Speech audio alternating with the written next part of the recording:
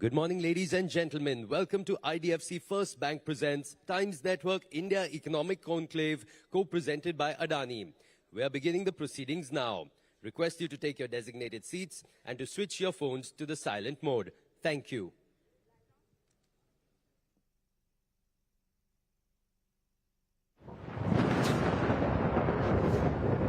A storm is rising. Not just any storm.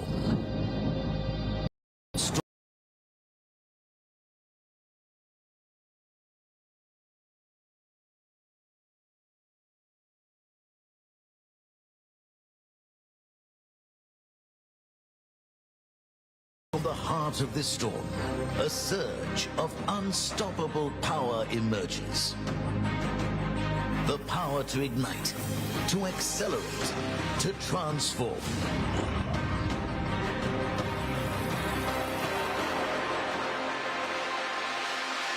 The world stage is set.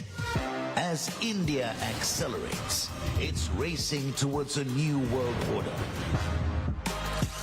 Faster, higher, bolder.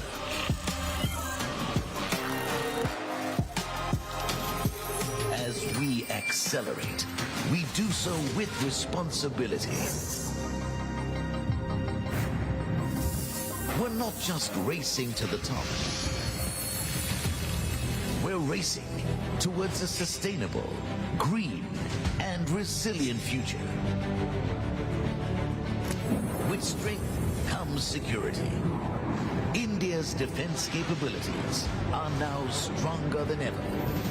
With cutting-edge technology and unmatched self-reliance. India's rise isn't just a national ambition.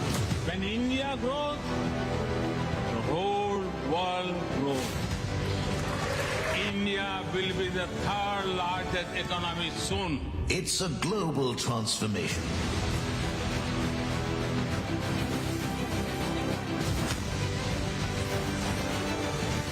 This is India now. Relentless. Unstoppable. Racing to the top. Our vision is clear. Fast track to top 3. The race begins today.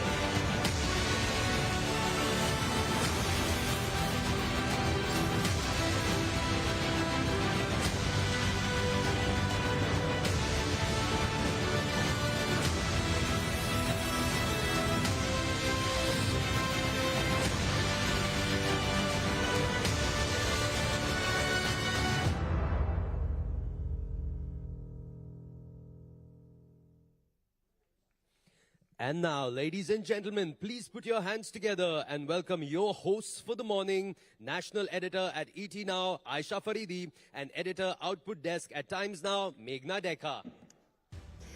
Hi, good morning, ladies and gentlemen, and what a great sunny day it is here at the Bharat Mandapam, outside that is, for an August gathering that we have here, and we extend a very warm welcome to each and every one of you to the day 2 of IDFC FIRST Bank presents Times Network India Economic Conclave, co-presented by Adani. Well, absolutely, Aisha. In fact, the day is indeed great, and the sessions that we have for you lined up are even more brilliant, because this year's theme for the 10th edition, Fast Track to the Top 3, focuses on India's bold aspiration to emerge as one of the world's top 3 economies.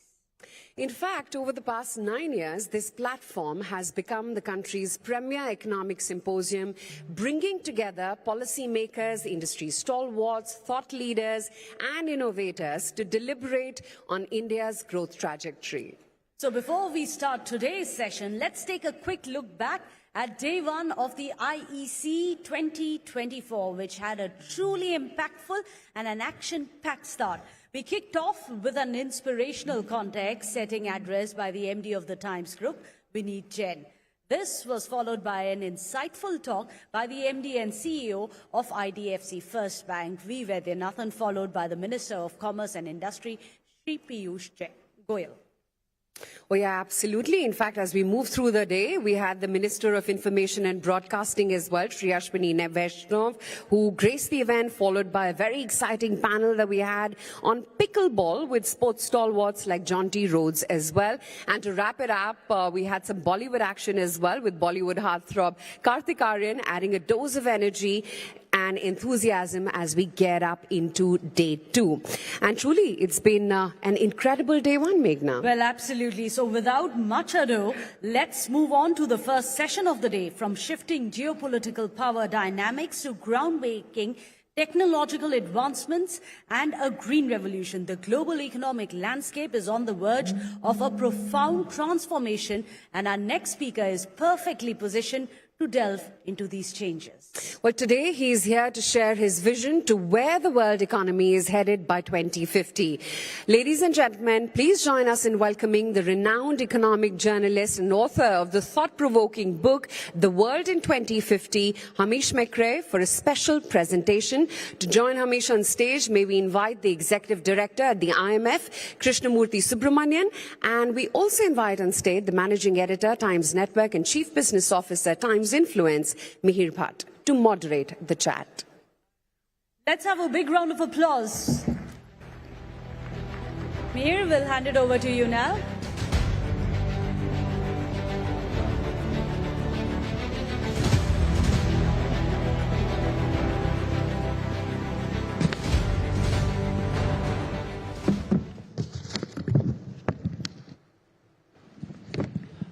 Good morning, everyone. Thank you, Aisha and Meghna. I'm actually feeling like a student sitting between both these giants in economic theory. Thank you, Krishnamurthy, for joining us, and thank you, Hamish, for being here. Krishnamurthy ji, I'll start with you.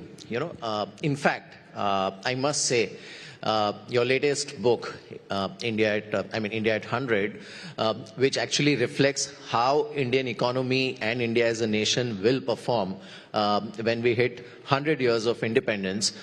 Congratulations. It happens to be national bestseller. Please give him a huge round of applause for that. And, we always take pride in doing events like, let's say, India Economic Conclave and many more, where we talk about how India can fast track to maybe 5 trillion, 10 trillion, so on and so forth. Krishnamurthy sir's book actually claims that by 2047, India will be a $50 trillion plus economy. I think that deserves a huge round of applause. That kind of confidence, and it's backed by a very solid theory. So I want to start with that. Sir, please, over to you, how this is going to happen.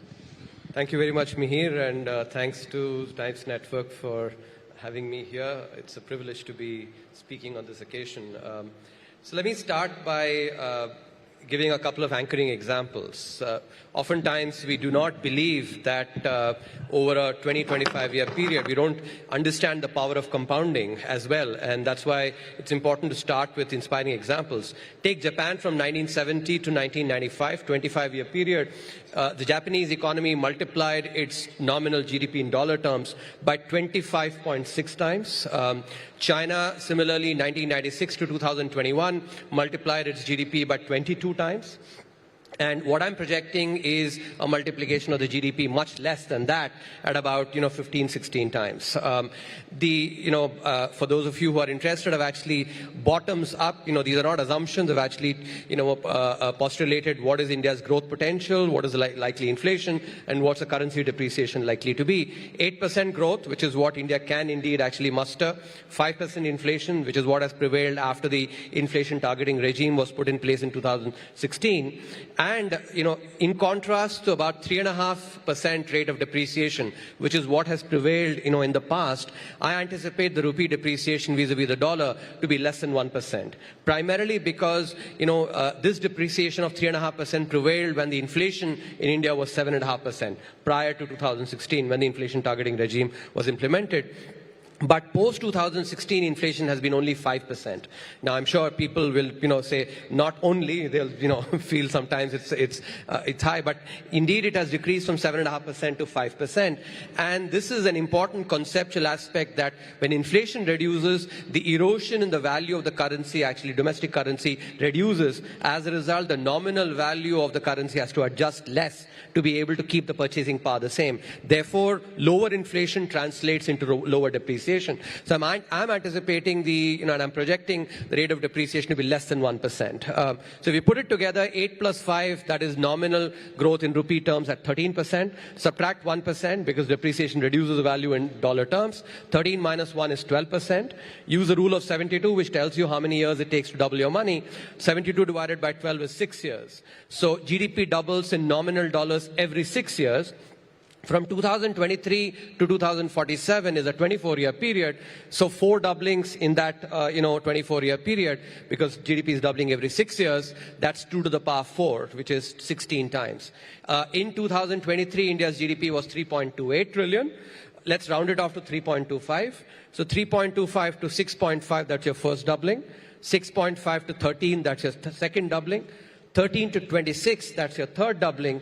And 26 to 52 is your fourth doubling. That is close to the $55 trillion economy. And that is why I actually think that when you start understanding the power of compounding, and you actually really get to the brass tacks and project what is the real growth, inflation, and the rate of depreciation, actually I do believe that this is possible. I want to end this, my opening remarks by reminding our viewers about a quote that I love about Jeff Bezos. Jeff Bezos says that, we humans have this tendency to overestimate risk or negative aspects and underestimate opportunity or positives. And I think that is something which is important because oftentimes, especially on economic aspects, one sees a lot of cynicism around, The difference between a cynic and a visionary is that a cynic looks for a challenge in every opportunity, a visionary looks for an opportunity in every challenge. And, there are too many cynics around. I think let's be visionaries, therefore. That's very well put. But Mr. Subramaniam, even if we, go by that logic, I have a feeling that somewhere you are trying to be slightly conservative because what you're predicting is that the Indian economy will be growing by 16 times by 2047, which clearly means that actually there is a possibility of an upside. There is a possibility of an upside, and I think it is important to understand here that, for instance, the Japanese economy, the Japanese yen during this period, 1970 to 1995, appreciated its currency. Currency appreciated about 4 times. And if you would recall, about a month back, Mr. K.V. Kamath, my first boss, had written a piece in the Times of India where he highlighted this aspect and said that this $55 trillion, which is 15 times multiplication, is eminently doable. Now, I actually have been conservative on some dimensions because when people do not take into account the impact of compounding from about $4 trillion, 55 seems too far. Precisely because, as I said, humans underestimate opportunity. And that's why I actually have chosen to be conservative. But even if, let's say, we go by that conservative, 50 trillion, India will be rubbing shoulders with the, with the largest economy in the world. And I think that is a prospect that is absolutely mouth-watering. Absolutely. Now let me go to the other side of the stage where I have the other best-selling author, Hamish. Hamish, your book actually, reflects very well about the future of global economy. As Mr. Subramaniam mentioned, that India is going to be a force to reckon with, and obviously it's going to be one of the top 3 largest economies. And when you sort of coincide that with China, which is slowing down and looks like it will continue to slow down, so maybe the best is behind them. What will happen to what will be the shape of world economy in, let's say, 2047? Well, it's a huge subject, isn't it? Am I live? Yeah. I'm live Yes, on that. yes. Good. It's a huge subject, and we always get the future wrong. But I think that we can be very certain that the number 3 issue is no question. We can be very certain, I think, that the United States will remain dominant through the next generation. Every time people doubt how the US is performing, it surprises us. And it surprised us now in the creation of technology. You know, AI, just in the last 2 years, changes everything. I think the next question, the really interesting one, is how fast does China fade? In shorthand, China is the great manufacturing economy of the emerging world. India is the great services economy of the emerging world. And I think that there are two reasons why China will probably fade relative to India in the next few years. One is this point that there is pushback globally against trade in goods, but trade in services, there is much less pushback. Indeed, it is growing, and that's a potential strength. The second is demography. Very simply, if you don't need to be a whiz at maths, that if you have the birth rates that are now pertaining in Shanghai, that's 0.6 babies per mum on average, something like that, and indeed in the rest of China, this population will fall very fast. And if you look at this combination of pushback against China and falling population, I think you can create the possibility that at some stage in the second half of this century, actually, it won't be a question of India number 3, it'll be a question of India number 2. Which side is your conviction higher? India at number 2 or India at number 3 in the second half of this century? Exactly. I mean, I think the US remains number 1. By the end of this century, India will certainly be as large as an economy as China. Now, whether it's just ahead, just behind, I don't think that matters. I think the big point is that we should all be bulls of India. All right. Sir, next question is for you. So if we go by this theory, and clearly he is almost sort of supplementing your theory. My question is, you mentioned, that we tend to look at risks much more closely and sort of underestimate opportunities. If Indian economy has to grow by 16 times between now and let's say 2047, which are the key drivers or key engines which will actually drive this growth? I think that's a very good question. And I'm glad you asked this because, some of those who actually focus far more on the challenges, will think that, okay, India has grown on average at 7% from 1991 onwards. But we're talking about, growing from a few $100 billion to about, $4 trillion.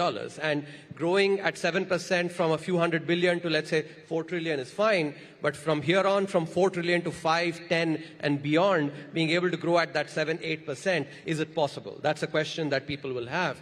And I think here it is important, therefore, to understand the difference in the pattern of growth that India will have vis-a-vis what the advanced economies have had, or even, for instance, what the growth that China has had. And I think ours will be similar in that sense that, when you look at advanced economies, because the advanced economies set the frontier of the economy, their growth has been from pushing that frontier. For instance, AI. If you look at in the 90s, it was the arrival of the internet that basically generated the productivity shock.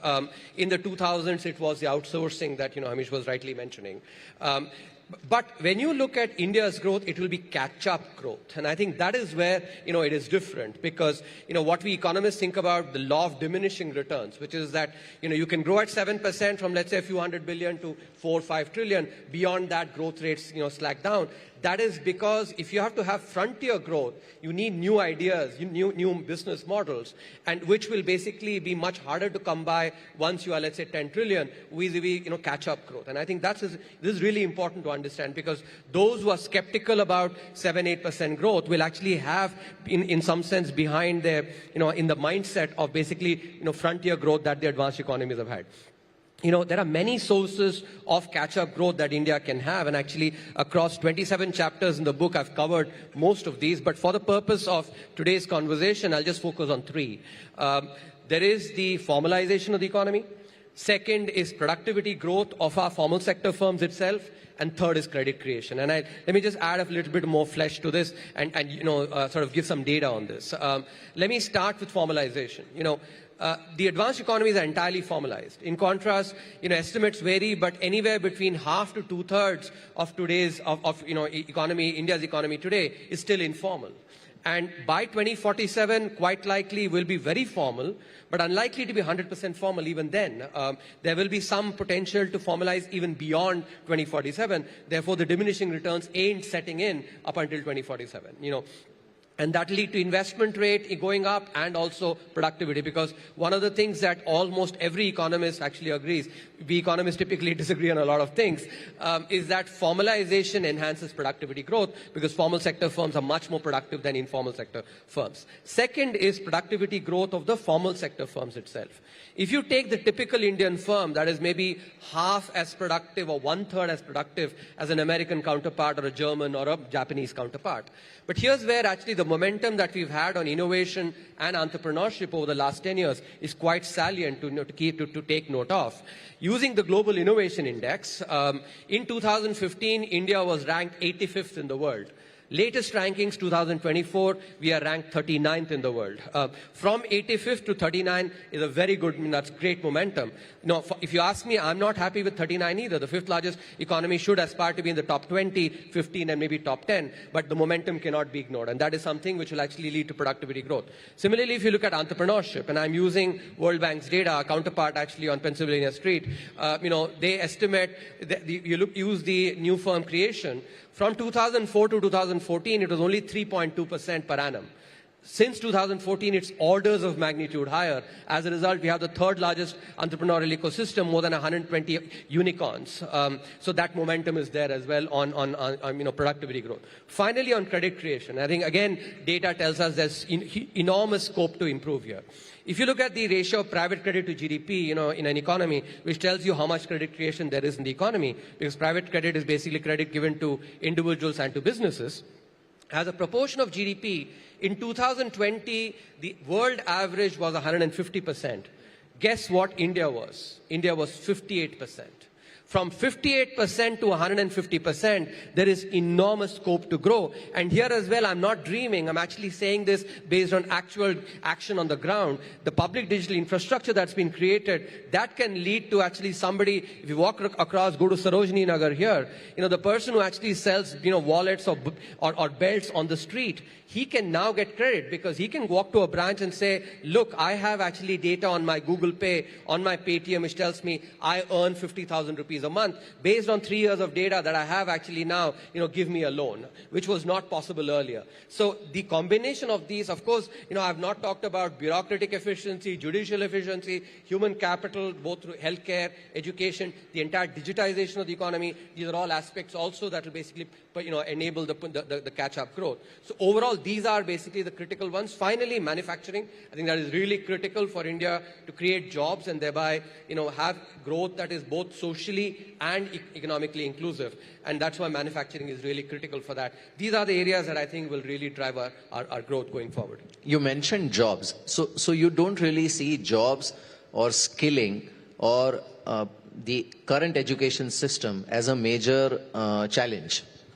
No, I wouldn't say that. That's not, I think that is an aspect. As I said before at the outset, I'm someone who likes looking at the opportunity in a challenge. And there is enormous opportunity there. I think right now these three drivers, as I mentioned, formalization, productivity growth, and credit creation will basically deliver that momentum for the next few years, for a decade. After that, I think it'll be important to make sure that human capital is upskilled, definitely. And so the investments that we start putting into human capital, both on healthcare and education now, will help us for the next round of growth in a few years from now. That is something which we have to emphasize on, and that is why there's a full chapter on healthcare, another chapter on education that I've focused on healthcare, and I want to actually highlight this, right? The first chart in that chapter, it basically shows that if you increase public spending on healthcare from about 1.5 to 2% of GDP, which is what it cumulatively is now, to about 3%, the out-of-pocket spending that households have to do decreases 2/3. And I think that is something that will be phenomenal because it will lead to much better health. If you look at Ayushman Bharat, there is clear evidence now that has reduced, for the first time in India's 75-year history, the out-of-pocket spending has reduced below 50% because of Ayushman Bharat.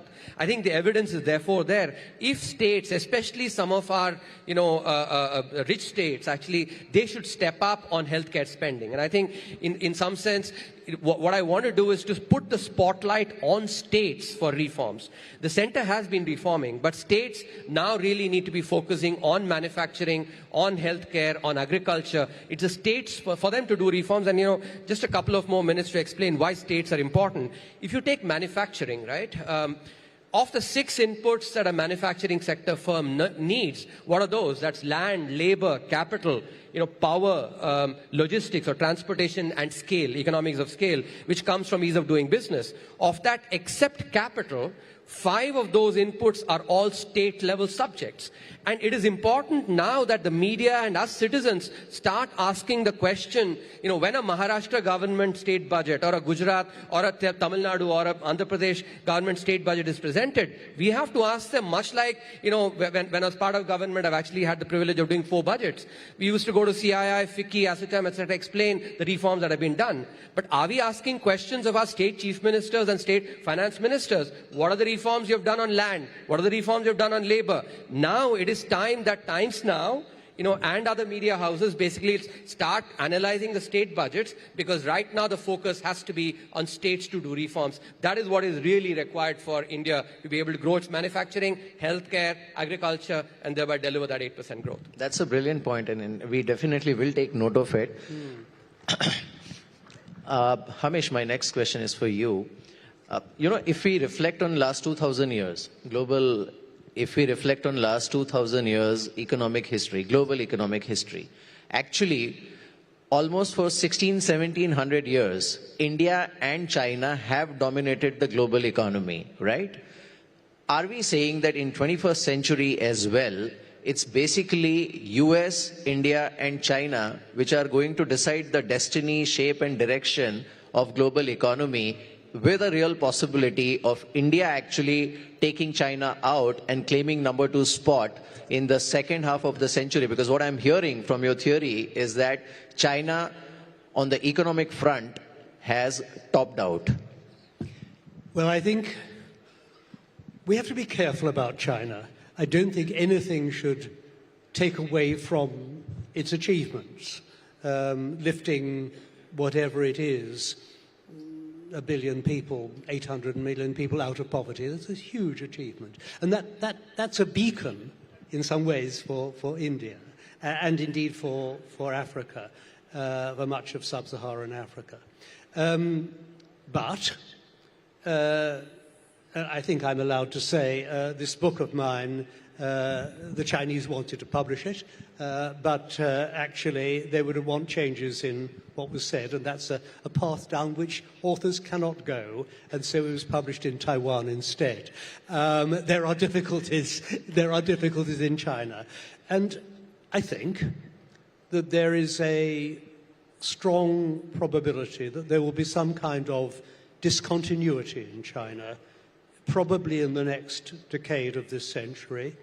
And we can't see any of the detail, but I think that if you wanted a template, maybe Japan, going from being the outward-looking, in its own terms, quite aggressive, forceful country in the 1990s, until 1990, and then becoming a more inward-looking country, trying to look after its own people better. And I think that transformation in China will make life easier for everyone, including India. And I think we will then come at that stage to be looking alongside America. And do not play down Europe. Europe just becomes less important, but is still, I think, fundamentally a force for good in the world. I think at that stage we start to look to India for more political leadership, and that political leadership will be respected and needed by the world, because we need three societies trying to nudge the world into a better future, not just one or two. Right. But let me ask you about China. You know, the second point which you made about discontinuation of some sort. Are you also hinting at a societal restructuring or democratic reforms, if I may use that term, as far as China is concerned? Because then that's a huge possibility which you are hinting at. I don't know. I don't know. One of the lessons you learn if you write about the future is you will be wrong. Right. And I think it's more important to think of ourselves as tour guides, bringing us all on this journey that we have to march along, arm in arm, together into the future. I think the balance of probability is that China will make a successful transition towards an inward-looking society that looks after its own people better. And that will actually be a model for the world as well. But I cannot exclude the possibility that there will be some kind of serious breakdown. I mean, these things do happen. And I hope that whatever this change is, it'll be conducted in a way which is calm and right for the Chinese people. Right. Mr. Subramaniam, do you feel concerned about, a couple of things I want to put on the table, because without that, in an ideal scenario, then there is no risk. But if we look at global scenario right now, and yesterday also we had a very interesting conversation on this, geopolitical situation, Yep. Trump 2.0, what is happening to globalization, China +1 theory, Yeah. and Europe sort of stagnant, struggling to even revive growth. Yeah. And within Europe also, if you look at the components, each country has a unique problem. So, Sure. So Germany has a different issue, France has a different problem, including demographics. Do you feel concerned that with so many moving parts, it may actually end up affecting India's growth trajectory? Good question, Mihir, but let me just quickly compliment what Hamish mentioned about, those who predict the future being wrong, more often than not. I'm reminded of, this example from cricket. I think everybody here would understand. In 1993, when Sachin had just come onto the scene, Sunil Gavaskar had predicted that by the time Sachin hangs up his boots, if he doesn't score at 40 international hundreds, I'd personally go and strangle him, right? Now he was wrong, but he was wrong. Actually, Sachin scored 100 international hundreds. We would love to be proved wrong in that manner as well. I think when you talk about risks, right? Look, every country's growth, I think, always has opportunities and challenges. I gave the example of Japan, and I want to remind our viewers. If you take Japan from 1970 to 1995, looking back today, people will think that, that was something that was like a honeymoon affair. No, it was not. That was a period when the oil shock happened. As a result of the oil shock, there was basically double-digit inflation in the United States, which basically, the US did not see even now, following the Ukraine war, COVID and Ukraine war. And there was the Volcker phenomenon, interest rates that were incredibly high. Obviously, that had impact on growth. But Japan actually focused on its strengths and actually worked hard to make sure that it actually took care of those challenges and grew. And I think this is where I want to point out, when we think rigorously, if we sort of think a little bit superficially, I think we tend to overblow some of the effects of global factors. And I want to actually sort of lay this down very rigorously for the benefit of our viewers. If you take GDP, and what is GDP comprised of? It's comprised of consumption, investment, government spending, and net exports, right? Let's break this down for the Indian economy. 60% of our GDP comes from consumption, which is primarily domestic, entirely domestic. investment. 30% of our GDP comes from investment.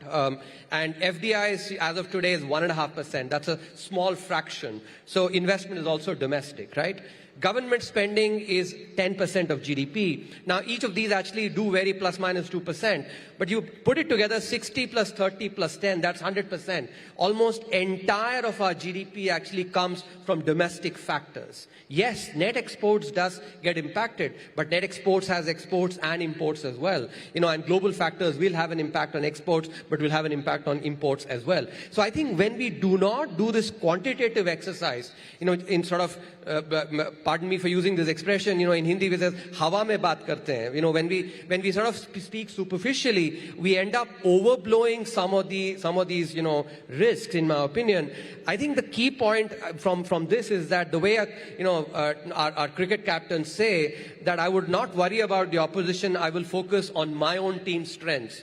That is what India has to do as well. There are enough strengths. As a large economy with a very large labor base, I think we have absolutely enough to do just by ourselves. And as I said, I will put the focus on states. States now need to start doing reforms. If states can start doing reforms actually, and we are, as citizens and the media and the industry association start asking them pointed questions about what are the reforms you've done, on ease of living, on ease of doing business, then I think we don't need to worry as much about the global factors, because the work to do for us is all on the domestic front. Right, but purely as an economist, are you slightly concerned? I'm taking a cue from your the point on states. More and more states are actually showing tendency of increasing freebies in some or the other form now, and thanks to the direct benefit transfer, it's much more efficient and easier. Yep. Is it a cause of concern? I think this is a good question. See, it is important to make sure that when we talk about these things, we don't talk about in a black and white way. In any democracy, even in the US, for instance, or the United Kingdom, you will have some variation of the mix of, absolutely good economic policies and some policies that are for the here and now. That is basically a reality of a democracy. Now, that is not to say that actually, from an economic perspective, we should not be pushing for better economic policy, better spending of the taxpayers' money. Here, I've said this multiple times. If you take revenue expenditure, which is what freebies are, vis-a-vis capital expenditure, revenue expenditure, if the fisc spends, let's say, a rupee, the economy accumulates about 92 to 93 paise. In other words, 7 to 8 paise basically gets lost, right? In contrast, when it's spent on expenditure, on basically capital expenditure, that could be on healthcare, it could be on education, it could be on infrastructure creation, it could be on digital economy creation. All those actually add to the economy anywhere between 3 to 4 rupees. So clearly, if you were investing your money, and I'm sure you all do this, right? You will never invest your 1 rupee to get 92 paise. You will certainly invest that 1 rupee to get 3 rupees or 4 rupees. So clearly, the importance of better expenditures, better spending of the taxpayers' money is critical. With the caveat that in a democracy, you will get some bit of that. What is important is to not go too excessive on that. And here, one more nuance I want to add, right? When you think about freebies versus, let's say, good spending, the difference I want to make is, is distributing loaves of fish versus teaching someone to fish. I think that's the key difference. And here, the nuance I want to add is, and I think as men, this point will not be something that will be flattering to us. But the reality is, when money reaches the purse of a woman, a grihani, right? They spend it far, far better than when it reaches the pocket of a man, right? And I think this is something that economic research shows very well, that if, for instance, money reaches mothers and grandmothers, they spend it on education, they spend it on food, they spend it on the health of the family. In contrast, very often when it goes to the man, it's spent either on gambling or maybe on alcohol. And that is why, this distinction between, even on direct benefit transfers, if it goes to the women, it's actually relatively better, because it actually does have the capability to create, abilities to teach them to fish. I think if you take examples of for instance, the PM Awas Yojana, right? Which is basically created, enabled people to buy houses. That's a very good example. Take Ayushman Bharat, very good example again of taxpayer spending. Swachh Bharat Abhiyan, we had shown this in the economic survey that, 2018-19, that malaria deaths, cholera deaths and all these waterborne diseases had declined significantly as a result of the Swachh Bharat Abhiyan. Now there's an article in Nature showing the same thing as well. So these clearly show that when when politics is about, creating capabilities in the common people, that is much better politics there. That's an area where economics and politics are sort of aligned well. But when it is only about actually distributing freebies, that is where the politics and the economics come into tension with each other. And as an economist, I actually highly recommend, the capability building politics. And I think if you look at some of the states where state governments have come back to power repeatedly, it is by using this kind of spending, capabilities. Because, nothing better than a voter who basically feels that my life has been path-breakingly uplifted. Then he feels grateful and therefore brings the government back into power. I think there are enough and more examples in our states of states coming back to power, and that is when economics and politics come together. This freebie, which is actually economics and politics at tension, is something that can keep a government, maybe get them into power once, but does not get them back again and again. That's a very valid point, interesting point. Hamish, I have a follow-up for him. If you allow, I'll quickly take that follow-up question and then I'll come back to you. May I just say one quick thing? Yeah, please. I so agree. The world is the world not of blacks and whites, but of greys, and we should not let the optimal, the best, become the enemy of the good enough. Absolutely. Quick question to you. Are you concerned? I won't use the word concern, but the capex, if you look at, the government has actually contributed in a really big way in last couple of years by spending on infrastructure, creating digital ecosystem and everything. Yeah. Now, I think the onus lies on private sector to step up. Indeed. What will kickstart that engine? So, here I actually want to use this platform to highlight something that our corporates should be thinking about. Oftentimes when I talk to corporates, they basically say, oh, I'm worried about demand not coming in, and, because maybe demand is not as good, that's why I'm not spending on. There are two fundamental points that I want to make here. If you look at even Q2, growth, right? On a base of about 5.2%, right?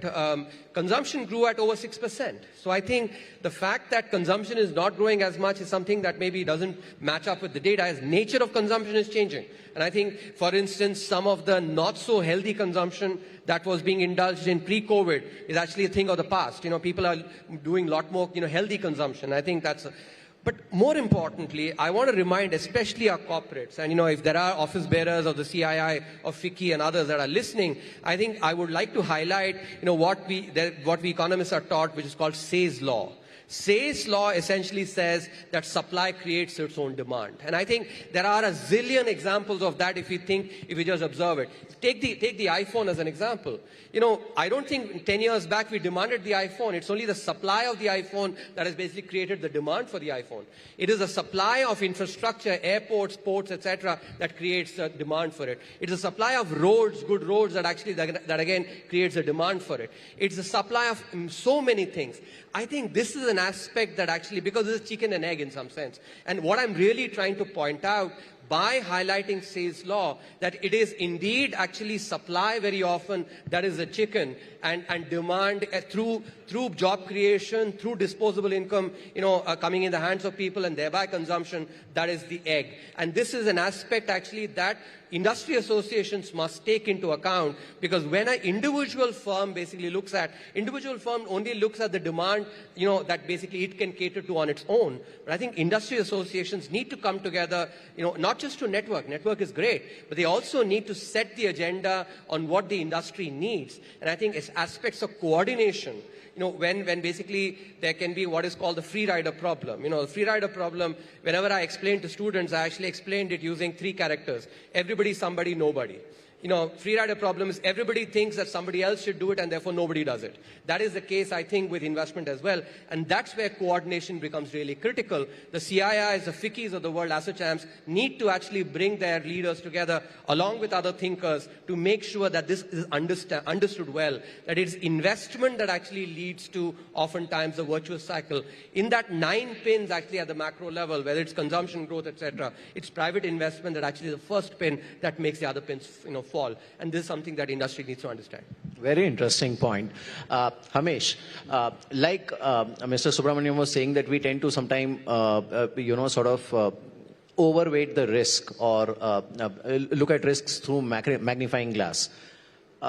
Do you think Trump 2.0 and its impact on globalization is slightly overrated? Again, I don't know. It's a very, very interesting issue. Globalization, if you look at the numbers, measured international trade as a proportion of global GDP. Okay, let me rephrase it. Global economy, actually. Globalization may not be the right term. I'm talking about global economy. The risk. The threats to the global economy. Yeah. We will have slower growth through the second half of this century than we've had in the past. Things will slow down. And there are all sorts of reasons for this, including the environment, I think, including the aging of the global population. Indeed, one of the really interesting things that's happening is that projections for growth of humankind are being revised down the whole time. Whereas 3 or 4 years ago, pre-pandemic, the UN central estimate was for population to top out in around the end of this century. Now it's coming forward. And I even saw some work by HSBC just this year suggesting it's just possible global population growth may top out in 15 years' time. Now, I don't think that will happen. But I think in this march to the future, we have to keep on looking at data, and when it changes, we change our minds. And so I think that the big path of the global economy will be for slower growth, not here, but certainly if you look globally throughout. And I think growth that is more trying to improve living standards in healthcare, we talk, giving better lives to people, creating a middle-class world where the values of the middle class dominate the world. And we're already, it's fascinating here being in India, seeing India becoming a dominant middle-class country. And I think that's one of the aims for 2045, that this will be 3/4 of the population will be middle class. And so I think that when looking at the world economy in the total, we have to look not just at the numbers, but at the quality of life, and that how we nudge the world into making a better place for humankind through the second half of this century. It's an oblique response to what you say, but I do believe passionately that we're economists. We look at numbers, we understand numbers, we look at GDP, but there are things beyond that which I think are just profoundly important, and I think that's one of the areas to which the world will look for leadership from India. That's in fact, I appreciate the philosophical side of the answer that you gave. But coming back to my question, my question was actually more of a short-term future, that how the new US administration under Mr. Donald Trump in his second term will behave and what impact it will have on global economy, because China seems to be sort of preparing for a trade war. Europe has its own reservations, and then there is India and the BRICS bloc. I was worried you'd pin me down. Look, there have been long periods in the past where America has gone into inward-looking protectionist mode. It's happened before, happens all the time. We, I think, in Britain sometimes misunderstand America. We think our relationship is more positive, better, stronger than it is. The US is transactional. Trump will be supremely transactional. And it is very much in the self-interest of the United States. It remains open to things in the rest of the world. There are ways in which Trump will act, and we can know pretty well, he's unpredictable, but I think we can sketch out American policy reasonably clearly for the next 4 years. And there will be some collateral damage in the trade measures that he takes. There will be, but the pushback will not, I think, be so serious as to destroy the world economy. I don't think we're into the 1930s. I don't think we're into Smoot-Hawley. I don't think we're into imperial preference. So I think that we will be able to manage this next period, a difficult period for the world, in a way which does not do long-term damage to global prosperity. Right. Mr. Subramaniam, I want your view on this because, look, I'm not trying to sort of overhype Trump 2.0. My simple question is, there have been so many, views on how the world will prepare. He mentioned about collateral damage. What is your view, especially when you talk to your peers in Washington? Yep. What is the view? So, Mihir, first I want to, speak to the question that you were asking earlier about how India would be as a leader of the world. And right. I think this is an aspect that I think does not get highlighted as much. From the trenches view that I've had being on the board of the IMF now, I think there are two aspects that distinguishes India from the rest of the world civilizationally. First, India has never ever gone and been an aggressor, ever, in its number one.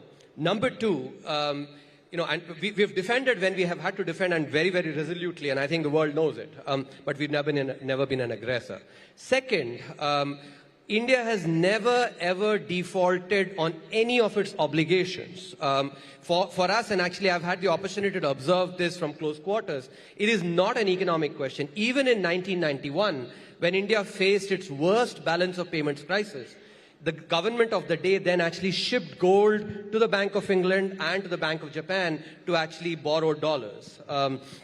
We did not default like some of the other countries do. And I think these are aspects actually which are very important for the world to actually notice, that India as a leader will be very different from the way in which, leadership has been, global leadership in the past. And I think this is an aspect that definitely must be recognized.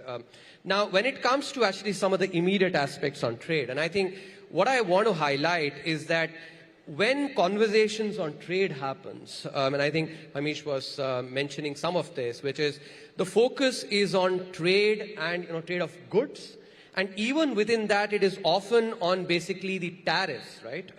But when you look at trade barriers, there are both tariff-based trade barriers and non-tariff barriers.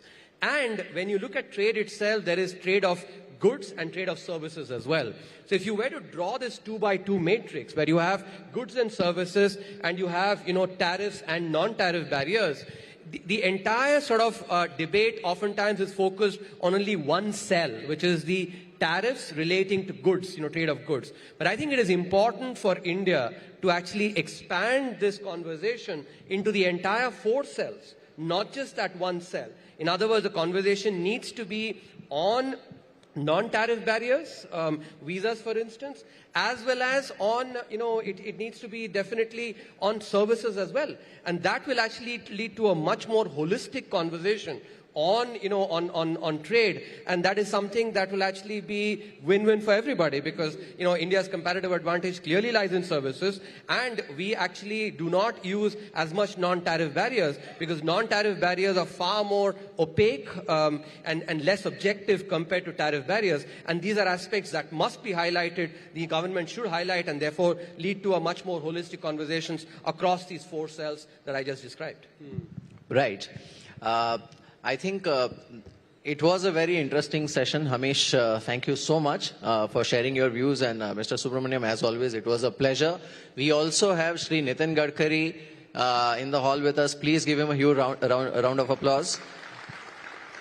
And Gadkari ji, you will be glad to know that Mr. Subramaniam, just before you walked in, made a very interesting prediction about India's economy, that it will grow 16 times from now till 2047, when India will be at 100. On that note, thank you so much. Thank you once again, Mr. McRae, Mr. Subramaniam, and thank you, Mihir. Well, like Mihir said, for the next session, it is an honor, ladies and gentlemen, to introduce the visionary leader whose pragmatic approach and innovative ideas has turned challenges into opportunities, accelerating India's infrastructure development like never before. And if you ever wondered how to keep things moving fast, well, Meghna, he's the man who's built highways, bridges at a pace that's left many in the dust. Well, absolutely. So, of course, we are going to be bringing up on stage very shortly and welcome the Minister for Road, Transport and Highways, the Government of India, Shri Nitin Gadkari ji, for a special address, who will be in conversation with Group Editor-in-Chief of Times Now Navbharat, Navika Kumar. A big round of applause, please.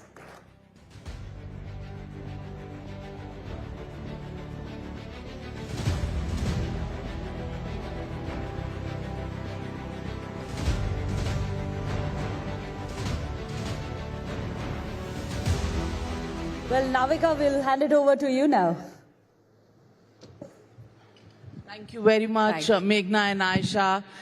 Ladies and gentlemen, the man of the moment, Nitin Gadkari, and he's always been called a man who's delivered the best ministry, the best work. Nitin Gadkari ji, स्वागत है आपका India economic conclave के 10th addition में, और हर साल हम आपसे यही कहते हैं कि आपकी मिनिस्ट्री ने बदल दी है सूरत रोड्स और हाईवेज की, जिस तरह से काम हुआ है। ये उसका कुछ खास फॉर्मूला आपने अपनाया? कोई खास फॉर्मूला तो नहीं है, और इवन आप केवल मुझे क्रेडिट देते हो ये भी सच नहीं है। इसमें कंट्रीब्यूशन हमारे इंजीनियर्स का है, सब लोग रात दिन काम करते हैं, और कॉन्ट्रैक्टर्स का है। और एक बात जरूर है कि मैं दो चीज़ें बहुत अच्छी तरीके से कहता हूं जो महत्वपूर्ण है, कि financial audit is important, but performance audit is more important then financial audit. तो मैं हर व्यक्ति का इवैल्यूएशन काम का करता हूं, और अगर वो ठीक नहीं है तो फिर नाराज भी होता हूं। दूसरी बात जो मैं अक्सर याद रखता हूं वो मैनेजमेंट की है, कि ए नाम के व्यक्ति ने ए स्क्वायर काम किया और बी नाम के व्यक्ति ने बी स्क्वायर काम किया, तो total work is a square plus b square. पर जब दोनों मिलके काम करते, ए प्लस बी ब्रैकेट में स्क्वायर, इसका जवाब आता है a square plus b square plus twice a b, and that is the result of collective team spirit. तो मेरे खुद के संबंध में प्रोटोकॉल वगैरह कभी पालन ही नहीं करता, तो मैं आखिरी व्यक्ति तक मेरा कांटेक्ट होता है। और मैं ये मानता हूं कि human relationship is the biggest strength of politics, social work and business, everything. So my relationship with my subordinates, और फिर मैं उनसे बात करते रहता हूं, तो वो भी एक्टिवली काम करते रहते हैं। तो ओवरऑल इस सबके मिलीजुली मेहनत का परिणाम है। फैंटास्टिक। बहुत कम लोग ऐसा कहते हैं कि relationships are important, because ministers और उनकी मिनिस्ट्रीज के चलाने का तरीका एक तरह से प्रोटोकॉल और हायरार्किकल होता है, लेकिन बड़ी उपलब्धि ये है कि पिछले 10 सालों में जहां हाईवेज का काम बिल्कुल ठप पड़ा था, अब आप पिछले साल में 34 किलोमीटर्स पर डे तक ले गए हैं। और ये इस तरह के लार्ज प्रोजेक्ट्स आपने किए हैं। आपका एक प्रॉमिस भी था कि ये दिल्ली से देहरादून आप 2.5 घंटे में पहुंचाने वाले हैं। ये आपके हिसाब से मॉडल हाईवेज कनेक्टिविटी के कौन से ऐसे प्रोजेक्ट्स हैं जो आपको पर्सनल सेटिस्फैक्शन देते हैं? देखिए, प्रोजेक्ट तो बहुत है। जिसका आपने उल्लेख किया दिल्ली देहरादून, उसके 2 पैकेज पूरे हुए हैं। अक्षरधाम से पूरा एलिवेटेड रोड है और उसका इनॉग्रेशन एक 15-20 दिन में पीएम साहब को निमंत्रित किया, उनके द्वारा किया जाएगा। एक कालिंदी कुंज वाला 10,000 करोड़ का बड़ा प्रोजेक्ट है जो फरीदाबाद के पीछे से है। मुझे दिल्ली का थोड़ा नाम कम मालूम है। वो बड़ा सुंदर नाले में एलिवेटेड रोड बनाकर एक पिलर पर 2-2 रोड करके उसको लाया है, वो भी सुंदर है। वो भी पीएम साहब 15 दिन 20 दिन में पूरा करेंगे। और ये जो देहरादून है वो 3 महीने में होना चाहिए, ऐसी कोशिश है। तो दिल्ली से देहरादून 2 घंटे में होगा। फिर एक मुंबई दिल्ली एक्सप्रेस हाईवे को एक हमने बीच में रोड बना है, वो पूरा होगा 1.5-2 महीने में। तो दिल्ली जयपुर 2 घंटे में होगा।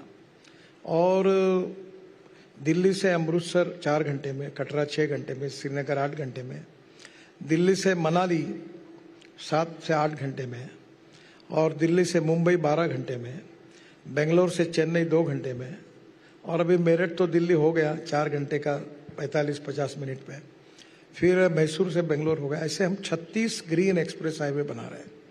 इसका सबसे बड़ा फायदा ये है, जो आपका जो थीम है इकोनॉमिक डेवलपमेंट का, कि हमारे देश की लॉजिस्टिक कॉस्ट ये 14 से 16% है और चाइना की 8% है, अमेरिका और यूरोपियन कंट्रीज की 12% है।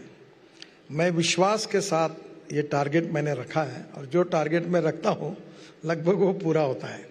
तो 2 साल के अंदर इंडिया की लॉजिस्टिक कॉस्ट सिंगल डिजिट में यानी 9% पे आएंगी। अगर ये 9% पे आएगी तो 7% हम कम होंगे, तो एक्सपोर्ट में हमारा एक्सपोर्ट 1.5 गुना होगा और हम और कॉम्पिटिटिव बनेंगे। और इसमें सबसे इम्पोर्टेंट रोड जैसे ऐसे बन रहे हैं, वैसे फ्यूल पे भी हमने काम किया है। और electric, ethanol, methanol, biodiesel, bio LNG, CNG और हाइड्रोजन, इस पर तेजी से हम काम कर रहे हैं। अब यहाँ कंस्ट्रक्शन इक्विपमेंट मशीनरी का कल मैंने इनॉग्रेशन किया। आप जरूर जाके देखिए कि बड़ी बड़ी मशीनरी इलेक्ट्रिक पर आई, हाइड्रोजन पर आई, हिंदुस्तान की कंपनियां बना रही है, एक्सपोर्ट कर रही है, ट्रक इलेक्ट्रिक के आ गए। और इतना फर्क है कि अभी मैंने बजाज की 2 व्हीलर लॉन्च की मोटरसाइकिल, तो पेट्रोल पे उन्हीं की मोटरसाइकिल 2 रुपये 25 पैसे पर किलोमीटर है और CNG पर जो है 1 रुपया है। तो ये जो 1000 करोड़ के प्रोजेक्ट में 100 करोड़ रुपए का डीजल लगता है। तो केवल पोल्यूशन कम करना या इंपोर्ट कम करना ये तो होगा ही, पर उसके साथ साथ जो कॉस्ट है वो भी कम हो जाएगी। और अभी मैं आपके यहाँ आया तो जो गाड़ी में आया हूँ वर्ल्ड की पहली गाड़ी है टोयोटा इनोवा, जो 100% किसानों ने तैयार की हुई बायो इथेनॉल पे चलती है, 60% बिजली तैयार करती है, no pollution, no smell, no gas. और उसकी पेट्रोल की इसमें तुलना करेंगे तो पेट्रोल का रेट 25 रुपये लीटर होता है। और ये पूरा एग्रीकल्चर सेक्टर का अगर इथेनॉल पूरा अच्छा चलेगा तो जो 14% GDP ग्रोथ में उनका कॉन्ट्रीब्यूशन है वो 21% होगा। इस बार मक्के का भाव, मक्के से इथेनॉल बनना शुरू हुआ, जो 1200 रुपये था इस बार 2400 रुपये है। तो एग्रीकल्चर इकोनॉमी में बूस्ट होने से परचेसिंग पावर बढ़ेगी और इकोनॉमिक ग्रोथ मल्टीप्लाई होगी। बहुत पाथ ब्रेकिंग ये सारी चीजें जो आपने कही, कभी आप हाइड्रोजन गाड़ी में हैं, कभी इथेनॉल गाड़ी में हैं, ये आपके लिए पैशन की बात है? ये आपके लिए there something that drives everybody? What drives you? पहली बात तो मैं 75 में जयप्रकाश नारायण जी के आह्वान पर मैं 11th में था, तो मैं वो स्कूल से उस आंदोलन में इन्वॉल्व हो गया था। उसके कारण मेरा नुकसान भी हो, मैं इंजीनियर नहीं बना क्योंकि मुझे परसेंटेज में मार्क कम मिले। ठीक था, फर्स्ट क्लास मेंटेन करते, पर वो 75 के साल ने मेरी करियर को मेरे घर वाले कहते खराब कर दिया। तो मैं 52% मार्क में 49.26% साइंस ग्रुप में मिले और मैं इंजीनियरिंग के लिए डिस्क्वालीफाई हुआ। अभी मुझे 9 डिलीट्स मिली है, डॉक्टरेट्स, पर मैं वो अभी भी लगाता नहीं, क्योंकि वो इंजीनियरिंग की एडमिशन मुझे नहीं मिलना, ये मुझे बड़ा ये हुआ। पर मुझे लगता है कि सबसे इम्पोर्टेंट चीज़ ये है कि पॉलिटिक्स मेरा पेशा नहीं है, it's not my profession. I always believe that politics is the instrument of socio economic reform, और इसलिए मैं अपने कन्विक्शन के साथ चुनाव में भी अपने कन्विक्शन की बात करता हूँ। मैं लोगों को क्या लुभाता वगैरह की चिंता नहीं करता, मैं मुंह पे बोलता हूँ। और मेरा अनुभव ऐसा है कि विथ माय स्ट्रॉन्ग कन्विक्शन, जब ये देश के लिए, समाज के लिए और गरीब व्यक्ति के लिए मैं क्या कर सकता हूँ। मैं कोई साधु और सन्यासी नहीं हूँ, मेरा परिवार है, घर है, अभी बच्चे बिजनेस देखते हैं, मैं भी आपके जैसे कॉमन मैन हूँ। पर मैंने तय किया है कि राजनीति में मैं देश के लिए, समाज के लिए और गरीब व्यक्ति के लिए कुछ करके जाऊंगा, and that is the inspiration मैं करते रहता हूँ। फैंटास्टिक। ये आपने कहा कि मेरे को जो कहना होता है मुंह पे कहती हूँ, कभी कुछ डिफिकल्ट पोजीशन में पड़े? नहीं, मुझे कभी कोई डिफिकल्टी नहीं है। अभी चुनाव में मैंने पब्लिकली कहा था कि मैं जातीयवाद नहीं करूंगा, और मैंने लोगों को कहा जो करेगा जात की बात उसको ठोकूंगा लात, ऐसा पब्लिकली बोले, छपके आया था। मैंने बोला नहीं देना है तो 2 वोट, नहीं देना है तो मत, नहीं करूंगा। मैं चुनाव में इस बार कोई गलत खर्चा नहीं किया। मैंने बोला नहीं करूंगा ये, मैं कब के लिए काम करूंगा, और पूरा नागपुर मेरा है, मेरा परिवार है, मैं नागपुर का हूँ। नो डिस्क्रिमिनेशन, जात, पंथ, धर्म, भाषा, सेक्स, रिलीजन, नथिंग। तो मैं सब लोगों ने साथ दिया। अब मैं इस मत में हूँ कि मुझे चिंता नहीं तुम क्या क्या दिखाते हो, कौन क्या लिखता है, कौन क्या सोचता है। मेरी भाषा में मैं बोलता हूँ तेल लगाने गई दुनिया, अपने को तो अपने हिसाब से चलना है। फैंटास्टिक। मैं अपने कन्विक्शन और अपने साथ तय किए हुए प्रोग्राम में चलता हूँ। और एक बात जरूर है कि मैं सही हूँ ऐसा मेरा दावा नहीं। कोई अगर मुझे कहता है कि ये तुम्हारी बात गलत है तो मैं मान्य करता हूँ, उसको सुधार भी देता हूँ। आपने जिंदगी, पॉलिटिक्स, सोशल वर्क सब इतना आसान बना दिया इन कुछ पंक्तियों में कि खुद के मन में जो है मन साफ रखो और जो कहना है कह दो और दावा ना करो कि मैं ही सही हूँ। आपने बिल्कुल सब कुछ आसान कर दिया। आपको एक कल रात की घटना बताता हूँ। तुम और मैं बैठी हुई, इतना छोटा एक रेस्टोरेंट है जहाँ जिसमें 22 लोग बैठ सकते हैं। तो तुम्हारा यहाँ बैठा हुआ है जर्नलिस्ट, मुंबई से आया है, वो अपने पत्नी के साथ आया। तो मुंबई से आया है, तो पत्नी ने बोले मुझे उससे रिक्वेस्ट की कि पत्नी की इच्छा आपके साथ फोटो निकालनी। तो मैंने कहा तुम निकाल लो। जैसे उसने निकाला, पूरे होटल में बैठे हुए सब लोग दौड़ते हुए आए। फिर मैंने उसके सबके साथ फोटो निकाला। तो मुझे वो बोल रहा था कि मैं बिलीव नहीं कर सकता कि पत्नी उसने मुझे कही कि मैं तो आपका भाषण सुनती हूँ, कभी मुझे जिंदगी में ऐसा लगा नहीं कि आप ऐसे होटल में मुझे मिलोगे। मैंने बोला मैं रोज रात को अपने चॉइस के होटल में चुपचाप सिक्योरिटी वगैरह छोड़कर 2-4 लोग लेके रोज जाता हूँ। अब मैं, this is my passion, my interest, मैं अपने हिसाब से अपना काम करते रहता हूँ। खाने का भी शौक है और खाना बनाने का भी। आपके वीडियोस बहुत वायरल होते हैं, आप रेसिपीज बताते हैं। अभी यूट्यूब ने मुझे वो गोल्डन डिश दी, मैं अभी 25 करोड़ फॉलोअर हुए। मैं वो रेसिपी भी बनाता हूँ। कोविड ने मुझे काफी कुछ चीजें सिखाई। फैंटास्टिक। तो यूट्यूब से जो आपकी अर्निंग होती है वो ऑफिस ऑफ प्रॉफिट तो नहीं हो जाती? नहीं, मैं डोनेट कर देता हूँ सब। आप कभी आएंगे नागपुर में तो मैं 95% सोशल वर्क करता हूँ। मेरा सोशल प्रोजेक्ट का टर्नओवर 2,500 करोड़ है। 15,000 लोगों को जॉब दिया। मैं एग्रीकल्चर में काम करता हूँ, ट्राइबल्स में काम करता हूँ, मैं महिलाओं को ट्रेनिंग देता हूँ कारण पर लगातार। अभी आज मैं नागपुर में जाऊँगा तो हमारा सांस्कृतिक महोत्सव है, 13 दिन है, रोज 50,000 लोग आते हैं। आज बहुत बड़ा कार्यक्रम है, इनॉग्रेशन। फिर स्पोर्ट्स का महोत्सव करता हूँ, हमारे मराठी में खासदार कहते हैं उसको। तो उसमें 75,000 खिलाड़ी खेलते हैं। फिर एडवांटेज विदर्भ इंडस्ट्री का भी बड़ा कार्यक्रम करूँगा। मैं ये मानता हूँ कि the true definition of politics जो है वो केवल पावर पॉलिटिक्स नहीं, समाज कारण, राष्ट्र कारण और विकास कारण। तो जो सोशल सर्विस करता है उसको किसी के पास जात पात की बात करने की जरूरत नहीं। अच्छा काम करो, गॉड इज ग्रेट, पब्लिक भी ग्रेट है, आपको बराबर सपोर्ट मिलता है और मुझे नहीं लगता कोई प्रॉब्लम है। तो राहुल गांधी का जो ये फॉर्मूला है कास्ट सेंसस का और जितनी नंबर उतनी भागीदारी, जिस तरह के वो स्लोगन्स कहते हैं, उस पर आपके क्या विचार हैं? देखिए, पहले इस समाज की छुआछूत, अस्पृश्यता, जातीयता समूल नष्ट होनी चाहिए और कोई भी व्यक्ति उसकी जात, पंथ, धर्म, भाषा और सेक्स से बड़ा नहीं होता। प्रॉब्लम यह है, हम सबका समान विकास होना चाहिए, सबको न्याय मिलना चाहिए, इस मत क्या है। पर नाउ प्रॉब्लम पॉलिटिक्स का ये है कि backwardness becoming a political interest, so everyone want to prove that he is backward. और इसमें राजनीतिक पार्टियों ने ऊपर उठकर समाज में जो सबसे गरीब है, यानी जात चारी है, एक गरीब है जिसमें आदिवासी है, महिला है, युवा है, किसान है। गरीब गरीब होता है, गरीब को जात, पंथ, धर्म और भाषा नहीं होती। हम गरीब के लिए काम करें, हम युवाओं के लिए काम करें, हम महिलाओं के सशक्तिकरण के काम करें, हम आत्मनिर्भर भारत में इकोनॉमी को स्ट्रांग बनाने के लिए काम करें, सबको रोजगार मिलना चाहिए उसके लिए काम करें, पूरा प्रॉब्लम सॉल्व हो जाएगा।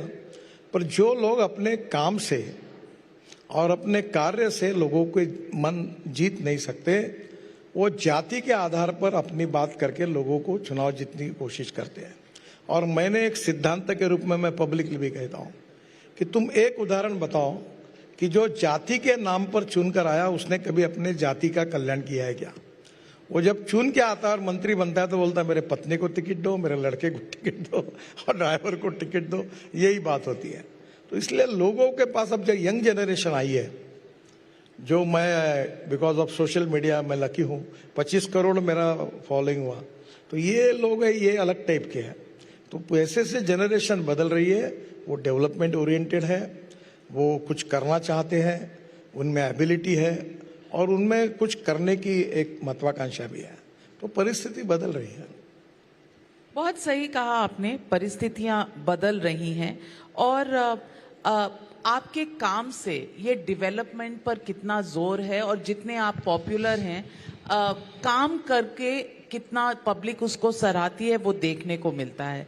मैं आपसे पूछना चाहती हूँ कि एक्सीडेंट का रेट, इस पर हमारे देश में शायद बात करनी और इस पर कुछ सॉल्यूशन ढूंढने की एक जरूरत है, क्योंकि 1,72,000 लोग एक साल में एक्सीडेंट्स में मरते हैं। डेथ हो गई है, एक्सीडेंट 5 लाख और डेथ 1,78,000 और मरने वालों में 18 से 34 एज ग्रुप के 60,000। बहुत दुर्भाग्यपूर्ण। तो इस पे क्या मुहिम छेड़ी जा सकती है? What can we do as a country? देखिए, 4 बातें हैं। रोड इंजीनियरिंग, इसमें खूब गलतियां हुई है।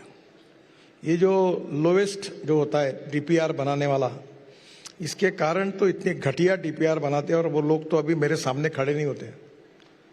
अब मैं आपके लिए नहीं बोल रहा हूँ, वैसे मैं कभी ऐसी गलत चीजों को सहन नहीं करता, फिर मैं जानता हूँ कैसे ठीक करना। इतने लोग मर रहे, एक एक जगह पर 150-150 लोग मरे हैं। तो हमने 40,000 करोड़ रुपए देकर ब्लैक स्पॉट को आइडेंटिफाई करके उसको हम पूरा कर रहे हैं। नए प्रोजेक्ट में चिंता कर रहे हैं कि ये नहीं हो। दूसरा, रोड ऑटोमोबाइल इंजीनियरिंग, अभी इकोनॉमिक मॉडल को भी हमने 6 बैग लगा दी। अभी हमने ऑटोमोबाइल इंजीनियरिंग में सब सुधार कर दिया। ये भारत एनकैप स्टार रेटिंग लाया। अब कंपटीशन शुरू हुई। ये कंपनी एडवर्टाइज करती है कि हमारा स्टार रेटिंग है, फिर दूसरी कंपनी लेती है। तो अब ऑटोमोबाइल की क्वालिटी बेस्ट है, उसमें कोई प्रॉब्लम नहीं। तीसरा, इन्फोर्समेंट ऑफ लॉ, वो भी हमने फाइन भी कड़क कर दिए। और चौथा, एजुकेशन एंड इमरजेंसी, हम उनको मदद करते हैं। इंपॉर्टेंट चीज जो है कि ह्यूमन बिहेवियर जो है कि रेड सिग्नल लगना तो रुकना चाहिए, गाड़ी चलाते हुए मोबाइल पे बात नहीं करनी चाहिए। देखो, मुझे इस बात का दुख भी है, दर्द भी है। मैं अभी ऑस्ट्रिया में गया था, तो हम रोड क्रॉस कर रहे थे, मेरी पत्नी और परिवार था, तो गाड़ी ने उधर से देखा, उधर रुक गए वो। यानी उनका जो सेंस है, उनका जो व्यवहार है कितना, यहाँ तो हम जाते तो भी वो गाड़ी वाला घुसा देता है। हेलमेट, 30,000 लोग हेलमेट नहीं पहनते, इसके लिए मर रहे हैं। तो मुझे लगता है कि कानून के प्रति डर भी नहीं और सम्मान भी नहीं, ये हमारी समस्या है। और मैं आपसे अनुरोध करूंगा कि मीडिया है, एजुकेशनल इंस्टीट्यूशंस है, एनजीओज है, सोशल ऑर्गेनाइजेशन है, बड़े प्रमाण पर आपको पब्लिक कैंपेन चलाकर ह्यूमन बिहेवियर को बदलना होगा। और विशेष रूप से मैं आपसे अनुरोध करूंगा कि ये जो 10वीं के नीचे के विद्यार्थी है, 5वीं से 10वीं तक, इनको रोड सेफ्टी का महत्व समझाने के लिए आप भी कुछ कार्यक्रम करिए। देखो, जो दंगे में जितने लोग नहीं मरते हैं, लड़ाई में नहीं मरते हैं, किसी इसमें कोविड में नहीं मरे, ये 1,78,000 लोग मरना क्या हमारे देश के लिए अच्छा है? We are number 1 in the world. और अभी आसाम ने कुछ कम किया, अभी बहुत प्रदेशों ने कम किया, पर अभी यूपी में सबसे ज्यादा हो गया, महाराष्ट्र में है, तमिलनाडु में है। तो अब कोशिश करें। कल मैंने पार्लियामेंट में काफी डिटेल 5-6 क्वेश्चन मेरे लग गए थे, तो मैंने बताया। मुझे लगता है कि इसमें आप भी सहयोग करिए, और ये सब लोग अगर हम लोगों को ट्रेन करेंगे तो इससे फायदा होगा, हम लोगों की जान बचा पाएंगे। और एक बात आपको मुझे बताने में कोई संकोच नहीं कि मैं 10 साल में मैंने सिंसियरली कोशिश की, पर मुझे कम करने के बजाय 1.5 लाख से 1,78,000 डेथ हो गई। इस विषय ऐसा है कि जिसमें हमें सफलता नहीं मिल पाई, यानी ये स्वीकार करने में भी मुझे कोई संकोच नहीं होता, पर और कोशिश करेंगे और लोगों के पास जाएंगे, यही उपाय है उसके ऊपर। Very well said. Very rarely do you see a minister candidly admitting a problem area and the need to address it. Nitin Gadkari ji, pollution की प्रॉब्लम बहुत बड़ी है।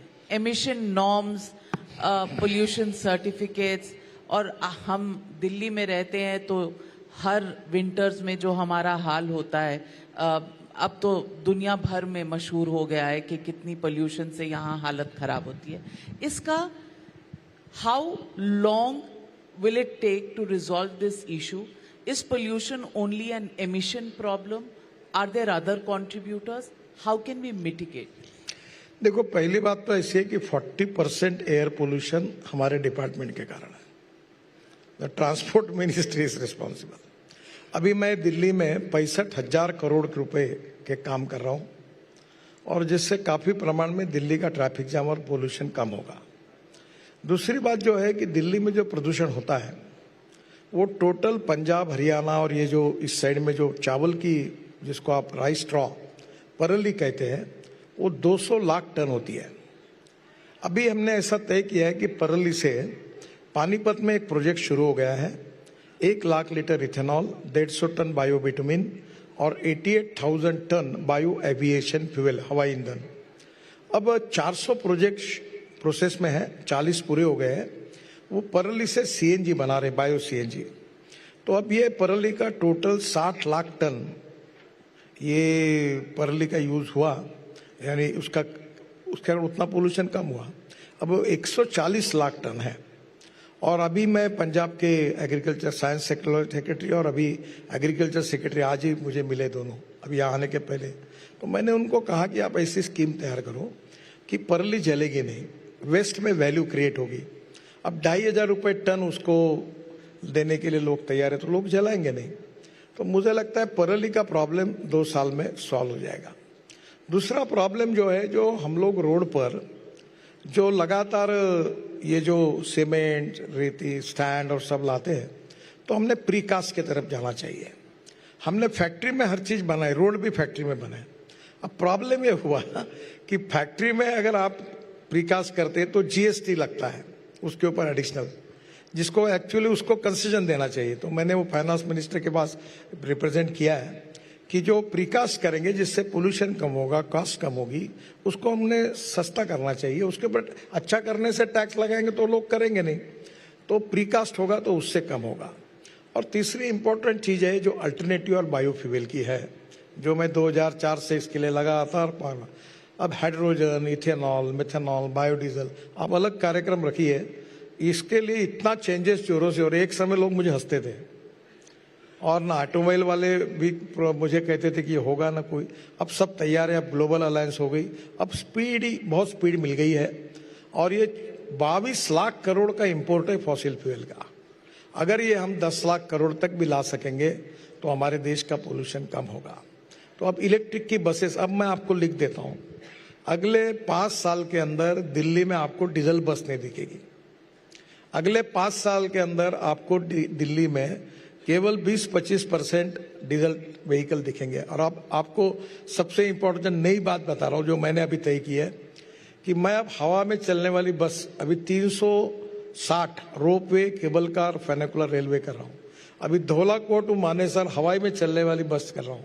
अभी मैंने नागपुर में हमने टेंडर निकाला है पायलट प्रोजेक्ट का। जो यूरोप में बस होती है, मैं स्कोडा में गया था यूगोस्लाविया, 135 सीटर 18 मीटर की बस है और फ्लैश चार्जिंग है।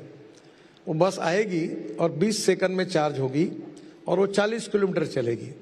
और वो बस में मस्त लग्जरी बस है, एयर कंडीशनिंग, उसमें बस होस्टेज जैसी, एयर होस्टेज जैसी बस होस्टेज होगी, उसमें चाय पानी नाश्ता मिलेगा और नागपुर के रिंग रोड घूमेगी और उसका टिकट रेट डीजल बस की तुलना में 30% कम होगा। तो पूरे जगह पर हम लोग इलेक्ट्रिक कार, दिल्ली से जयपुर, मैं इसी बस के लिए अध्ययन कर रहा हूँ और इससे रेट भी कम होगा, पोल्यूशन भी कम होगा और पूरी तरह इलेक्ट्रिक ट्रक भी ऐसे जाएंगे। तो आज स्वीडन ने रोड के बीच में एक रेल डालकर उस पर चार्ज होती है ट्रक और बसेस इलेक्ट्रिक पर चल रही है। फिर रेलवे जैसी केबल डालने की बात हुई, जैसे मैंने फ्लैश चार्जिंग की बात की। अब मैं रोड के ऊपर बड़े प्रमाण पर पब्लिक ट्रांसपोर्ट ऑन इलेक्ट्रिसिटी को कन्वर्ट करने के पीछे लगा हूँ। अब इलेक्ट्रिक ट्रक भी लॉन्च हो गए, इलेक्ट्रिक कार बसेस तो वेटिंग लिस्ट हो गई, अब सबकी इलेक्ट्रिक कारें आ रही है। और अब इलेक्ट्रिक कार में देखिए, अभी मेरे घर पे ट्रैक्टर है इलेक्ट्रिक का ट्रायल में, और वो ट्रैक्टर जो है 3 लाख रुपए का डीजल जहाँ लगता है वहाँ अब मुझे 25,000 रुपये की बिजली लगती है। और मैं आपको बताता हूँ, अभी ड्रोन भी आ रहे हैं, तो ड्रोन भी हम लोग फ्लेक्स इंजन पे करने की कोशिश कर रहे हैं। अच्छा, बैटरी जो लिथियम आयन बैटरी थी जो $150 पर किलोवाट पर आवर थी, वो अब $110 पे आई है। और जिस दिन वो $100 पर किलोवाट पर आवर आएगी तो डीजल और पेट्रोल की और इलेक्ट्रिक की कॉस्ट सेम होगी। तो बड़े तेजी से रिवोल्यूशन हो रहा है और ये सबसे बड़ी इंडस्ट्री आपकी इकोनॉमी को डेवलपमेंट करने वाली। मैं जब मंत्री बना तो इंडस्ट्री 7 लाख करोड़ की थी, आज ये 22 लाख करोड़ की है। ये इंडस्ट्री जो है इकोनॉमी में सबसे इम्पोर्टेंट है, जो भारत सरकार को और राज्य सरकार को सबसे ज्यादा जीएसटी देती है। ये इंडस्ट्री 4.5 करोड़ जॉब इन्होंने क्रिएट किया है। अब हमारी इंडस्ट्री जो है, पहले हमारा 7वां नंबर था, अब हमने जापान को पीछे डालकर 3रा नंबर हासिल किया है। अमेरिका पहले नंबर पर है 78 लाख करोड़, चाइना है 47 लाख करोड़ और इंडिया 22 लाख करोड़ है। और हमारा मिशन है डिपार्टमेंट का कि 5 साल के अंदर हम वर्ल्ड में नंबर 1 बनेंगे और हमारी इकोनॉमी उसके कारण बहुत बढ़ जाएगी। फैंटास्टिक। गडकरी जी, एक कॉमन मैन की प्रॉब्लम बताती हूँ। लोग गाड़ियां पे गाड़ियां खरीदते चले जा रहे हैं, बाइंग पावर बढ़ रही है, that is a good sign. लेकिन हमारी सड़कों का नेटवर्क उतना बड़ा नहीं हो रहा है। ट्रैफिक सिग्नल्स और जगह जगह पर जहां पर लेन्स हैं, टोल प्लाजाज हैं, वहां भीड़, ये एक समस्या है। इसका आपका विजन क्या है कि किस तरह? देखिए, पहले तो आप दिल्ली की शुरुआत करिए। ये दिल्ली में बड़े से बड़े धनवान लोग होंगे, किसी के घर जाओ, इनके घर में पार्किंग नहीं के बराबर है, सब रोड पे गाड़ा खड़ी करते हैं। हमारे यहाँ ऐसा नहीं है, हर बिल्डिंग में उतना पार्किंग होता है। तो पहली बात तो ऐसी है कि रोड का उपयोग, फुटपाथ का उपयोग दुकान लगाने के लिए फुटपाथ का उपयोग नहीं है और रोड का उपयोग पार्किंग के लिए नहीं है। दूसरी बात एक जरूर है कि हिंदुस्तान के पास इनहेरेंट एक्सपर्टाइज है पॉपुलेशन और ऑटोमोबाइल नंबर बढ़ाने का। अब घर में 4 लोग हैं और 6 गाड़ियां हैं और पार्किंग भी नहीं उनके बिल्डिंग में। अब ऐसे होगा तो कहाँ से प्रॉब्लम सॉल्व होगा? तो ये समस्या, इसके लिए पब्लिक ट्रांसपोर्ट को हमको, अब जैसे दिल्ली से जयपुर 2.25 घंटे में एग्जीक्यूटिव क्लास जैसी चेयर लेकर, सामने लैपटॉप लगाई या टीवी है, म्यूजिक सुन रहा है, चाय पानी पी रहा, और 2.25 घंटे में जयपुर जाएगा। तो कोई अपनी गाड़ी नहीं ले जाएगा। हमारे देश में कंफर्टेबल पब्लिक ट्रांसपोर्ट हमने जो खड़ा करना चाहिए उसमें किया है, अभी मेट्रो वगैरह आई है, पर इससे ज्यादा करने की आवश्यकता है। उससे ये गाड़ियों की संख्या कम होगी तो मुझे लगता है कुछ सोल्यूशन इसमें आएगा। दूसरी बात, पॉपुलेशन। अभी मैं मुंबई में मंत्री था और मैंने 55 फ्लाईओवर बनाए तब 95-2000 में, वर्ली बांद्रा बनाया, मुंबई पुणे हाईवे बनाया। तो मुझे ऐसा लग रहा था कि अपन फ्लाईओवर बना दो तो मुंबई का ट्रैफिक प्रॉब्लम सॉल्व हो गया। मेरे फ्लाईओवर बनाने के बाद ट्रैफिक का प्रॉब्लम और बढ़ा, क्योंकि आने वाले लोगों की संख्या ही नहीं बढ़ रही। तो कहीं अभी तो आरएसएस कह रही है कि 3-3 बच्चे करो तो और बढ़ेगी पॉपुलेशन। देखो चाइना ने क्या किया, आज चाइना ने पॉपुलेशन को कंट्रोल किया। हमारे देश की इकोनॉमी को मजबूत करने के लिए ये कोई रिलीजियस सब्जेक्ट नहीं है, ये इकोनॉमिक सब्जेक्ट है। हमारे देश को अगर आर्थिक दृष्टि से सक्षम रखना है तो चाइना से ये बात हमने सीखनी चाहिए कि उन्होंने अपनी पॉपुलेशन कम की, तो एक उसकी मर्यादा जो भागवत जी ने कहा वो सही है। और जात पंथ धर्म भाषा से ऊपर उठकर हमको ये करना पड़ेगा। भाई ये हॉल आपका है, आपने यहाँ 200-300-400 लोग बैठे हैं, बहुत आया तो 1000 लोग बैठ जाएंगे, पर आप अगर 10,000 लोग घुसा दोगे यहाँ तो कैसे होगा, कहाँ जाएंगे वो, कहाँ बैठेंगे, प्रॉब्लम आएगा ही। तो आपके देश में लैंड कितनी है, पानी कितना है, बिजली कितनी है, रेसिडेंशियल कितना है, इस प्रोपोर्शनेट में तो विचार करोगे ना। और इसलिए this is the appropriate time for the country कि हमको ये रिलीजियस और लिंग्विस्टिक और कास्ट लाइन पर न सोचते हुए इकोनॉमिक के आधार पर हमको पॉपुलेशन के बारे में गंभीरता से सोचना होगा। तो बता दीजिए सरसंघ चालक जी के जो 3 बच्चों वाला फॉर्मूला है उससे आप अग्री करते हैं कि नहीं? मैं एग्री करता हूँ कि 3 बच्चे होने चाहिए। तो फिर पॉपुलेशन कैसे कम होगी? नहीं, अगर ये 3 तक ठीक है, 3 से ज्यादा। हाँ, पर ये लाइन लग रही हर साल ऐसा नहीं ये ठीक नहीं है, 3 तक ठीक है। गडकरी जी, महाराष्ट्र के चुनाव हुए अभी और कल देवेंद्र फडणवीस जी यहाँ थे, आपको मिलने के बाद यहाँ आए। उन्होंने कहा छप्पर फाड़ के मिला इस बार। कारण क्या थे कि ये छप्पर फाड़ के इस बार सीटें मिली, 90% परफॉर्मेंस रहा और ये 4 महीने के अंदर टर्न अराउंड, क्योंकि लोकसभा इलेक्शंस में इतनी अच्छी परफॉर्मेंस नहीं रही आपकी पार्टी की, आपकी अलायंस की, लेकिन 4 ही महीने में उसको इस तरह से बदल देना, ये कैसे? देखिए, लोकसभा के चुनाव के पहले महाराष्ट्र में, क्योंकि फुले, अंबेडकर, शाहू महाराज जी जो देश में सामाजिक सुधार का जो विचार है वो महाराष्ट्र से आया, तो हमारे विरोधकों ने ये प्रचार किया कि ये 400 जगह इसलिए इनको चाहिए कि इनको बाबा साहेब अंबेडकर जी का संविधान बदलना है। ट्राइबल लोगों को ये कहा गया कि आपके आरक्षण रद्द करने वाले हैं, इसलिए 400 सीटें चाहिए। वो दुर्भाग्य से वो एजेंडा लोगों तक पहुंच गया, पर चुनाव के बाद सब लोगों को ध्यान में आया कि हमको मूर्ख बनाया। और उसके साथ साथ हमने जो काम किए, हमारी सरकार ने, मोदी जी के नेतृत्व में भारत सरकार ने किए, शिंदे, देवेंद्र जी और अजित पवार की सरकार ने काम किया, वो लाडली बहन योजना आई, ओवरऑल सबका इम्पैक्ट होकर लोगों ने हमको चुन कर दिया। और मैं इस बार रोज 8 सभाएं लेता था और करीब सबसे ज्यादा 74 सभाएं मैंने ली। वो रत्नागिरी यानी कहाँ इस कोने से उस कोने तक घूमता था और रात को फिर नागपुर में आके नागपुर में सभा लेता था। तो लोगों ने बहुत रिस्पांस दिया और महाराष्ट्र के डेवलपमेंट के लिए दिया है, और अब देवेंद्र जी के नेतृत्व में अच्छा काम होगा महाराष्ट्र में, ऐसा मुझे विश्वास है। आखिर में यही पूछूंगी आपसे गडकरी जी कि आप हमेशा एक गोल रखकर आगे बढ़ने वाले इंसान हैं। ऐसा कौन सा सपना है जो अभी पूरा करना है और आप उसी की तरफ काम कर रहे हैं? मैं इतना भी विद्वान नहीं हूँ, मैं गोल वगैरह रखता नहीं। मैं क्रिकेट खेलता था तो मैं बहुत बार पहले बॉल से रन मारने की कोशिश करता था, तो मेरे टीचर मुझे डांटते थे, तो मैं क्रॉस भी घुमाता था बैट, बोलते ऐसा नहीं करना। मेरा मतलब है ठोकते रहो, काम करते रहो, चलते रहो, जो हो गया वो अच्छा है, और नहीं हुआ उसके लिए आगे काम करते रहो, खुश रहो और काम करो, बस यही चलते रहता है। तो ठोकते ठोकते आगे बढ़ते रहें, छक्के चौके मारते रहें। Nitin Gadkari ji, I have very rarely seen a person who loves his work, delivers, और उसके बाद काम करने में इतनी खुशी जो आपको आपके चेहरे पर दिखती है, बहुत कम लोगों में दिखती है। हमेशा जिंदा दिल रहिएगा। काम भी करते हैं आप और सोशल मीडिया पे यंग जनरेशन से कनेक्ट भी करते हैं आप। You are a role model for many. Thank you very much for joining us बहुत at the India Economic Conclave. Well, in fact, we'll request Navika Kumar to stay on stage. Nitin Gadkari ji, please do stay on the stage so that we can give a small token of our appreciation. Perhaps we can...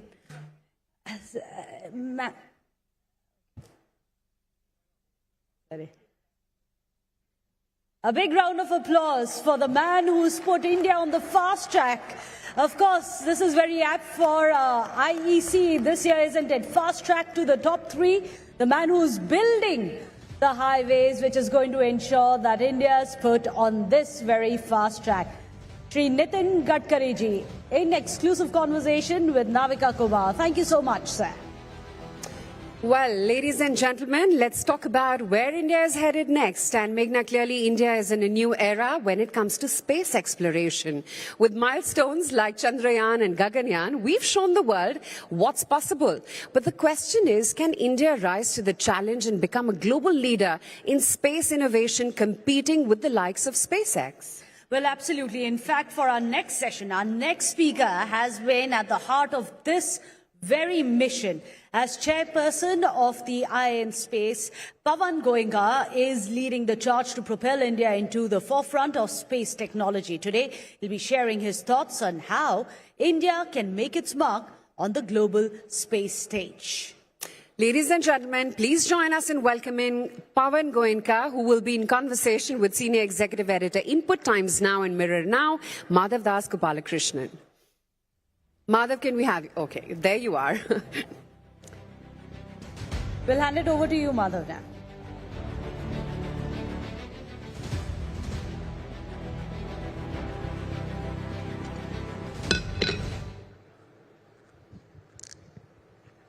Thank you so much, ladies and gentlemen, and thank you so much, Mr. Pawan Goenka, for joining us today. As we all know, India is on the cusp of going from space as something that was entirely an area managed by the government to now an area where more private players are going to be engaged. In space is going to be a key factor in driving that. And the big question on everyone's minds, as we've seen the stupendous success of SpaceX that has, fired off everyone's imagination globally, what really do we need to do for us to be able to enable an environment where we perhaps create an Indian SpaceX in the future? We have the talent, we have the ecosystem, we have a very passionate Indian audience or citizens who are very, very interested in this area. But what do we need to do to actually deliver another Indian SpaceX? Thank you, Madhav, and thank you for having me here today. I normally talk about space to the audience that is connected to space. Today, perhaps I have an audience that may not be very familiar with what's happening in the space sector. So I won't directly address the question that when India may have its own SpaceX, because that gets asked often. I'll let the audience judge towards the end of this program on where we are headed and whether we will have a SpaceX. So I think just to give you a little bit of a background, India opened up the space sector only in 2020, in the middle of COVID, to allow the private sector to come in and play a major role in space. As you said, that till that time it was primarily ISRO that was involved in the space sector, and ISRO has made us proud. If you look at that video right there, this is what we all feel good about and clap when we land on the moon. But the second thing that's happening now is how the private sector is coming in. In the last three and a half years, a lot has happened in terms of how private sector is playing in the space. For example, we had only one startup in the space sector about 3-4 years ago. Now we have 250. We have a lot of investment coming in the sector. We have a lot of technical work happening in the sector. But I'll sort of come back and talk about what we have achieved and let you come in and ask me the next question. But by the end of the half an hour, we should probably get an answer to when India might have its own space, whether India should even worry about having a SpaceX. Okay, but that's very interesting because, there are many lessons to be learned from, the big companies, whether it's SpaceX, whether it's Blue Origin, etc. What are the lessons that India can learn to accelerate growth in this area? So I think that's a very, very good question. See, space is not a business of instant gratification. It requires a lot of perseverance, requires a lot of technology work, requires a lot of investment. So if you look at SpaceX, for example, We all know about the success of SpaceX, but we don't know what it took for SpaceX to get here. They started in about 2002. They were almost bankrupt before they had the successful launch of Falcon in about 2008 or 9. $100 million was brought in by Elon Musk as his personal money. And up till now, about $8 billion has been invested in SpaceX by various investors. I think it's turning profitable just about now, after 20 years, though the valuation of SpaceX is $210 billion. So one thing that is required is heavy investment coming from personal, private, or the government. In fact, government of USA, through NASA, has given at least $5 to $6 billion worth of business to SpaceX. So that's one of the things that we will have to do, that how does the government provide the financial support to the private sector, and how does government provide business or demand to the private sector. The second thing that SpaceX has done extremely well, that very few companies have managed to do, is advanced technology way beyond what was the state of the art in 2002. The Raptor engine that they have launched with the Starship is absolutely world class. No one has it. The Falcon that they did the first time reusable rocket, nobody had done that in the world up until now. Nobody. They're the first company to do that, private or government. So it also success is coming from very cutting edge technology development that is SpaceX has done. Right? And third one is, of course, to have kind of an appetite that Mr. Elon Musk has for taking risk, setting very big, bold goals that many of us will think the man is crazy, right? But he sets the goal and achieves the goal by his belief in himself and his team and his ability to muster support for himself in all right. box. One interesting aspect, though, that that in space and the entire environment has is that earlier space was directly under the central government. Even the structure of it is that it comes directly under the prime minister's office, and that's been the case for many decades. But now, do you see that the state governments too can have a role in actually fostering this ecosystem and ensuring that there is more private investment? What are the steps that are being taken for state governments to get more involved? So see, state government has a role in two ways. One, government today is the biggest user of the outcome of space, whether it happens in terms of satellites and communication devices or navigation devices, which is done mostly by the security agencies, including defense. And second, in terms of using the data from space to translate into information that gets used in our daily life, whether it's agriculture, communication, navigation, disaster monitoring, marine, all of these, right? States are very big user of these things. So what the states need to do is perhaps understand a little more of how space can help running of the various programs that they have and make them more efficient and more effective, right?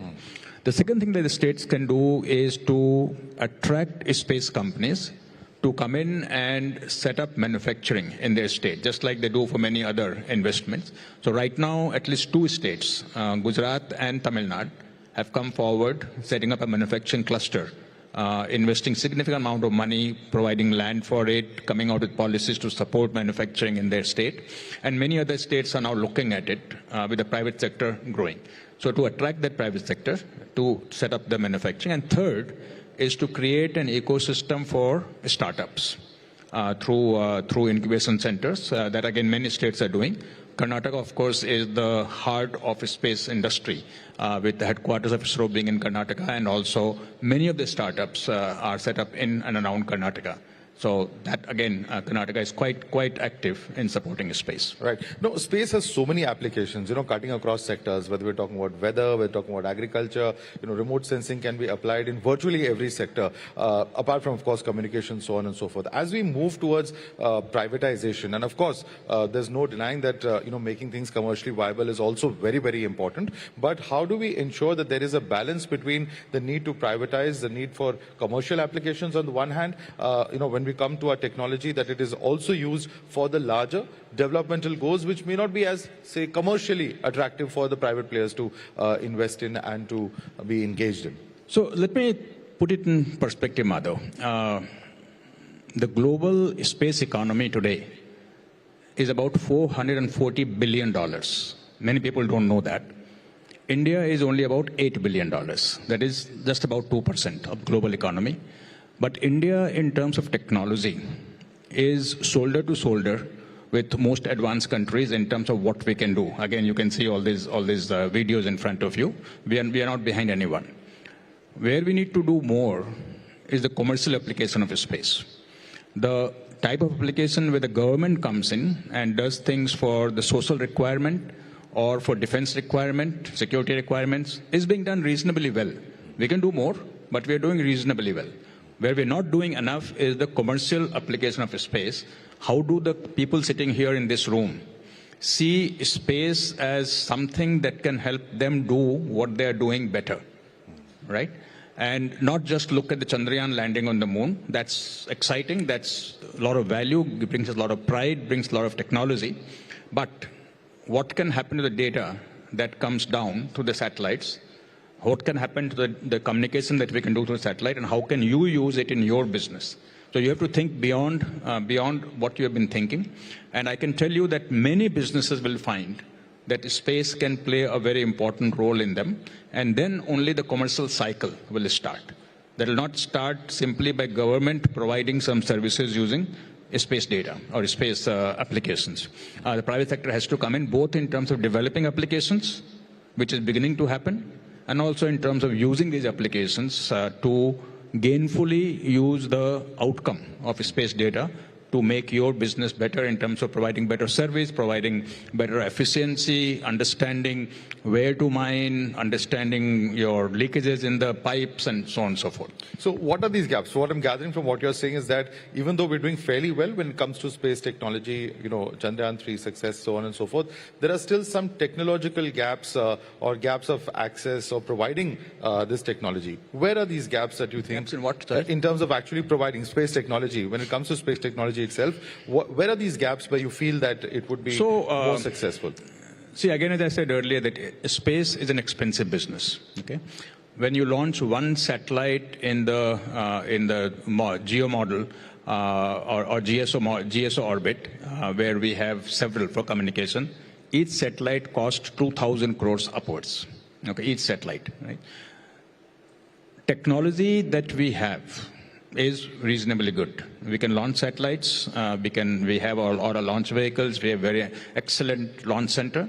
What we don't have enough of is number of satellites that we have. Okay, so today for navigation, for example, we have something called NAVIC. I don't know how many people know about NAVIC here, which is similar to GPS that everybody knows about. Now in NAVIC, we have today only 4 or 5 active satellites.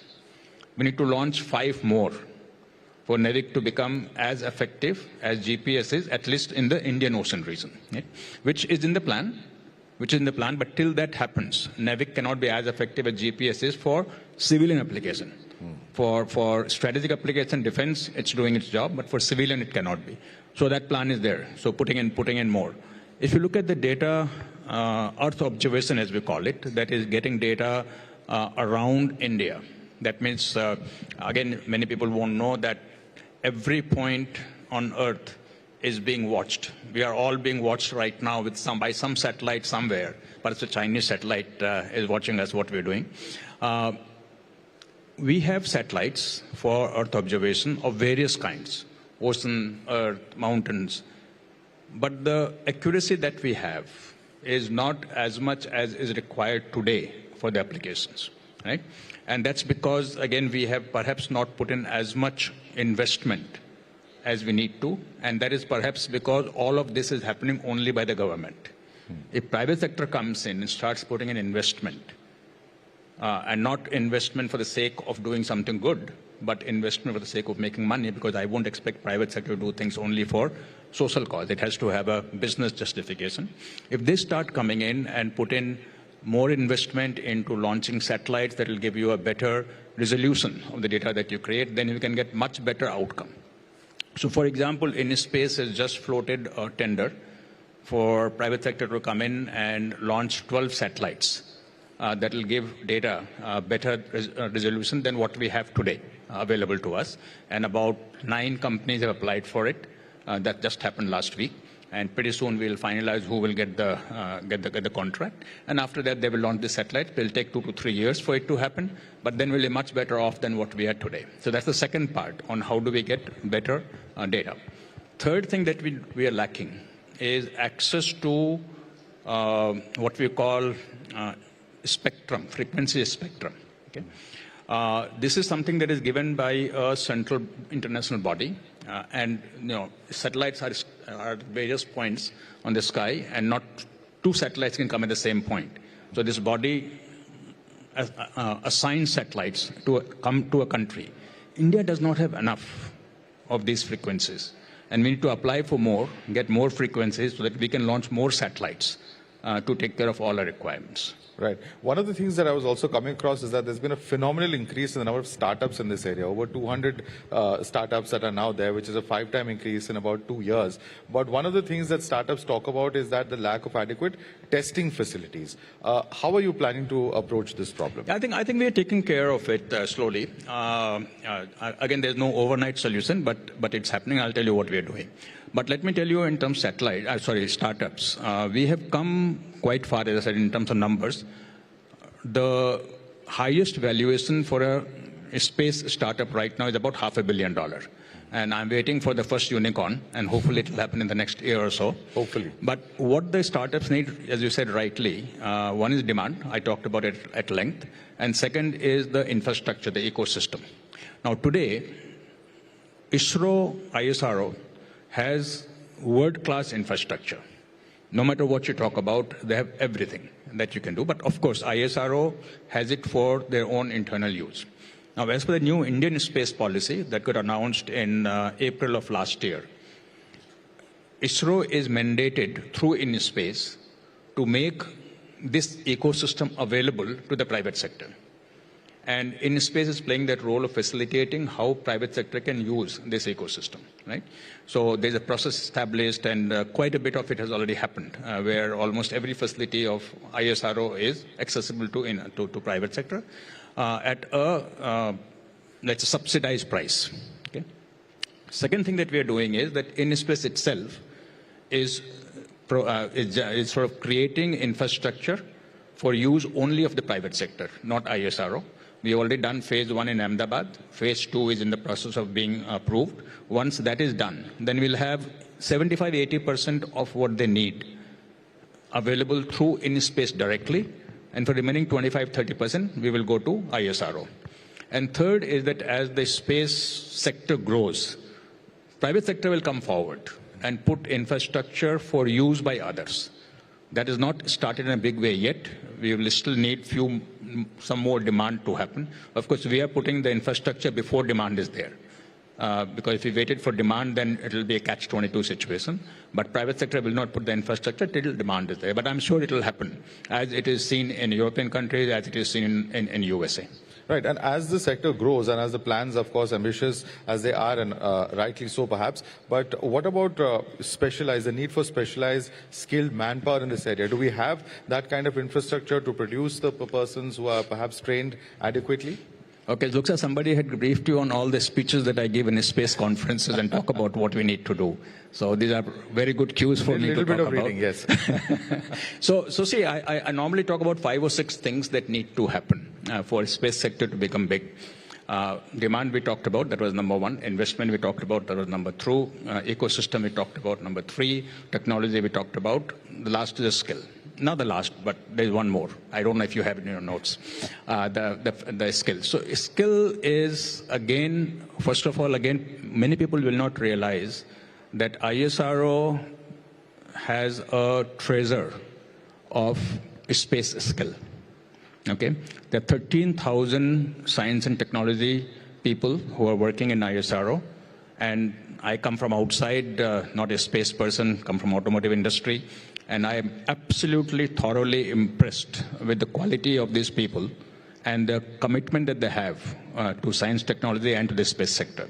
But what is more important is that since the retirement age in India, especially in government, is only 60 years, there are a whole bunch of retired people who have many years of sort of energy left to provide that skill to private sector. And now private sector is beginning to tap into this skill in a very big way. If you go to any startup, they will have 1, 2, 3, 4, 5 retired ISRO experts with them, either advisor or as employees, and they become their mentors and handholders. Third thing, so this is coming from the top. Third thing coming from the ground is InSpace is working with universities to set up degree in space, either courses or bunch of courses or a degree in space. And at least 8 to 10 universities now have signed up to start doing that. AICTE has approved a curriculum through InSpace for the space program, so that is also beginning. And then we also are providing short skill development courses to startups using experts from ISRO. And they come in and provide very good sort of focused thing, let's say something on satellite design. Someday it will be about Earth observation or something like that. So also we are attacking it from many different fronts, and we'll solve the problem. Right. NASA's Commercial Orbiter Transport System, or COTS, is a great example. Are there plans as we approach, the more private investment in space to look at something like that model here in India? The NASA's Commercial Orbiter Transport System, I don't know if you're familiar with it, but that has been a fairly successful Commercial operator? Orbiter Transport System, NASA, that NASA has. You mean space station? Yes, commercial orbital transportation services that they have. Transportation service, I'm not 100% sure what you're referring to, but no, transportation system at least we are not working on right now. But let me talk about what is being talked about. We just now talked mostly about private sector, but what ISRO is doing is what will happen in the next 10 years or next 15 years is perhaps more than what has happened in the last 60 years. In terms of what ISRO is doing, because now ISRO is in some sense freed from the day-to-day activity of space and let private sector do it. They are focusing more on the big stuff. Okay? You have probably heard about Chandrayaan 4. That will happen, I think, in 2027 or 28, where we have our plans to go beyond what we did Chandrayaan 3. You know about the human space flight. That will probably happen in about 2 years. We have announced the Indian Space Station that is committed for 2035. We have announced that there will be manned Indian on the moon. That is announced for 2040. So we have some very specific, very aspirational goals that we have, even for the purpose of what we do in the technical side of it. And one thing that I just want to add is that since we talked about the economy, InSpace has released a 10-year decadal vision for space economy, okay, where we plan to take the space sector from $8 billion today to $44 billion by 2033. This was announced last year. And there we have very detailed planning that we have done on how we will achieve from 8 billion to 44 billion. So technology plays a role in it, and the commercial activity that we talked about plays a role on it. Right. Also, when it comes to these ambitious goals that you were mentioning, whether it's Gaganyaan, whether it's a man or Indian on the moon, so on and so forth, how much of a role will the private sector have to play in this, or will they all be ISRO programs purely? So say in private sector has been playing one role all along, okay, which is the role of being a vendor or a supplier to ISRO. Okay? So if you say a rocket that takes Chandrayaan, the satellite with it, the rocket is 70% built by private sector. All the components come from private sector. ISRO does the assembly, just like automotive sector. Automotive sector, everything is done by suppliers. The OEM only does the assembly. Similarly, here also, everything is done by suppliers. So to that extent, the private sector will play a very big role. And because all these various programs, for example, right now, a large number of satellites are being ordered by the Defense Department for their purposes. I cannot give you the number.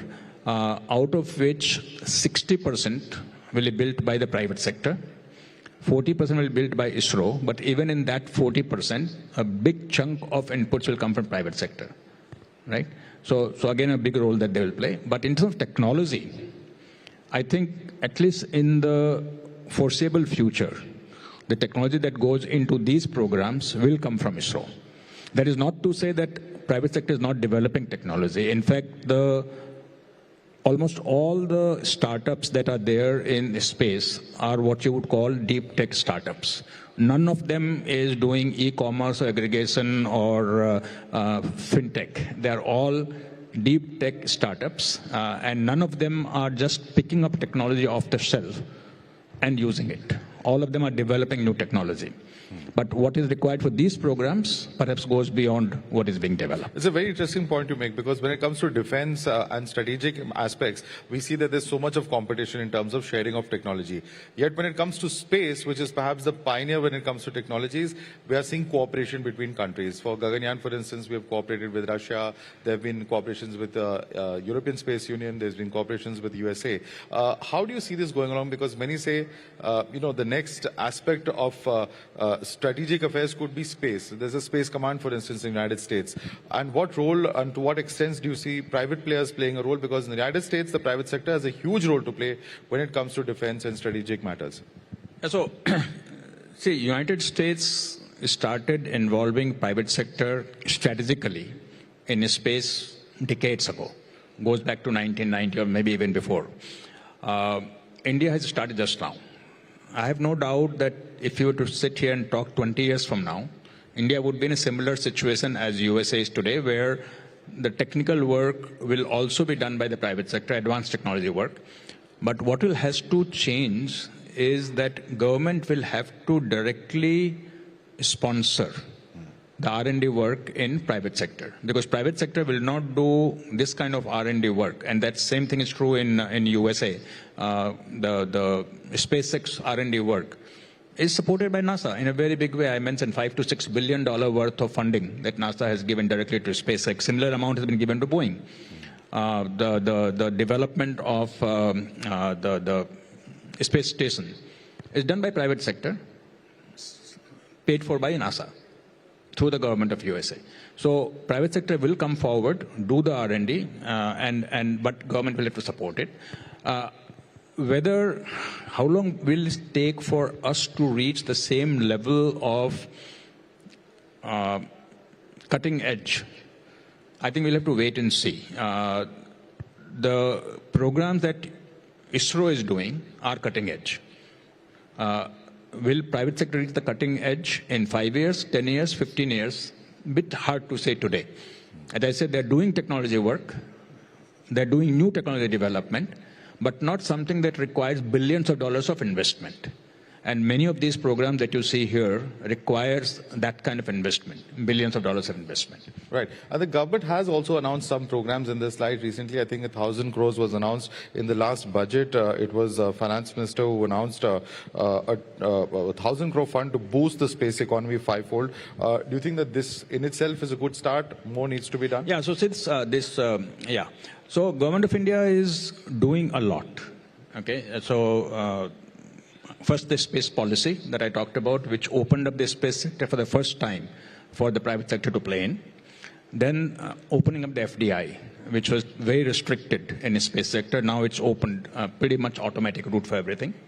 Third is creating InSpace, through which facilitating private sector. And fourth is coming out with many, many schemes. The 1,000 crore VC fund is the one that got the most sort of visibility. But the many other schemes like this that we are working on right now, that we have announced, some of them we are announcing.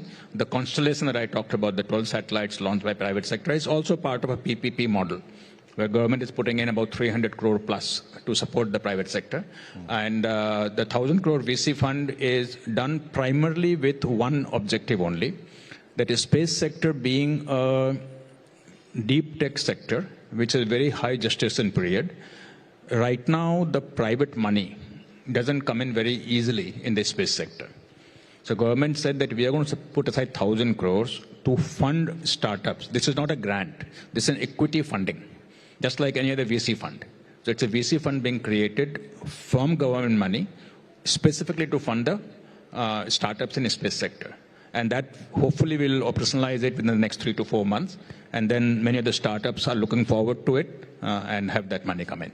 Thank you so much, Mr. Pawan Goenka, for explaining all of that to us. And we certainly hope that with the private sector coming in, the space sector has a lot more successes at its hand. Thank you so much, sir. It's been a pleasure. Thank you very much. Dr. Goenka and Madhav. Thank you. Well, ladies and gentlemen, our next speaker, as promised, and you all have been waiting with a bated breath for, is just as captivating as the role he's been playing.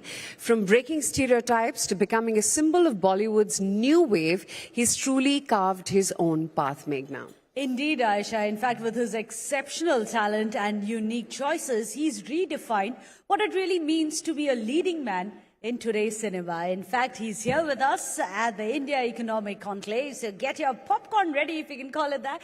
And please join us in welcoming Vikrant Masse. He is going to be in conversation with Navika Kumar, Group Editor-in-Chief, Times Now, Navbharat. The big round of applause.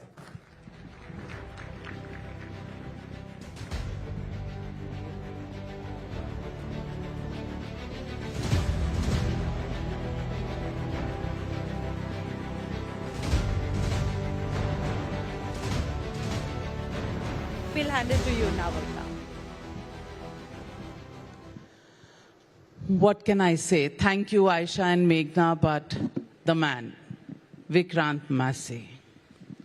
I'm normally not short for words, but seeing you sitting here with me, a little bit of goosebumps coming up, and the body of work that you've done, truly impressive. But, you know, everybody's got one question on their mind. You've given a clarification that you're not retiring anytime soon. But what made you make that statement that you're taking a break? It sounded like a retirement plan, and then you came back with a clarification. क्या हो रहा था दिमाग में, विक्रांत मासी?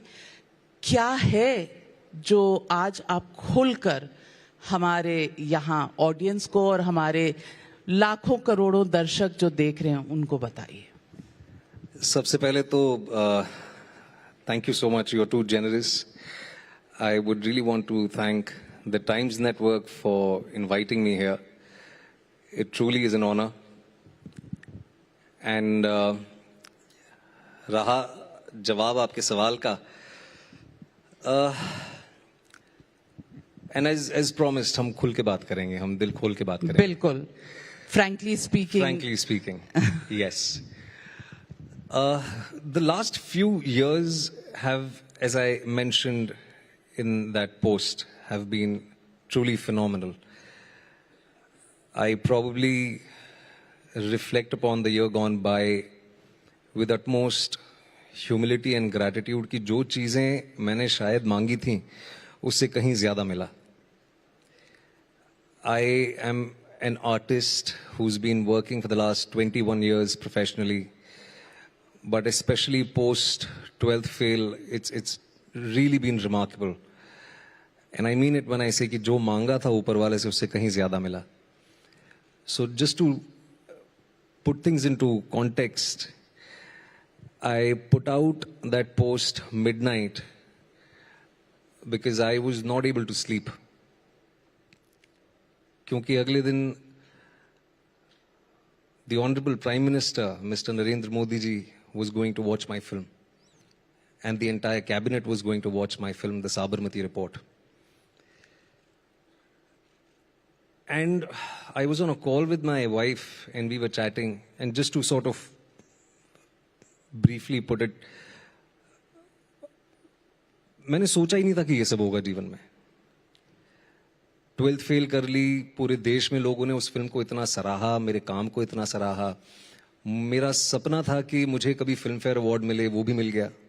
And pardon me, I might be sounding borderline pompous, but I'm trying to be as honest as I can. Filmfare award मिल गया. पिछले महीने श्री अमिताभ बच्चन जी के साथ बैठ के चर्चा करने का मौका मिल गया, वो भी एक सपना पूरा हो गया. एक मिडिल क्लास फैमिली के लिए देश के प्रधानमंत्री के साथ मिलना ही बहुत बड़ी चीज होती है. 11 साल में उन्होंने एक फिल्म देखी है, वो है मेरी फिल्म. पूरा कैबिनेट वहां था.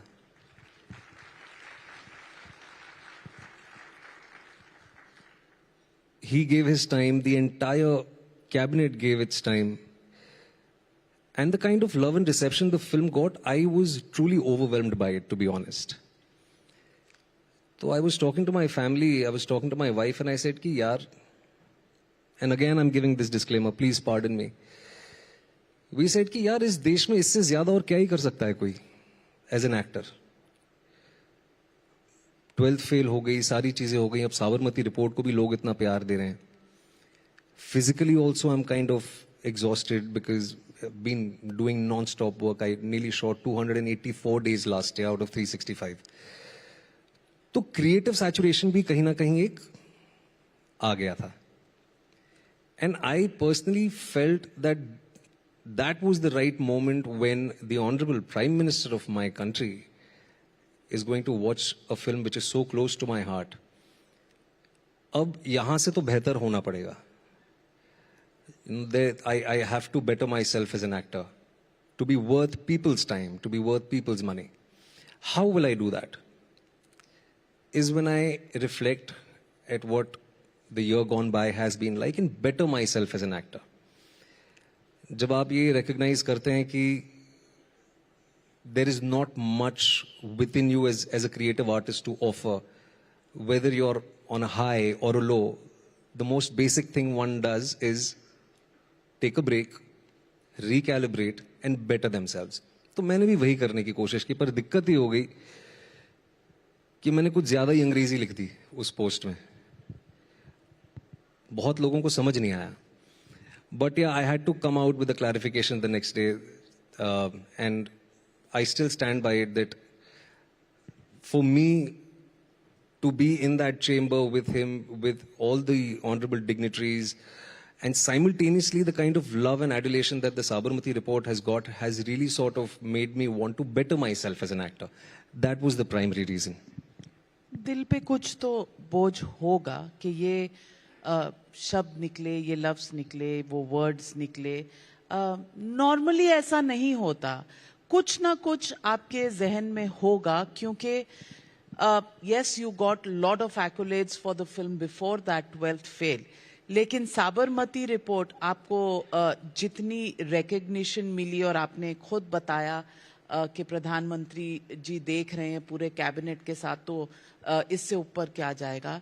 लेकिन बहुत से लोगों ने बहुत कुछ कहा भी, और आजकल विशियस हैं. ट्रोल्स या स्टेटमेंट्स बहुत विशियस होते हैं. उन्होंने इसे प्रोपेगेंडा फिल्म कहा. उन्होंने कहा कि आजकल तो दो ही शब्द हैं, या आप लिबरल इकोसिस्टम से हैं या आप भक्त हैं. तो आप एक भक्त इकोसिस्टम से हैं और आपने यू टर्न मारा है अपना इंटेलेक्चुअल आइडियोलॉजी से. इस तरह की बहुत सी चीजें भी कही गई. इनका इम्पैक्ट था जहन में.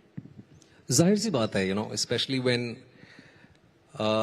as you said it so rightly, when most of the things, especially on social media, are so toxic, it does affect you. And I also sort of said the same thing, that my emotional health and my mental health did get impacted by it. They did take a hit. I am a sensitive person, and most people who know of me know this thing.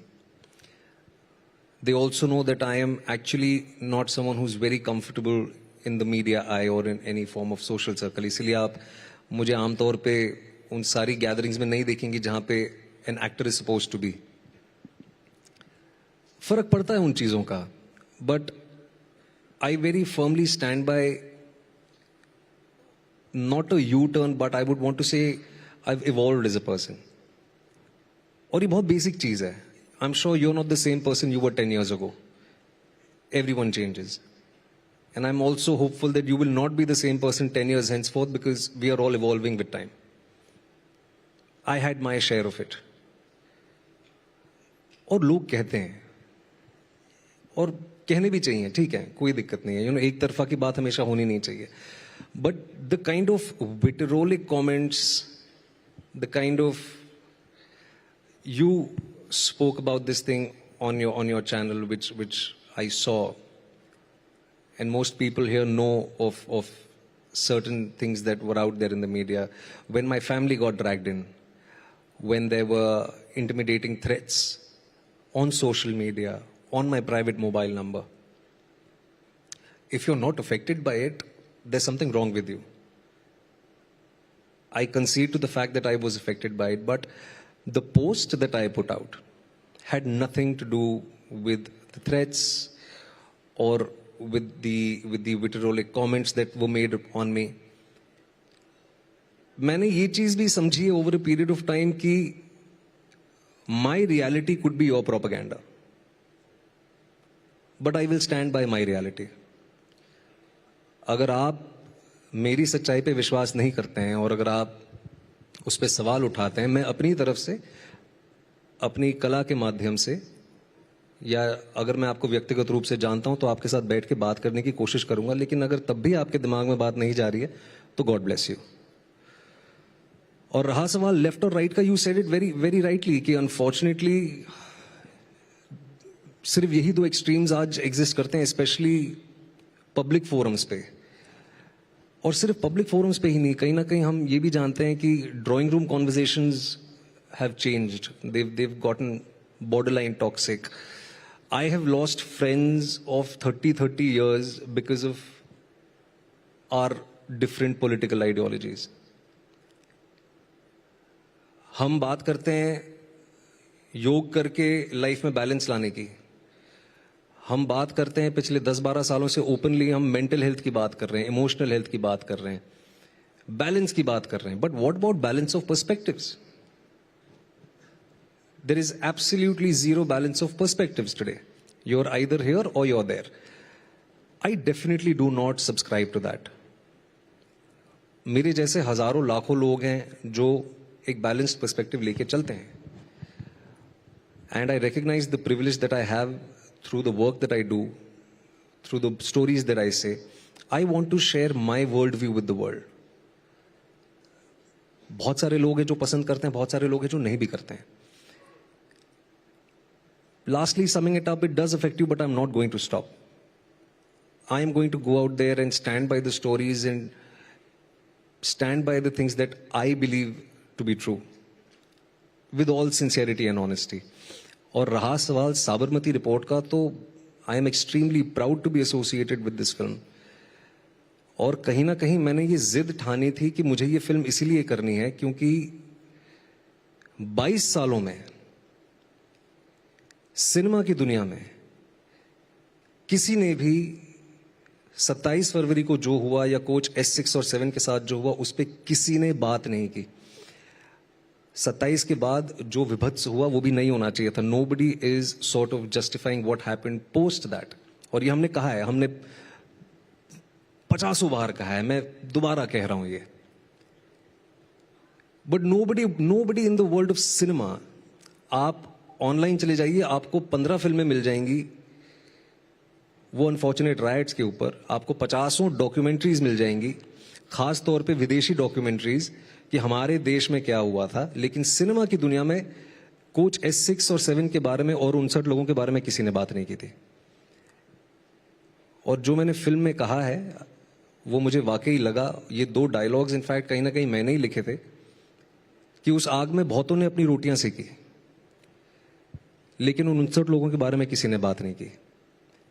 और वो 59 लोग मुझे, जब मैंने उनका research material पढ़ा या जब मेरे पास स्क्रिप्ट आई, और स्क्रिप्ट से ज्यादा मोटा तो रिसर्च मटेरियल था मेरे पास, वो कहीं ना कहीं मुझे मेरे परिवार के ही लोग लगे. And lastly, I am a young father today, you know about it. The youngest person to be burned alive was a 2.5-year-old kid. And if you are going to sit with any lens, whether left or right or anything, whether you call it propaganda, and if you're going to talk about a 2.5-year-old kid burned alive with any specific lens, I mean, it's a horrible situation.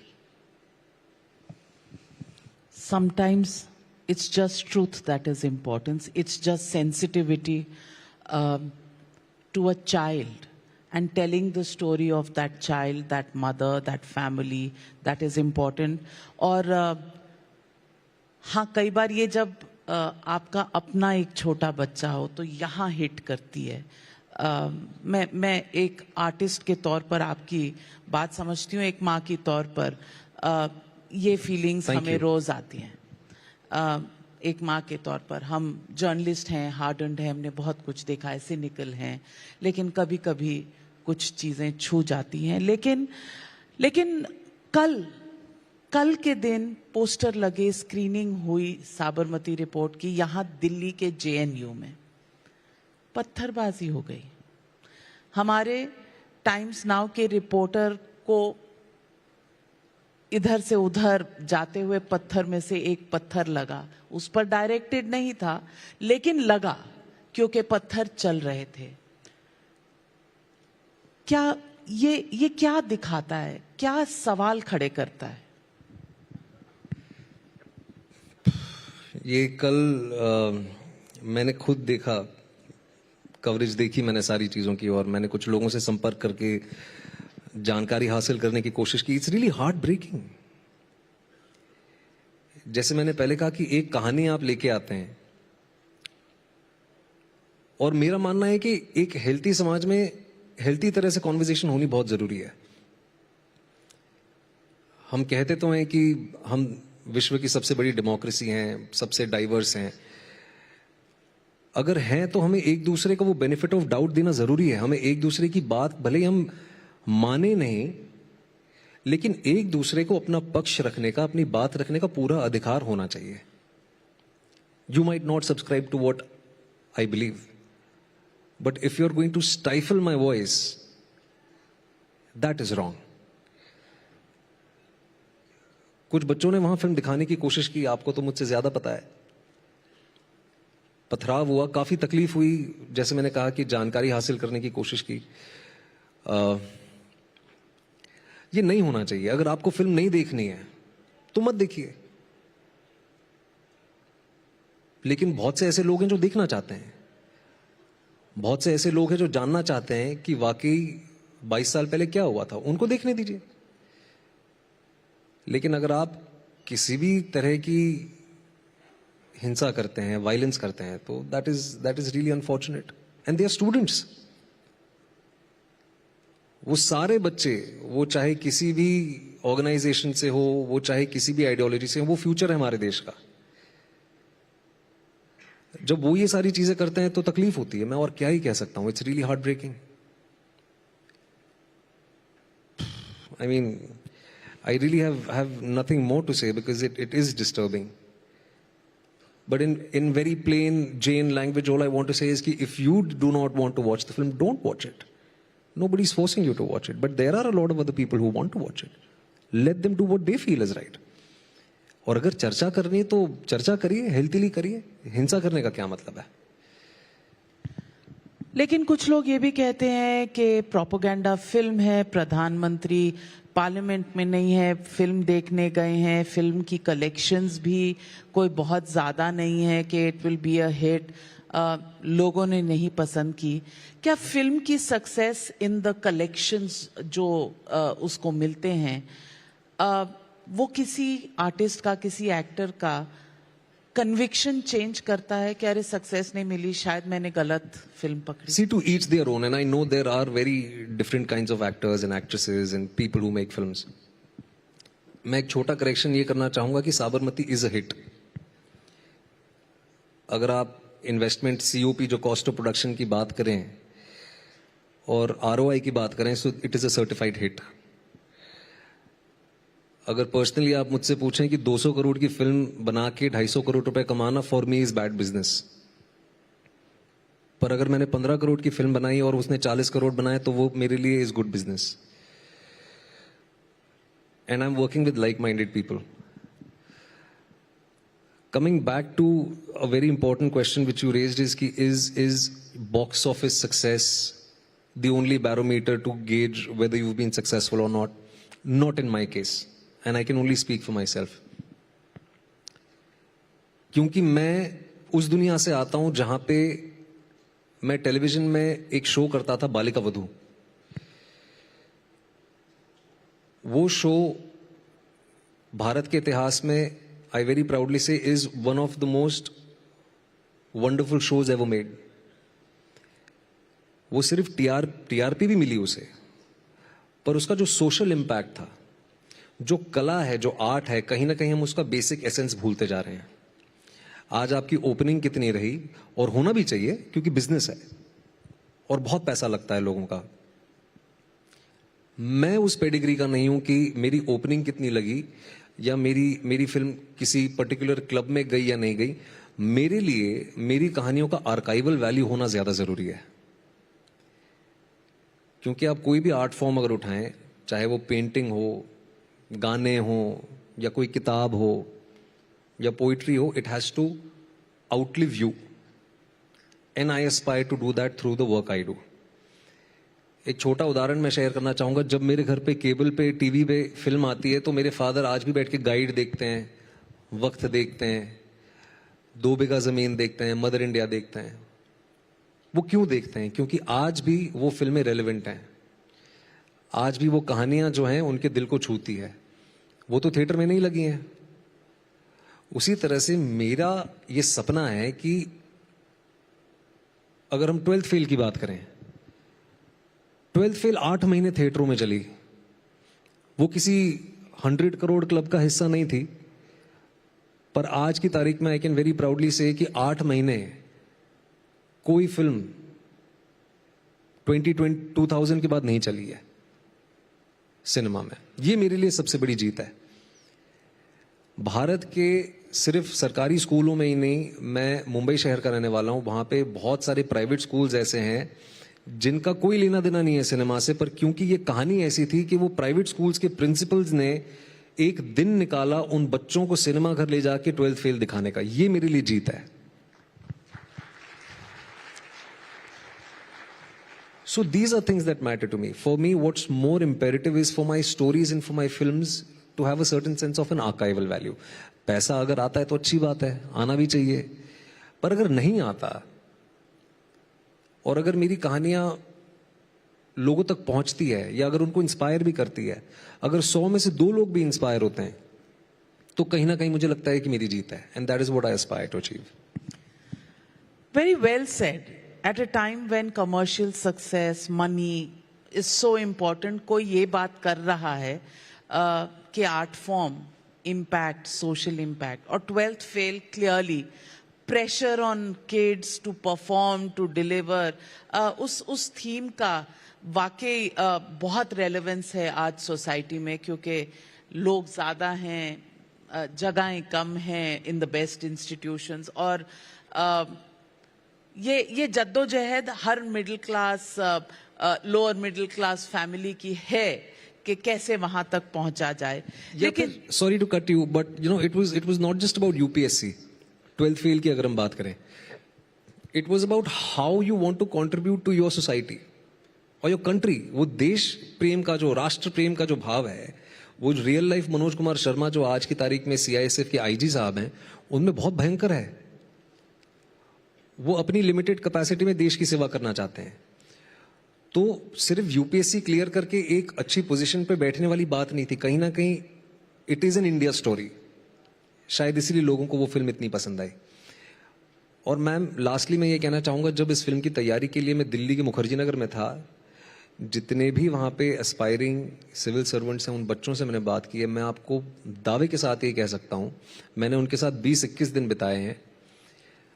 अगर आंकड़ों में ही अगर मुझे उसको रखना है तो लगभग 80 से 85% बच्चों को सिविल सर्विस इसीलिए करनी है क्योंकि वो देश से अपने प्यार करते हैं और वो वाकई देश में, समाज में बदलाव लाना चाहते हैं। 80 to 85% of aspiring civil servants, and these are kids who come from really challenged socio-economic backgrounds. और हिंदी के लिए तो मैं हमेशा बात करता ही आया हूं, चाहे वो साबरमती रिपोर्ट हो या बालिका वधू हो या 12th फेल हो, कि हमारे यहाँ पे आज भी जो हमारे भाषाई लोग हैं, अनफॉर्चुनेटली हमारा कॉलोनियल हैंगओवर अभी भी है। आप इंग्लिश स्पीकिंग है कि नहीं है, आप कितने योग्य हैं, वो आपकी अंग्रेजी से, आपके पहनावे से, आपके जूते के पॉलिश से तय किया जाता है। वो नहीं होना चाहिए। जो 12th फेल में कहा था, लास्टली मैं वही कहूंगा कि जब वो इंटरव्यू में बैठता है तो कहता है कि नहीं मैम, कांच के ग्लास में पीने की आदत नहीं है, मुझे स्टील का ग्लास मिलेगा? तो वो कहता है कि पानी साफ है ना, तो वो कहता है मैं भी तो वही कह रहा हूँ सर, पानी साफ होना चाहिए, फिर ग्लास चाहे कोई भी हो। तो हमें लोगों को आइडेंटिफाई करना चाहिए, उनको मौका देना चाहिए। और आज जो प्रिविलेज मेरे पास है, and I go back to the first statement that I made, I am so grateful to those audiences and the writers, producers and everyone who's been a part of my journey कि आज इस मंच पे बैठना मैंने कभी सपना भी नहीं देखा था, पर मैं आज यहाँ हूँ। और अब लोग सपने देखते हैं कि आपके साथ मंच पे बैठे। I don't know. Thank you. तो ये सारी चीजें हैं, बहुत सारी चीजें हैं, बहुत कुछ करना बाकी है। या जीरो से restart, philosophy of life documentary, मतलब स्मॉल टाउन पीपल वो अपने सपने लेकर निकलते हैं। कभी सोचा था कि यहाँ तक पहुंचेंगे? कैसे किया? मुश्किलें आई? क्या है?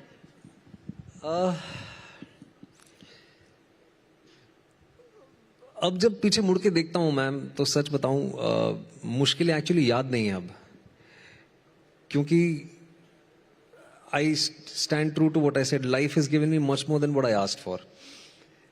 आई come from a very regular nuclear middle class family from Mumbai, जहां पे हमारे आसपास के जितने भी बच्चे थे 10+2 करके मर्चेंट नेवी में जा रहे थे या फ्लाइट स्टूवर्ड्स बन रहे थे।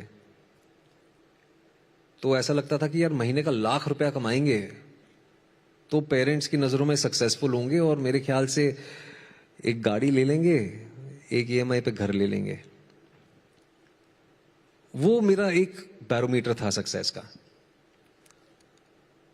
आज मैं जहां बैठा हूं, मैं सच में गदगद हूं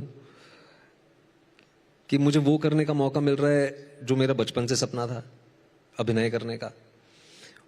उन लोगों के साथ बैठने का मौका मिल रहा है जिनका मैं फैन हूं। उन कलाकारों के साथ काम करने का मौका मिल रहा है, राइटरों के साथ काम करने का मौका मिल रहा है जिनके साथ सोचा था कि यार जिंदगी में एक बार करेंगे कभी काम। तो जब ये सारी चीजें आपके साथ होती है तो वो स्ट्रगल नहीं लगता, तब ऐसा लगता है कि यार वो जरूरी था शायद। और मुझे मैम जेन्युइनली अपने स्ट्रगल्स को ग्लोरीफाई करना थोड़ा अजीब सा लगता है, क्योंकि सच कहूं तो मैं मुंबई का रहने वाला हूं। अभिनय की दुनिया में ऐसे बहुत से लोग हैं जो अपने घरों को छोड़ के, अपने परिवारों को छोड़ के, अपने खेतों को, अपनी कोठियों को छोड़ के आते हैं। मेरे पास कम से come by the end of the day मेरे माँ के हाथ की गर्म रोटी थी।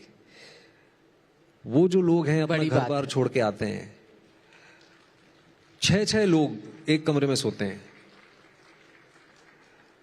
300 रुपये महीने का टिफिन का डब्बा ऑर्डर करते थे। वो मेरे दोस्तों की बात कर रहा हूं मैं, 2003-4 की बात कर रहा हूं।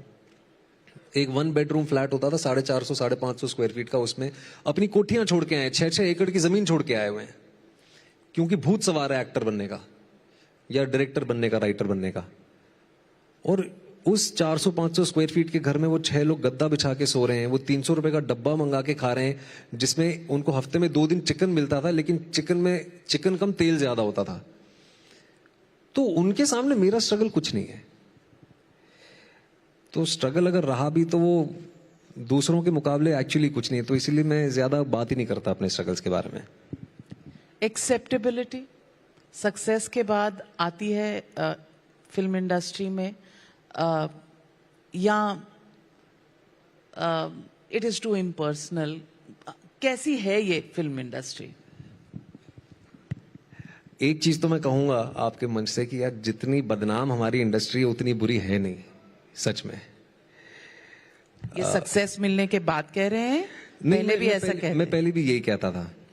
हाल ही में आपने सुना होगा आउटसाइडर इनसाइडर, हाल ही में नहीं, ये बहुत पुरानी बात हो गई अब तो। नेपोटिज्म, आउटसाइडर वर्सेस इनसाइडर, ये सब बकवास है। मेरा ये बहुत फर्म बिलीफ है। और सबसे पहले तो before I say this thing, it is one of the most multicultural, it is one of the most democratic communities or institutions or an industry, whatever you want to call it, in this country. आप कहां से आते हैं कुछ matter नहीं करता, आपके पास जेब में कितना पैसा है नहीं मैटर करता, आप अंग्रेजी बोल लेते हैं या कितनी भाषाएं बोल लेते हैं वो भी मैटर नहीं करता। सिर्फ एक चीज मैटर करती है कि आपको जिस चीज के लिए हायर किया गया है आप उसमें कितने सक्षम और कितने अच्छे हैं, और उसका लिविंग एग्जाम्पल मैं हूं। मैंने 10 साल टीवी किया है मैडम, और जब मैंने फिल्मों में शुरुआत की थी तो बहुत लोगों ने कहा था कि टीवी एक्टरों का यहाँ पे कुछ नहीं होने वाला, तुम ज्यादा से ज्यादा हीरो के दोस्त बन के रह जाओगे। मुझे वो चीज इतनी चुभी, मैंने कहा कि ठीक है मैं 10 साल बाद तुमसे दोबारा बात करूंगा, और आज चीजें अलग हैं। मुझे दोबारा बताया किसी को ये कि देख भाई? नहीं, वो लोग अब बुलाते हैं काम करने के लिए, वही लोग बुलाते हैं। तो आई मीन सच थोड़ा सीना चौड़ा करके जाते हैं वहां पे। नहीं ma'am, in fact rather than that ना मेरे साथ उल्टा होता है। अभी जैसे पहले ही अगर हम सवाल पे जाएं, why do I want to take a break and recalibrate when people are saying कि you hit your peak right now when you want to recalibrate. मैं थोड़ा शायद उल्टा चलता हूं।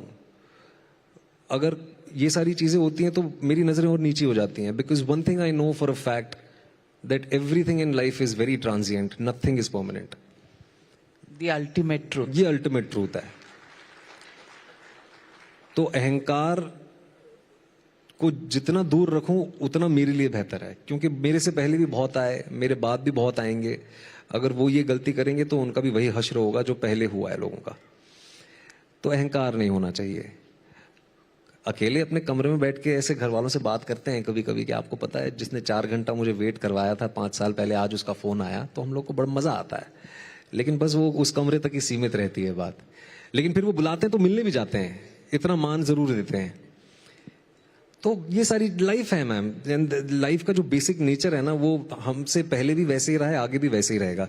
उसको जितनी जल्दी हम समझने की कोशिश करेंगे उतना हम सबके लिए बेहतर रहेगा। बस और क्या ही कहूँ मैम, ये मतलब ऐसे कोई सेल्फ हेल्प बुक वाली बातें चल रही हैं ऐसा लग रहा है। नहीं, सेल्फ हेल्प आजकल कोई ऐसी किताबें निकालता नहीं है, क्योंकि everybody has to find their own path to success. But acceptability was the word, and I think it is something that all of us need to ponder on. हम अपने फोन्स के सॉफ्टवेयर अपडेट करते रहते हैं, जैसे ही वो notification आता है बोलते हैं अरे यार अपडेट करना है। हम अपने आप को ही अपडेट नहीं करना चाहते हैं। गाड़ियां अपडेट कर लेते हैं, गाड़ियों की सर्विसिंग साल में 1-2 बार होती है, खुद की भी सर्विसिंग करना जरूरी है। One has to adapt with time, and some of the greatest thinkers in this world again before us have said it, one has to adapt with time. और अगर वाकई अडेप्ट करना है तो एक्सेप्टेंस होनी बहुत जरूरी है, बहुत ज्यादा। मिली कि नहीं एक्सेप्टेंस? मिली है, और जैसे मैंने कहा कि शायद जितना मांगा था उससे कहीं ज्यादा मिली है, इसलिए गदगद हूं। But I also want to go out there and represent the common man. I am just 37. I have, which is why everybody is asking ऐसा कौन सा रिकैलिब्रेशन अपडेशन की जरूरत पड़ गई एट 37? नहीं मैम, जरूरी इसीलिए है, जैसे मैंने कहा कि सारी चीजें ट्रांजिएंट हैं। I am a young father now.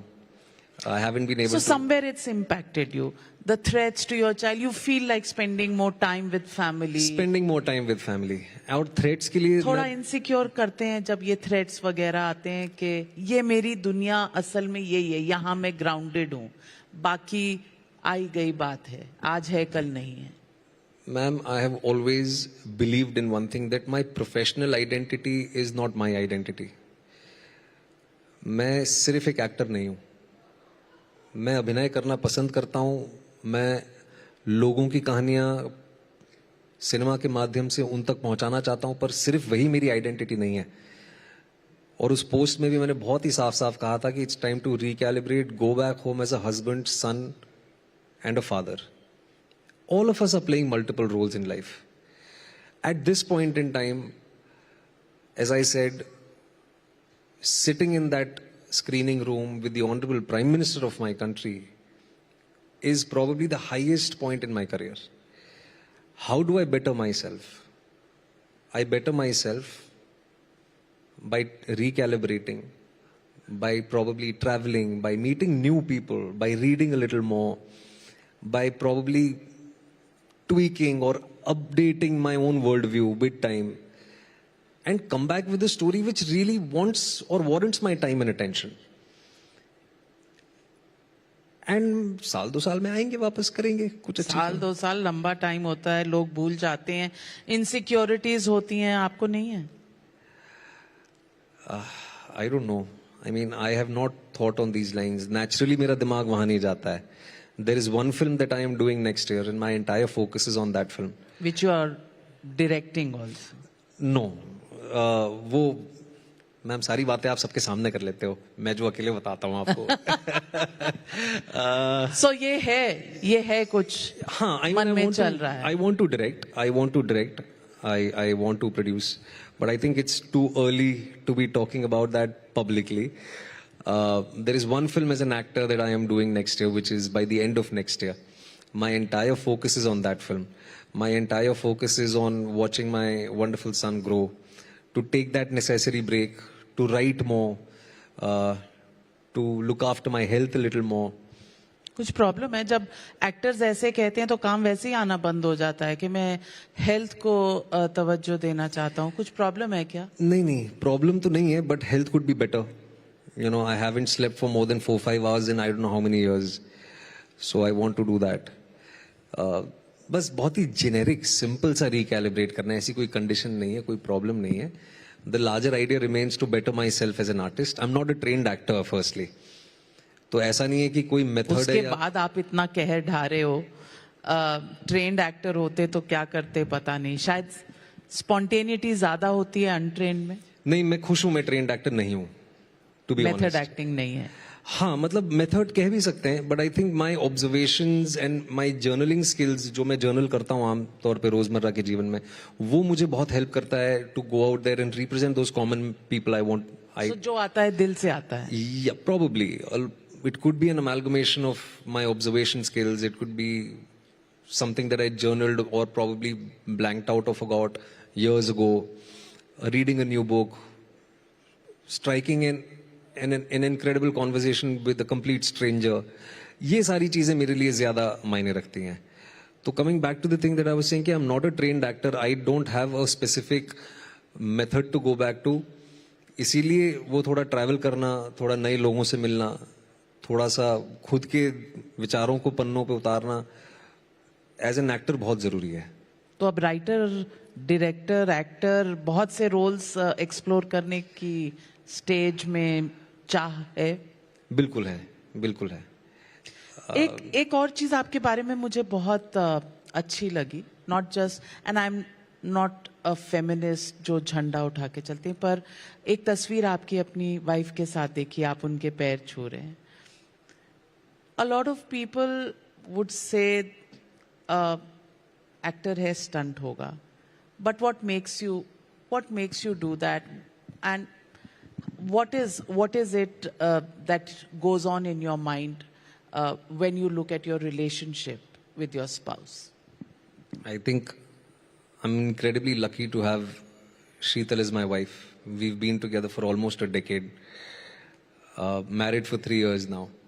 पर तकलीफ होती है मैम, जब हर चीज पे आप पे सवाल उठाया जाए, आपकी फिल्म के चॉइसेस पे, आपके एक पर्टिकुलर जेस्चर पे, या आपके वर्ल्ड व्यू पे, हर चीज पे अगर सवाल उठाते हैं लोग, और सवाल उठाना ही नहीं जबकि आपको मतलब इट्स टॉक्सिक, तो तकलीफ होती है. Coming back to your question, सोचिए कि मैंने वो पहली बार पब्लिक में डाला, पर ये तो मैं सालों से कर रहा हूं. करवा चौथ पे कोशिश ये रहती है, और बहुत से लोग अर्बन सेंटर्स में खासतौर पे इस चीज को फॉलो भी करते हैं, मेरे घर में करते हैं लोग, कि जब करवा चौथ पे वाइफ व्रत रखती है तो हस्बैंड भी रखते हैं. बहुत से अर्बन सेंटर्स में लोग रखते हैं. जब पत्नी पैर छूती है तो पति भी पैर छूता है. और मैं कर रहा हूं 3 साल से, जब से मेरी शादी हुई है. मैंने तो मंडप पे छुए थे, क्योंकि मेरा ये मानना है कि वो वाकई मेरे जीवन में लक्ष्मी है. जब से वो मेरे जीवन में आई है तब से मेरा बहुत अच्छा हुआ है, और वो मान सम्मान जो वो मुझे दे रही है, मैं उनको वापस क्यों नहीं दे सकता. लेकिन उस पे भी thank you. I wish more men thought like you, more husbands. नहीं, बहुत हैं, करते हैं. मेरा ये कि बस मैंने पोस्ट डाल दिया तो तारीफ भी हुई, पर गाली भी बहुत खाई. आजकल वो that comes as a package deal. Package deal है, वो होता है, पर बहुत लोग हैं जो करते हैं, मेरे दोस्त यार करते हैं. आप घर में अब are you a normal kind of guy? कभी खाना भी बना लिया, कभी घर के काम कर दिए, डायपर्स बदल दिए. हाँ, yeah. And I'm very good at that. And that is what I'm craving for right now. Because my son started saying Papa in my absence. उसके दांत आ गए in my absence. And as they all said before I had one, मेरे को लगता था क्या बोलते हैं यार, ये सभी एक ही चीज बोलते हैं, they grow up so fast. It is true. They actually grow up too fast. And now he is attempting to walk. And I'm like, यार मेरी उंगली पकड़ के नहीं चलेगा तो फिर तो मतलब क्या ही करेंगे इस पैसे का या नाम का, इन सारी चीजों का. I want to spend that time with him. I completely identify with what you are saying. In the end, just want to ask you one thing. प्रधानमंत्री ने आपसे क्या शब्द कहे?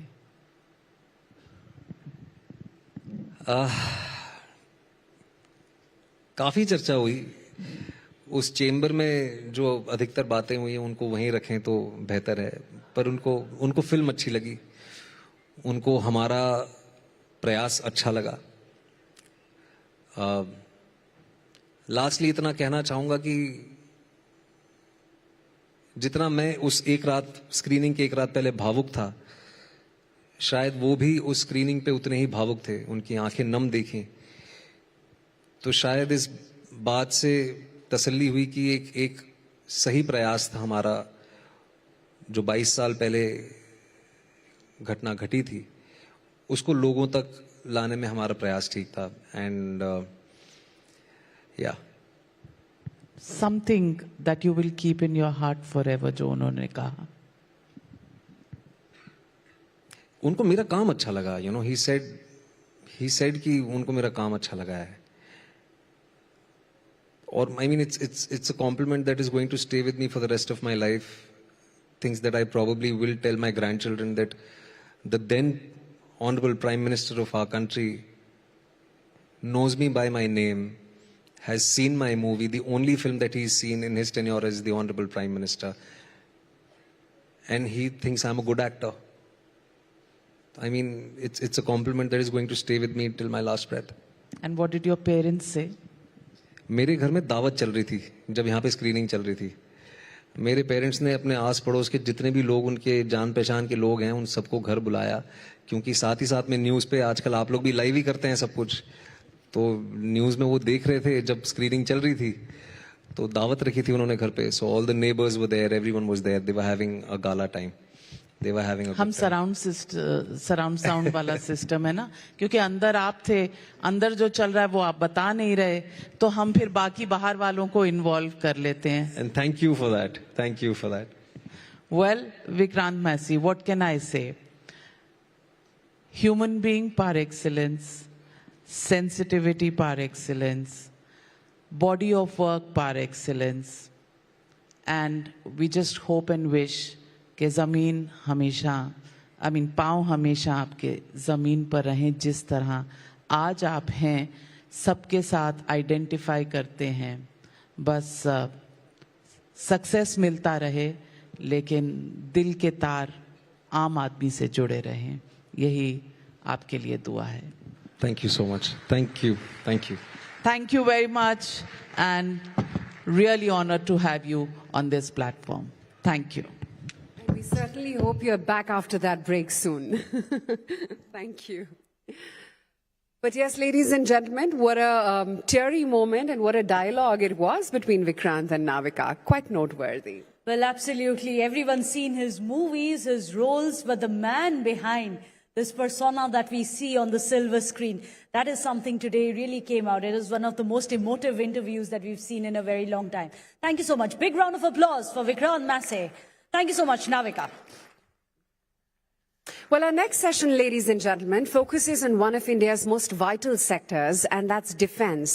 Now, as global challenges evolve, India's drive for innovation, dominance, and self-reliance in defense has never been more important. In fact, strengthening this ecosystem is key to positioning India as a global superpower. Absolutely, Aisha. In fact, our next speaker today has been a leader in driving this transformation. He has been instrumental in advancing homegrown technologies and positioning India as a global force in defense innovation.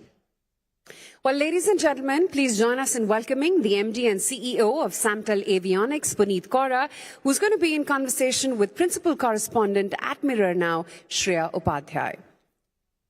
Give a huge round of applause, please.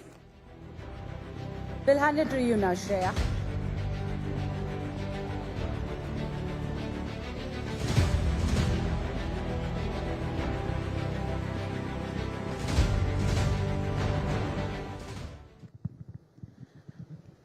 Good afternoon, ladies and gentlemen. Thank you, Aisha and Meghna. Mr. Puneet Kaura, thank you very much for joining us at the India Economic Conclave. Ladies and gentlemen, Vikrant just talked about love for the country, and one of the ways in which our love for the country, is reflected is in how we contribute to its growth. One of the sectors that contributes, Mr. Kaura, hugely towards India's economic growth and towards the development of this country is the defense sector, and you're one of the pioneers in developing defense equipments, high-tech equipments. Samtel Avionics, ladies and gentlemen, is one of the leading companies that is working closely with our armed forces in strengthening the Atmanirbharta of the defense sector. And therefore, let me begin by asking you, Mr. Kaura, how do you see private players like yourselves, private companies, contributing to the defense sector? You've been in this business for some time now. By the way, congratulations, 50 years of Samtel Avionics this year. But how do you see the private players really contributing in the growth of the defense sector and in strengthening the defense sector of the country? First of all, I would like to compliment Times Network for choosing this venue. I was here when this was inaugurated by the Honorable Prime Minister, and it's heartening to see the way it has bloomed over the last few years.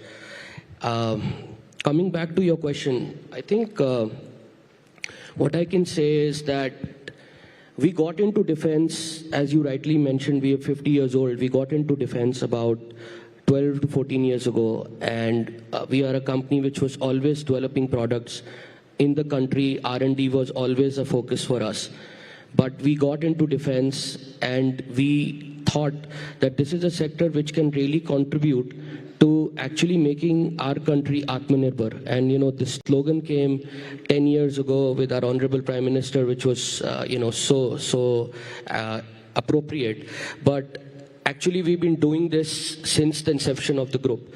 And defense was something that was actually contributing to making technology in the country, but more than that, making our armed forces Atmanirbhar so that our country is more secured. So it actually resonated very well with us, and especially resonated with me when I kind of joined the group. It created, for me, it was a very passionate kind of thing, more than the technology, the engineering that goes behind it. Just the real reason of your kind of existence was very important to me.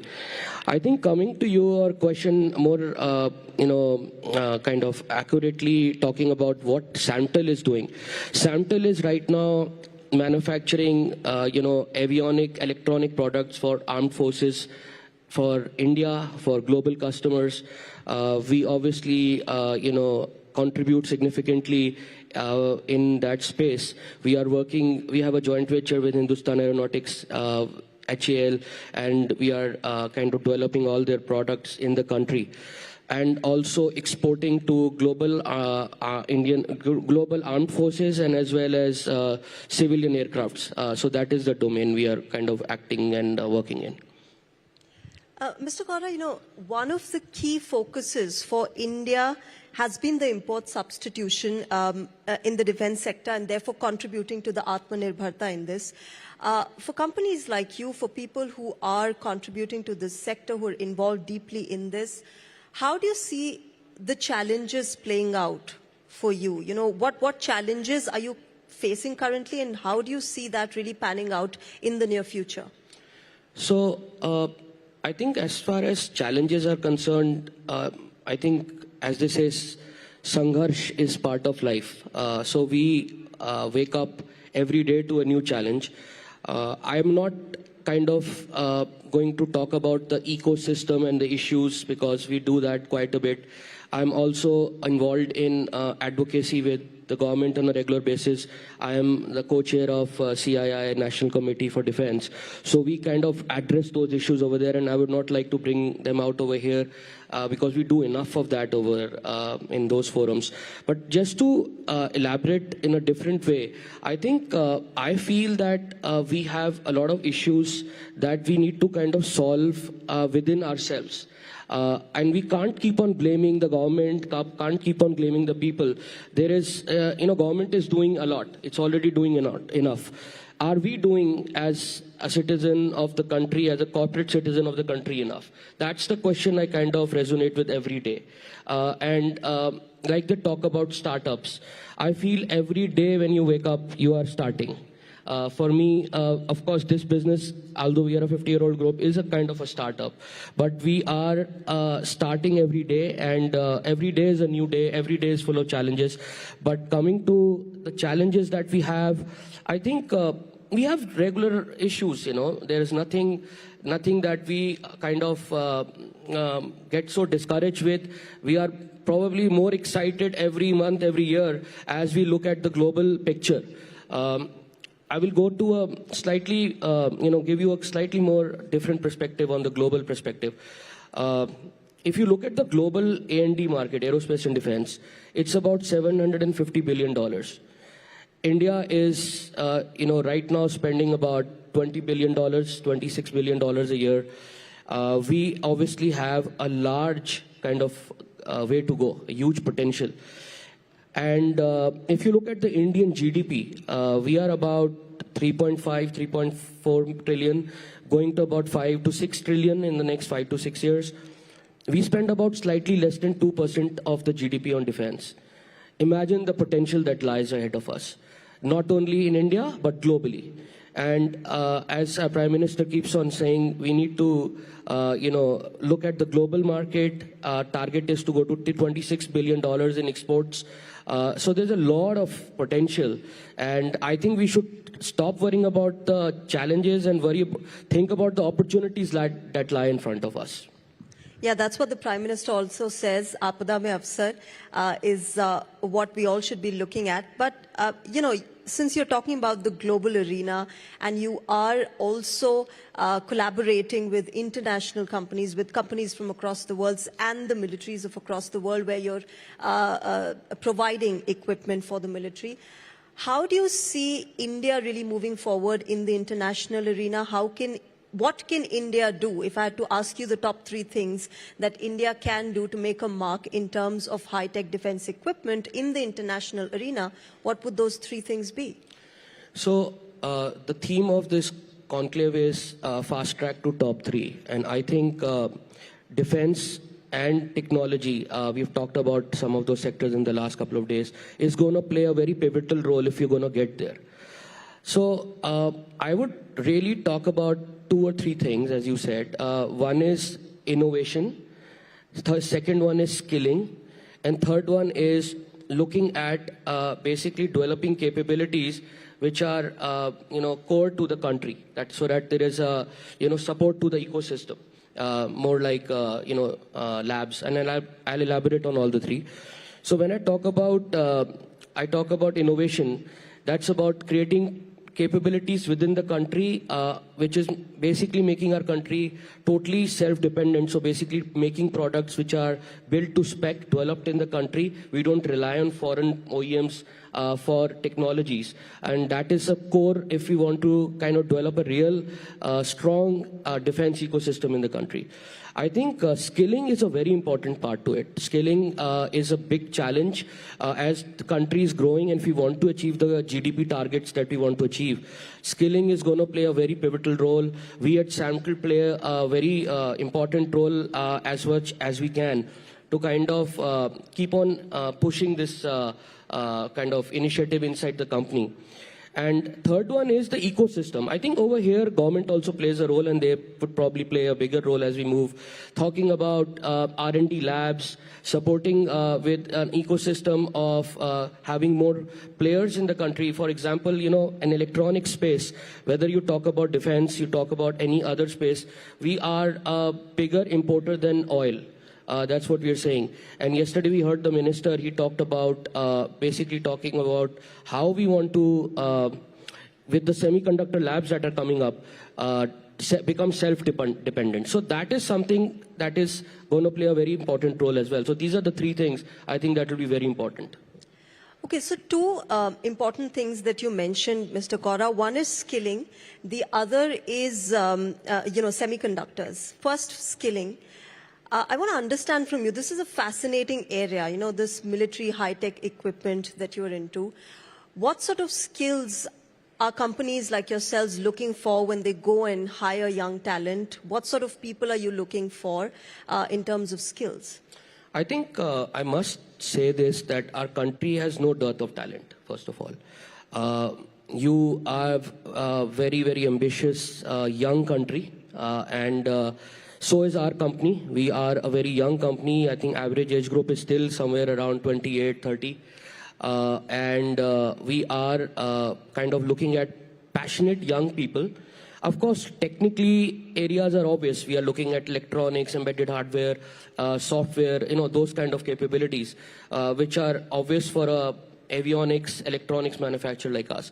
But for me, most important is the passion that the youngsters have today when they come to our company and they say they are doing something for the country, because ultimately they know the products that they make would be going to their armed forces, and they feel proud about it. And that pride that comes, I think, is a very important thing for me. So that is something that I look for when I hire youngsters. How passionate are they for what they want to do, and the purpose of the company, how they kind of matches the youngster's vision for himself or herself.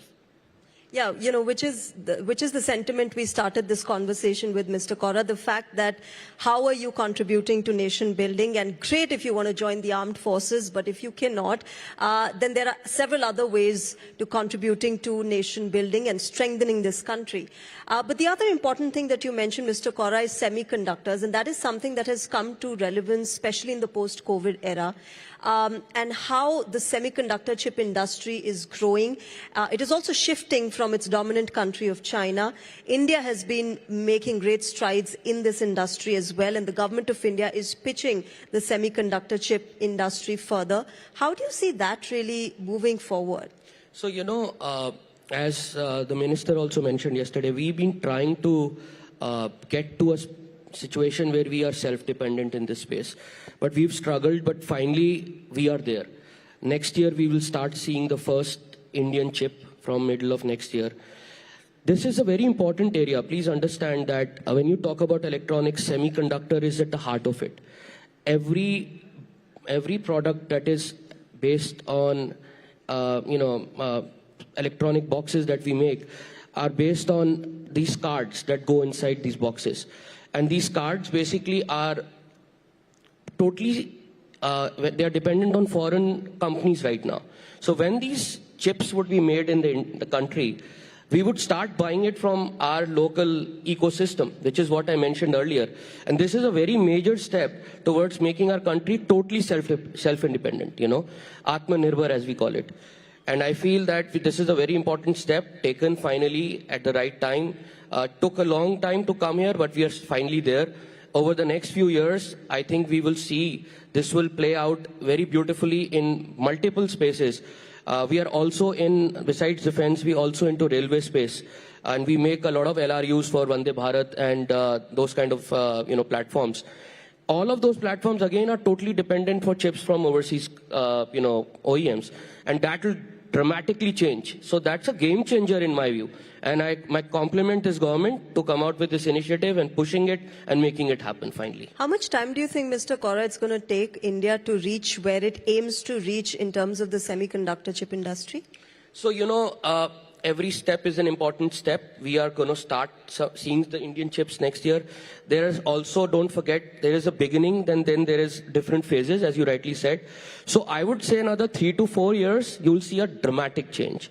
It's like any new thing, it starts, takes its own time. Similarly, we will have chips which are slightly easier to make and then slightly more complex and more complex. But I don't know the exact plans those companies have, but my personal view is about 3 to 4 years, we should see a lot of kind of self-dependence taking place within the country. And how much of the China plus one factor do you think would help India in this? China plus one factor is a very important factor. I mean, if I look at ourselves, we are in the civilian aerospace space as well. And I clearly see already China plus one factor playing in over there. I think we are in a situation where the world is changing very dramatically.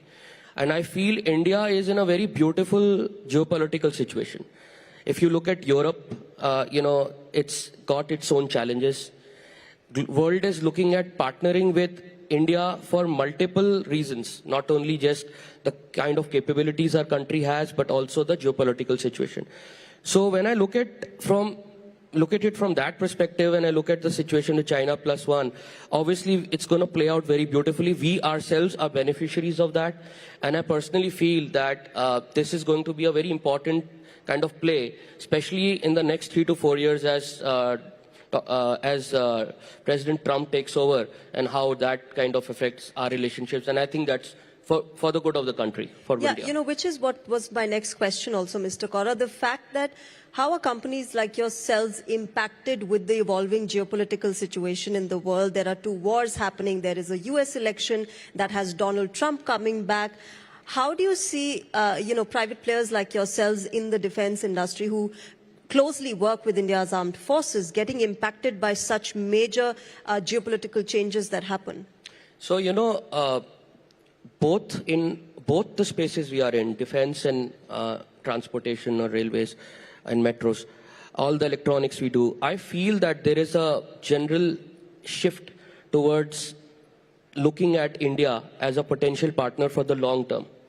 I personally have experienced multiple, discussions or already started supplies to multiple countries which are looking at India as a potential long-term source for these equipments. This was not the case even 5-7 years ago, They are now more confident about our country. The products that go from here, we were only known as an IT product supplier. That's changing. Our image is changing. Our brand is changing. Our time has come. I personally feel that we are at the right place at the right time. And for the next 10 to 20 years, this country will grow, blossom. And I personally feel that from that perspective, we will see a lot of those opportunities coming from different parts of the world to India, not only to develop products for them, to supply products for high technology, but also looking at partnership to develop next generation of technology. Okay. Like we heard about satellites and things like that. I think all that will play in very beautifully, and we will see India playing a very important role in the world map for this. Okay, quickly, my last question for you, Mr. Kaura. Defense stocks are hot property now. Any plans of cashing in on that boom?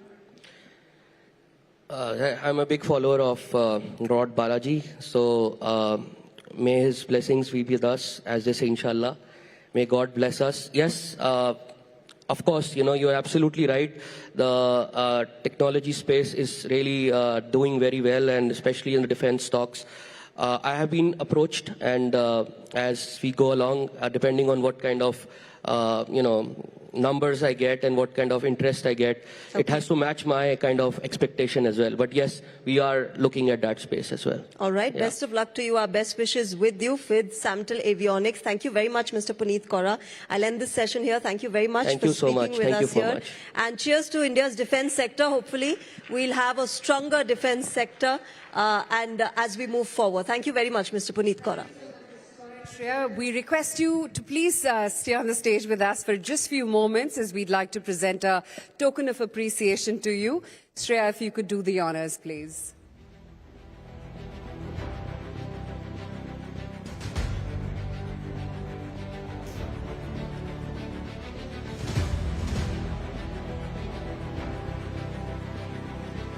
Well, this token of appreciation, of course, is graciously offered to us by our luxury partner, Dow Milano. Thank you so much. So before we move on to our next session, let me ask, by a show of hands, how many of you have visited any city in Andhra Pradesh? Can we have a show of hands?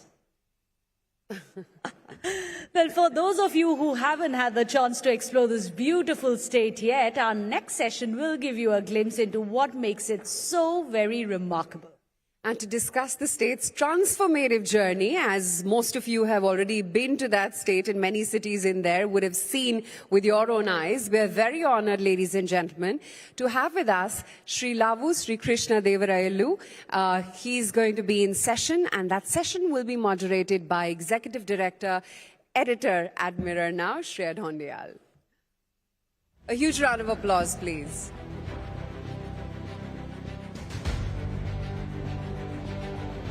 Over to you, Shreyana. Thank you, ladies. You look lovely. You've been doing a great job for the last 48 hours, and I'd love to be director someday. Thank you. Mr. Lavu Krishna, thank you so much for your time here on the India Economic Summit. Great to have you here. You're joining us at a time when we are hoping for some degree of sanity in Parliament. And there is something phenomenal happening in your state. We'll talk about the insanity and sanity in Parliament in just a bit. There's a constitution debate that is currently underway, but as expected, the Rajya Sabha has been adjourned. There's something called Swarna Andhra Pradesh at 2047 that is being inaugurated in Andhra Pradesh today. Could you talk to us about that? Because what it envisions is a roadmap that will lead you, that is the state of Andhra Pradesh, to a 2.4 trillion economy by the end of 2047. That's pretty phenomenal. Thank you. Thanks for having me. When we come to Swarna Andhra 2047, this is being released none other than Nara Chandrababu Naidu Garu, our Chief Minister. He is instrumental in inaugurating Vision 2020 document right in 1990s. When he released that, when he put it forward to the country saying, this is my Vision 2020 for the state and for the nation, everyone said, is it possible? Is it this is how India is going to be. Exactly what is there in the document is being seen right now across India, across Andhra Pradesh. Again, he has come forward, and again he is saying, this is my vision 2047 for Andhra Pradesh. This is how I want Andhra Pradesh to be in the next 20-25 years.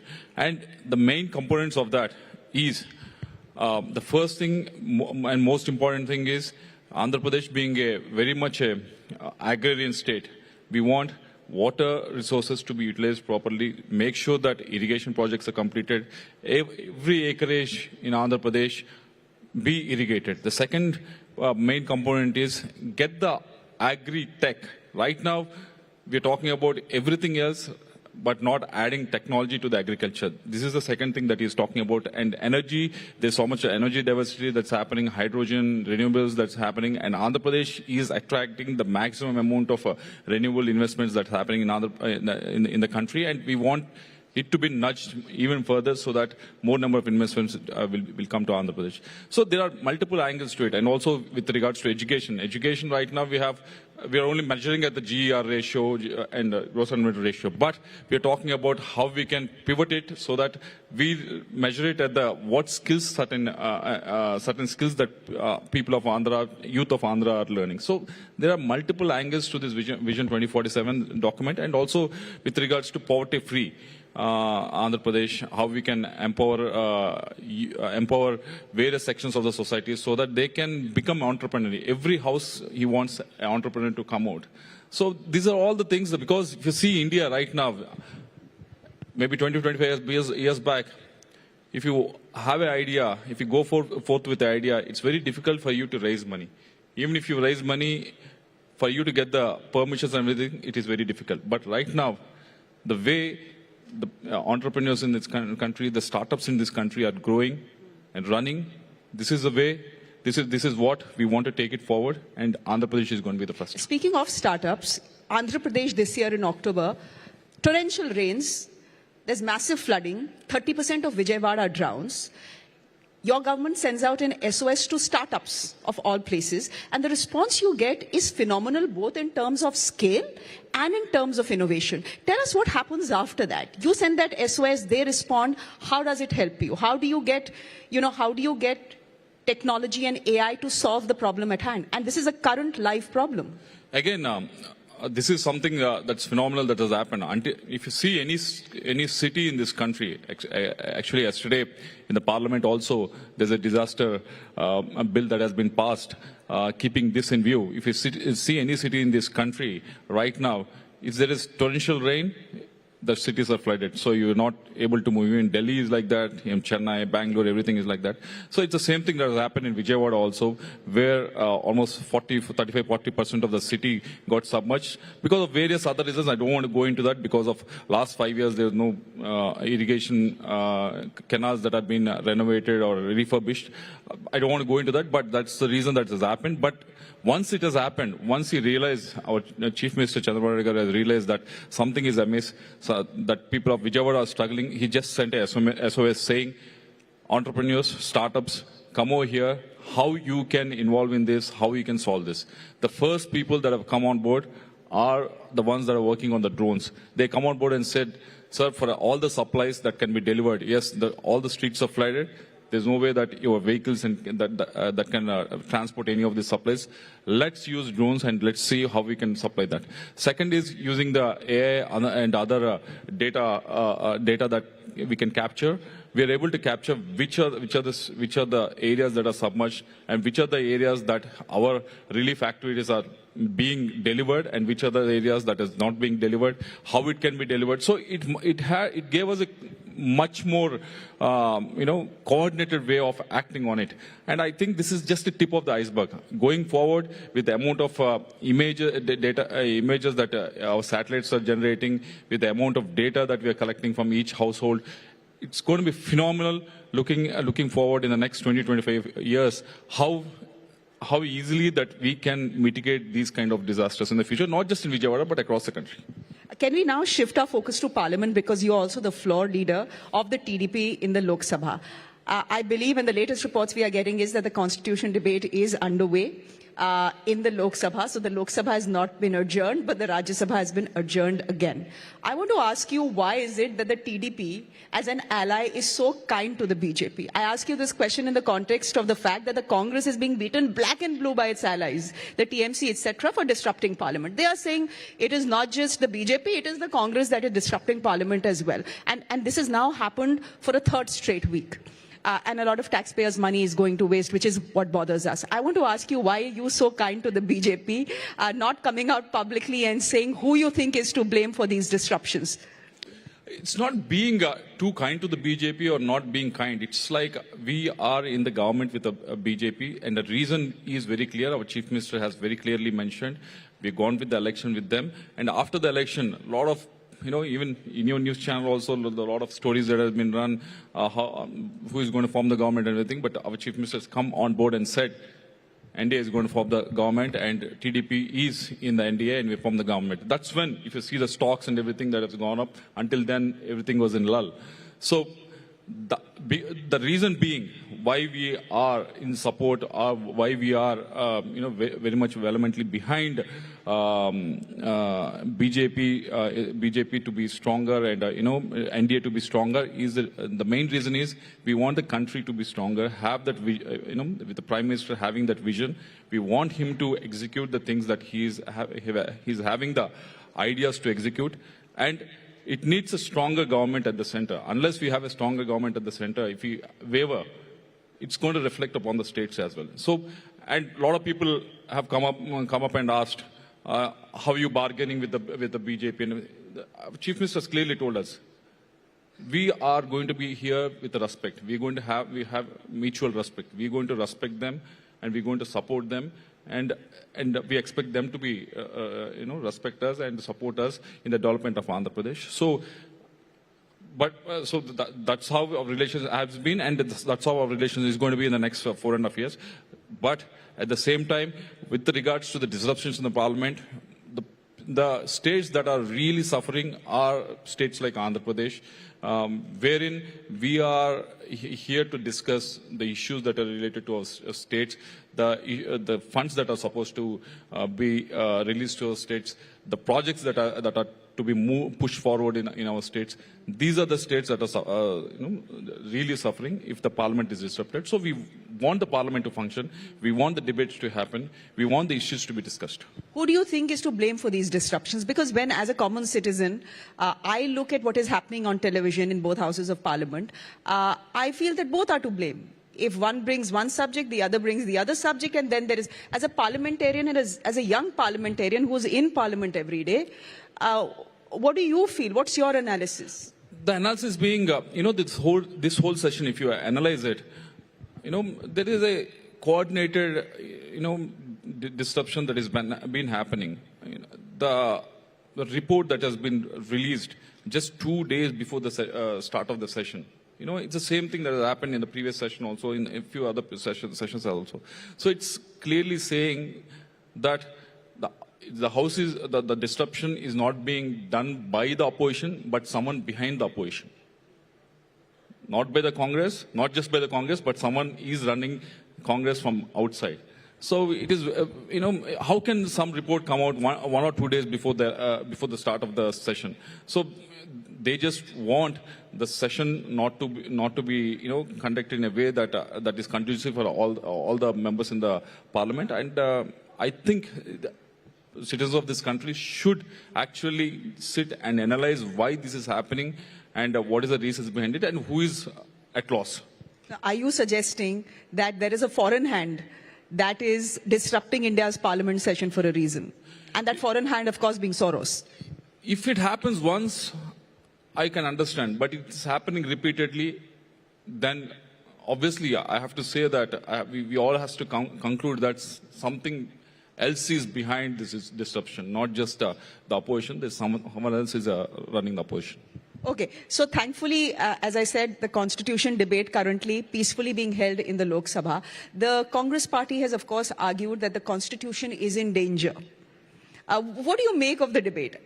I mean, it's the only debate that Parliament is happening, that is happening in Parliament in 3 weeks. So we should pay some attention to it. When it comes to Constitution and when Congress starts saying Constitution's in danger, I don't know about other states, representatives, parliamentarians of the other states, what they think and how can they portray it. But coming from Andhra Pradesh, which has been partitioned, when in 2014. Our state has been divided into two, Telangana and Andhra Pradesh. People from Andhra Pradesh and majority in the assembly in Andhra Pradesh, United Andhra Pradesh, clearly gave a mandate that we don't want division of Andhra Pradesh. Still, Congress went ahead when they were in power in 2013. They went ahead and divided state of Andhra Pradesh. And when you divide state of Andhra Pradesh, any state, you give resources equally. But we were done severe injustice. All the resources were given to Telangana, all the industry was given to Telangana, all the institutions were given to Telangana. We are left with nothing. And the bill was, you all must have seen how the bill was passed in Parliament also, the division of Andhra Pradesh. When it came to Parliament, obviously you go for a vote, you count the number of people that are in favor of it or against it. But it was done in such an undemocratic way, unconstitutional way, where number of parliamentarians from Andhra Pradesh and various parties were excluded, were debarred from entering into parliament, were sent out of the parliament, and the vote was conducted not by physical way, but more with the word of mouth. That was done. Even now, if you ask how many votes were against and how many votes were in favor of division of Andhra Pradesh in parliament, no one knows. That is how unconstitutional it was done. And if you go back even further, in 1983-84, when the great NTR was the chief minister, when he went abroad for his heart operation, again the Congress, unconstitutionally, when he went for the heart operation, unconstitutionally, brought him down and reinstated some other government. When he had overwhelming majority of almost 75 to 80% of the seats are won by TDP. Still, they divided TDP when he was outside the country and formed the Congress government. I know it stayed for a very short a time, but again went for the election. So if Congress talk about constitution, it's a laughable matter. Okay, you're saying it's hypocrisy. It's hypocrisy. Them saying that the constitution is in danger. You, Mr. Lavu Sri Krishna, began by saying that we are firmly behind the BJP government, firmly behind Prime Minister Modi, because this country needs a stable government for growth, and I agree with you there. Do you then also agree with them on the entire Waqf board debate that is happening right now? Your main opposition in the state has already put you on a spot by saying that they are going to oppose the Waqf board bill. Now, Mr. Naidu is often heard saying that, you know, if one eye is Hindu, then the other eye is Muslim. My point is, do you have a clear idea on how you are going to navigate this tricky minefield? If you have observed what happened in the parliament, TDP is the party, and our member got up when given the opportunity, clearly, boldly said, let's send Waqf amendment bill to joint parliamentary committee. Arey baapre, in joint parliament committee only fury and fire, nothing else is happening there. There's enough discussion that is happening there. There are enough witnesses that are coming, not just from a few states, but across the country, the witnesses are coming. And number of boards are also coming, Muslim boards are also coming, presenting their issues there. Our request is, our word to the Muslim communities, we want their point of view to be taken, and we want them to be respected, the whole community to be respected. The Waqf amendment, obviously it has been done. This is not the first time it is being done. It's almost done 5-6 times after the independence. This is not something new that is happening. But when we're doing it, let's respect the community's viewpoints and take them on board and make sure that their viewpoints are also incorporated in the Waqf Amendment Bill. You know, at no point do I believe that the Jamaat-e-Ulema is the spokesperson of the Indian Muslim. But this is what they are saying. They are saying, look, this has to do with Muslims.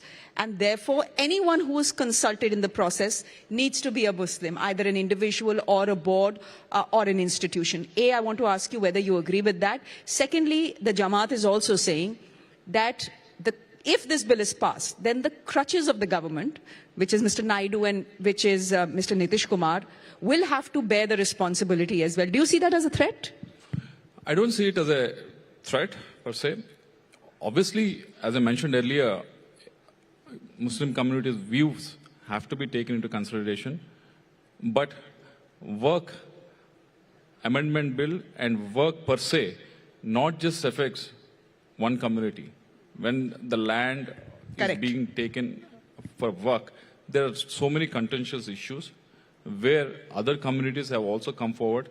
Even in our JPC, which I was a member, there are a lot of witnesses who have come forward, not just Muslim community, but other communities also expressed in favor and at the same time expressed their grievances also in the JPC, saying certain properties which are taken on board by Waqf has not been done in that state in a completely transparent manner. So we cannot just restrict when we're talking about Waqf to only one community. We have to take into consideration of Muslim communities' viewpoints. At the same time, whoever is getting affected, which is a lot of other communities as well, let them come on board, let them give their viewpoints. We're in a country, India, we take opinions from every quarter, so every source possible. But the opposition says, "Humse opinion nahi lete." I want to ask you, within the JPC, since you are a member, now the impression all of us have is, if it's the Waqf JPC, there'll be blood and gore in it. Is that how things work? Because we've seen things get pretty ugly in there. Is that how every meeting is held, or is there some peace, quiet, and mindful discussion as well? Obviously, there's a very deep discussion that's happening, and there are eminent people that have come on board and put their viewpoints in the JPC. And obviously, there is a lot of noise that happens. When there is noise only, you have to take into account that there is something actually happening. No, when there is noise, there is no debate. It's a bit like a TV show, right? Lots of noise, but maybe there is no actual substantial debate. Luckily, any standing committee, any JPC meetings, they are not being televised. So we don't talk or we don't make our points only for the TRPs, but we ought to share on our WhatsApp groups. But actually, we make our points when we are sitting in the JPC or any standing committees to make sure that their viewpoints, the community's viewpoints, or affected people's viewpoints are put on board. So don't take it, just because there's a lot of voice that is happening, don't take it that there's no work happening. There's enough work happening. There's, if you see the attendance and the participation from various parties in the JPC, it's tremendous. The amount of time that they're spending there. Almost every week we sat for two days. Imagine when the parliament session is not on, every week there are members coming across the country, coming here, spending the 2 days time here and listening to various witnesses. This is never heard of, never seen of. So don't just go by the one or two breaking news that you see, but actual work is actually happening on the ground. Okay, so which means that you want reforms in the Waqf board and you'll back the government. You said Muslims need to be respected in the process, but you'll back the government as far as the Waqf bill is concerned. I can paraphrase again, we want Waqf amendment bill when it's being taken into consideration, the Muslims' viewpoint, minorities' viewpoint to be taken into consideration, and they are respected equally, and their viewpoint is respected equally, and taking it on board. That's the first thing. Second thing is, Waqf amendment bill is not getting amended or not getting passed for the first time. This has been done for the last, after the independence, almost 5-6 times. This is not something new. There is a law that is amended. There are a lot of laws that is getting amended continuously because we want to better that. One nation, one poll. Is the TDP completely on board with the government's idea of one nation, one poll? If you ask anyone from Andhra Pradesh, we are going through one nation, one election for the last 5-10 elections. Because our assembly election or a parliament election happens at the same time. So you're asking the wrong person. Because every election we face, assembly and parliament elections happens at the same time. Only the local body elections doesn't happen. So we don't mind. Okay, finally, we'll wrap. It's lunchtime. I'm sure you're hungry as well, and so are our viewers. Quickly, then, how are Tirupati laddus doing? All great on that front? All sugar and honey? Tirupati laddu, the taste of it got really better. And the ingredients that are being used are being monitored much better. And there's much more transparency in the way the whole functioning of TTD is happening for the last 5-6 months. And obviously, it needs more improvement. And our Chief Minister, Nara Chandrababu Naidu Garu, has clearly stated that this is not the place where TTD is not the place, Tirumala Tirupati Devasthanam is not the place for politics. This is a place for religion worship, and we are going to respect that. We're going to take it forward. Lavashri Krishna, thank you so much for your time here on the India Economic Conclave. Great to have this conversation. Thank you. Thanks for having me. Thank you so much. Shreya Dhondial, and of course the Honorable and esteemed Member of Parliament, Shri Lavashri Krishna. And now, ladies and gentlemen, it's time for lunch. So, of course, we're going to ask you to fill your stomachs, empty your minds, because after lunch, we are going to resume with an exciting lineup of distinguished speakers who are shaping India's growth story. You're going to be hearing from visionaries such as Jyotiraditya Scindia, Shri Vishnu Dev Sai is going to be there, Navneet Munot is going to be there, amongst many others. So remember to share your thoughts and experiences on social media using the hashtag IEC 2024. After lunch, we are going to see you right back here. It's being served at the pre-lunch, pre-function area to your right.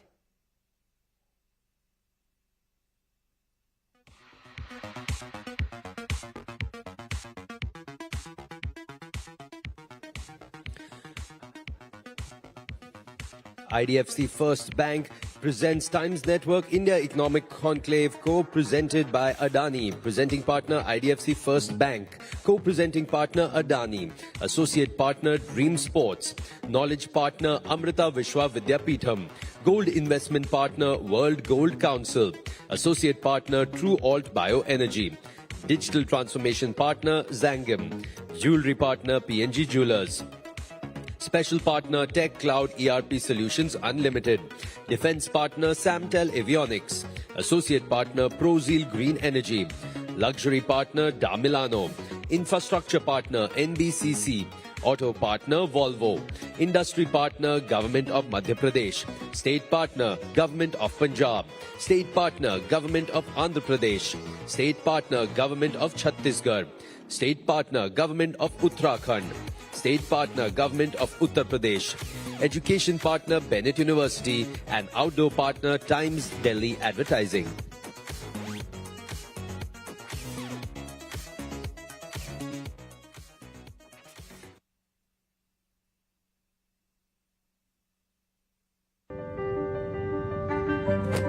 How do you know that you've arrived? How? Is it when your name means many things to many people? Or when your signature becomes a currency? Thank you. Is it when the only approval you need is your own? Or when you feel like giving back is another way of moving forward, you know? Or is it when you stand tall amidst giants? Just when and how do you know you've arrived? Tough question, really. Because when you start to feel like you're almost there, a little voice inside says, the best is yet to come.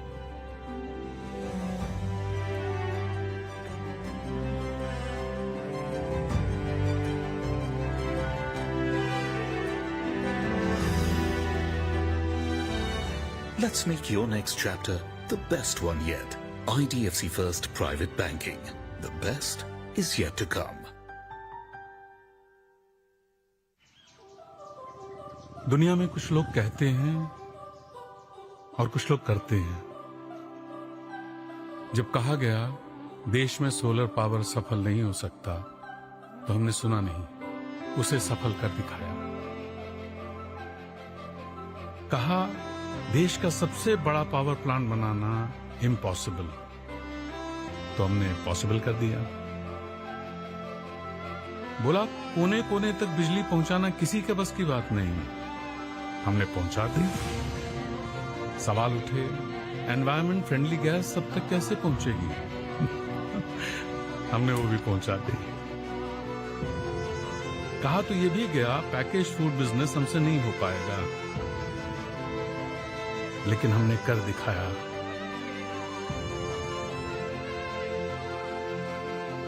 बातें उठी cement sector में हम कभी strong नहीं बन सकते, तो हमने सुना नहीं, बन के दिखाया।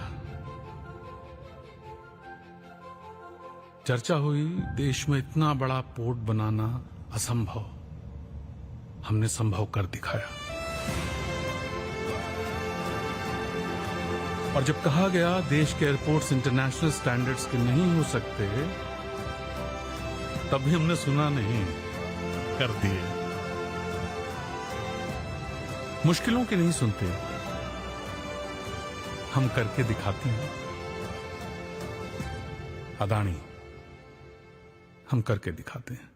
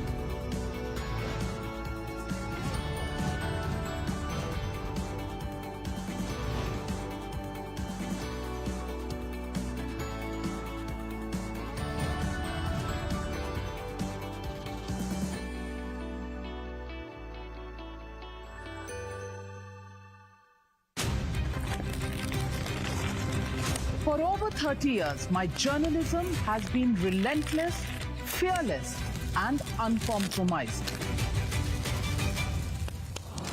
My stories have breached lofty ivory towers and brought down the high and mighty.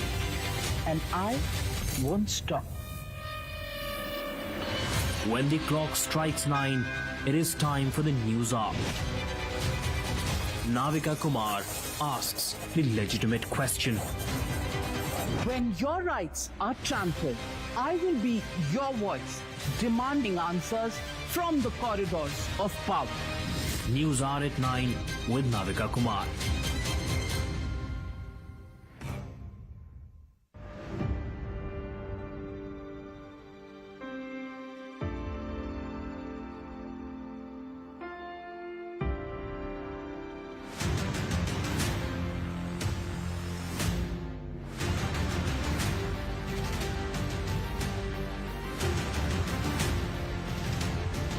Viewers, you deserve more. Let's go beyond who said what. Let's ask tough questions. Let's push the boundaries, making sense of past, present and the future. Debates that result in new ideas. Discourse that informs and inspires. Watch me, Pranesh Kumar Roy, on your show, India Upfront.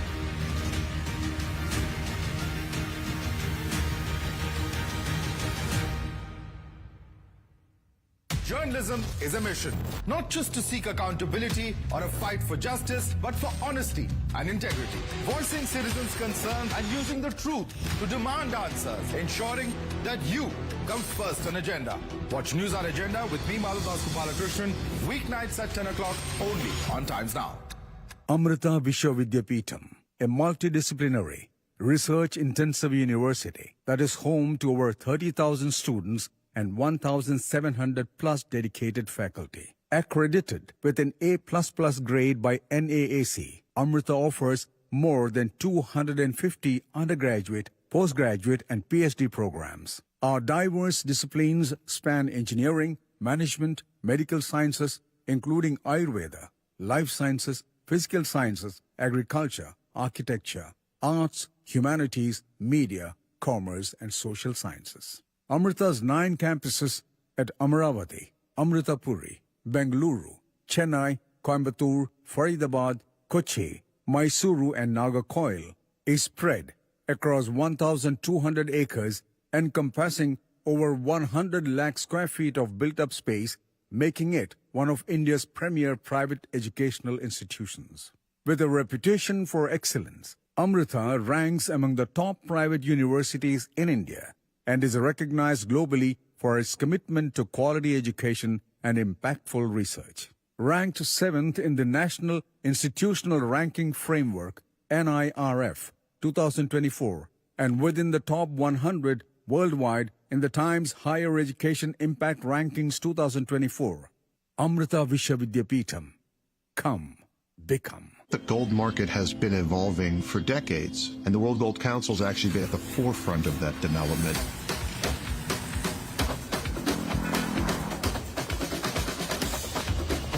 We provide data, research, and tools to investors that help them understand gold. There is no comparable resource out there. We have developed mandatory hallmarking in India. Hallmarking is a stamp of trust and transparency in the gold that people buy. The role of the World Gold Council is to make sure that gold continues to be relevant. We are going to see a universe where every gold bar is logged in a digital database. The benefit is to have one source and one form of gold tracked worldwide. We are focused on only one thing. We are focused on gold. And so as a consequence, we are experts at it.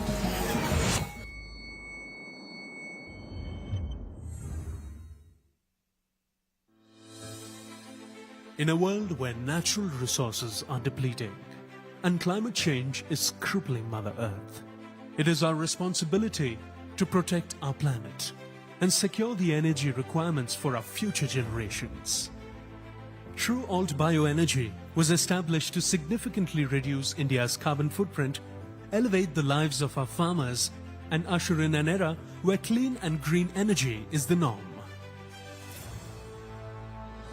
Founded by the MRN Group, India's leading business conglomerate, True Alt Bioenergy is set to become Asia's largest producers of ethanol, manufacturing over 450 million litres of ethanol per annum. Ethanol is the fuel of the future. The applications of ethanol range from powering vehicles as a sustainable aviation fuel, producing electricity and manufacturing alcohol, and many more. Today, there are various countries that are utilizing ethanol as the sole fuel to power their vehicles and also in the form of flex fuel vehicles. Ethanol has also been tested as a sustainable aviation fuel, thus making air transport an accessible means to all. The Government of India, through the ethanol blending program, blends ethanol with fuel at a 20% rate, which is only bound to increase. This results in the drastic reduction in the utilization of crude oil and has the potential to save Mother Earth's precious resources. We at True Alt Bioenergy want to ensure that the air we breathe is cleaner.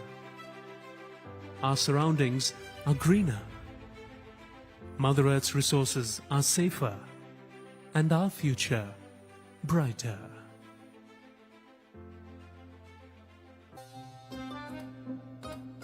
ये आपका mood है जो बनता है, बदलता है, बिगड़ता है, सोचता है, बहुत कुछ कहता है जब टीवी पर न्यूज़ देखता है, पर सुनाई किसी को नहीं देता। अपने टीवी की सिर्फ सुनिए मत, उसे अपनी भी सुनाइए। फोन उठाइए, स्कैन कीजिए, देश के मुद्दों पर देश को बताइए अपना मुद्दा। देखिए रंजीत कुमार के साथ देश का मूड मीटर सोमवार से शुक्रवार शाम 5:55 पर। खबरों का ये मेला यही लगेगा, जहां होगी हर बिग स्टोरी बोल्ड अंदाज में, to the point, no waste of time, big and bold. Times Now Navbharat पर। उठाओ वो सवाल जो दबा दिए गए, पूछो वो बात जो छुपा दी गई, सिस्कियों का हिसाब मांगो। जो जिम्मेदार हैं उनसे अपना आज, अपना कल मांगो, इससे पहले कि चुप्पियां सब राख कर दें। पूछ लीजिए सवाल पब्लिक का नाविका कुमार के साथ टाइम्स नाउ नव भारत पर। काफी समय से अमेरिका से लंबी दूरी वाली मिसाइल दागने की अनुमति। ओ बिट्टू, खेलता ही रहेगा या सब्जी लेने जाएगा? क्या है, पैसे तो दिए नहीं आपने। तो यूपीआई पेमेंट करके ले आ। यूपीआई? लोकल मार्केट में कैश चाहिए तुझे, जबकि आज की डेट में सिंगापुर, फ्रांस, श्रीलंका से लेकर यूएई तक अपने इंडिया का यूपीआई चलता है। और ये बात तो पाठशाला के बच्चे बच्चे को पता है। क्या बात है मम्मी, आप तो बड़े स्मार्ट हो गए। तो तू भी हो जाना, लियो कर क्लास, आया कर पाठशाला में। परिवार का हर सदस्य कुछ ना कुछ तो सीख के जाता है जब वो पाठशाला में आता है बॉस। तो आप भी आइए। न्यूज का इकलौता फैमिली शो, न्यूज की पाठशाला, टाइम्स नाउ नव भारत पर।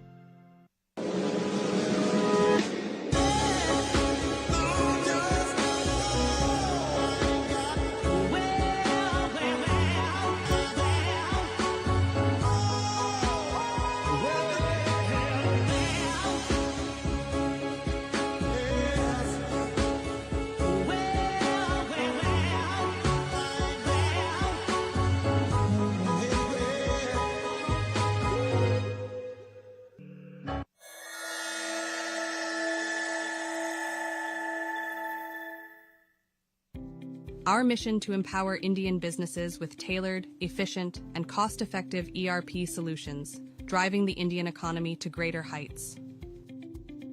Our Vision Tech Cloud ERP envisions enhancing India's GDP by delivering customized solutions designed specifically for Indian industries. With 25 years of experience, Tech Cloud ERP offers 22 integrated modules that help businesses operate seamlessly and efficiently. Our integrated modules include CRM sales purchase, inventory, production, quality control, quality assurance, job work, human resource management finance, and more. Tech Cloud ERP caters to a wide range of industries, including agriculture, education, healthcare, manufacturing, trading, hospitality, hotels and restaurants, service-oriented sectors. With 90% of our product pre-configured, the remaining 10% is swiftly customized to align perfectly with your unique business needs. Beyond ERP solutions, we specialize in creating custom software tailored to meet the specific requirements of government agencies. Tech Cloud ERP prioritizes innovation and customer success, delivering transformative solutions to optimize operations, increase productivity, and ensure growth. Visit our website www.techclouderp.com. Your growth is our mission.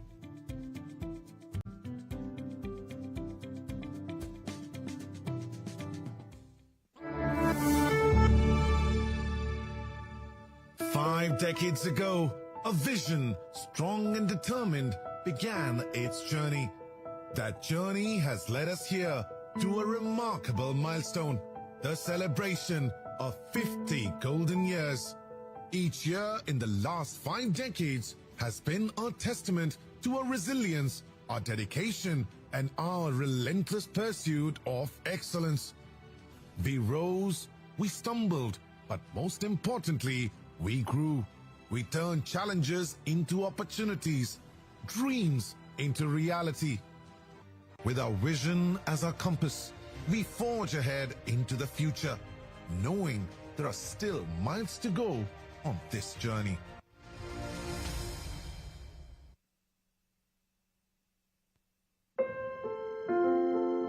Greatness can come from humble beginnings. For PNG, it started in the year 1832 in the heart of Sangli. Daji Kaka Gadgil established PNG's first store in Pune on 9th February 1958. Daji Kaka believed jewelry is not just an ornament, it's a promise to be kept and a legacy to be carried forward. He was a maestro in the art of building relationships. For him, it always went beyond transaction. It was about fostering connections that transcended time. The year 2012 saw the brand evolve from Pune Gadgil Company to PNG Jewelers, marking the start of a new phase for the brand. PNG's artistry has shined in Bollywood with its hit jewelry collections. PNG Jewelers has earned numerous national and international awards. PNG Jewelers has been an integral part of Dagadu Shet Ganpati festivities, crafting iconic jewelry. Collections like Pratha, Nakshi, Swarajya, Hina, Saptam, each a masterpiece, reflects the artistry and passion. PNG is known for its Mangal Sutra Mahotsav. PNG Jewelers offers a seamless online shopping experience. PNG Jewelers is embarking on a journey with a robust leadership, which is set to broaden its horizons. This expansion heralds a significant leap forward in its ongoing pursuit of growth and prosperity, reflecting the brand's enduring commitment to excellence and innovation. Prozeal Green Energy is developing solar power solutions to drive the shift to clean energy. We help large-scale industries transition to greener operations, reliable, affordable, and sustainable energy solutions. Prozeal Green Energy, powering a net zero future.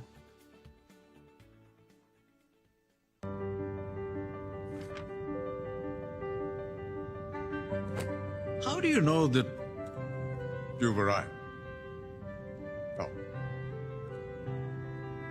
Is it when your name means many things to many people? Or when your signature becomes a currency? Thank you. Is it when the only approval you need is your own? Or when you feel like giving back is another way of moving forward, you know? Or is it when you stand tall amidst giants? Just when and how do you know you've arrived? Tough question, Rick. Because when you start to feel like you're almost there, a little voice inside says, the best is yet to come.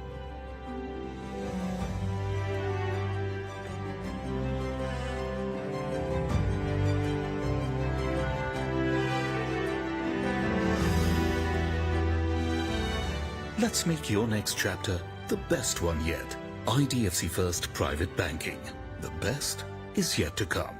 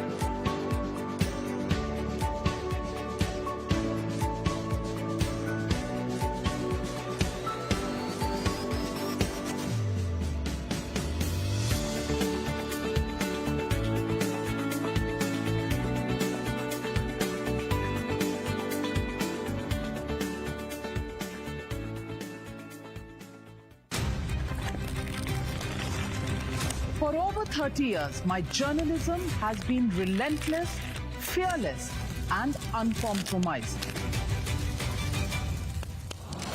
My stories have breached lofty ivory towers and brought down the high and mighty.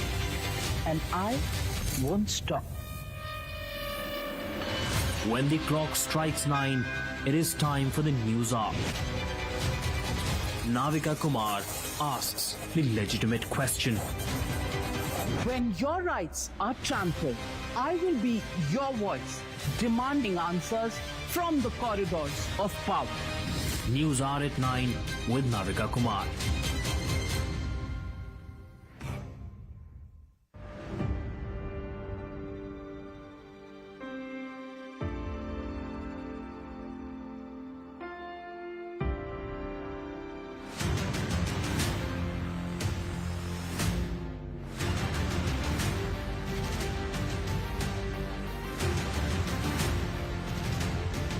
Viewers, you deserve more. Let's go beyond who said what.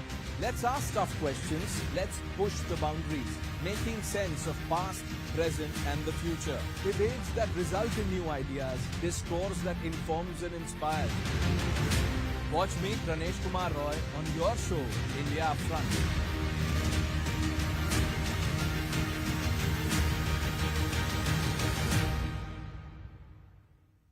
Journalism is a mission, not just to seek accountability or a fight for justice, but for honesty and integrity. Voicing citizens' concerns and using the truth to demand answers, ensuring that you come first on agenda. Watch News Hour Agenda with me, Madhudas Gopalakrishnan, weeknights at 10 o'clock only on Times Now.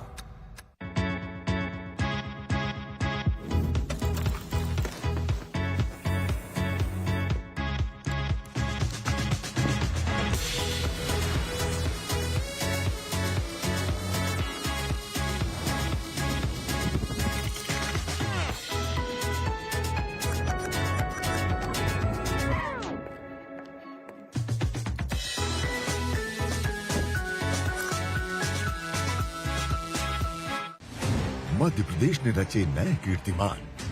प्रधानमंत्री नरेंद्र मोदी जी के मार्गदर्शन में मोहन सरकार ने रखी विकसित मध्य प्रदेश की नींव।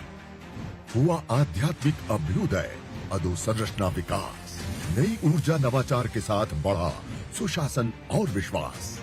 नारी शक्ति को मिला पूरा सम्मान, युवाओं का भी हुआ उत्थान। बेहतर स्वास्थ्य और शिक्षा के गढ़े नए आयाम। समृद्ध बना किसान, गरीब के चेहरे पर आई मुस्कान। मैं डॉक्टर मोहन यादव ईश्वर की शपथ लेता हूँ। मध्य प्रदेश की कमान संभालने के 1 साल के अंदर ही प्रदेश के विकास, सामाजिक सशक्तिकरण और धार्मिक सौहार्द को बढ़ावा देने के लिए विजनरी मुख्यमंत्री डॉक्टर मोहन यादव ने यशस्वी प्रधानमंत्री जी के प्रोत्साहन से विकास कार्यों को रफ्तार दी, तो नई पहल के जरिए विस्तार भी। 1 साल के अंदर ऐसे जनहितैषी फैसले लिए जिसने प्रदेश में जन जन के चेहरे पर मुस्कान बिखेरी। सांस्कृतिक विरासतों को सहेजते हुए मध्य प्रदेश को विकसित प्रदेश की श्रेणी में सबसे आगे लाने के लिए ऊर्जावान मुख्यमंत्री डॉक्टर मोहन यादव नित नए आयाम गढ़ रहे हैं। प्रदेश को और ऊंचाइयों पर पहुंचाने के प्रण के साथ ये क्रम निरंतर जारी है, ताकि मध्य प्रदेश देश में समृद्ध और प्रगतिशील प्रदेश की श्रेणी में अग्रणी रहे और विकसित भारत की संकल्पना को साकार करने में अपना योगदान दे। मोदी जी का विजन, यादव जी का mission. Let's go meet those who bring colors to life, magic in their hands, turning soil into gold. They talk with timber, listen to the heartbeat of threads, adorning centuries with their artistry, creating new eras. Blooming in every alley, artistry of Punjab in abundance, adorning the body, adorning the whole, traditions of Punjab. In dance, as it sets, a flame of joy burns. Bhangra, Giddha, Luddi, Sami, dancing to the rhythm of Jhumar. Here, the river of melody flows. Vibrant is the color of Punjab. Come, experience it once. 2024 marks the return of a leader who, during his 2 terms as Chief Minister of Andhra Pradesh, implemented groundbreaking reforms that laid the groundwork for a new era of governance, transforming the state's industrial landscape. Now, Chandrababu Naidu returns as Chief Minister, determined to accelerate the pace of development and propel the state to new heights. I'm telling you, India is having an advantage. Technology will bring employment. With the deep technology also, we can create wealth. We'll create more and more avenues for employment. That is where our government is giving more incentives for employment generation as a condition. The Andhra Pradesh government is committed to creating a thriving ecosystem that offers competitive incentives to draw industries back to the state. Andhra Pradesh, every part of Andhra Pradesh, I want to make it a innovation hub. Every family, I want to promote one entrepreneur. That is my dream. The Andhra Pradesh government is actively working to integrate institutions, processes, systems and infrastructure to ensure faster turnaround times. The new industrial policy clearly identifies 4 key focus sectors for the government's objectives: food processing, electronics, micro, small and medium enterprises, MSMEs and other manufacturing sectors. This policy has been welcomed by industries and entrepreneurs in Andhra Pradesh.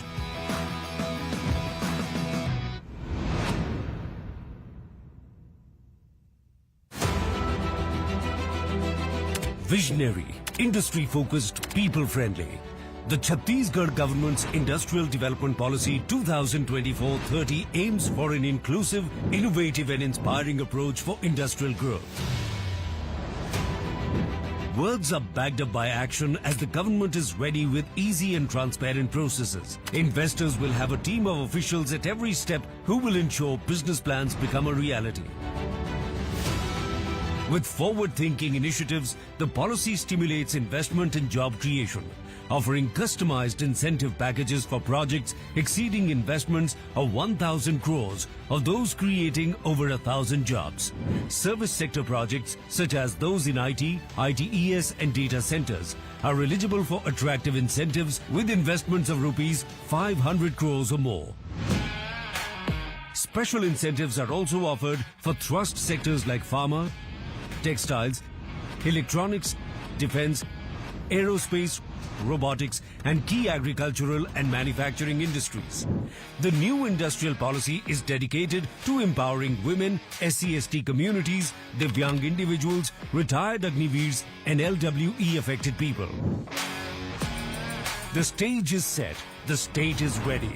Invest in Chhattisgarh and take your business to greater heights. The people and the government welcome you to be a part of the vision of a developed state of Chhattisgarh. Uttarakhand में बागवानी से सशक्त हो रहे हैं किसान, बन रही है उन्नत प्रदेश की विशिष्ट पहचान। मुख्यमंत्री पुष्कर सिंह धामी के संकल्प से किसानों की आय में जबरदस्त मुनाफा, फल और सब्जियों में पौष्टिकता, विकास के अंत्योदय सफर की कहानी लिख रही है। मुख्यमंत्री एकीकृत बागवानी विकास योजना के तहत किसानों को समृद्ध बनाने के लिए कोल्ड स्टोरेज पर 50% सब्सिडी अथवा 7,50,000 रुपए तक और रेफ्रिजरेटर वैन पर 50% सब्सिडी अथवा 13 लाख रुपए तक दिए जा रहे हैं। साथ ही फल, सब्जियां, पुष्प और मसालों के पौधे और बीज 50% सब्सिडी पर किसानों को प्रदान किए जा रहे हैं। मुख्यमंत्री एकीकृत बागवानी योजना के तहत हमें सब्जी और बीज उपलब्ध कराए जाते हैं, जिसमें कि हमें समय समय पर उद्यान विभाग के द्वारा विभिन्न प्रकार के कीटनाशक दवाएं भी उपलब्ध कराई जाती हैं और महिलाओं का एक आजीविका को लेकर एक नया ही उत्साह उत्पन्न हुआ है। मुख्यमंत्री संरक्षित उद्यान। Good afternoon, ladies and gentlemen. Welcome to IDFC FIRST Bank presents Times Network India Economic Conclave, co-presented by Adani. We will be beginning the proceedings very shortly. May I request you to please take your assigned seats and put your phones on the silent mode. Thank you. फसल बीमा योजना के तहत फलों और मौसमी सब्जियों का बीमा कराया जाता है और सरकार किसानों को प्रीमियम की कई गुना धनराशि प्रदान कर रही है। हमने आम की फसल का बीमा करवाया था, जिसका 8 गुना प्रीमियम हमें सीधा डीबीटी के माध्यम से हमारे अकाउंट में प्राप्त हुआ। मैं धन्यवाद अदा करना चाहूंगा उत्तराखंड सरकार, मुख्यमंत्री श्रीमान पुष्कर सिंह धामी जी का। बागवानी योजनाओं से खुल रहे हैं समृद्धि के द्वार, किसानों को मजबूत बना रही है उत्तराखंड सरकार।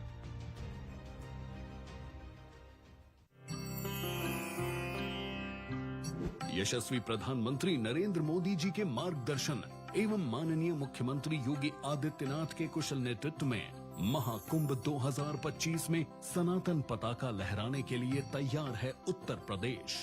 उच्च कोटि के प्रबंधन वाले मानवता के इस अमूर्त धरोहर से साधु संतों के साथ ही कल्पवासी भी पुण्य के भागी बनेंगे।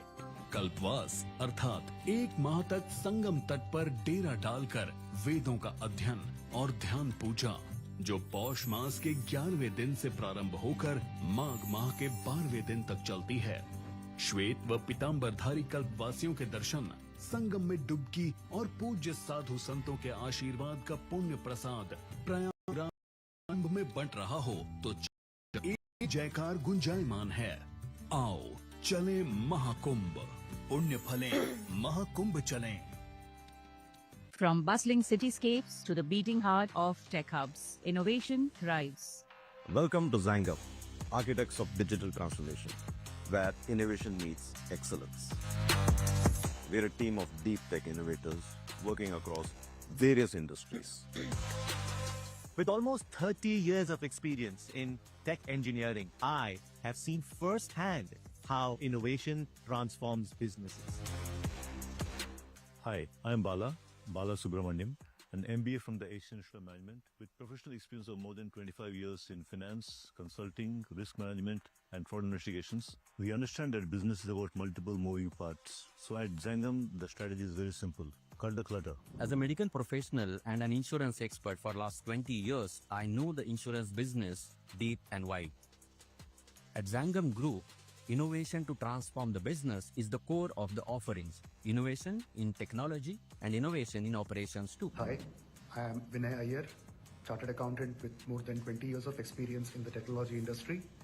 We are Microsoft Gold Certified Partners and LS Central Diamond Certified Partners. We differentiate ourselves by heavily investing in R&D in two key areas: adapting latest cutting and bleeding edge technologies like AI, blockchain, IoT. And the second area is investing in understanding the domain problems of the industry. Then we create a Zangam to culminate in industry-ready, co-created solutions. At Zangam Group, our technological philosophy is built on three pillars: integration, innovation, and impact. At Zangam Labs, we bring in the learning from multiple clients and technologies to create new enterprises. Labs is about actually developing new entrepreneurs so that innovation keeps continuing inside the business and also for our clients. Our strategy to handle disruption is simple: be the disruptor. Through Zangam Labs, we've created a technological symphony of AI, analytics, and automation, thereby delivering scalable business transformation. We work with Zangam Labs to augment Microsoft D365 solution to provide a cutting-edge advantage to our customers. Our AI-driven solutions have been reshaping every aspect of the insurance value chain, including redefining distribution, intelligent underwriting, and automated claims processing. The value we offer to our clients goes way beyond traditional insurance boundaries. We proudly tell our clients, your vision is our mission, your success is our destination. We mainly cater to customers in the retail, hospitality, and duty-free segment. Our customers are present in more than 20 countries. Welcome to Zangam, and this is my team.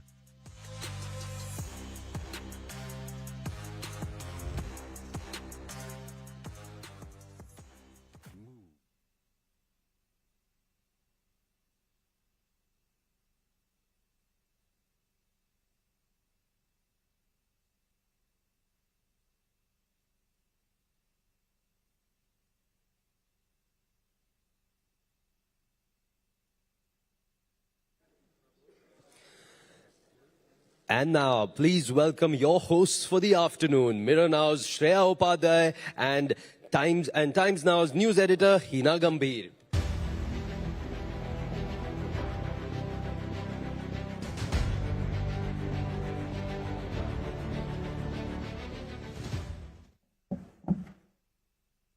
Welcome back, ladies and gentlemen, to IDFC FIRST Bank presents Times Network India Economic Conclave, co-presented by Adani. A 9-year legacy of transformative discourse that has reshaped our nation's economic narrative. I hope you all enjoyed a satisfying lunch and are now energized to applaud our esteemed speakers. Absolutely. Ladies and gentlemen, do share your thoughts and suggestions with us on social media platforms using the hashtag IEC 2024. The sessions ahead, remember, promise thought-provoking insights as we continue to explore India's incredible journey on the fast track to top 3. So, Shreya, let's get started then. For an emerging economy like India, sustaining growth amidst uncertainties demands not only strategic vision, ladies and gentlemen, but also resilience and adaptability. The next discussion that we will have will explore how India can chart a path to prosperity even in the face of existing global volatility. Absolutely. And to provide their expert insights, we have with us two stalwarts of the financial world. We would like to invite our speakers, the CEO of HDFC Asset Management Company, Navneet Munot, and the founder of GQuant Investec, Shankar Sharma. And to moderate this session, may I please call upon stage Editor-in-Chief, ET Now and ET Now Swadesh, Nikunj Dalmia. A big round of applause, ladies and gentlemen.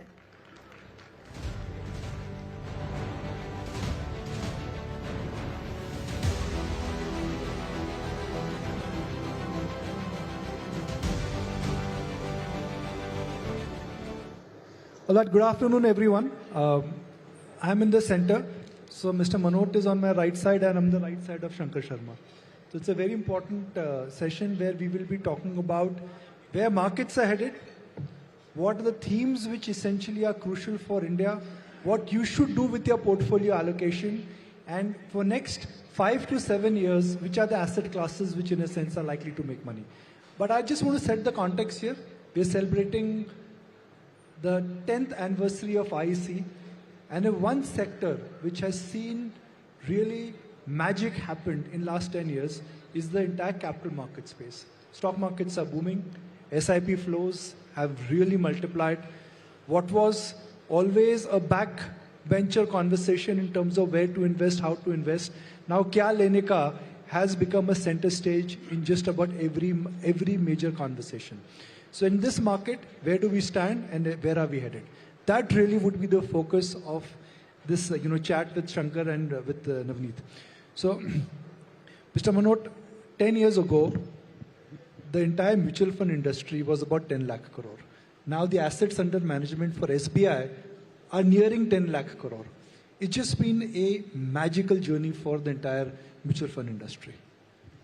Thank you so much, Nikunj, and the role that you have played. Many compliments on the 10th edition of IEC. I remember our AUM, as he mentioned, of the industry was 10 lakh crores, and we have added more AUM as an industry in last 12 months. So the AUM that industry has added in last 12 months is more than the total size of the industry 10 years back. Another heartening number is the equity AUM has now touched 39 lakh crores. That number was 3 lakh crores 10 years back. So what a journey it has been.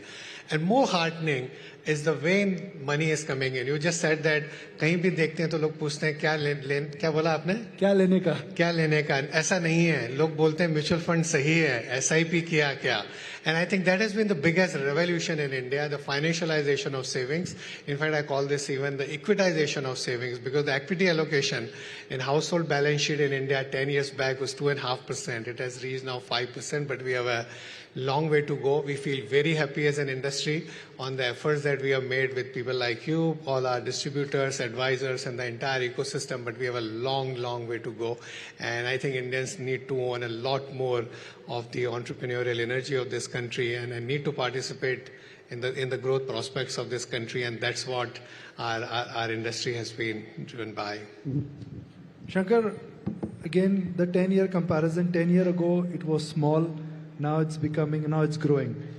If hypothetically we are engaging in a similar conversation on the 20th anniversary of IEC, what do you think we are likely to be discussing in terms of a market level, SIP number, and equity as an asset class? No, I think SIP number, Navneet is far better placed because he has the pulse of the retail investor. All I can say is that, 10 years is your anniversary, and congratulations for that. It's a fabulous show, as we were discussing over lunch. But the Indian capital markets have had a journey even prior to that. We started in, let's say, the late 80s or the early 90s, which is when I entered the markets. And since then, and the reason why I left a pretty good job and entered the rough and tumble world of the stock market back then, it was not a legitimate profession, I can tell you.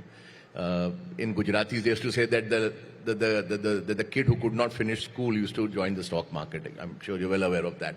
It was no place for an MBA and all those kinds of things. The reason why I did that was that I had exactly the same view as I have today, that India is going to be a fabulous, significant stock market, and I want to get in as early as possible at the basement or basement minus 10 level. And I was 26 and a half when I left my job. Since then, I have not had a moment to regret it ever. And I don't think anybody entering it at 26 and a half today will have anywhere close to something called regret, because many people ask me that, sir, you are lucky that you guys entered, when the boom was just starting. We are now late in the game. And I tell them, in some senses, yes, but in some senses, we were probably too early. Because this whole market infrastructure, the size and scale of companies, therefore the size and scale of opportunities is so much bigger. And opportunity breeds the chance to make big money. If your market cap of India itself was whatever when I started, maybe $20 billion. Can you make $5 billion? You cannot own 25% of the market. But today, $5 billion is peanuts. We're on a 4 trillion market cap. So the size of the pie has expanded so much that even if you're a minorly successful investor, you're looking at making a significant part of that pie chart, as opposed to back when we started, you had to be extraordinarily smart to get even somewhere in life. So in fact, the opportunities are ahead and significantly more than what we enjoyed in the last 30 years. So then why every major brokerage firm or analyst is of the view that Indian markets are good, but they are expensive? They are trading above historical averages. I will steal a line from Navneet that it is important to have Josh in the market, but it is also important to have Hosh in the market. So everybody is losing their Josh, but Hosh also. But that is how markets are, na, Nikunj? I mean, we have seen journeys. Josh and Hosh both are lethal combinations. One alone is okay, but both together is a Molotov cocktail. Again, remember one thing, and I do believe this, and I'm writing a blog on this, which hopefully next week will get published, is that we must have bubbles in markets, because when they burst, they will leave behind some growth. Nothing deflates 100%. Like if you have a bubble in infrastructure companies collapse, but the roads they built, they will be there. The assets that get built out of a bubble remain there. Out of the bubble of .com, still emerged a fantastic thing called the internet. Something good will come out of it. So let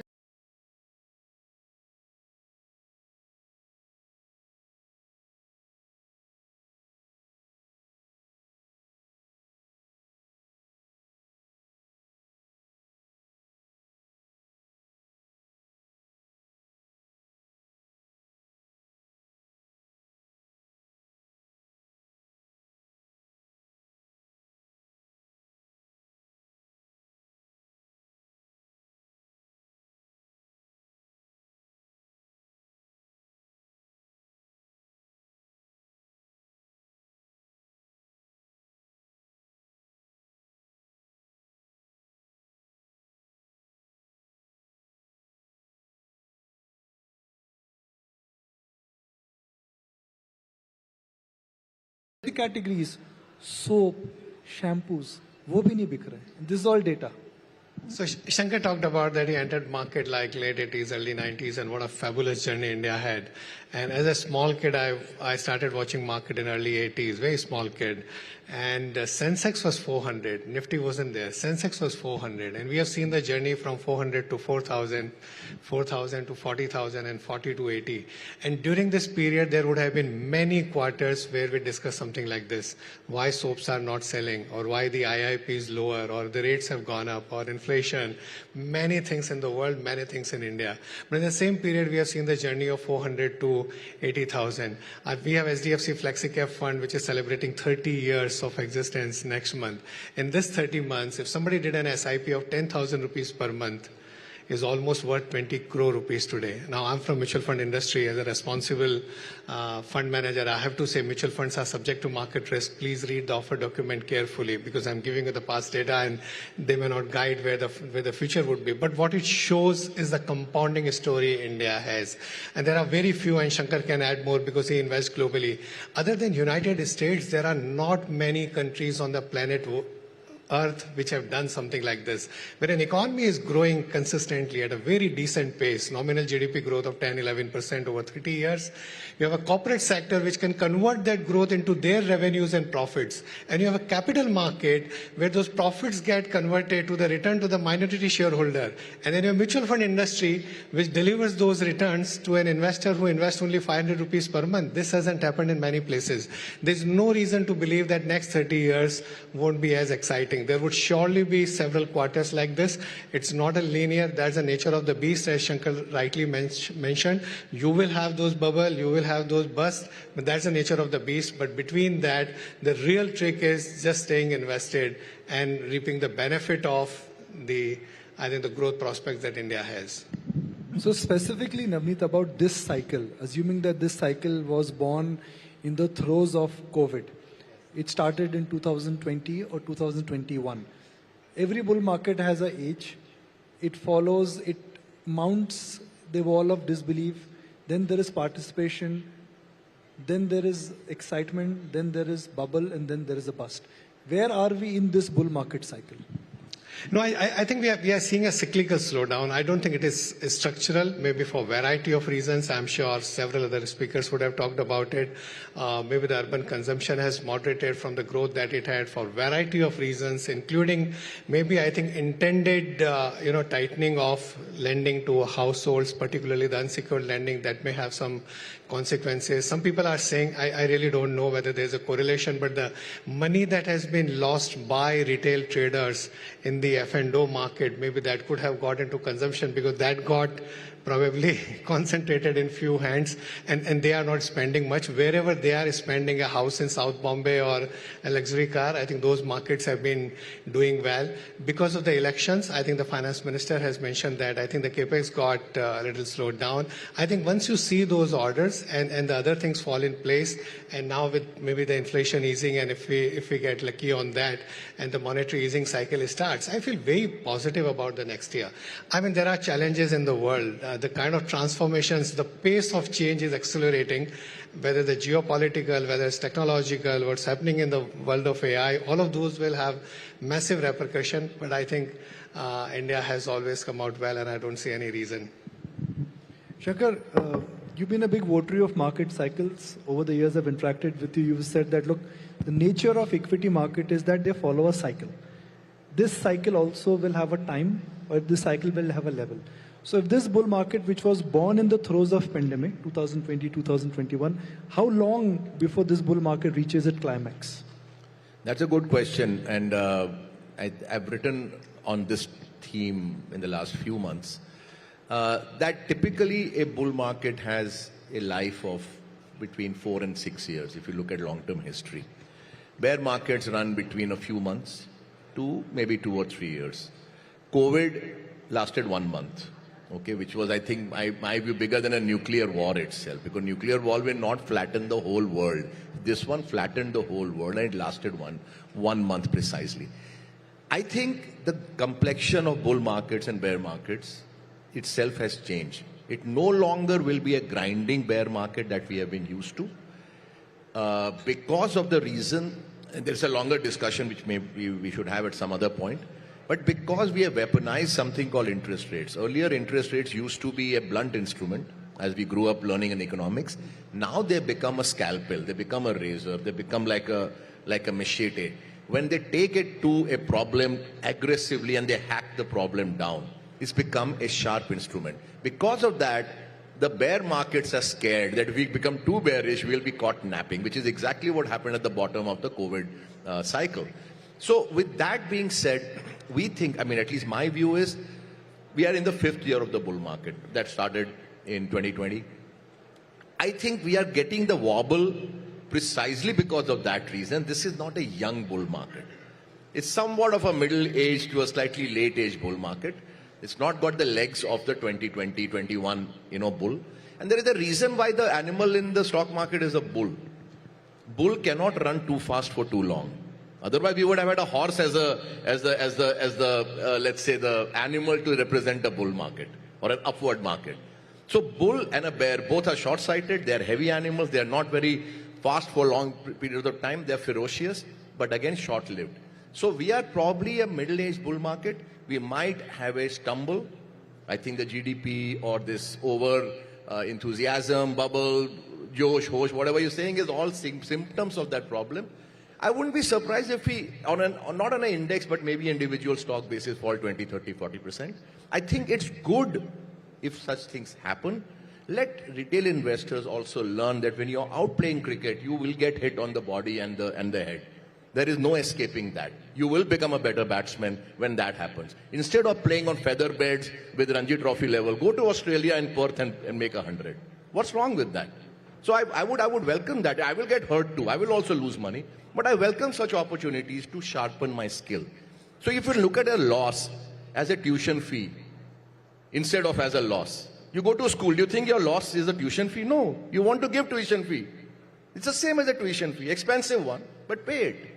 So I think we are towards the later end of this bull market. We might have a breather. We might have a time-wise correction. I don't think it's a crash. I really would be very surprised because there's no condition that justifies that thesis. But we might take a breather for 6-8 months or for a year.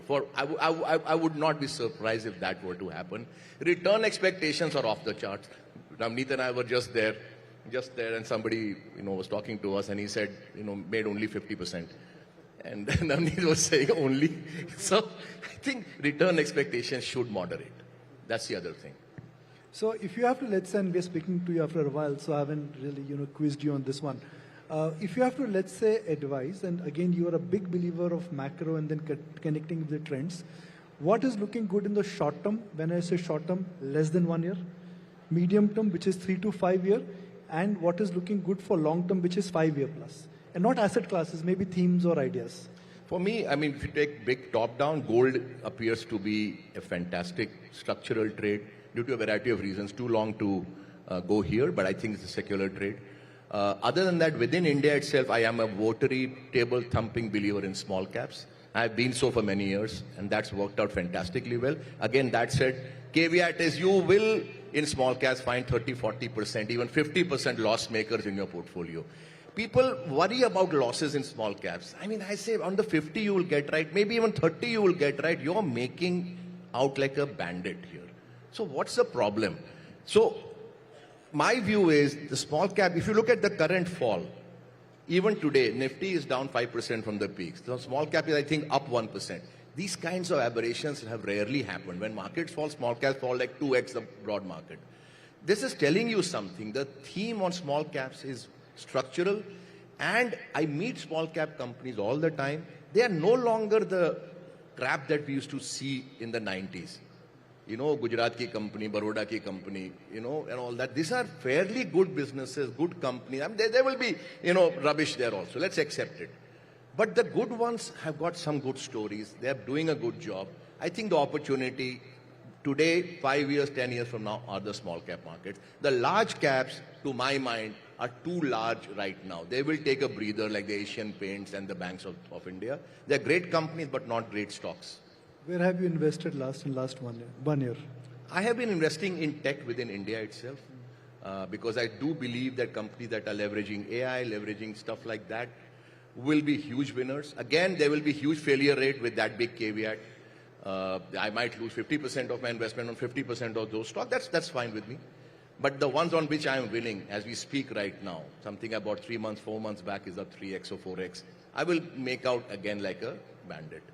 क्या लिया जो 3 गुना हो गया 3 महीने में? Offline. When you say offline, you will be mobbed, ना? तो नाम यही बता दो आप. Navneet, now I'll take the clock forward, which is that assuming that we become a $10 trillion economy by 2031 or 32 or 33, that's the debate. 8, 9, 10, कब होंगे? जाना तो है. The financial market also will double. You will see big multi-baggers, you will see large caps becoming mega caps, and a lot of small caps will become mid caps. Where do you think that size of opportunity is large? Where you think that the magic will happen? Because as the economy will progress, new winners, new industries, new sectors, like Shankar said, small cap can surprise us. As a fund manager, if you're betting on the long term, where are you picking your spots? So look at our own industry. So you quoted the number 68 lakh crores of mutual fund industry. Converted into dollars, this is exactly $800. $800 for the size of US asset management industry in 1988. In next 10 years to 99, they became $5 trillion. If India has a similar journey, if you look at per capita, they were slightly higher, but if you look at the size of the economy, very, very similar. And the fund managers who are managing 50, 60, 70 billion dollars, they are managing a couple of $1 trillion. Why their journey won't happen in India? This our SIP movement is like the 401k movement of United States, very, very similar. And we've seen many businesses. One of the interesting things, Shankar talked about the small cap. I forgot the exact number. The number of companies which have turnover of more than $100 million, and 80%, unlike the people's perception that most of these companies who are not listed, they are all losing money because of the PE and VC money. But the fact is that 80% of them actually make money. Hundreds of them, because of the domestic flows,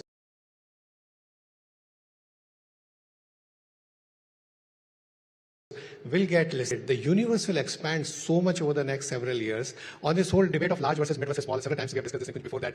As a country, we are a small cap. Our entire market cap is lower than the top 2 companies in the United States. This is 18% of humanity. This is like, what an opportunity which is here. So several of the large companies will also become much larger. Who would have thought maybe a few years back that a $50-100 billion company will become $3.5 trillion, because even that time it was quite big and it has become bigger. You will see the same in India. But we have discussed this several times that size and stability is an advantage. But the winners have to be those who have nimbleness and agility. We are in a world with so many transformation, with changes which are kind of like absolutely transformative. It's a nimbleness and agility which will trade at a premium than size and stability. And this is what has happened in last couple of years, and that will continue. Give me one structural theme for India apart from financials, and one cyclical theme in this market for next 3-5 years. I think the cyclical is, if I look, and which is both short as well as medium and long term, that in next 20 years, China will lose 20 crore people in its workforce because of the aging. And now the population has started declining. India will add exactly the same number, few million here and there, 20 crore people to its workforce. So 20 crore addition and 20 crore deletion. So if somebody has to produce now, despite all the efforts that Trump will make, and I'm sure they will have some success on reshoring or friendshoring and whatever. But India really has once in a generation, once in a lifetime opportunity to get manufacturing back, which we completely missed. If you see the history of the world, countries go from agri-society to a manufacturing to a services. We leapfrog from agriculture to services, but we miss the middle of that. There's a possibility in next few years, and now that the relationship between the two countries are improving, there's a possibility that I think over the next several years, we have a lot of opportunity in that space, what India can manufacture, not only for India, but also for the rest of the world. Shankar, before we wrap the discussion, I'll just narrow it down to next year, which is 2025. Now, 2024, the current year, was dominated by election talk. Then it was dominated by central bank communication. Then it was dominated by this earnings slowdown, which happened 2 quarters ago. What do you think for 2025, which is the coming year, could be that element of volatility? What could be that event which could inject volatility? If you're talking India, I think all the eyes are on that one number which is GDP growth, and of course second number is corporate earnings growth. On both, my thinking is more, let's say, less than hyper bullish. I think we are in for a period of moderation. We have been driven by government capex on the growth numbers of GDP. That is a good thing to do out of a problem like the pandemic. I get that. That cannot remain a steady state situation given the deficits that we have been running. Once that moderates, and it's been already moderating, you will see a lowering of headline numbers of GDP. I think that is reflecting already. Corporate numbers are also going to reflect that. Therefore, I'm saying next year will be a quieter year for the Indian markets, at least for the large cap areas. Small caps, they don't really care much about GDP number. They are in their own neck of woods. They have specialities, some of our exports. So they have a different trajectory, good or bad. But for large caps, I am less than hyper bullish. I think we are in for a period of maybe stagnant markets next year. What about the change in United States? A new president takes over. He's already communicated that what he wants to do and what his view of the world is. Are financial markets factoring in what Donald Trump could do or his will attempt to do? So I was reading an interesting article in The Economist, and they had given out some points which is relevant, that he talks big, but it's not, this time the world, unlike 2016, is a lot more cartelized in the BRICS faction, and other than that, it won't be easy for him to bulldoze everything. And this over-thumping the table of US consumer, US market, if the BRIC nations get together in some form, which they are, they will have a very good answer to his bombast or his threats. So, and of course, remember one thing, raising tariffs is not just a one-way street. You will raise inflation. It is basic common sense. If you raise tariffs they are planning to raise tariffs even from Mexico. Mexico was supposedly their nearshoring, ally. They are going to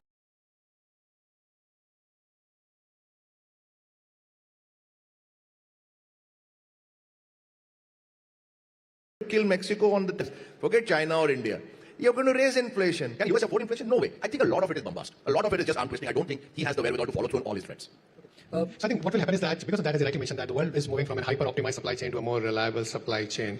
People call this, because of what Trump is talking and many other leaders like him are talking about, that we are into a period of deglobalization. I call this a different kind of globalization. This is globalization of localization, where every country is trying to produce more locally because you try to be like more, have a more reliable supply chain. What it potentially should do actually is more investments everywhere.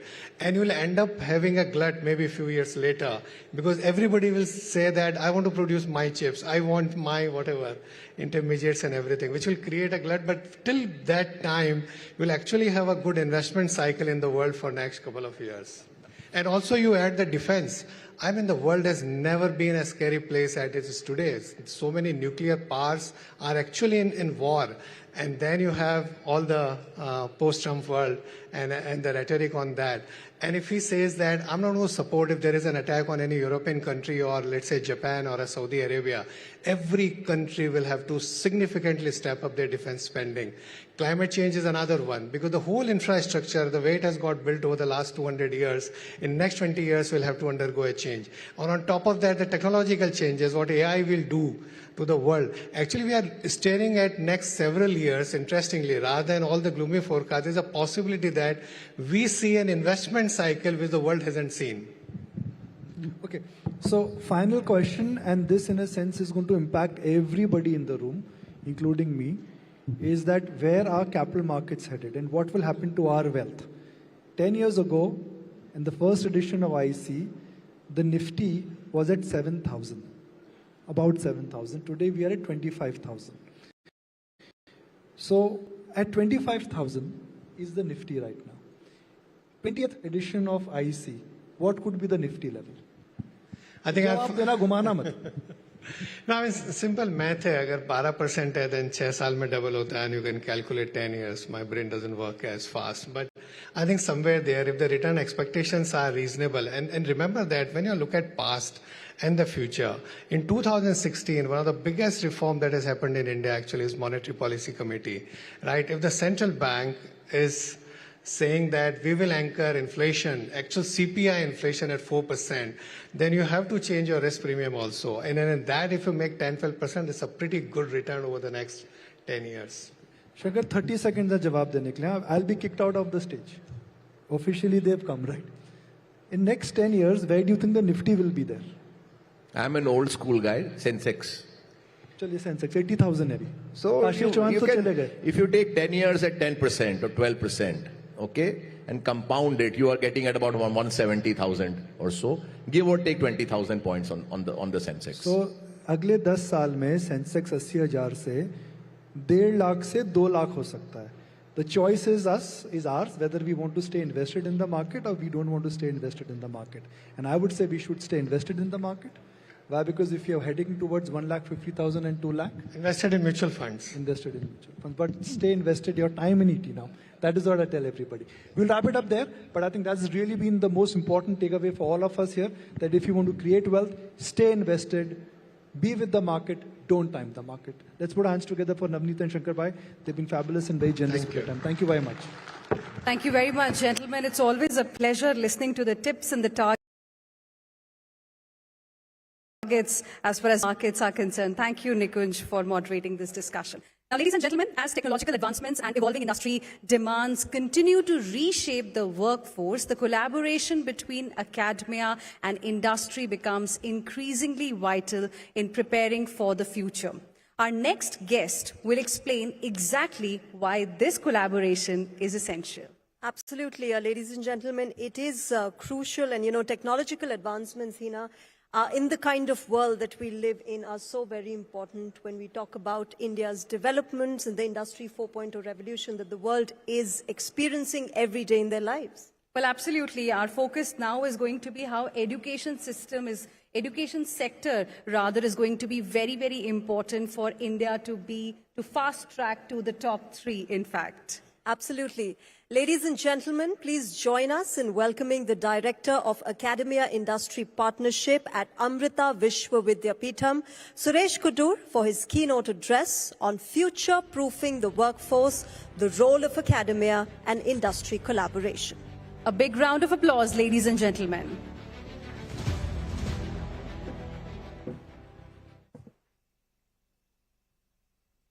Thank you so much. Very good afternoon.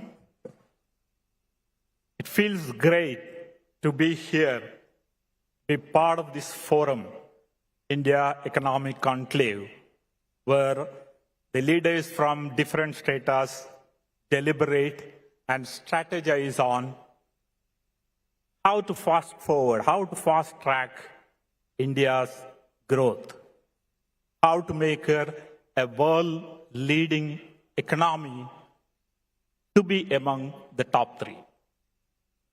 So I stand here representing a sector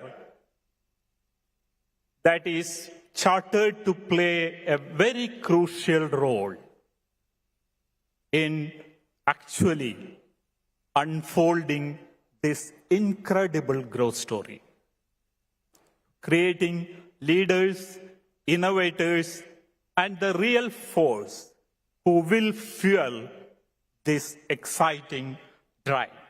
So I also want to then share how we in Amrita Vishwa Vidyapeetham, a research-focused premier institution of higher learning, we are innovating and delivering the challenge. Of course, closely working with the industry.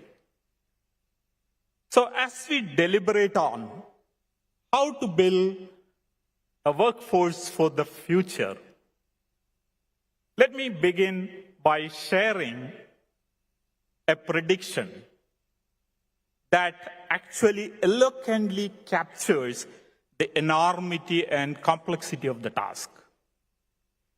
The prediction comes from a World Economic Forum study. The WEF predicts 60% of the children entering primary school today will end up working in completely new job types that don't exist today. Now, the task is cut out both for academia and the industry.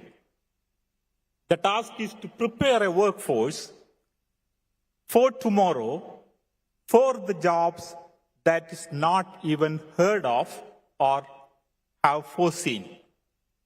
And that asks for creativity, imagination, and innovation to anticipate what are going to be those future skill requirements.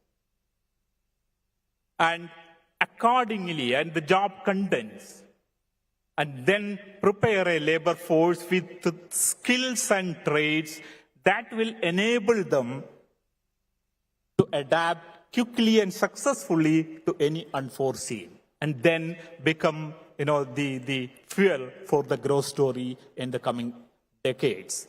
So you cannot really predict what skills will be required in the future, but you can prepare them with those traits which will make them quickly adapt to those unforeseen. Say, to probably borrow words from Roosevelt, we cannot always build a future for the youth, but we can always build our youth for the future. That is exactly the challenge, and that's exactly the action plan. So, in an era, if you look at, that is marked by huge technological disruptions, and the AI, generative AI, and also the intelligent robots, they're all making very big changes, drastic changes in the business process and production processes. So now, pretty much we know that everyone, the industry is changing, the businesses are changing. Actually, they are in a flux trying to respond to these changes. And this happened this is evolving unevenly.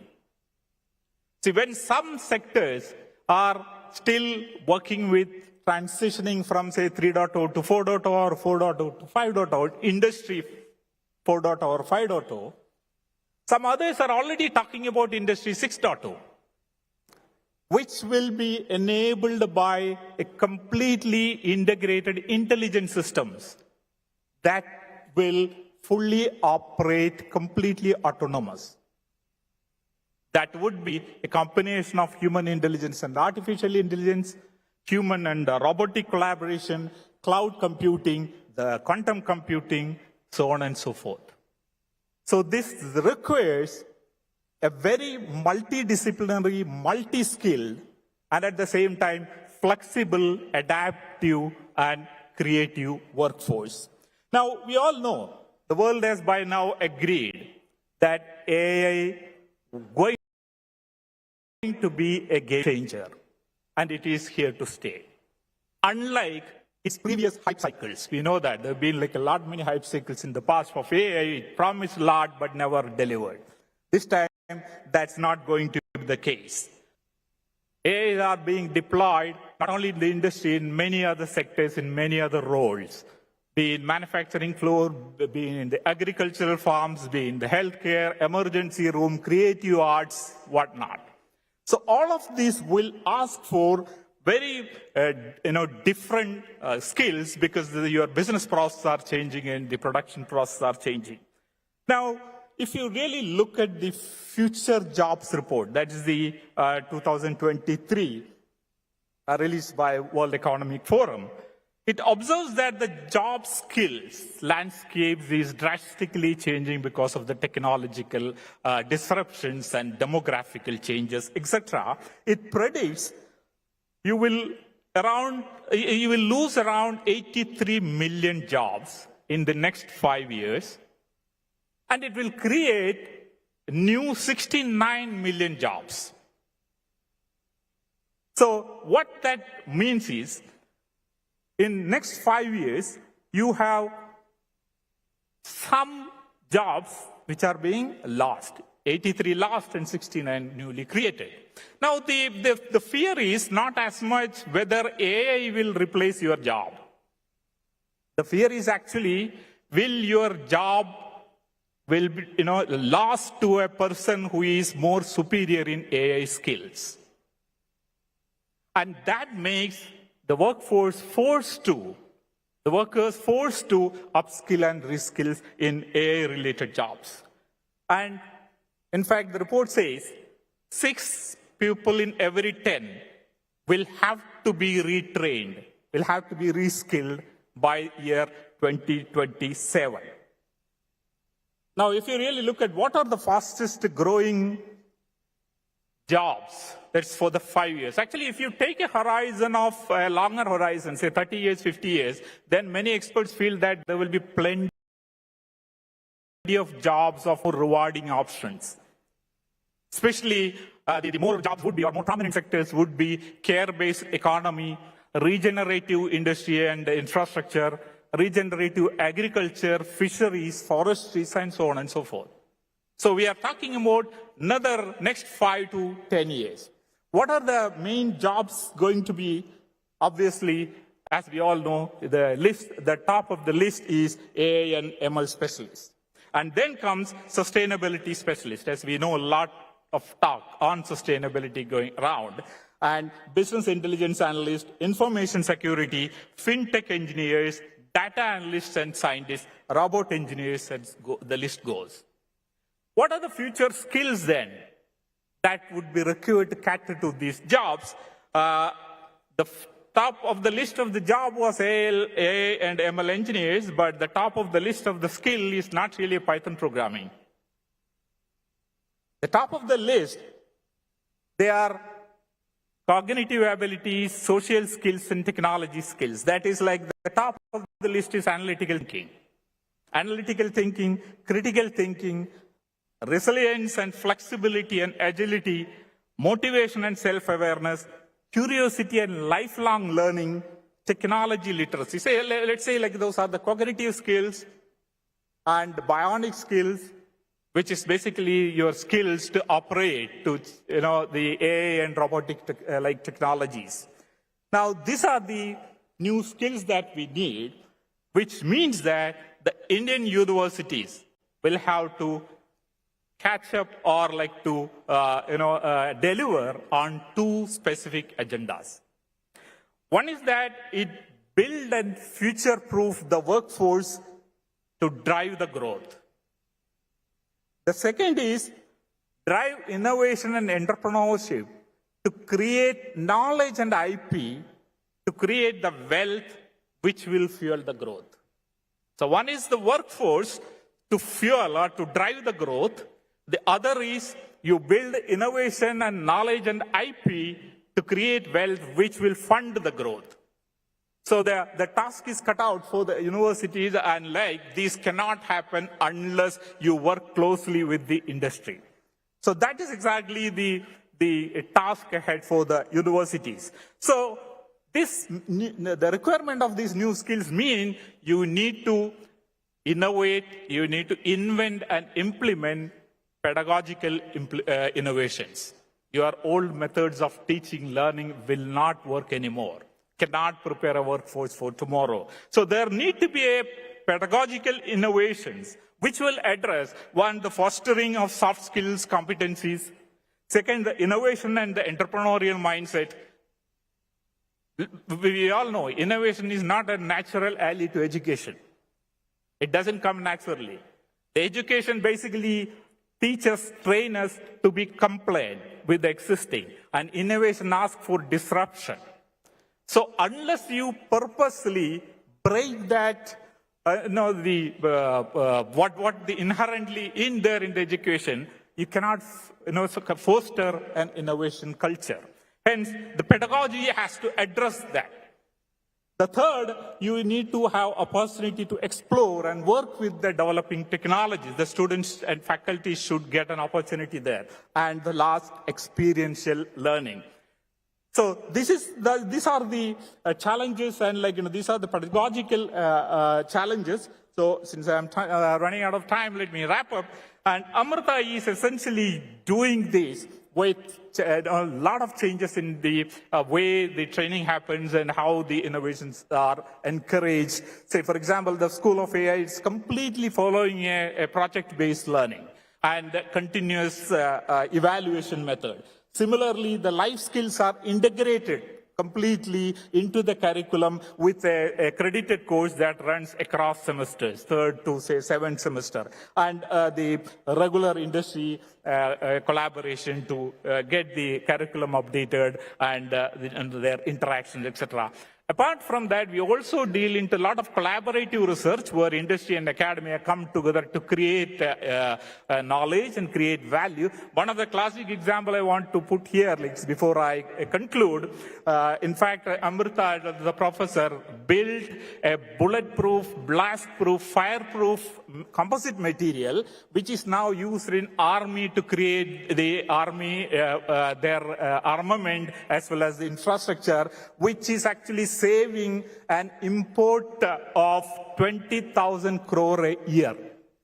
That's a classic example of how industry, government, and academia can work together in the indigenization of India's armament. Now, with that, I want to close up with a remark that we need to have a real purposeful, deliberate collaboration between academia and industry. If I quote the Chinese example before I wrap up, say China, in 2015, if you look at, there was 1.5 lakhs projects of industry academia collaboration, which went to 3 lakhs projects by 2020. In funding, 100 billion yuan to 300 billion yuan in 2020. India needs to identify these key areas, AI, e-mobility, semiconductor space, and come up with a strategy, a deliberate, a purposeful, and imaginative policy and actions plans by government, by the academia, and by the industry, which will define our trajectory of growth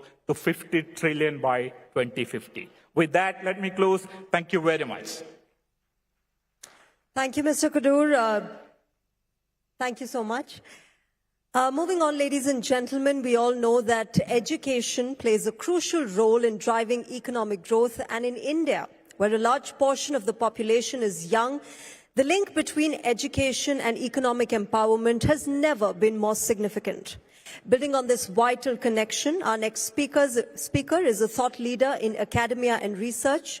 Please join us in welcoming on stage the Dean of Life Sciences at Amrita Vishwa Vidyapeetham, Dr. Bipin Nair, on Empowering Minds, Empowering Economy, Education's Role in India's Global Rise. This session would be moderated by my co-host, Hina Gambhir. Can we have a round of applause, ladies and gentlemen?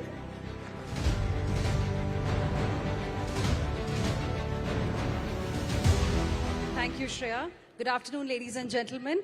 So we all have now been given the reasons why this session becomes very important, why education sector is going to play a vital role as far as India's economic growth is concerned. Dr. Bipin Nair, I think 2 points that were raised earlier were that, one, we need a future-ready workforce, and in doing that, the role of universities becomes very, very important. So I want to ask you first, where are we right now in terms of reforms in the education sector? Because it is very important. The students, the children in the universities today are going to be decision makers, policy makers, nation builders of the future. So are we on the right track as far as reforms in the education space are concerned?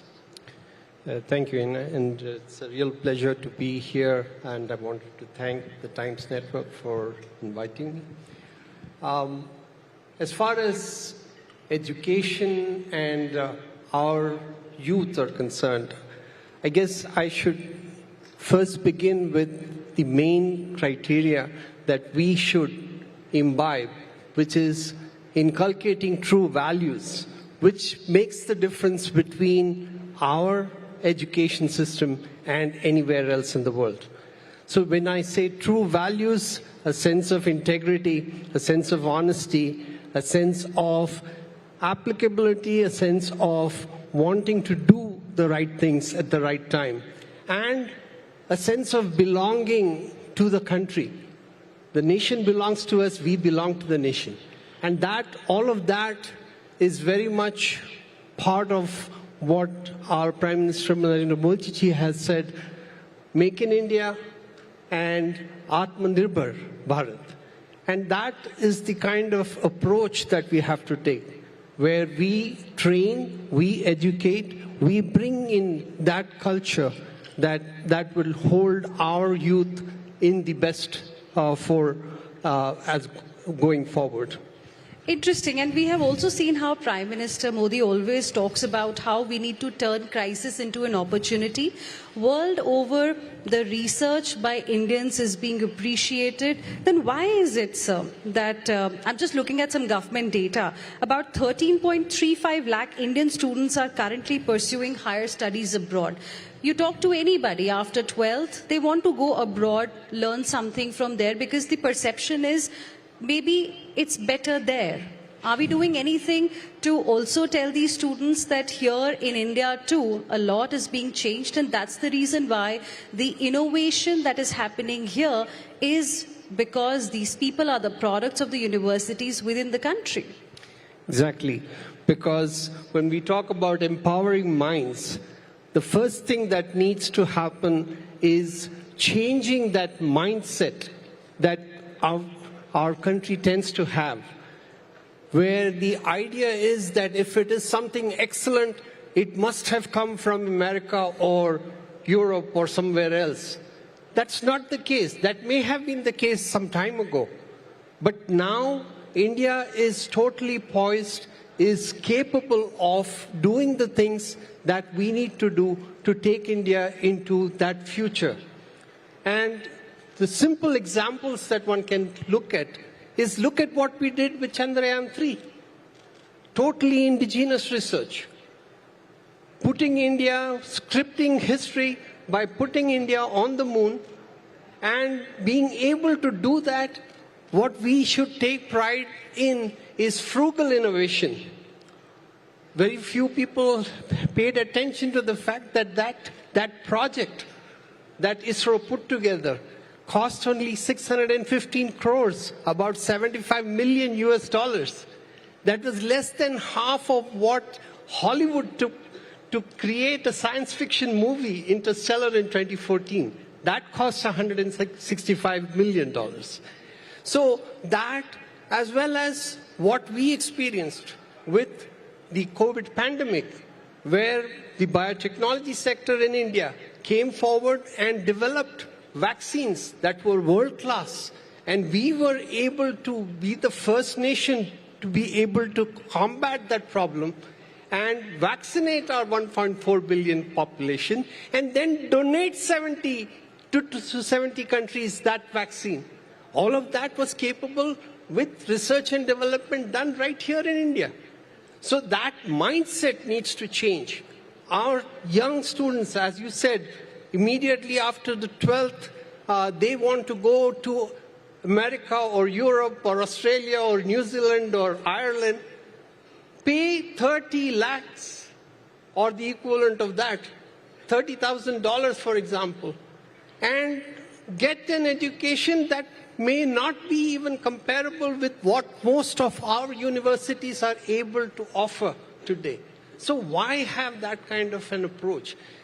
The most institutions in India, and today we are talking about 1,400 plus universities that offer world-class education, right from the initial stages at the bachelor's level all the way to the PhD level. And we have that experience that our graduates are able to compete with and outclass people from other parts of the world and walk into positions elsewhere where they get that experience, they get that exposure, and are able to return to India and offer the best of that training to bring India to a level where we are capable, we are competent, we are able to do all of that. And that's not just with major projects, even at the university level. For example, in Amrita University, where we are looking at major problems. For example, India has the dubious distinction of being the diabetes capital of the world. 800 million diabetics across the world. Of that, 220 million are here in India. At Amrita, collaborating with the Indian Institute of Science, we are looking at what can be called a formal sort of development where we will be able to provide that kind of healthcare with what is known as an artificial pancreas. Wireless sensor networks that have been able to save lives in landslide-prone areas. And that has been developed and have been implemented so that we are able to provide that kind of a warning system at least 24 hours in advance and save lives because almost $400 million are lost due to landslides and all across the world. So you're saying, of course, mindset needs to be changed. Is something being done in this direction? Because listening to you makes me feel that perhaps we have the capability. The universities are making efforts as well. But is something else being done too to ensure the reason students go abroad, perhaps those reasons are brought here? Are there any kind of collaborations or bhagidari that is also happening in the education system? Absolutely. So right from the beginning, and that is true for a lot of institutions in the country, along with Amrita, we have been able to collaborate and interact with the best universities in the world. The top three, for example, the Oxford University or Cambridge or the University of California and so on, where we are able to have not only academic programs where we are able to have an exchange of students and faculty, but also research programs where we have exchange of personnel, exchange of research material, and we are able to have these universities that are world-class, are supposedly world-class, bring in that expertise, have that kind of exposure, and we are able to collaborate with them, work with them, and have those kinds of interactions where we are now looking at joint degree programs at the bachelor's level, master's level, PhD level. And that kind of an exposure, that kind of training enables us to have that kind of an exchange with world-class universities, and that will always be beneficial for all of us. I want to also talk to you a little bit about skilled workforce, because that's the need of the hour. Industry will also only hire people who are, ready to adapt to the changing, technology that we are seeing now almost on a daily basis. I want to quote some data here. The economic survey, the last economic survey that we got of 23-24, it pointed out that there is a skill gap among many of our graduates. As per the survey, only 51.25% of India's graduates today are deemed employable, which simply means, if I just turn around this data, around 49% of the graduates today are not employable. Are we doing something to change this trend? And what are we going to do with these graduates? Because unemployment is a big issue. And if our education system does not produce employable graduates, it's going to be a big problem for the entire country. Sure. When we talk about employability, it also brings into focus the kind of training that these students are able to get at the schools, at the universities, and all across, where a training that would be providing that kind of employability.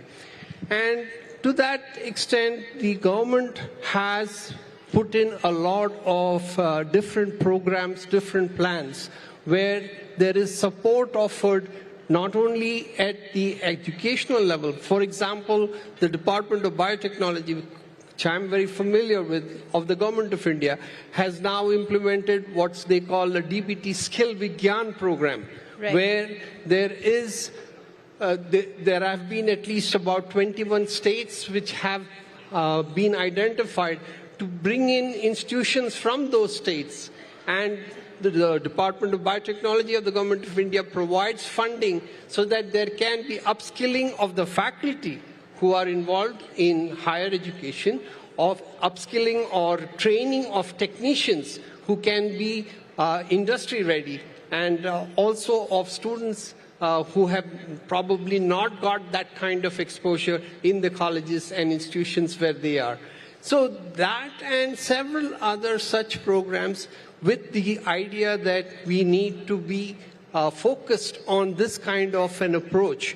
And then we talk about artificial intelligence and the implementation of those skills. That is also happening. And right here at Amrita, where in our hospital, we have now in our pediatric cardiology department, for example, holograms that are created using artificial intelligence, where a doctor is able to walk through a patient's heart before doing the surgery the next day. So innovation clearly is something that's happening, and skill development is what you're also focusing on. Thank you very much for speaking with us. Of course, education sector is very, very important for India's economic growth, and thank you for giving us those insights. Thank you for the opportunity.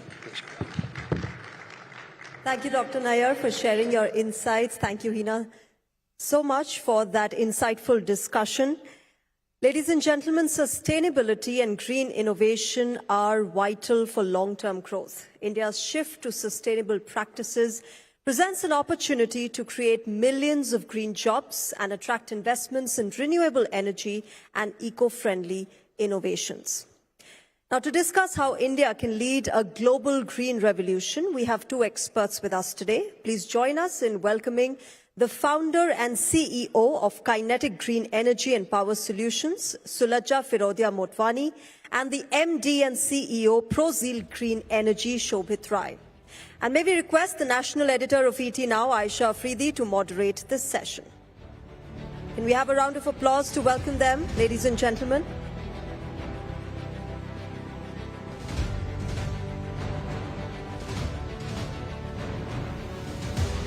Over to you, Aisha.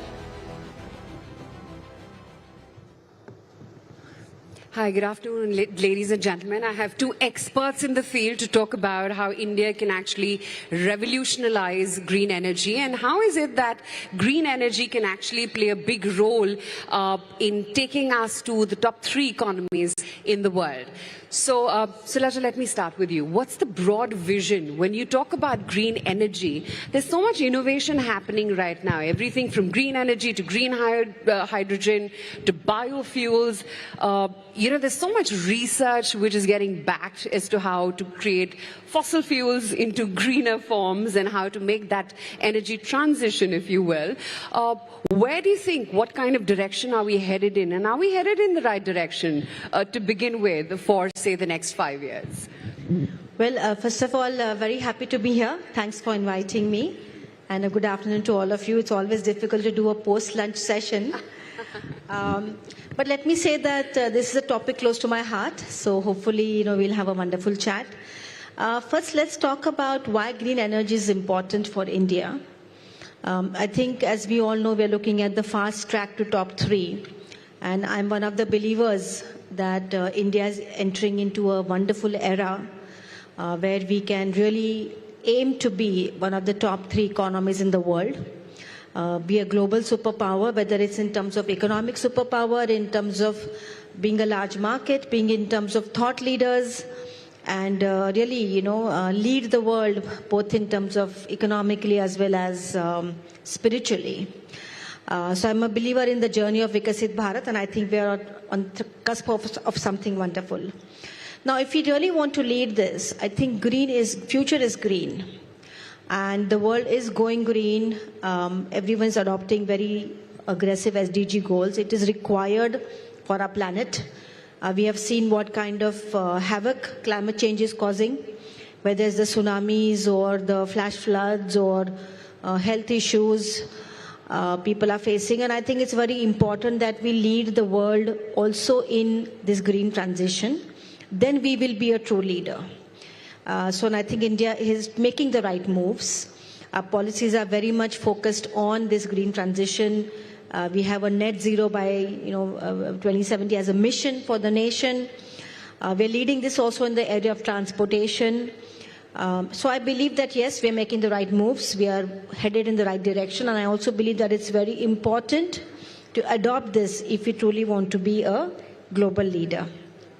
Shobit, want you to come in here and, when you talk about strategic leadership and the kind of role that India can play into the green energy revolution, if I can call it that, what strategies should India actually adopt to try and make the transition quicker, which is then going to sort of help India capitalize and climb up the ladder to the top 3 economies of the world, sooner than later? So I think from the perspective that what are the major steps, I would just bullet it out in terms of major important steps that we need to take. Number one is that if you have to fast track this entire transition to green, manufacturing of components which are needed, which we were dependent on imports, and with this Make in India initiative, we are on the right move. So from the perspective that whatever we need from renewable supply side, end to end, it's not only just, we talk about assembly, but, a fully backward integrated kind of manufacturing setup would be a very, very important role, which already we have initiated. And I think in next 3 to 4 years, we will see that it will take up the right shape. And not only we will consume internally, but also the kind of setup that we will have, we will be able to export, which is again going to be a boost to the economy. As we all know that globally, a lot of countries are resistant for Chinese imports these days. So I think India becomes another big market. So this is going to be very, very important. The other important factor is that if we have to accelerate this growth, we see that we have a massive target of 500 gigawatt. We have still 300 gigawatt to go. We would require skilled workforce, which is kind of missing right now, especially for this energy transition, which I believe that we will have to work upon, which many institute governments and private institutes are working on training the manpower for, especially on the renewable side. which will also, of course, solve the employment problem as well in a big way. And also, I am also looking at from the perspective that not only just solve the problem for renewable energy in India, but also from, we should become, an exporter, service exporter to many other countries. Especially you talk about in Europe after the Russia crisis, if you see that the demand for renewable energy has picked up significantly. And their targets, which they have not even achieved in last more than a decade, they want to achieve that in 1 year, for which obviously you need manpower. So that is another way that this can be taken up in the right direction, and we would see that we can definitely accelerate this growth. Sulocha, you are at the helm of Kinetic Green Energy, right? You guys are into EVs. Tell me all about the technology and the kind of innovations that you at Kinetic Green are working on to help make this transition quicker and faster. Well, very excited about what we are doing. For all of you who don't know, Kinetic Green is the electric vehicle arm of Kinetic Group. You all know Kinetic for Kinetic Luna, Kinetic Honda, and many other products that we made over the years. Who doesn't know Kinetic Honda? Yeah. So Kinetic Green is one of the pioneering players in the India's electric vehicles space. Today, of course, it's very fashionable to be an EV company, but we were very, in 2012 is when I started this company. We launched our vehicles in 2015. It was that time not so fashionable. There was no market, there was no policy, there was no supply chain, there was no demand. There was just a passion and belief in a green future. And of course, the rest is history now. Clearly, we are on the right path. And we are embracing a wonderful trend, which is green. So I think first let me answer you by saying that why is electric vehicle technology important in this green transition? And then what we are doing towards it. As we all know, vehicular emissions contribute almost 25 to 30% of the pollution in the cities. That means when we are moving on our streets, we are inhaling the bad air, the emission, the carbon dioxide, and the other greenhouse gases, and that's affecting health of our citizens. So along with producing green energy, it is equally important that we clean the air in our cities. And we owe this to our future generations, that we leave a planet which is healthy and which is clean. If we move to electric vehicles, they produce zero emission. There are zero greenhouse emissions, and there is also zero noise. So we can reduce the noise and air or pollution greatly by adopting electric vehicles. It's like if you buy an electric car, it's like you're planting 100 trees, So that's the kind of impact it can have on the environment in our cities. So I think it's one of the very important elements of a green future is to have green transport. And of course, the world is now embracing this technology. A while ago, there was a question whether it will be if electric vehicles and why electric vehicles. Now it's only about when electric vehicles and how electric vehicles. So it's a massive disruption, transformation we are going through, which auto industry has not seen for decades. And along with that, we are creating this wonderful future now. So I think it's very important to embrace this. I want to say one more thing, which is that electric technology is becoming so consumer friendly in terms of cost, manufacturing cost, running cost. Also the way you use electric vehicles, it's like a tablet on wheels. Younger consumers find it much easier, much more intuitive. So there is no doubt that electric vehicles are going to be more and more popular. India today is the world's third largest automobile market. After US and China, we are the third largest automobile market. That means, it's a very important and large industry. So we are surely going to be consumers of EVs because people are going to want EVs. It's early days, but the trend is coming in a big way. But it's also important that India not only is leading in consumption of EVs, but that India also leads in manufacturing of EVs. So we don't just become a consumer, but we also become a leader in EV technology, in EV manufacturing, in EV export. And that's what's important. So I think that's what we are trying to do, is to truly work on two areas. One is Make in India. That means we are not only trying to sell EVs, but we are trying to design, manufacture, engineer EVs and use a fully localized supply chain. Work to create this technological base for our country, to create good quality EVs, which can sell here, but also can be exported to Asia, South America, Africa and other parts of the world. And the second thing which is very exciting for me is, to whom are we promoting this technology? India is a pyramid. The bottom of the pyramid is much larger. We're a developing nation. So in India, it's not about electric cars that is going to make a big difference. It is not about somebody selling 10,000-15,000, buying 10,000-15,000 cars. It is about what they call the common man, the middle class, the lower middle class, who are using two-wheelers and three-wheelers and buses for their transport. 85% of Indian transport sector is made up of these products, two-wheelers, three-wheelers and buses. So if we can make them electric faster, then we can truly reduce pollution in our cities, and we can also reduce transport costs for our people. So that's what we are focusing on, which is the two-wheelers and three-wheeler space. And we want to democratize e-mobility. We want to bring it to mainstream and make it affordable and accessible, not just for the classes, but for the masses. So in not just metros, but B, C towns, rural areas, and really promote the technology and its benefits to public at large. So these are the two things that I'm very passionate about. One is Make in India, and India to be a leader in EV technology.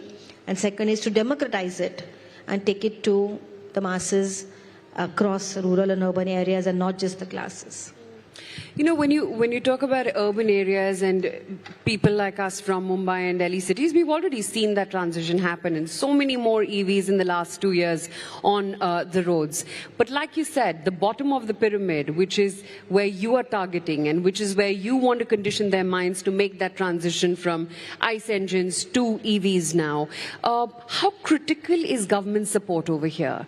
And what kind of policies do you think that the government can bring about to try and bridge that gap where EVs can actually reach the grassroots? So let me say that the government of India has been visionary and supportive in the green transition. And I think that has helped us to adopt the new technology already in a very powerful way. From just about less than 1% EVs about 5 years ago, we are now at almost 10% EVs. In segments like three-wheelers, electric vehicles are selling more. I mean, we have exceeded the ICE deployment. Electric scooters are becoming very, very popular, and I think that in the next 3 to 5 years, we should be at almost 80 to 100% electric in scooter space. I don't see why anybody should buy a non-electric scooter. In a couple of years from now, you will have excellent models, good price, good range, good features, good comfort, good convenience. So why would you want to spend on fuel when you don't have to spend on fuel? So I think in these areas like three-wheelers, two-wheelers, buses also, we are leading, we are doing a good job because the government has supported.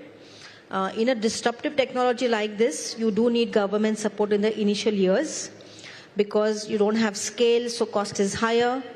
You need to kind of create taxation which is in favor of this technology so it becomes more affordable. You need to enable R&D. You need to ensure that you're protecting the Make in India. And I think government has done that. We have 5% GST on EVs vis-a-vis 28% on ICE. We have incentive policies where customers get benefits if they buy EVs. And government has been very, very proactive. To me, the next 5 years are now going to be about scale and charging infrastructure. We have done the basic work. EVs have come in.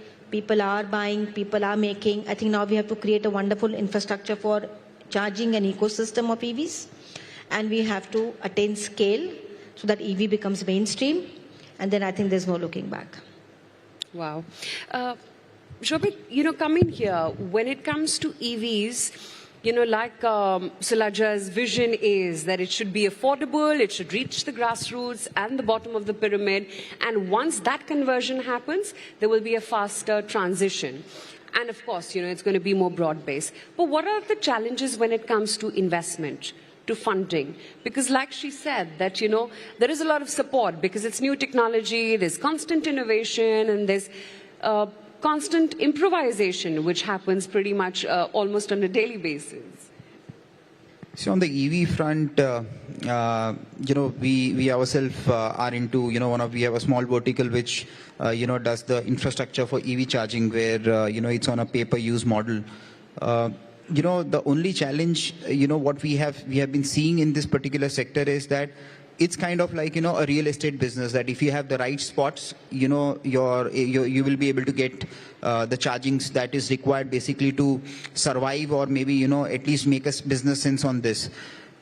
On the other side, like for the public transport on the electricity side, on the electric charging side, if you see that, you'll not find that OEMs trying to spend on the charging station, or, trying to spend. I think it's the government initiative which is to be taken up, wherein it should become a mandate to have one charger at every maybe 50 to 100 meters on the road, so that wherever there are doubts in the minds of people that why not to turn electric, is just the range anxiety, which I think most of the people, which is almost like kind of solved in two-wheelers, and also from the commercial vehicles.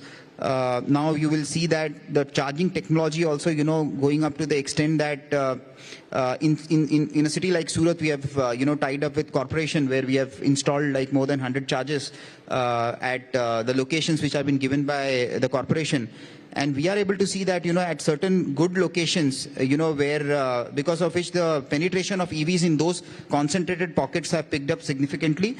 And each stations are able to generate, significant revenues, where we are able to see that even at a fast charging, which can charge at a, interval of, a single charge at 45 minutes from 0 to, full charge. We are able to, generate massive revenues, where the paybacks are coming even less than, 3 years for a charging station. So the only thing which I feel that could accelerate this particular program is, I think government can play only. We don't need subsidies at this point of time, because the technology has evolved, and it is like, so scalable and affordable. But the only thing is we need to have the right, if government can, tie up with, people who want to invest into charging infrastructure, provide them the right space. Because the biggest challenge is to get the right space where, you can park the cars, where you can charge the car, where it is safe.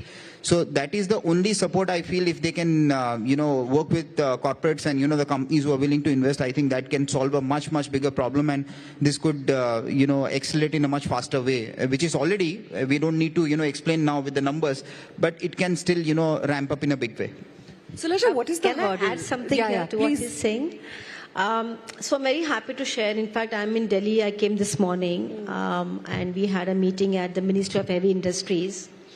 And I'm very happy to share with all of you that I chair FICCI's Electric Vehicle National Task Force, and we have partnered with McKinsey, who have now created a complete blueprint of the top 40 cities where EVs are most likely to be, let's say, most popular, and 20 big highways around those cities.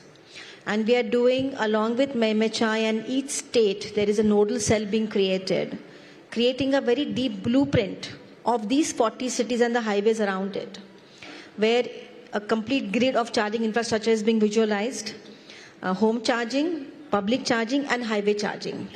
And the kind of work that's happening, I'm very bullish that in the next 3 to 4 years, we will have a wonderful charging infrastructure that will come up in our country. And I think, that's something which really will take us to the next stage of EVs. Okay, here's to a more greener and cleaner India, and climbing up the ladders and fast tracking to top 3, and it can't be done without the auto industry. Thank you, both of you, so much for sharing this vision with us. Thank you, Silaja. Time flew by so quickly, but yes. Thank you. Thank you so much. Thank you.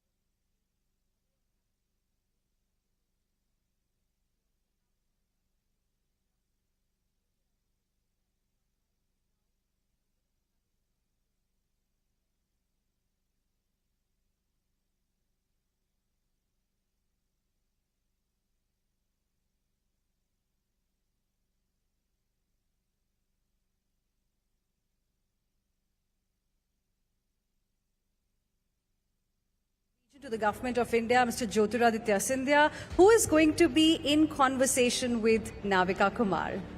A round of applause, ladies and gentlemen, please. Welcome, sir. Namaskar. Navika ma'am, over to you. Thank you, Shreya. Thank you, Hina. We are very pleased to have with us Union Communications Minister, Mr. Jyotiraditya Scindia, who also has turned model, promoting his new ministry, the Ministry of Northeast, and you're actually now promoting their textiles, fashion garments, and that's a new role for you. First time model, or have you done it before, but you did it with aplomb the other day? Well, first of all, thank you, Navika, for having me and here at this India Conclave. It's always a pleasure to be a part of your show. I must also congratulate you in terms of putting up a wonderful venue here at Bharat Mandapam. And funnily enough, this was exactly the venue where we hosted initially our International Telecommunications Union Conference 5 months ago, where we had delegates from across 150 countries, almost 5,000 delegates, the largest ITU conference in the history of the ITU.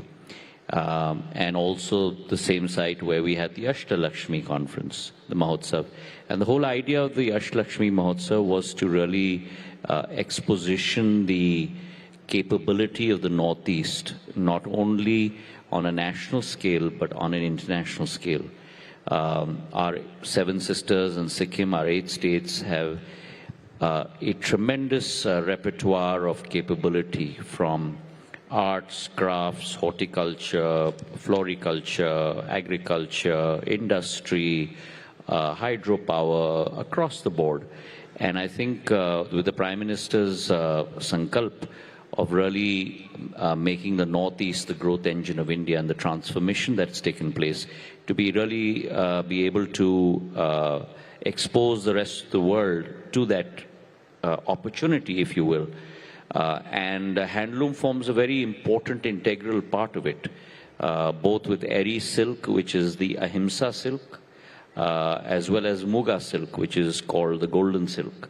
And I was quite amazed. We had 8 state designers from every single state that came up with an amazing collection of products. And then we had 20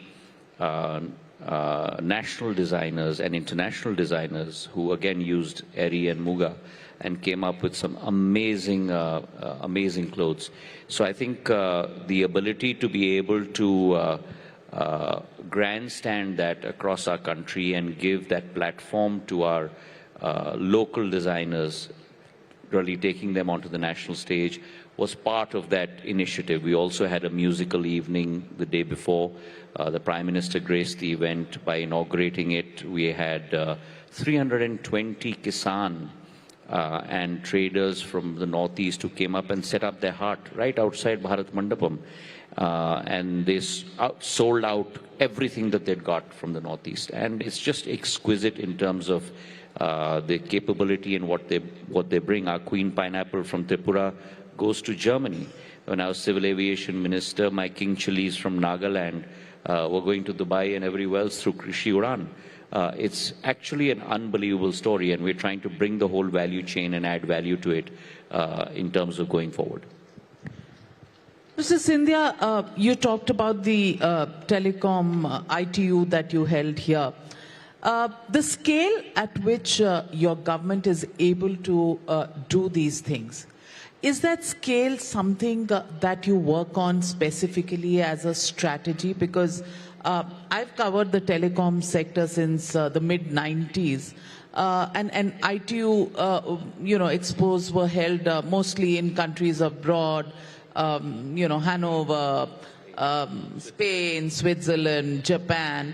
Having that in India, is that a specific part of your strategy to be able to showcase and make India the destination as well as the platform. Yeah, absolutely. I think that it's extremely important to take, Prime Minister is very clear in his vision. As we move from our Amrit Kal to our Shatabdi Kal, and the goal is to have a Viksit Bharat, the goal is to have an Atmanirbhar Bharat, and the goal is to have Bharat as a Vishwa Guru. And towards that end, there's a true two-pronged strategy. One is to take India to the world. And the second, more importantly, is to really bring the world to India. And I think the G20 was one of the most wonderful expositions of that. For the first time in the history of the G20, were you not confined to the nation's capital and the nation's business capital, but you spread events over 52 cities in a country. And now Brazil has tried to copy exactly that model. And same is the case with the ITU, as I mentioned to you, is the largest in their 70-year-old history that was held in India, the first one to be held in Asia. And it also speaks to the size of the Indian market. The fact that you have 116 crore subscribers today in India. The internet capacity has gone from 250 million 10 years ago to 954 million today. Broadband, which is greater than 2 GB, has grown from 60 million subscribers to 920 million subscribers. That's the scale that India has gone through. The amount of data that each individual one of us in this room and outside consumes has gone from less than 1 GB to 20 GB per month. And at the flip side of the story, the costs, it used to cost 51 paise per minute for a voice call. Today it's 3 paise per minute. 1 GB of data used to cost 280 bucks. Today it's 9 rupees and 18 paise. So costs have come down 97%. The size of markets have grown 20x. And India today has become a huge highway of communication. And communication today, and I was talking to Navika prior to coming into the session, is no longer an instrument and a box that we use for communication. It's become a part of life. Everything we do in our life today is centered around this dabba, this box. The way we bank, the way we purchase, the way we buy insurance, the way we buy goods, the way we talk to each other, the way we converse. And so it's become an integral part of how a human being lives their lives. And therefore providing that opportunity to 140 crore people so that they can blossom is the target that we've set for ourselves in government. Absolutely. And with the digital payments platforms, it's changed completely the way. Let me give you a little bit of a vignette of what that means. So in India today, you have per month close to 16,000 crore transactions that happen on the digital system. $280 billion worth. So the number of transactions are 16,000 crores. The dollar value is 280 billion, which means that on an annual basis, you're talking about upwards of $3.5 trillion. 46% of the world's digital transactions today happen in India. So when we talk about the fact that India is becoming a Vishwa Bandhu, this is one of the contributions that today we can make to the world. I was in Germany 2 weeks ago, and we talked about the digital capability of India. And countries like Germany, countries like Japan, we are way ahead of them in terms of transacting on a digital superhighway. And the UPI stack, our digital public infrastructure, during COVID days, our COVID application, even in countries like, in cities like New York City and in London, doctors were writing down on a piece of paper who's received a vaccine on which day to keep as your record. In India, on your phone, you were getting a digital certificate. That's where India has reached today. And that's our forte. And that's something we can take to the world. And that's where our soft power comes in as well. Because India does not grow at any other country's expense. India grows and makes the world grow with it. Absolutely. But let me ask you, the telecom sector has seen a few hiccups and roadblocks in the past. Let's begin with, spectrum auctions. We remember the UPA days of the 2G spectrum scam, which was at one level a zero-sum theory. At another level, it led to cancellation of licenses. We're back to a situation where you've come out of the auction regime, which was supposed to ensure transparency and maximization of government revenue. Is there a thought behind this? Are you not worried that the same charges of giving this on a discretionary basis will rise again? Because this time, the man demanding it was Elon Musk. It's kosher to give spectrum without an auction. So I'm glad you asked that question, and I think it's important that we understand the science behind spectrum, frequency, airwaves. So there's a very distinct difference between terrestrial networks and non-terrestrial networks. As far as terrestrial networks are concerned, when you're auctioning spectrum at a much lower frequency, that spectrum can be used by a single person, entity, corporation, or whatever. And therefore, that it is possible for you from an engineering standpoint and a physics standpoint to auction it.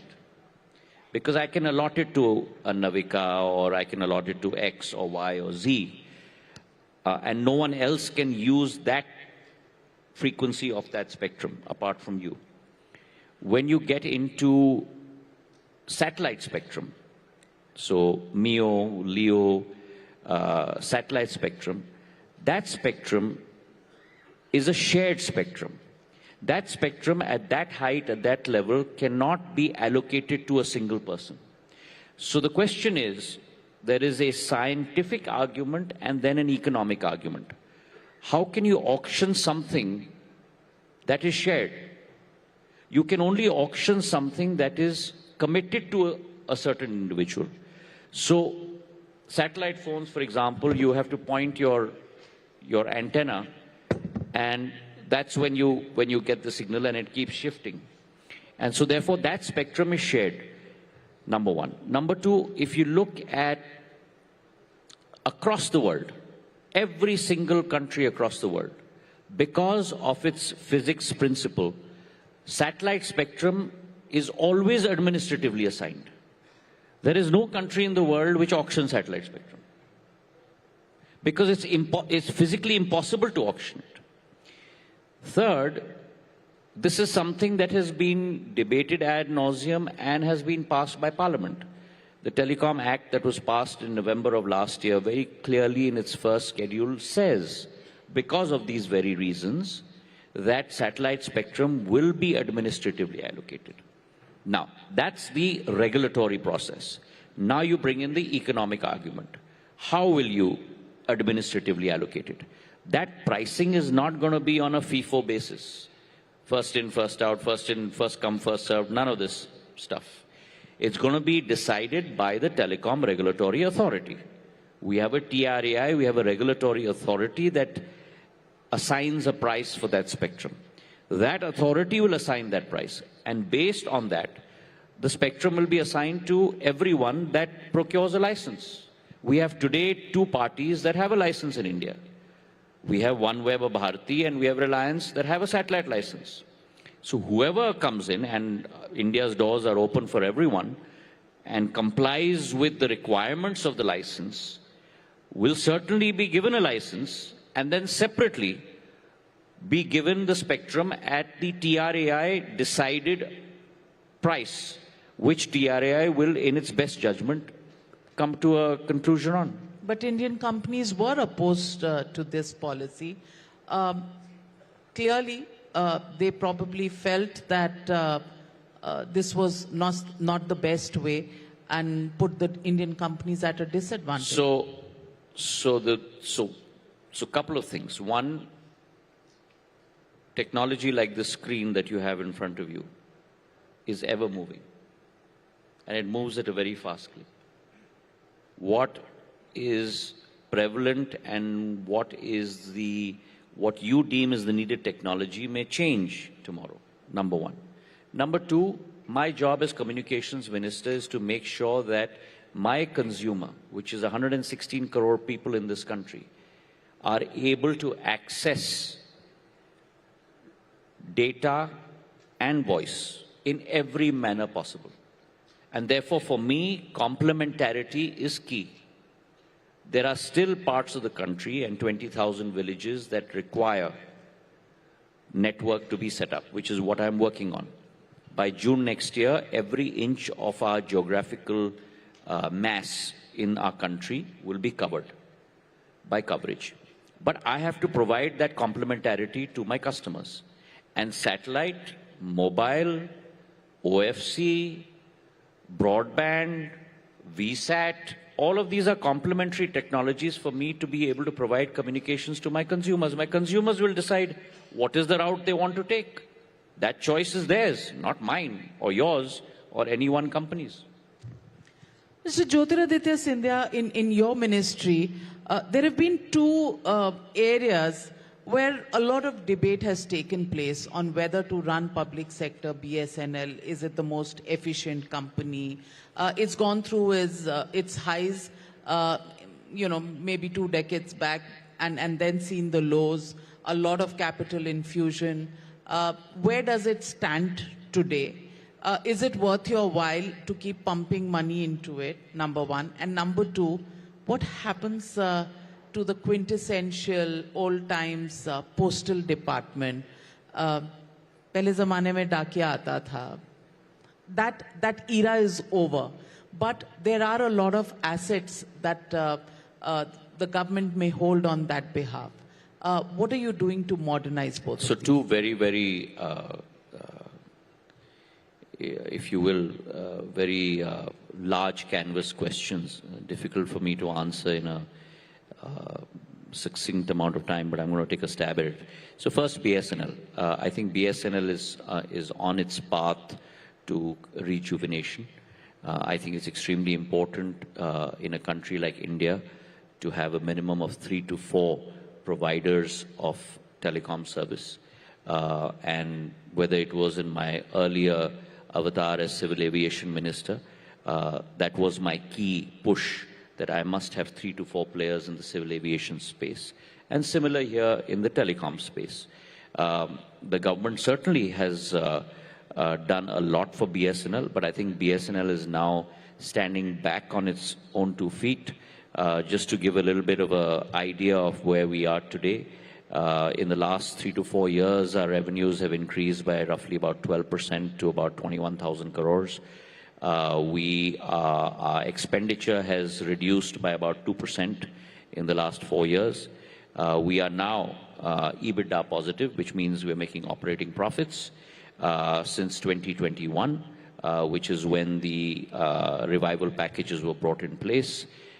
We made an operating profit of roughly about 1,100 crores in 2021.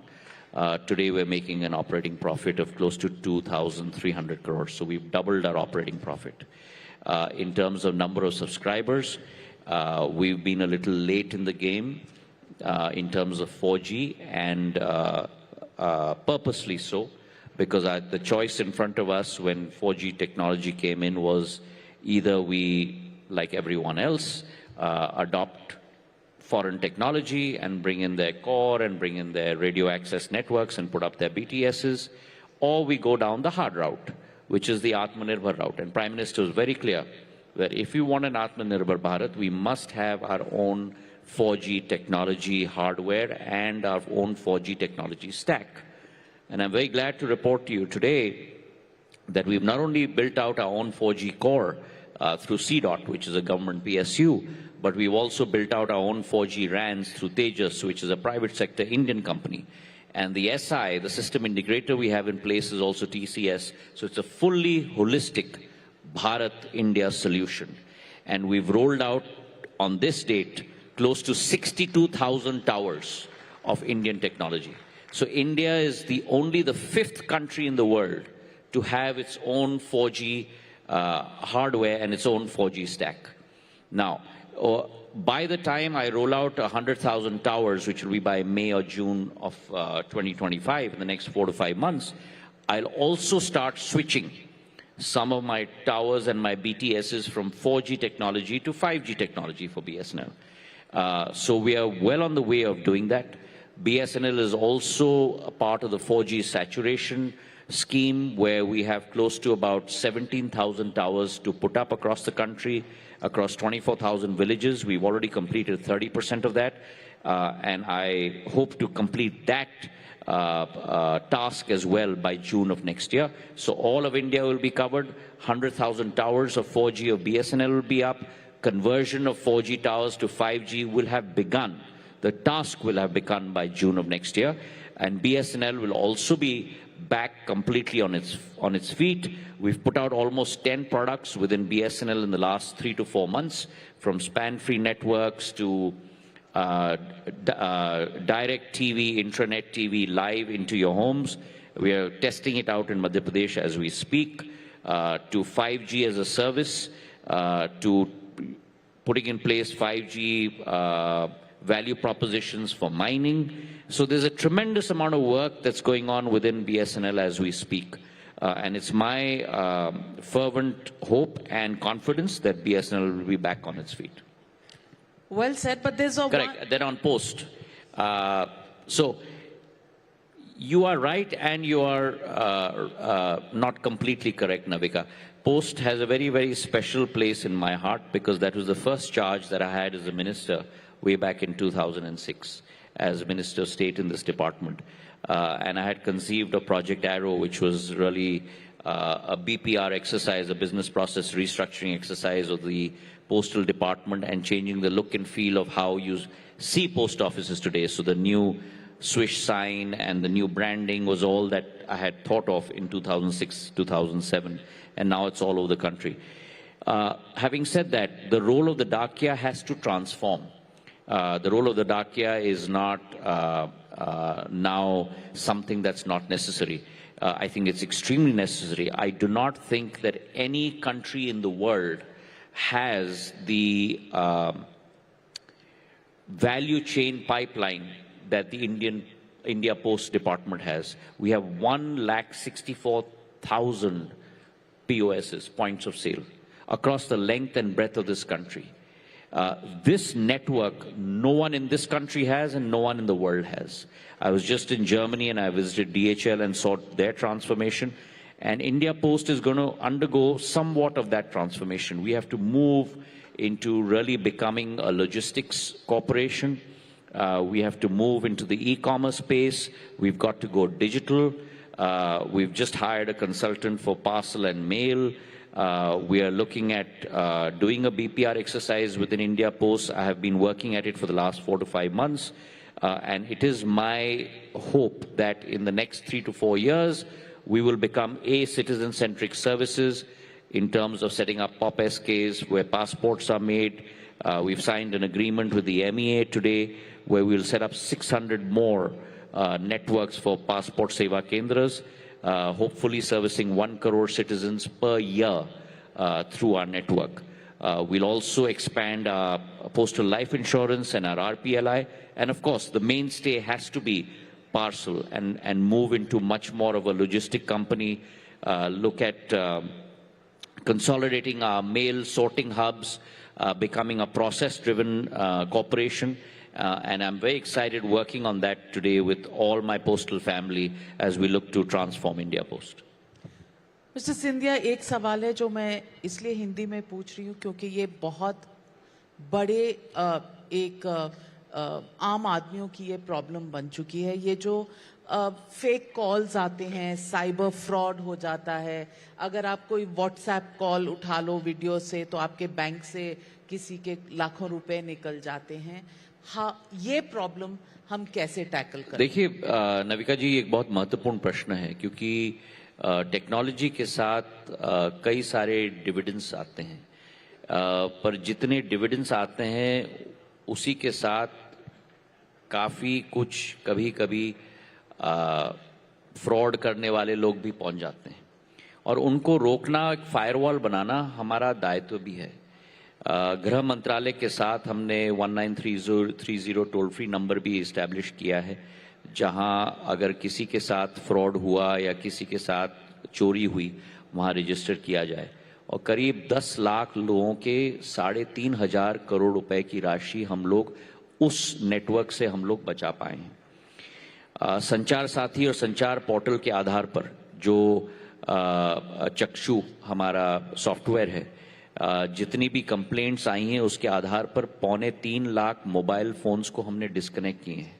ऐसे 10,000 headers को हमने blacklist किए हैं जो गलत तरीके से अपना मार्केटिंग कर रहे हैं। और जो आपके फ़ोन पर +91 का कॉल आता है, जो एक्चुअली देश का कॉल नहीं है लेकिन विदेश से कॉल आ रहा है, पर वो +91 के रूप में अपने आप को मैस्करेड करके आपके फ़ोन पर पहुंच रहा है, तो उसके लिए हम लोग ने एक fraud detection system software DOT ने अपने आप नवाचार करके उसकी शुरुआत की है, जहां एक दिन में हमने 1,35,00,000 कॉल्स को हमने ब्लॉक किए हैं देश में आने के अंदर से। और वहीं हमने टीएसपीज को भी मैंडेट किया है कि अगर स्पैम कॉल्स या फ्रॉड कॉल्स आएं तो उनका भी दायित्व होगा इनको रोकने के लिए। तो कई पैमाने पर हम लोग ने बहुत सारे कदम उठाए हैं, और इसके आधार पर हमारे जितने भी कस्टमर्स हैं उनको भी बहुत सारी राहत मिली है। अब पॉलिटिक्स पे चलते हैं। आजकल आपकी बहुत नोकझोंक हो रही है लोकसभा में तृणमूल कांग्रेस के एमपी कल्याण बैनर्जी के साथ। शब्द ऐसे हैं कि मैं दोहरा नहीं सकती, एक्सपंज कर दिए गए हैं, पर ये कुछ पर्सनल आपके बीच में है, कुछ ऐसा हुआ जिसकी वजह से ये है, या is it part of the general politics that we are seeing over the last several months and years maybe, where confrontation has become the mode of communication? देखिए, कॉन्फ्रंटेशन होना चाहिए। अंत में प्रजातांत्रिक प्रणाली के अंदर हमारे संसद के अंदर पक्ष और विपक्ष के बीच में मतभेद होने चाहिए, और ये प्रजातंत्र में जरूरी भी है। मतभेद होना चाहिए लेकिन मनभेद नहीं होना चाहिए। और आज मैं मानता हूं कि प्रजातांत्रिक प्रणाली के आधार पर एक दूसरे के ऊपर नीतियों, विचारधारा, कार्यप्रणाली के ऊपर आप जरूर जो भी आप कहना चाहो, आप जरूर, स्वतंत्रता है और होना भी चाहिए कहने के लिए। लेकिन मैं मानता हूं, और शायद ये मेरा व्यक्तिगत असूल है, पर मैं 22 साल मेरा एक सौभाग्य मुझे प्राप्त हुआ है इस संसद में मेरी क्षेत्र की जनता के आशीर्वाद के साथ उनका नेतृत्व करने का। लेकिन 22 साल में मैंने कभी भी व्यक्तिगत टिप्पणी किसी के ऊपर नहीं की, क्योंकि मैं मानता हूं कि राजनीति की भी एक स्तर होनी चाहिए, और मैं उसी को मानकर अपना व्यवहार संसद के अंदर पेश करता हूं। पर ये सभी की मान्यता शायद न हो, और अगर न है तो है, जिंदगी का खेल है। और जैसे अटल जी कहते थे कि ये भी सही और वो भी सही। You've taken it in your stride. No rancor. Has he apologized? Do you need an apology? मैं इस पे ज्यादा समय व्यर्थ नहीं करना चाहता, क्योंकि मैं मानता हूं कि थोड़ी मेरी एक आध्यात्मिक सोच भी है कि भगवान ने जितना मौका हमको दिया है सकारात्मक काम के लिए दिया है। अब रात गई बात गई, आगे का रास्ता और आगे का विकास और प्रगति के बारे में सोचो। रात गई बात गई राहुल गांधी के साथ तो नहीं होती, उसके पीछे तो आप रोज पड़ जाते हैं, कभी सोरोस, कभी कुछ। How come he is your pet target?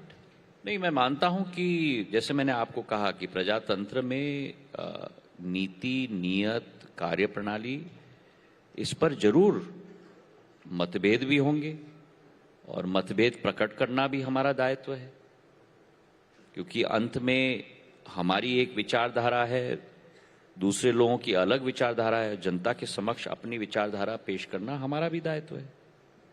कभी तो आपकी विचारधारा उनके साथ मिलती थी, अब कभी फोन भी मिलता है या नहीं?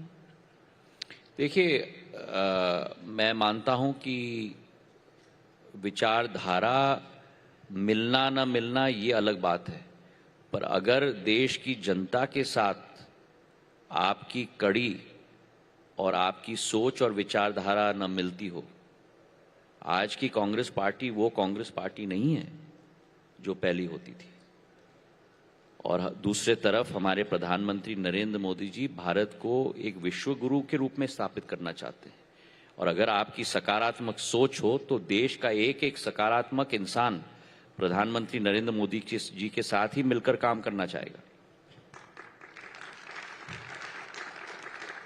जवाब नहीं दिया।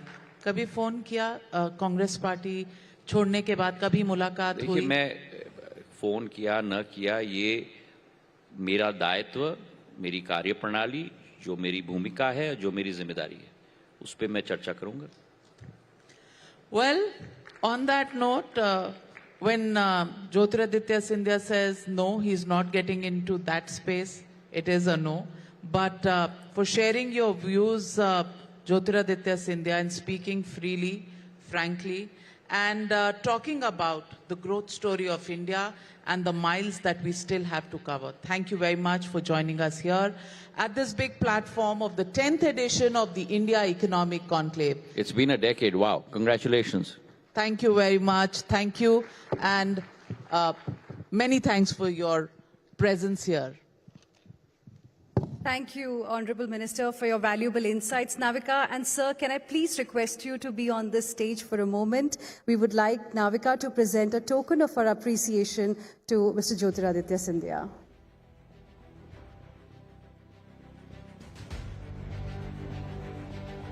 A round of applause, please, ladies and gentlemen.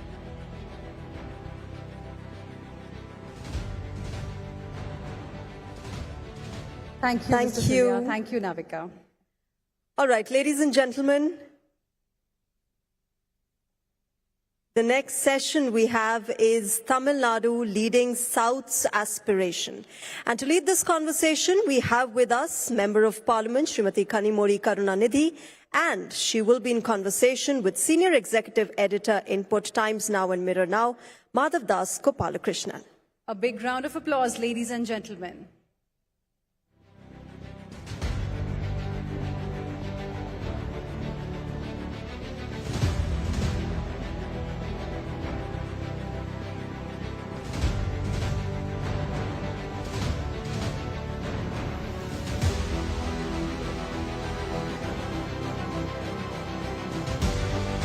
Welcome, ma'am. A round of applause, ladies and gentlemen. Namaskar. Madhav, over to you. Thank you so much. Kanimori, thank you so much for joining us. To begin with, as somebody who's a parliamentary floor leader of your party, your Chief Minister, Mr. M.K. Stalin, has described you, and I quote, as the thunderous voice of Delhi. So how do you plan to represent, the voices, the aspirations of the people of Tamil Nadu in that sense? In your strength, you're no stranger to Parliament, of course, but as the floor leader, you have additional responsibilities. Actually, I'm the party leader, not the floor leader of Yes. Lok Sabha. No, every day when either it's in the question hour or in the 0 hour, whenever the Parliament functions, of course, and in any debates, we do raise the concerns of Tamil Nadu and its people, and we fight for the rights of the states. So I think these are the most important things. And it's been a very stormy session this time around. There's been a lot of disruption. Yes. There's been... it's been mostly disruptions and then a few sessions. Rightly put. But, you know, at the end of the day, there are different points of view. And of course, there are serious national issues that come up. There are multiple points of view that, of course, issues and putting the central government in the dock is important. But there are also some regional parties that have voiced their opinion, and it's all out there in the public domain. They say that, look here, we are not able to talk about the issues that affect us as states. How do you look at this? See, to be fair, both are important concerns. When you want to raise something, which is of importance nationally and which affects everybody, and the government does not allow debate or discussion on it, then we have no choice but to protest. And sometimes, to be very honest, I think the government also sometimes is not prepared to discuss it, so it's easier to adjourn the parliament. But isn't that such a waste of people's taxpayers' money? Because such valuable time, so many resources that go into parliament. Yes, definitely. I think when the opposition parties want to raise an issue, I think any government should allow that, and there should be a discussion and a debate about it. I mean, whatever questions are raised, I think it is the duty of the government to answer it. Right. So when you don't give space for that, there are so many issues which have been, given to the parliament to, have a discussion on it. And when the government refuses, after a point, the opposition doesn't have a choice. And we have to, disrupt parliament. Right. But of course, others, whatever is considered as smaller issues or issues of the states, that, it affects us also. As a state, it affects us, and we want to talk about things which our people are interested in. That gets lost in the process. So Right. it's very sad on one side when so many things are there of which concerns people, and we're not able to raise it. Absolutely. Now, we've been seeing protests on a number of issues, in Parliament. But some of the opposition parties, the TMC, the SP, for instance, have not been participating in those protests. We've also recently seen senior leaders like Mr. Lalu Prasad Yadav, Mr. Sharad Pawar, all talk about the need for a change as far as the India Alliance's leadership is concerned. Where do you stand on this? No, our party is, we are quite happy with the way it is. But of course, when there is a consensus, when there is going to be a discussion, and if there needs to be a change, or if everybody wants to, there's a consensus with that, I don't think my leader has any issues with it. But I think we are very clear, we are with the India Alliance, and I think it is more on ideology and what is important, on secularism and issues like that. Right. It's not a matter of leadership. Okay, great. Let me come to a couple of issues on Tamil Nadu's performance itself. Your state's per capita income is reported to be 56% higher than the national average, a significant contribution coming in from industries and services sectors. Sustaining this growth trajectory while balancing social equity is always the challenge. There are states which have, a high developmental index, Yes. but they don't have as much of success as far as industry is concerned. And the converse is also true. Yes. There are states which have stupendous success in industry, but they do not have the same social indicators. How do you balance this challenge? I think right from the days of the Justice Party and this Dravidian movement, the concentration has been on, social indicators improving, education for all, inclusive growth.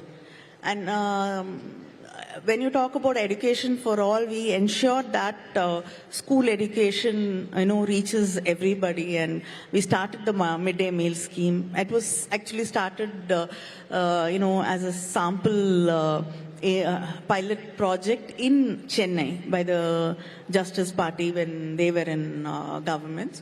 And later, Kamraj, when he was the Chief Minister of Tamil Nadu, he brought in the midday meal scheme.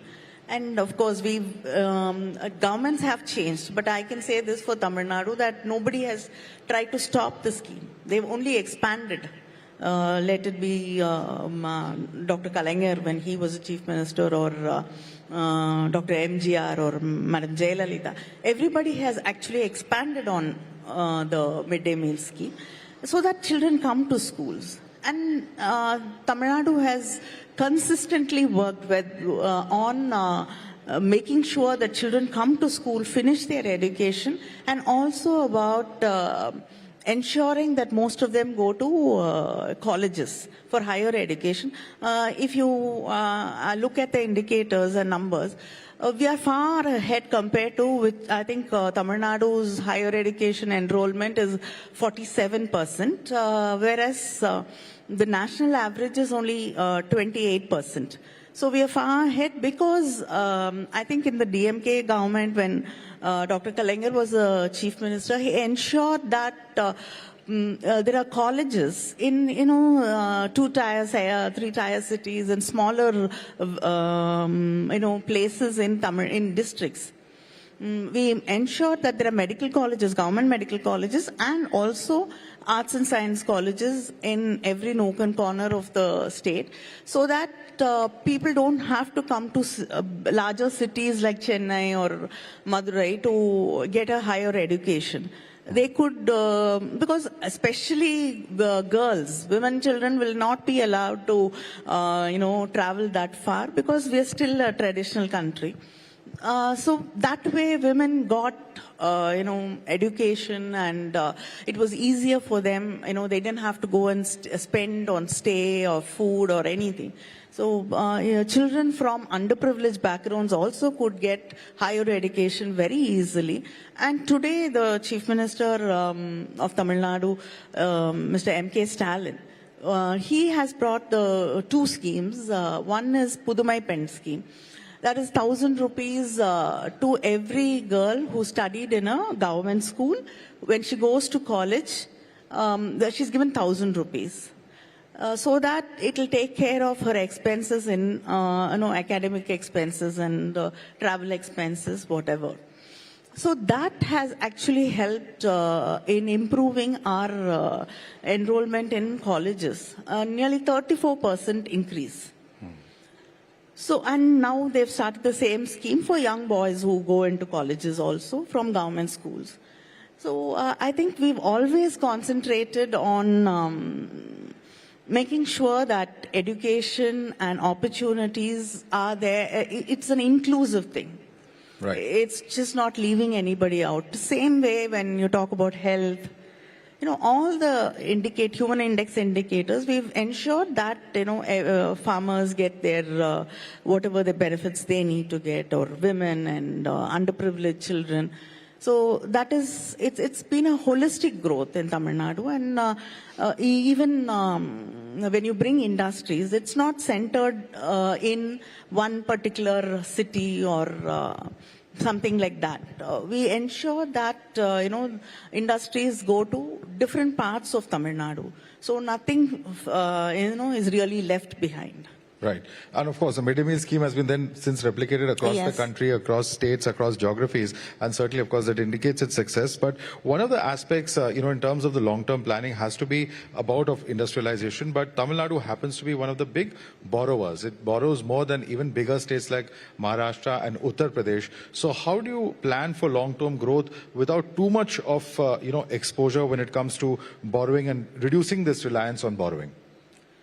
Of course, we are badly affected by GST, and now GST compensation also is becoming a big question mark. We are losing around 20,000 crores every year because the compensation might be stopped. So in a situation like that, and when you are, keen about welfare politics and schemes, then, and you don't get enough support because Tamil Nadu has controlled population over the years, so we lose out a lot. So to, ensure that there is infrastructure, without infrastructure there's no industry, and, there's no actual growth, and it also has to be sustainable. I think today Tamil Nadu, is one of the top performers when it comes to sustainable development also. So when you want to ensure all this and when you want development to be inclusive, I think we have no choice but to borrow. Right. No, but devolution, that brings me to the next question I was about to ask you. It's something that the Chief Minister has spoken about, many of your party leaders have spoken about, that in terms of devolution to Tamil Nadu and several of your neighboring states in the south have also raised this issue that somehow they believe that the kind of devolution happening is a little against them. 16th Finance Commission is also seized of this matter, has sought details from various states. How do you plan to take this issue forward? We have been raising it in Parliament when Chief Minister meets the Prime Minister, and we've written to the Finance Minister, and we've also, reached out to the Finance Commission because, to be very honest, if we give 1 rupee as taxes from our state, we get back only 28 or 29 paisa. So I think it's, not even half of what we give, we get back. So I think we are losing out just because we've performed well. Just because we've controlled population, our health indicators are better. Today we are suffering because of that. And right. I think, and just because we've ensured that there is growth. No state can be punished because they did well. So that is what our Chief Minister keeps talking about, because that this is completely unfair. That what we get back in return from compared to what we give does not cover what we want to do. Recently, we've seen the Tamil Nadu Chief Minister and even the Andhra Chief Minister raise concerns in relation to delimitation. We've seen, how they have spoken about this issue. We have seen the Home Minister Amit Shah come out and say that the southern states and their issues will be taken care of. What are the exact apprehensions that you have after the centre coming out to say that the apprehensions will be taken care of?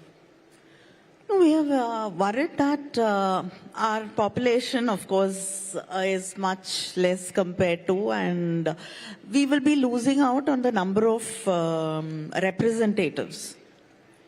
When we have 39 from Tamil Nadu. And again, if population is going to become the factor which is going to decide the number of seats in Tamil Nadu, we will be losing out on it. Whereas states which did not really bother and do much about population control will be gaining. They'll have more representatives in parliament. And then over a period of time, the southern states will not matter at all in parliament. So this is a very valid concern we have. States like Kerala, Tamil Nadu and others who've control population, and when our population is not on the rise. And whereas states which have not control population and who are densely populated will be gaining, and that is not the way. But can larger families be the solution? Because that's what's being spoken about now. That has also been the cause of a lot of problems in the country, So we have to, you can make it a joke, but I don't think that is the solution. Imbalance, certainly, of course, there are concerns that have been expressed. Recently, we had seen a YSRCP MP come out and demand for a parliament session to be held in the southern part of the country. He says that any state capital's assembly can be used for that. And he cites pollution in Delhi, extreme weather, so on and so forth. But he also says that it would also bring the southern states closer, as in they also have a stake as far as the governance of the country is concerned. Some are citing the cost factor, some are citing other factors, saying it's unfeasible. What is your view on this? I don't think personally, I don't think it's a bad idea. We don't have to suffer the cold. South Indians are not used to it, but leaving that apart, I think it would be a good idea to, it could create a sense of belonging and being included also. So you could have a few sessions, in another part of the country, and you can have some here. Right. Ma'am, let me bring you back to the performance of the India bloc when it comes to the recent elections. We have the Delhi elections coming up where the Aam Aadmi Party is fighting separately. We've seen in Haryana Aam Aadmi Party and Congress were supposed to have an alliance. That didn't work out. In Maharashtra, of course, we know what the result was. In Jammu and Kashmir, where India Alliance did win the election, also Congress did not do very well. You've spoken about leadership as an issue, but do you think that within the alliance itself, post what we saw in the Lok Sabha elections, there's been some kind of a downslide? And how do you look at it in the coming elections as well? No. See, actually, I wouldn't like to comment about the equations between parties within the India Alliance. But when in one particular state, the primary two parties are within the India Alliance, when you talk about the national elections, it is a completely different narrative which we fight on. But when it comes to the state elections, then when there are two primary parties against each other, then their concerns are very different. So sometimes they cannot go together. It's like even in Kerala. In Kerala, you can't expect the Congress and the Communist Party to work together. But on a national level, they do. In Tamil Nadu, they are in alliance. Both of them are in alliance with the DMK. So I think it differs from state to state also, and according to the issues in the state and which are the primary parties in the state. Nationally, in the elections, we did much better than what the BJP expected us to do, and yes, we could have done a little better, but still, at least they can't change the constitution according to their will and fancy now. Right. At least that we've been able to save, which is very important. And if you talk about the coming elections, I think I have a clear picture about the Tamil Nadu elections. And I can surely tell you that the India Alliance is winning. All right. One last question before I let you go. We've seen a lot of controversies on the comments of Udaynidhi Stalin, where he compared Sanatan to diseases. While the DMK has come out to say that this is our ideological perspective on social justice, you have the BJP which opposes the comments, saying that it is an insult to a particular religion. How would you respond to this charge coming in from the BJP? No, I think he's explained it, saying that, it is against the caste system. And, things which affect people, dividing people on the lines of caste. And that is what his statement was against. And it is not against any religion. All right. Ms. Kanimuri, thank you so much for joining us and answering all those questions and giving us an insight into what we can expect as far as Tamil Nadu politics is concerned. Thank you so much. Thank you, and it was a pleasure being here. Thank you. Thank you, Madhav. Thank you, ma'am. Thank you. Thank you. Namaskar. All right. Ladies and gentlemen, with that, we move on to our next session. As Uttarakhand approaches its 25th anniversary in 2025, the state government has undertaken the ambitious project of Sashakt Uttarakhand at 25 to steer the region towards inclusive socio-economic growth.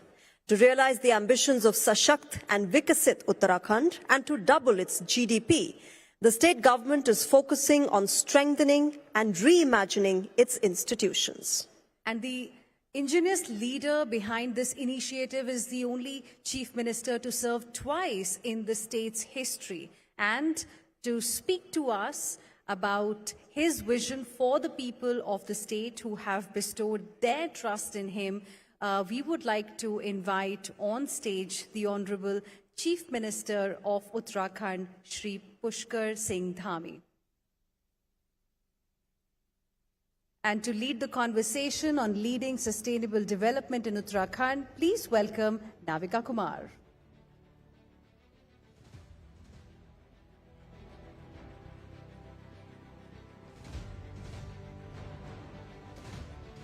And they will be joining us on the stage in just a few moments from now. Meanwhile, ladies and gentlemen, let's also tell you a little bit about what else you can expect during the day today.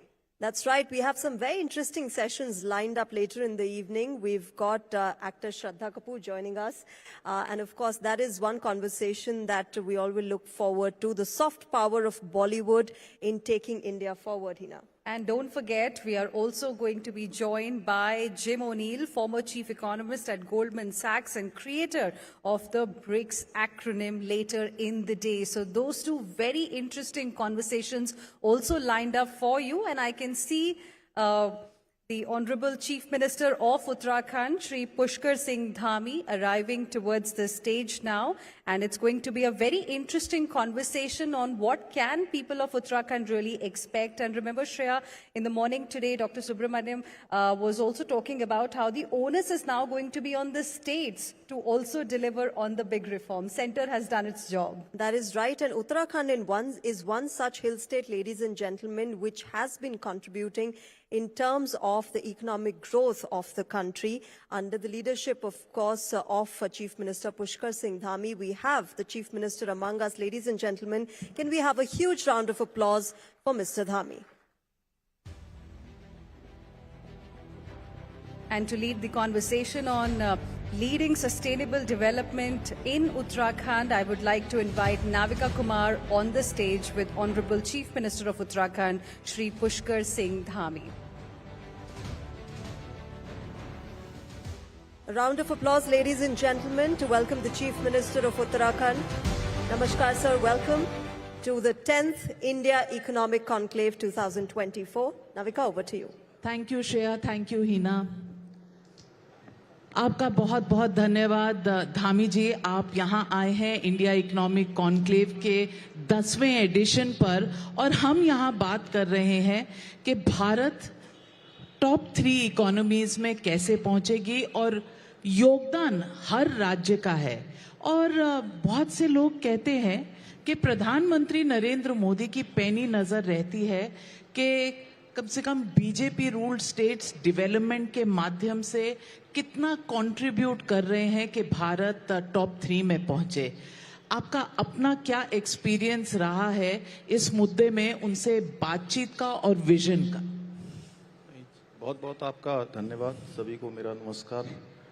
और जैसा आपने कहा कि Bharat top 3 economy में पहुंचेगा और उसके लिए हमारे प्रधानमंत्री जी ने सभी राज्य उसमें अपना योगदान कर रहे हैं। और मैं देवभूमि उत्तराखंड की बात करूं तो देवभूमि उत्तराखंड के बारे में हमारे प्रधानमंत्री जी ने बाबा केदार के धाम से 5 नवंबर 2021 को उनके मुंह से शब्द निकले थे और वो कोई सामान्य शब्द नहीं थे कि 21वीं सदी का तीसरा दशक उत्तराखंड का दशक होगा।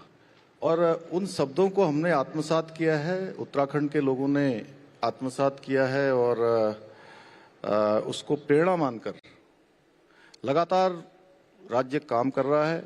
और हमने अपनी जीएसडीपी को 5 सालों में दोगुना करने का लक्ष्य लिया है। और हम अभी इस वर्ष की जो हमारी रिपोर्ट आई है उसमें 1.3 गुना माने कि लगभग 33% अभी तक हमारी ग्रोथ चल रही है। और जो हमको 5 वर्षों में 15% की ग्रोथ से आगे बढ़ना है, हम उसके आसपास चल रहे हैं। और अभी भारत सरकार का जो नीति आयोग है, नीति आयोग के इस वर्ष की रैंकिंग में भी हमको सस्टेनेबल डेवलपमेंट गोल्स को प्राप्त करने में पूरे देश में इंडेक्स में पहला स्थान, पहले पायदान पर उत्तराखंड आया है। इसी प्रकार से आज बेरोजगारी दर भी हमारे यहाँ 4.4% का रिडक्शन उसमें हुआ है। ऐसे अनेक काम आज उत्तराखंड के अंदर हो रहे हैं। जैसे कि अभी हमने पिछले वर्ष इन्वेस्टर समिट आयोजित किया था। आदरणीय प्रधानमंत्री जी उन्होंने आकर हम सबको वहाँ पर अपना मार्गदर्शन भी दिया था। और उसके कारण से 3 करोड़ 354 करोड़ की लगभग जो है हमारा उनके साथ एमओयू हुआ है इन्वेस्टर के साथ। और हम तो ये सोचते थे कि 200-250 तक हम पहुंचेंगे, लेकिन हम 3.5 करोड़ 100 से भी ज़्यादा पर पहुँचे, जो अपने आप में 3,54,000 करोड़ के MOU हमारे साथ हुए और उसमें से हमारी एक बड़ी संख्या में आज हमारी ग्राउंडिंग भी चल रही है। अभी मैं यहाँ आने से पहले कुछ लोगों से बात कर रहा था कि आने वाले समय में जो NCR रीजन के लोग हैं, दिल्ली के लोग हैं, वो देहरादून हवाई सेवा से आते हैं और आने वाले टाइम में वो हवाई सेवा का उपयोग बहुत कम करेंगे, क्योंकि अगर हम हवाई सेवा का लाभ लेते हैं या उसका उपयोग करते हैं तो हमको फिर भी दिल्ली से देहरादून जाना है तो 5 घंटे का समय कम से कम लग जाएगा, क्योंकि 2 घंटे पहले लगभग घर से यहाँ से जाना होता है, 1 घंटे का सफ़र हो जाएगा, आधा घंटा दोनों जगह का एयरपोर्ट का लगा लीजिए, 1 घंटा 4 घंटे हो गए और 1 से 1.5 घंटा आप अपने गंतव्य तक पहुँचेंगे तो 4 से 5 घंटे लग जाएंगे। और आप रोड से जाएंगे देहरादून तो 2 से 2.5 घंटे में तो पूरी दिल्ली देहरादून में बस जाएगी। हाँ, ये हमारे लिए बड़ी चुनौती भी है, क्योंकि जितनी संख्या आज देहरादून में है, जितनी संख्या हरिद्वार में आज है, ऋषिकेश में है, मसूरी में है या धनोल्टी में है, वो संख्या में एकदम से दुगने की वृद्धि होने वाली है। तो उसके अनुरूप भी हमको अपना इंफ्रास्ट्रक्चर बनाना है, पार्किंग बनानी है, आवास की व्यवस्था करनी है, जो हमारा यातायात है, ट्रांसपोर्ट है, उसकी व्यवस्था करनी है। तो उस सब काम को कर रहे हैं और जो हमारे प्रधानमंत्री जी की सोच है कि 25 सालों में देश जो है आने वाले शताब्दी, जब हमारे स्वतंत्रता की शताब्दी होगी 2047 में, हम विकसित भारत के रूप में जो है अपने हमारी पहचान होगी। तो ये 25 साल उत्तराखंड के लिए भी बहुत महत्वपूर्ण होने वाले हैं। तो उत्तराखंड लगातार देश की प्रगति में जो योगदान है अपना देता रहेगा। हम वो सब काम कर रहे हैं, हमारा पर्यटन बढ़ रहा है, 4 धाम ऑल वेदर रोडें हमारे यहाँ जब से बनी है। रिकॉर्ड टूरिज्म हुआ पिछले साल आपके यहाँ। देखिए 2003, 4, 5 की बात करें या 14, 15 तक की 14 तक की भी बात करें तो कुछ लाखों में लोग आते थे। और इस वर्ष 35 दिन की यात्रा कम हुई आपदा आने के कारण से, लेकिन उसके बावजूद भी हमारे यहाँ 46 लाख लोग 4 धामों के दर्शन करने आए हैं। और अगर पूरे साल भर की बात करूं तो मैं 8 करोड़ 10 करोड़ ये आंकड़ा जाता है जो टूरिस्ट पूरे देश भर के आते हैं, चाहे वो कांवड़ यात्रा हो, चाहे हमारी 4 धाम यात्रा हो, चाहे पूर्णागिरी की यात्रा हो, हमारे अन्य देवी स्थल, धार्मिक स्थल, अनेक प्रकार के लगने वाले मेले, महोत्सव, टूरिस्ट अलग अलग राज्यों से जो आते हैं, तो एक बड़ी संख्या है। अभी हाल ही में बाईपोल्स हुए थे केदारनाथ में, वहां आपको विजय प्राप्त हुई। अयोध्या हारने के बाद केदारनाथ जीतने का प्रेशर था आप पे? देखिए प्रेशर तो इतना नहीं था, क्योंकि हम लोगों को पहले से ही पता था कि हमारे प्रधानमंत्री जी ने प्रधानमंत्री बनने के बाद जो सबसे पहले उत्तराखंड के अंदर जो सबसे बड़ा काम किया था वो काम था बाबा केदार के धाम का नवनिर्माण और पुनर्निर्माण का काम, और एक भव्य केदार और दिव्य केदार बनाने का काम। क्योंकि 2013 की जो आपदा आई थी वो बहुत बड़ी आपदा थी, हजारों लोग काल के गाल में समा गए थे और लोगों को लगता नहीं था कि फिर से ये इस प्रकार की केदारपुरी का विकास हो जाएगा, इस प्रकार से बाबा के यहाँ दर्शन करने लोग आ जाएंगे, जो कुछ हजारों में वहाँ पर श्रद्धालुओं की संख्या हो गई थी। तो हमें पूरा विश्वास था, लेकिन चूंकि विपक्ष के लोग, जैसे सरकार बन रही है एनडीए की, 240 सीटें आ रही हैं बीजेपी की, अकेले बहुमत एनडीए को मिल रहा है और 100 सीटें लाकर जो है वो खुशियां मना रहे थे। तो वैसे ही वो अयोध्या में, चूंकि अयोध्या कोई वहाँ पर सीट का नाम वो अयोध्या नहीं था, अयोध्या एक विधानसभा है वहाँ पर, और उस पूरे पर्टिकुलर क्षेत्र में देखें तो वहाँ भाजपा जीती है। लेकिन उन्होंने पूरे देश में प्रचारित किया कि हम अयोध्या भी जीत गए। और अयोध्या के बाद एक चुनाव हमारे यहाँ उत्तराखंड में और हुआ था, बद्रीनाथ का चुनाव। वहाँ वो विधानसभा में भी वहाँ पहले कांग्रेस पार्टी के ही एमएलए जीते थे, वो एमएलए बीच में हमारी तरफ आ गए। लेकिन वो अचानक ऐसा चुनाव हुआ तो उन्होंने कहा कि हम बद्रीनाथ भी, हम अयोध्या भी जीत गए हैं, हम बद्रीनाथ भी जीत गए हैं, अयोध्या और बद्रीनाथ झांकी है, अब केदारनाथ बाकी है। तो हमने पहले ही कहा था कि आपका ये जो भ्रम है, ये जो आपके अंदर जो अहंकार है, ये बाबा केदार के धाम में आकर टूटेगा, और टूटेगा ही नहीं, बुरी तरह से टूट जाएगा। वहां टूट गया वो। एक बड़ा मुद्दा आपके राज्य में चल रहा है वो है लैंड लॉज का। उस पर विपक्ष बहुत कुछ कह रहा है कि बाहर से लोग आ जाएंगे, उत्तराखंडियों की जमीन चली जाएगी, बहुत ऑपोजिशन हो रही है। इस पूरे मुद्दे पर आप क्या कहेंगे?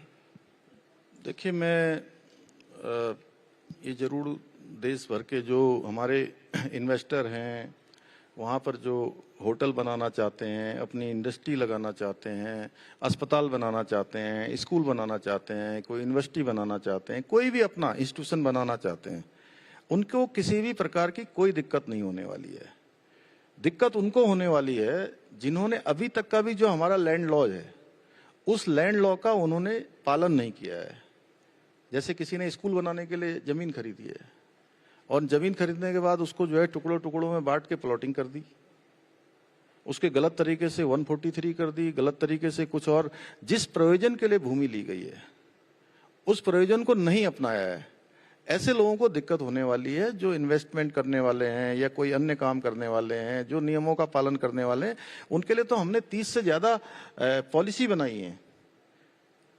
हमने फिल्म की अलग पॉलिसी बनाई है, खेल की अलग बनाई है, हमने लॉजिस्टिक की बनाई है, इंडस्ट्री की बनाई है, ऑटोमोबाइल्स की पॉलिसी बनाई है, अनेक पॉलिसियां हमने बनाई हैं। और ऐसी ऐसी पॉलिसियां बनाई हैं कि लोग आए वहां पर और उनसे पूछ के भी बनाया। हमने जब इन्वेस्टर समिट किया था तो हम लोगों के बीच में गए थे, उससे पहले हमने उन सब के सुझाव लिए आपस में कि आप बताइए कि आपके लिए उत्तराखंड में काम करने के लिए क्या अच्छा, हम क्या रूल बना सकते हैं, क्या हम नीति, क्या पॉलिसी ला सकते हैं। तो उन्होंने जो जो हमको बताया हमने वो सब किया है। और बहुत सारी पॉलिसी को हमने जो पहले से चली आ रही थी उनको थोड़ा शिथिल भी किया है, यानी सरल बनाया है। तो उनको कोई दिक्कत नहीं होने वाली है। और मैं आपके इस मंच से भी कहता हूं कि आइए उत्तराखंड में, उत्तराखंड देवभूमि है। उत्तराखंड में अभी हम नया काम कर रहे हैं। आजकल एक हमने काम शुरू किया है। पहले केवल जब हमारे धामों के कपाट खुलते हैं उस समय हमारी 4 धाम की यात्रा चलती है, और शीतकाल जब आता है तो कपाट बंद हो जाते हैं, तो लोगों को लगता है कि पूरा उत्तराखंड बंद हो गया। देखिए, उत्तराखंड बंद नहीं होता है। शीतकाल में भगवान की पूजा चलती रहती है। जैसे मैं बताऊं कि बद्री विशाल आकर जो है हमारे जोशीमठ में उनका शीतकालीन प्रवास हो जाता है, वहां उनकी पूजा चलती है। भगवान केदार की पूजा जो है ओंकारेश्वर में उखीमठ में चलती है। गंगोत्री धाम की पूजा जो है हरसिल में होती है। यमुनोत्री की हमारी खरसाली में होती है। तो इन स्थानों पर आज जो पूजा में आएंगे, दर्शन करेंगे। और सबसे अच्छा है, इस बार तो थोड़ा भगवान की कृपा है कि अभी तक यहाँ पर बहुत धुंध नहीं लगी, बादल नहीं लगे, कोहरा नहीं लगा। लेकिन जब यहाँ कोहरा लग जाएगा, आसमान नहीं दिखाई देगा, दिन में भी गाड़ी में चलने में टॉर्च जैसी गाड़ी की लाइट चलानी पड़ेगी, उस समय आपको बिल्कुल भगवान सूर्यदेव प्रत्यक्ष रूप से वहां दर्शन दे रहे होंगे हमारे यहाँ। और हमारे पर्वत जो बर्फ से ढके हुए हैं, बिल्कुल आपको शानदार एक अलग प्रकार का जो है अनुभव देंगे। और वहां आएंगे, अध्यात्म भी आपको मिलेगा, शांति मिलेगी। और आप पूरी ऊर्जा लेकर यहाँ से अगर 4 दिन का 5 दिन का टूर बना के आएंगे 1 हफ्ते का, तो 1 हफ्ते में आप पूरे साल भर की एनर्जी लेकर वापस लौट के आएंगे। बहुत सही कहा आपने धामी जी।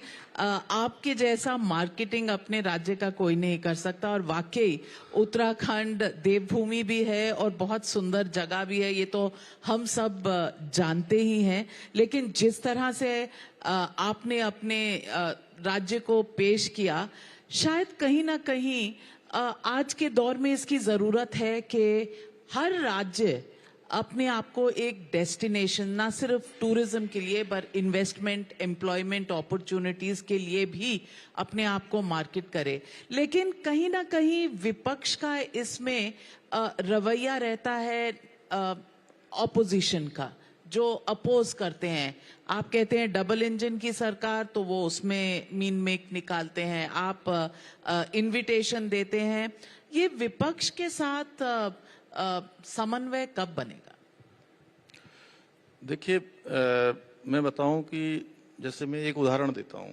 देखिए, विपक्ष के लोगों को हमेशा सम्मान हम लोग देते हैं, लेकिन विपक्ष क्या है कि हमेशा तुष्टीकरण की राजनीति करता रहा है, हमेशा वोट बैंक की राजनीति करता रहा है। जैसे मैं आपको बताऊं कि इतने सालों से पूरे देश के लोग सोचते थे, दुनिया के राम भक्त सोचते थे कि भगवान राम का मंदिर अयोध्या में बनना चाहिए, जहां भगवान राम पैदा हुए, और भगवान राम का मंदिर बने इसके लिए सब प्रयास कर रहे थे। और हमारी प्रमुख विपक्षी पार्टी कांग्रेस के लोग कोर्ट में हलफनामा दे रहे थे कि भगवान राम काल्पनिक है, राम सेतु काल्पनिक है, नहीं बनना चाहिए। अंततः राम मंदिर बनने का मार्ग प्रशस्त हुआ। प्रधानमंत्री जी उसके भूमि पूजन के उसके पूजन पर जब प्राण प्रतिष्ठा हुई, उस प्राण प्रतिष्ठा के कार्यक्रम में प्रधानमंत्री जी ने सबको आमंत्रित किया, सरकार ने सबको आमंत्रित किया, लोग जगह जगह गए, साधु संत आए, सारे देश के लोग आए, लेकिन ये विपक्ष के लोग उस कार्यक्रम में भी सम्मिलित नहीं हुए। आखिर वो क्यों नहीं हुए? वो इसलिए नहीं कि भगवान राम पर आस्था वो भी रखते हैं, घर में वो भी पूजा करते हैं, लेकिन डर के मारे नहीं आए कि अगर हम भगवान राम के प्राण प्रतिष्ठा के कार्यक्रम में जाएंगे तो एक विशेष प्रकार का वोट बैंक हमसे दूर चला जाएगा। ये इनका तुष्टीकरण का काम है।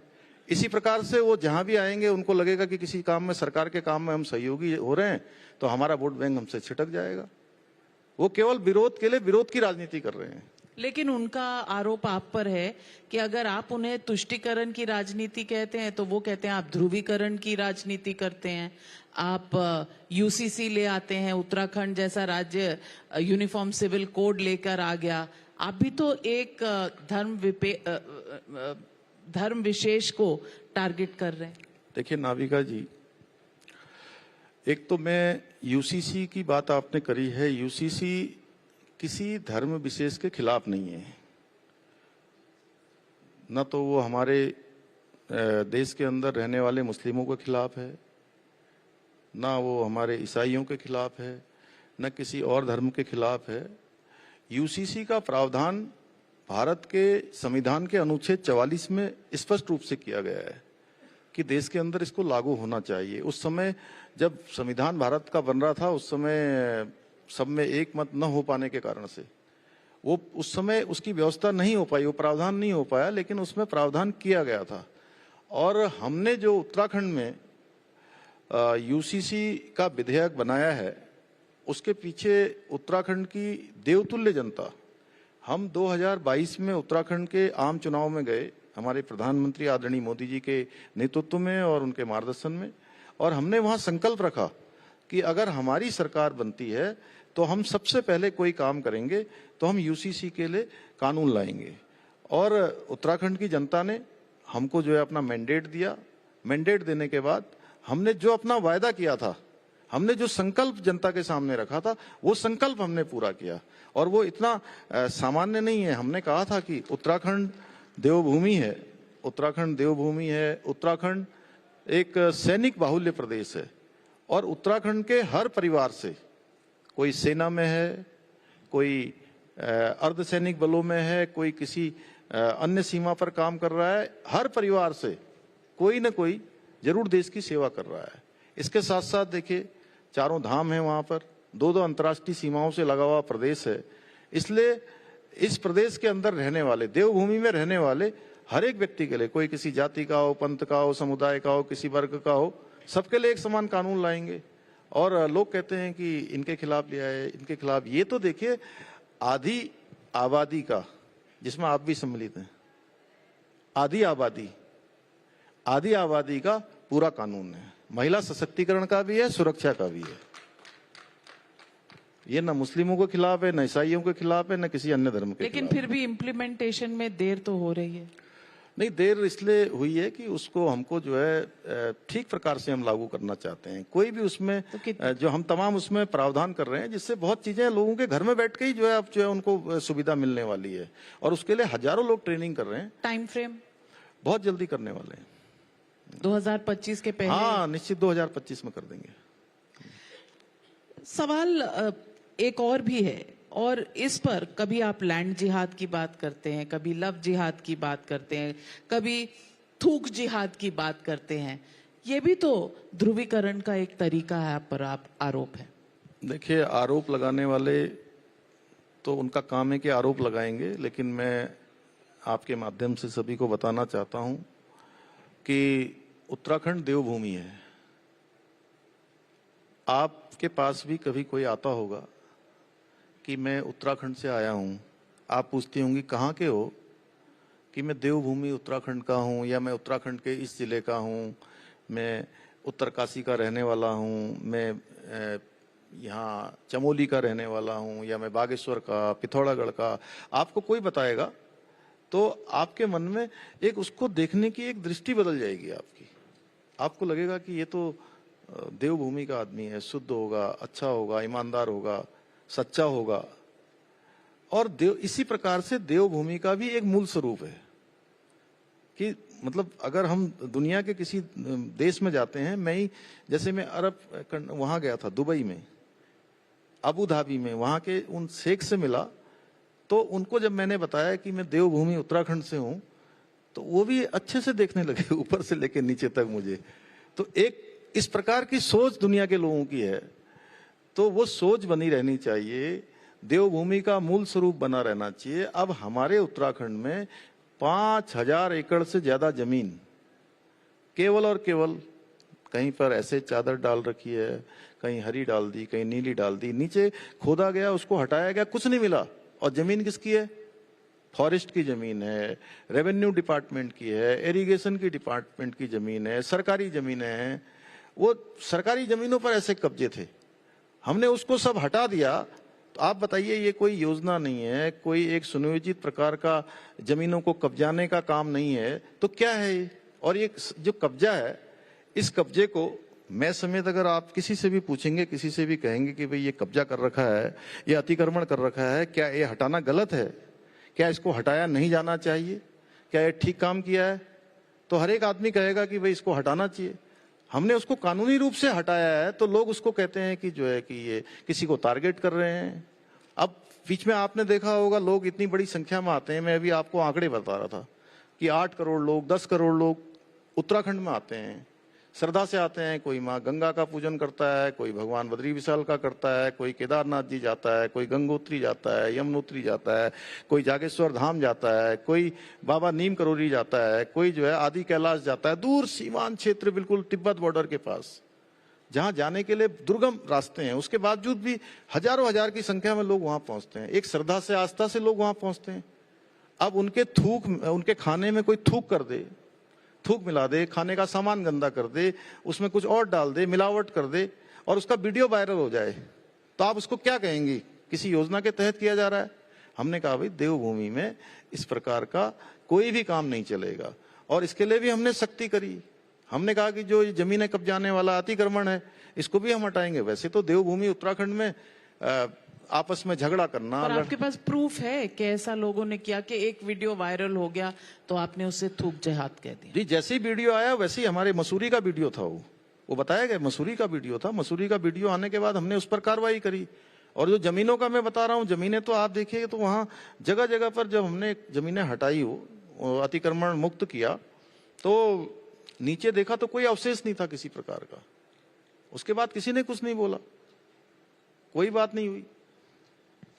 तो ये एक प्रायोजिक ढंग से, क्योंकि इस वक्त इस देश में एक बड़ी डिबेट छिड़ी हुई है, places of worship act versus Waqf board act. आप समझते हैं कि प्लेसेस ऑफ वर्शिप एक्ट कहीं ना कहीं इसे दोबारा देखने की जरूरत है? मामला लंबित है सुप्रीम कोर्ट में, लेकिन बहुत से ऐसे पिटिशंस जा रहे हैं कोर्ट में कि लोग कह रहे हैं कि हर मस्जिद के नीचे मंदिर ढूंढा जा रहा है।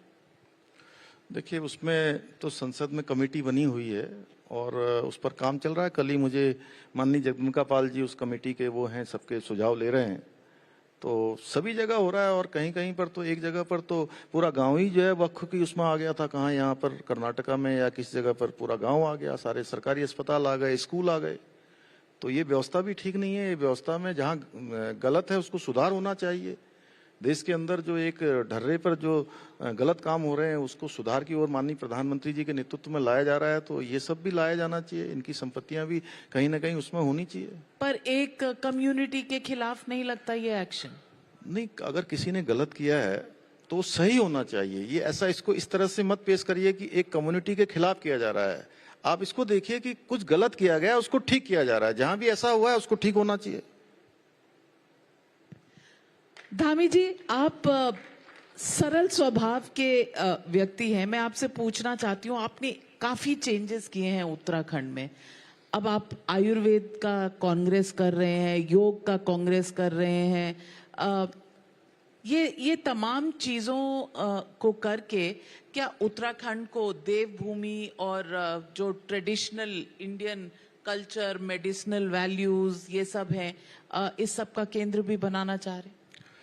केंद्र बनाना नहीं चाहते हैं, केंद्र वही था, उस केंद्र को पुनः वहीं पर स्थापित करना है।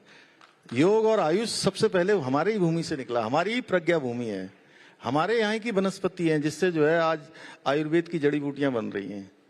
आप आइए देखिए, मैंने पहले ही कहा आपसे कि जो है आप आएंगी तो आपको अध्यात्म भी मिलेगा, योग भी मिलेगा, आपको बिना दवाई खाए जो है सब दवाइयां मिलेंगी हवा में। बिल्कुल, पत्रकारिता खत्म करके वहीं आऊंगी खेती बाड़ी करने के लिए। लेकिन अंत में एक सवाल पूछना चाहती हूँ आपसे, आपकी अपनी पॉलिटिकल महत्वाकांक्षा क्या है? क्या आप अपनी अचीवमेंट्स को ये इस तरह देखते हैं कि आप 2 टाइम चीफ मिनिस्टर हैं? क्या आगे करना चाहते हैं? क्या रास्ता है आगे का? देखिए नाविका जी, आप तो हमेशा हम लोगों को प्रोत्साहित करती हैं, लेकिन मैं आपको एक बात मैंने जो कभी नहीं बताई, वो बात मैं बताना चाहता हूँ कि मैं एक बहुत सामान्य परिवार में पैदा हुआ। मेरी कभी महत्वाकांक्षा नहीं थी कि मैं कभी कुछ बनूं। हमेशा मेरे मन में हमेशा एक ही महत्वाकांक्षा थी कि मैं कुछ करूं। मैं कुछ बनने के लिए नहीं हूं, मैं कुछ करने के लिए हूं। बहुत सही आपने कहा, दिल को छूने वाला वाक्य है। कुछ बनना नहीं था, कुछ करना था। जब कुछ कोई करता है तो कुछ बन ही जाता है। पुष्कर सिंह धामी इसी का प्रतीक है। हमारे साथ आज आप आए, जुड़े और इंडिया इकोनॉमिक कॉन्क्लेव के प्लेटफॉर्म पर आपने जो ऊर्जा दिखाई और बताया कि देवभूमि उत्तराखंड के लोग सरल भी हैं और किस तरह से अपनी पूरी कल्चर की रक्षा करते हैं, ये देश के सामने एक प्रतीक रखा आपने, उसके लिए बहुत बहुत धन्यवाद। बहुत बहुत धन्यवाद। Thank you, sir. Thank you, Navika.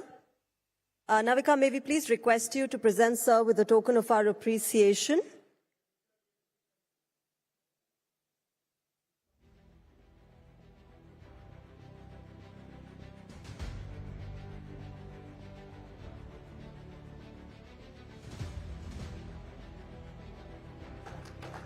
A round of applause, ladies and gentlemen.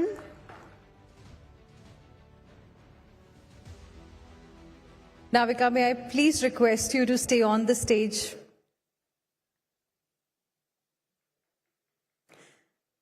All right, ladies and gentlemen, India's growth story is incomplete without the vital contributions of its states. Today we focus on how states are adding to India's broader narrative of progress and development. And to shed light on this, we are honored to have the Chief Minister of Chhattisgarh, Shri Vishnu Deo Sai, sharing his insights on the state's journey. He will be joining us virtually in conversation with Navika Kumar. Over to you. Thank you, Shreya, and thank you, Hina. Vishnudeo Sai Chhattisgarh के मुख्यमंत्री हमारे साथ जुड़ रहे हैं। प्रणाम, नमस्कार और स्वागत है आपका इंडिया इकोनॉमिक कॉन्क्लेव में। और सबसे पहले मैं पूछना चाहती हूं आपसे कि छत्तीसगढ़ ने हाल ही में अपनी नई औद्योगिक नीति लॉन्च की है, क्योंकि ये इंडिया इकोनॉमिक कॉन्क्लेव का बड़ा प्लेटफॉर्म है। इस औद्योगिक नीति की क्या विशेषताएं हैं, देश आपसे जानना चाहता है।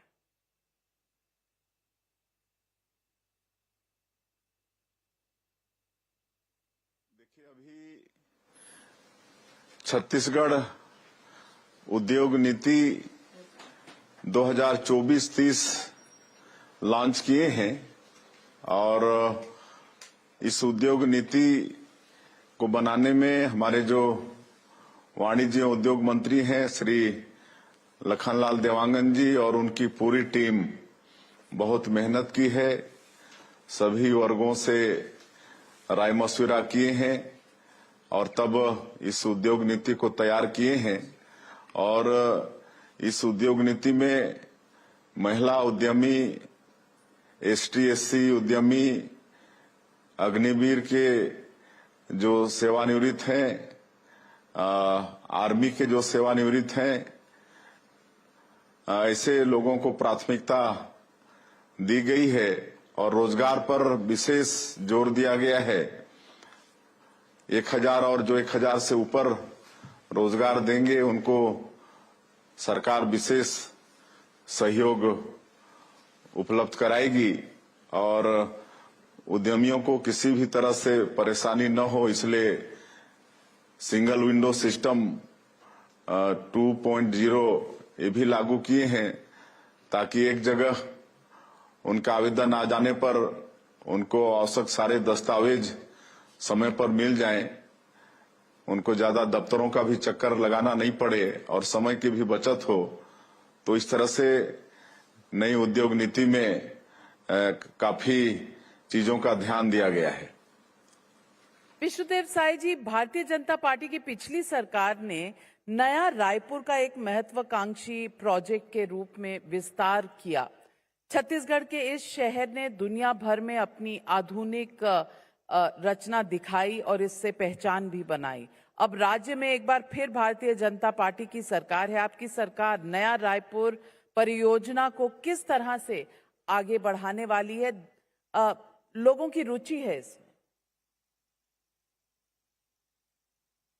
देखिए, अभी छत्तीसगढ़ उद्योग नीति 2024-30 लॉन्च किए हैं और इस उद्योग नीति को बनाने में हमारे जो वाणिज्य उद्योग मंत्री हैं श्री लखनलाल देवांगन जी और उनकी पूरी टीम बहुत मेहनत की है। सभी वर्गों से राय मशविरा किए हैं और तब इस उद्योग नीति को तैयार किए हैं। और इस उद्योग नीति में महिला उद्यमी, ST/SC उद्यमी, अग्निवीर के जो सेवानिवृत्त हैं, आर्मी के जो सेवानिवृत्त हैं, ऐसे लोगों को प्राथमिकता। राज्य में सड़क, रेल, हवाई यातायात आदि सारी इस तरह की चीजें जो हैं वो विकास की दिशा में अपने पिछले 12 महीनों में क्या उपलब्धियां हासिल कर चुका है और आगे का आप क्या रास्ता देख रहे हैं?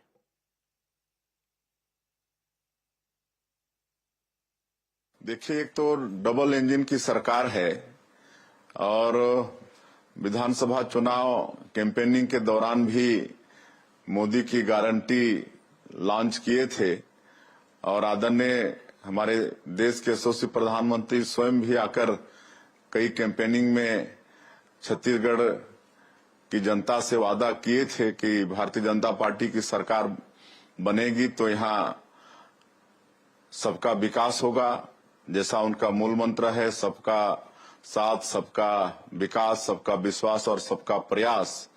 और सरकार में जब आए तो मोदी की गारंटी का अधिकांश काम हम लोग 1 साल के भीतर में ही पूरा करने का प्रयास किए हैं, जिसमें प्रधानमंत्री आवास है, किसानों का धान 21 क्विंटल प्रति एकड़ खरीद रहे हैं, 3100 रुपया प्रति क्विंटल धान का कीमत दे रहे हैं, 2 साल का बकाया बोनस दिए, 70 लाख से ज्यादा माता बहनों को उनके खाता में महतारी बंधन में 1000 रुपया प्रति महीना भेजने का काम कर रहे हैं। तेंदुपत्ता का कीमत 4000 से 5500 प्रति मानक बोरा कर दिए हैं। रामलला दर्शन योजना शुरू किए हैं। इस तरह से अधिकांश मोदी की गारंटी में जो वादा किए थे उसको पूरा करने का प्रयास किए हैं। और जैसे मैंने कहा कि डबल इंजन की सरकार है, तो हम लोग प्रदेश की समस्या को लेकर भारत सरकार के पास जा रहे हैं, तो उनका भी भरपूर आशीर्वाद मिल रहा है। हमारे देश के जो सड़क परिवहन मंत्री हैं आदरणीय नितिन गडकरी जी, वो 20,000 करोड़ से ज्यादा की राशि नए हाईवेज और रायपुर शहर में फ्लाईओवर और सड़कों के निर्माण के लिए दिए हैं। उसी तरह से सिविल एविएशन मिनिस्टर से मुलाकात किए थे और उनसे आग्रह किए हैं कि हमारा जो रायपुर का एयरपोर्ट है उसको इंटरनेशनल एयरपोर्ट का दर्जा दिया जाए, इंटरनेशनल कार्गो वहां पर बनाया जाए और जो बिलासपुर हमारे प्रदेश की राजधानी है वहां के एयरपोर्ट में नाइट लैंडिंग की व्यवस्था हो और रायपुर से अंबिकापुर, अभी जो पिछले समय माननीय प्रधानमंत्री जी अंबिकापुर एयरपोर्ट का भी इनॉग्रेशन किए तो वहां भी फ्लाइट चालू हो, ये सब आग्रह किए थे और उन्होंने आश्वस्त किया है कि ये सब काम जल्दी हो जाएंगे। और रेलवे के क्षेत्र में भी रेल मंत्री जी से मुलाकात किए थे तो कई नई रेल परियोजनाओं के लिए और दोहरीकरण के लिए, सबके लिए, और जो स्टेशन हैं हमारे छत्तीसगढ़ के अंदर रायपुर, दुर्ग, भिलाई, ये सब का अपग्रेडेशन के लिए और 48 और छोटे जो स्टेशन हैं इनके लिए भी भारत सरकार रेल मंत्रालय ने राशि उपलब्ध कराया है और इनका इनॉग्रेशन मतलब इनका अपग्रेडेशन का काम भी चालू हो रहा है। इस तरह से जिस भी विभाग में जा रहे हैं वहां से हम लोग को भरपूर आशीर्वाद मिल रहा है। मैं एक सवाल और भी पूछना चाहती हूँ। आपने संकल्प लिया है कि 2 साल में छत्तीसगढ़ से नक्सलवाद पूरी तरह से सफाया हो जाएगा। आपकी रणनीति क्या है? आपको इस दिशा में कितनी सफलता अब तक हासिल हुई है? देखिए, जब से हम लोग सरकार में आए हैं नक्सलवाद के साथ बड़ी मजबूती के साथ हमारे सुरक्षा बल के जवान लड़ रहे हैं और जो 1 वर्षों में सफलता हासिल हुई है, बस्तर के क्षेत्र में शांति बहाल करने में जो कामयाबी मिली है उसकी सभी तरफ प्रशंसा भी हो रही है और लगातार नए सुरक्षा कैंप खुल रहे हैं। करीब 37 सुरक्षा कैंप खुल चुके हैं और एक सुरक्षा कैंप खुलने का मतलब 5 किलोमीटर रेडियस में जितने भी गांव आते हैं वहां सरकार की सारी सुविधाओं को पहुंचा पा रहे हैं। वहां सड़क बन रही है, बिजली पहुंच रहा है, नल के द्वारा लोगों के घरों में पानी पहुंचा रहे हैं, वहां राशन कार्ड, आयुष्मान कार्ड, ये सब चीज की व्यवस्था हो रही है। वहां पर दूरसंचार के साधन, मोबाइल के टावर खड़े हो रहे हैं, तो ये सब काम हो रहा है। और एक नियत नीलानार योजना शुरू किए हैं। नियत नीलानार का हिंदी में अनुवाद है आपका अच्छा गांव, और इसके माध्यम से भी सरकार की योजनाओं को करीब 96 से ज्यादा गांवों में सरकार की योजनाओं को पहुंचाने में सरकार सफल हुई है और वहां के लोग नक्सलवाद से मुक्ति चाहते हैं और विकास की मुख्यधारा से जुड़ना चाहते हैं। और इसलिए हम लोगों ने आह्वान भी किया है नक्सलियों से भी कि आप सब लोग गोलीबारी की भाषा छोड़कर विकास की मुख्यधारा से जुड़िए, सरकार आप लोगों के साथ न्याय करेगी और उसका भी परिणाम अच्छा मिल रहा है। करीब 1,500 से ज्यादा या तो आत्मसमर्पण किए हैं या उनकी गिरफ्तारी हुई है और उनके साथ भी पूरा न्याय सरकार कर रही है। तो बड़ी मजबूती के साथ हम लोग नक्सलवाद के साथ लड़ रहे हैं और माननीय प्रधानमंत्री जी और हमारे गृह मंत्री जी का इस संकल्प भी है कि मार्च 2026 तक इस देश से नक्सलवाद को खत्म करना है और उस दिशा में हमारी सरकार केंद्र सरकार के सहयोग से काम कर रही है। एक बड़ा मुद्दा रहा है कुछ पिछले चुनावों में, वो मुद्दा है अनएम्प्लॉयमेंट का, बेरोजगारी का। आपकी उद्योग नीति राज्य की अर्थव्यवस्था को कैसे मजबूत करेगी और रोजगार कैसे पैदा करेगी, ये इसका क्या रोड मैप है? बहुत संभावनाएं हैं, यहाँ पर बहुत मिनरल्स हैं, आयरन ओर है, कोयला है, यहाँ गोल्ड है, डायमंड है, टीना है। इस तरह से मिनरल्स का भंडार हमारे छत्तीसगढ़ में है। यहाँ बिजली, पानी सब है, उद्योग के लिए अनुकूल वातावरण है और यहाँ पर वनोपज भी खूब है। छत्तीसगढ़ में सैकड़ों तरह के वनोपज हैं। आज 24% भूभाग यहाँ मतलब वनों से आच्छादित है। यहाँ मिट्टी भी उर्वरा शक्ति से भरपूर है, मेहनतकश किसान है। तो सब मिलकर, और हम लोग यहाँ पर पर्यटन की भी अपार संभावना है छत्तीसगढ़ में, तो पर्यटन को भी उद्योग का दर्जा दिए हैं। अभी पिछले कैबिनेट में ये पास हुआ है। तो सब मिलाकर, और अभी कुछ दिन पहले ही एक इंडस्ट्रियल मीट यहाँ पर हुआ था, जिसमें 27 समूह के लोग, कुल 35,000 करोड़ का उनके साथ MOU साइन हुआ है। और भी लगातार सूचना मिल रही है कि यहाँ इन्वेस्टर इन्वेस्ट करने के लिए तैयार हो रहे हैं। तो हमको पूरा विश्वास है कि यहाँ उद्योग धंधे भी स्थापित होंगे और उसके माध्यम से हम लोग यहाँ के हमारे बेरोजगारों को रोजगार दे पाने में भी सक्षम होंगे। मुख्यमंत्री जी, आदिवासी मुख्यमंत्री होने के नाते आपने छत्तीसगढ़ के जनजातीय समुदाय के कल्याण के लिए क्या विशेष प्रयास किए हैं, देश ये भी जानना चाहता है। देखिए, हमारा छत्तीसगढ़ का 2 संभाग, बस्तर संभाग और सरगुजा संभाग, ये ट्राइबल बाहुल्य है और पूरे प्रदेश में कुल 32% आबादी अनुसूचित जनजातियों की है। और हम लोगों ने अपने बजट में भी दोनों संभाग को विशेष फोकस किया है। और जो भी योजनाएं हैं भारत सरकार का, वो सब उनके लिए है, चाहे प्रधानमंत्री आवास हो या फिर धान का कीमत देने की बात हो, तेंदुपत्ता का कीमत हो, या जो महतारी बंधन योजना का लाभ हो, सब इन्हीं वर्ग के लिए है। और 2 विकास प्राधिकरण का गठन भी यहाँ पर किए हैं, सरगुजा विकास प्राधिकरण और बस्तर विकास प्राधिकरण, कि ऐसे ट्राइबल क्षेत्रों में किसी भी तरह से विकास में संसाधन बाधक नहीं बने, इसके लिए 2 विकास प्राधिकरण का गठन भी यहाँ पर किए हैं। और अभी भारत सरकार के द्वारा माननीय प्रधानमंत्री जी ने जो PVTG के लोग हैं, विशेष पिछड़ी अनुसूचित जनजाति के लोग हैं, हमारे छत्तीसगढ़ में 5 जाति के लोग रहते हैं, कोरवा, बिरहोर, बैगा, पंडो और Abujhmaria.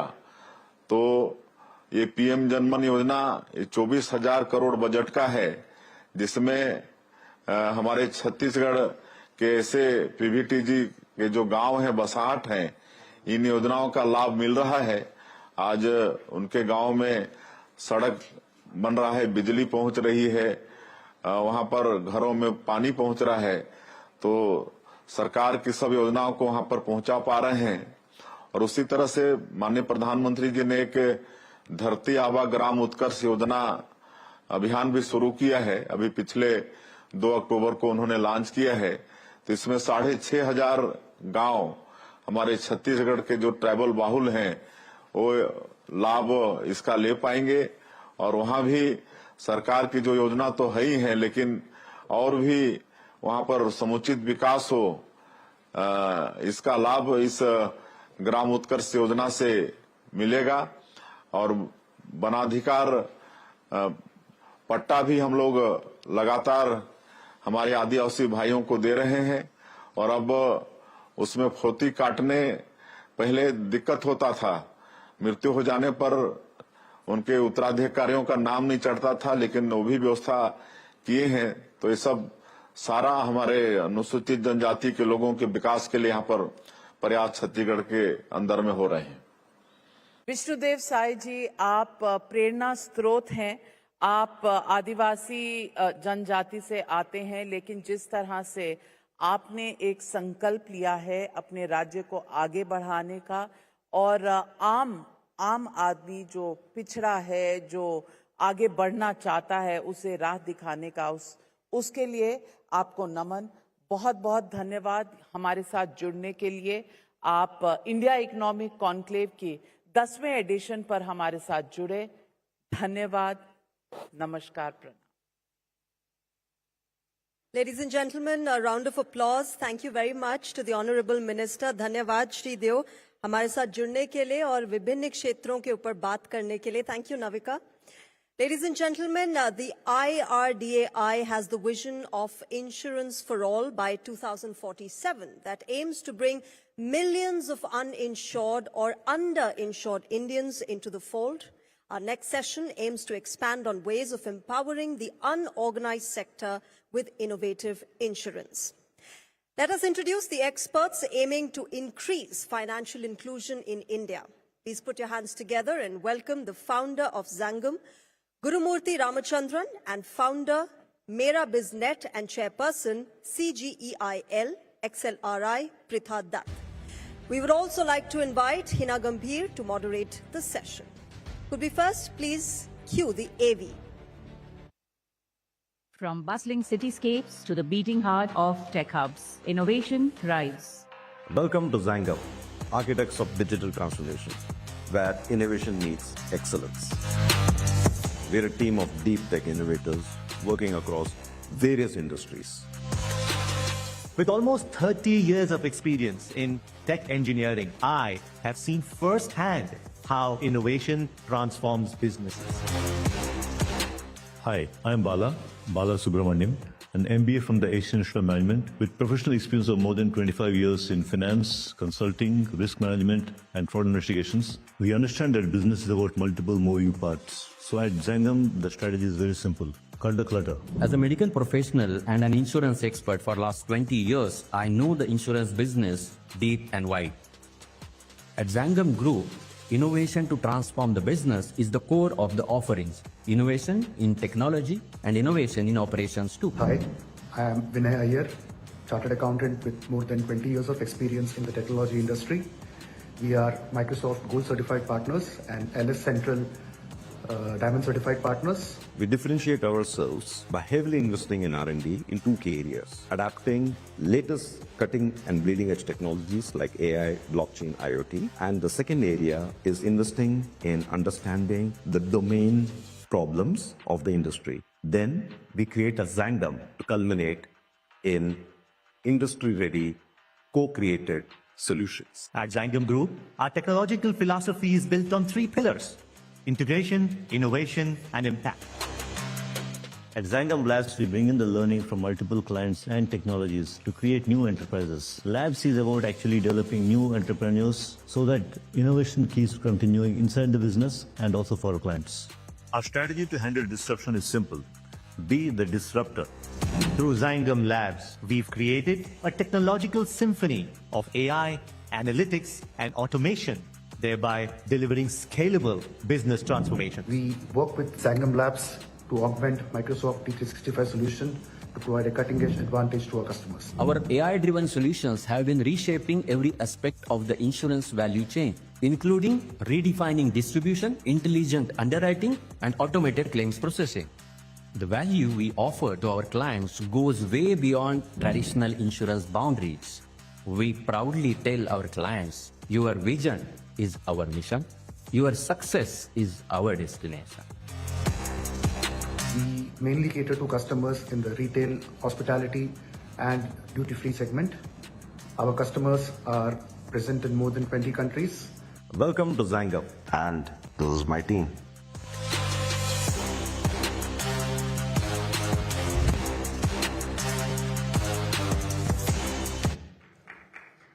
All right, Hina, take it away from here. Thank you, Shreya.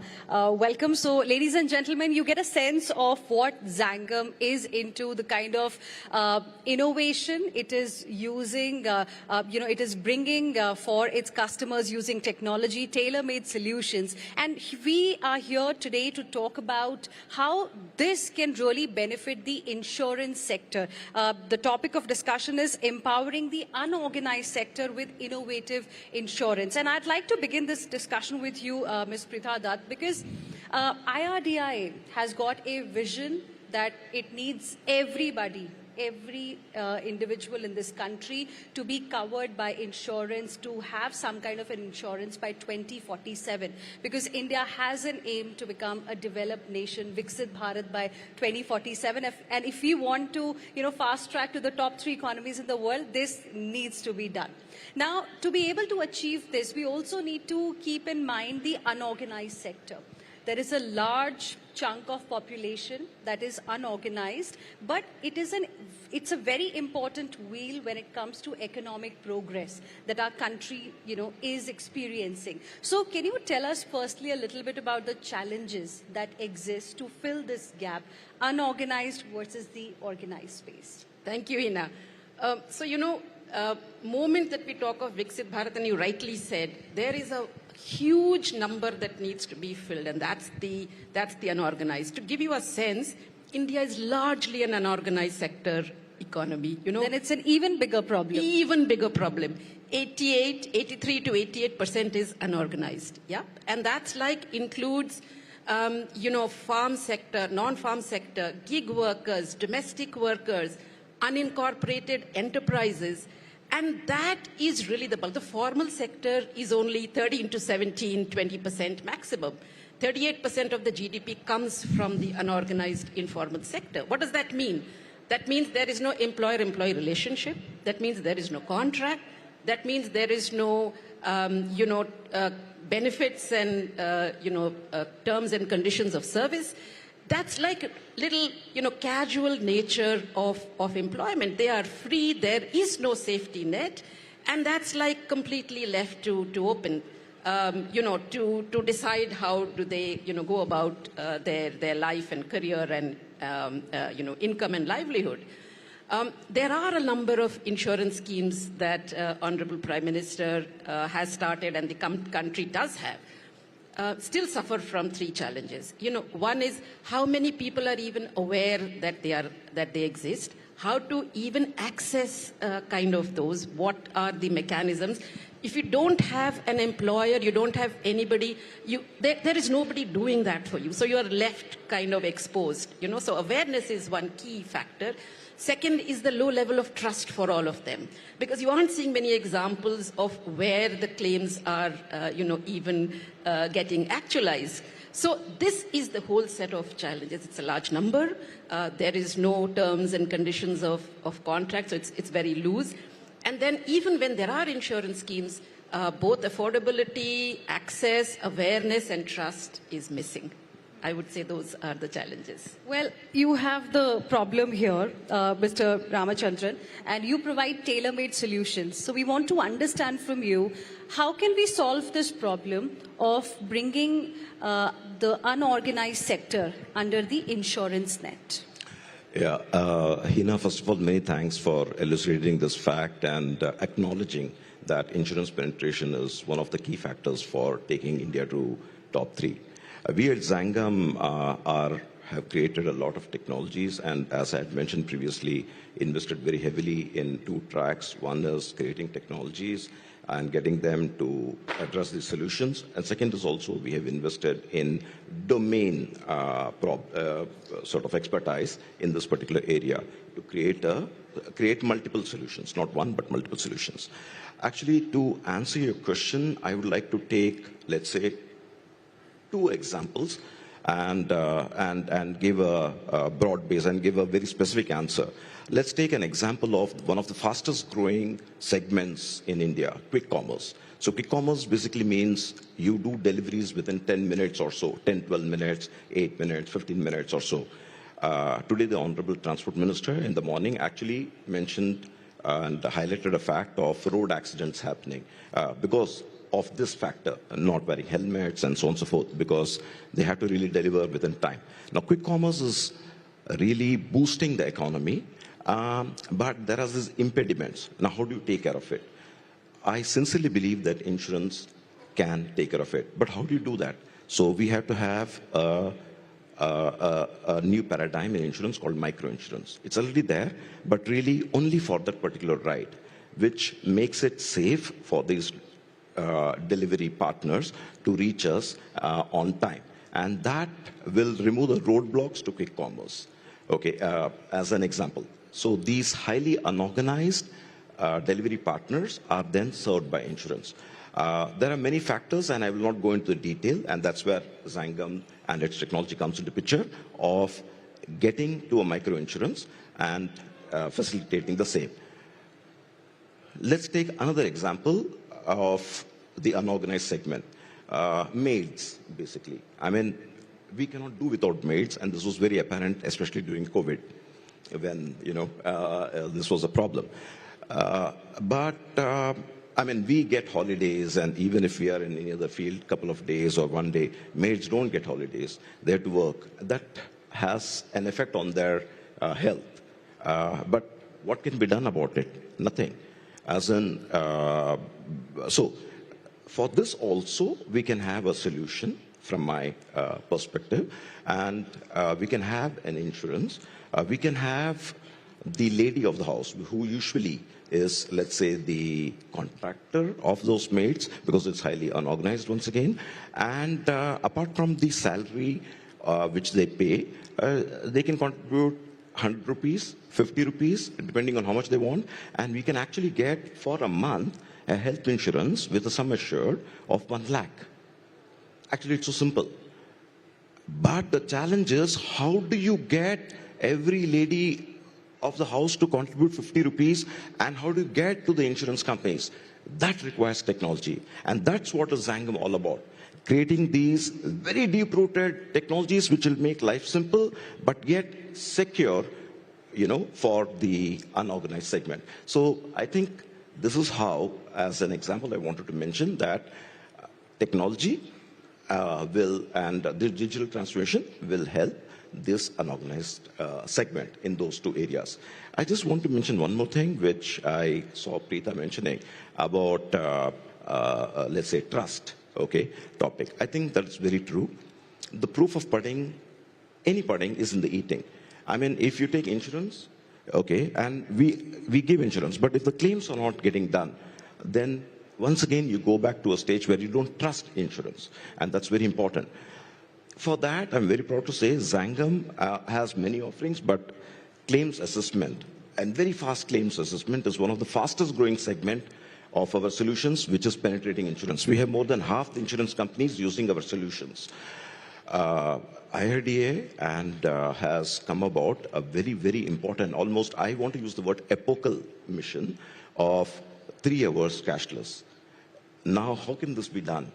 Because you have TPAs who will take 1 day or 2 hours to reach, and it's very difficult. So we have technologies which are actually being adopted at this point in time, which does within an hour. It assesses the claim and then gives the information to TPAs and or to the insurance companies so that they can actually give the claims on time. So this is how I think Zangam can help.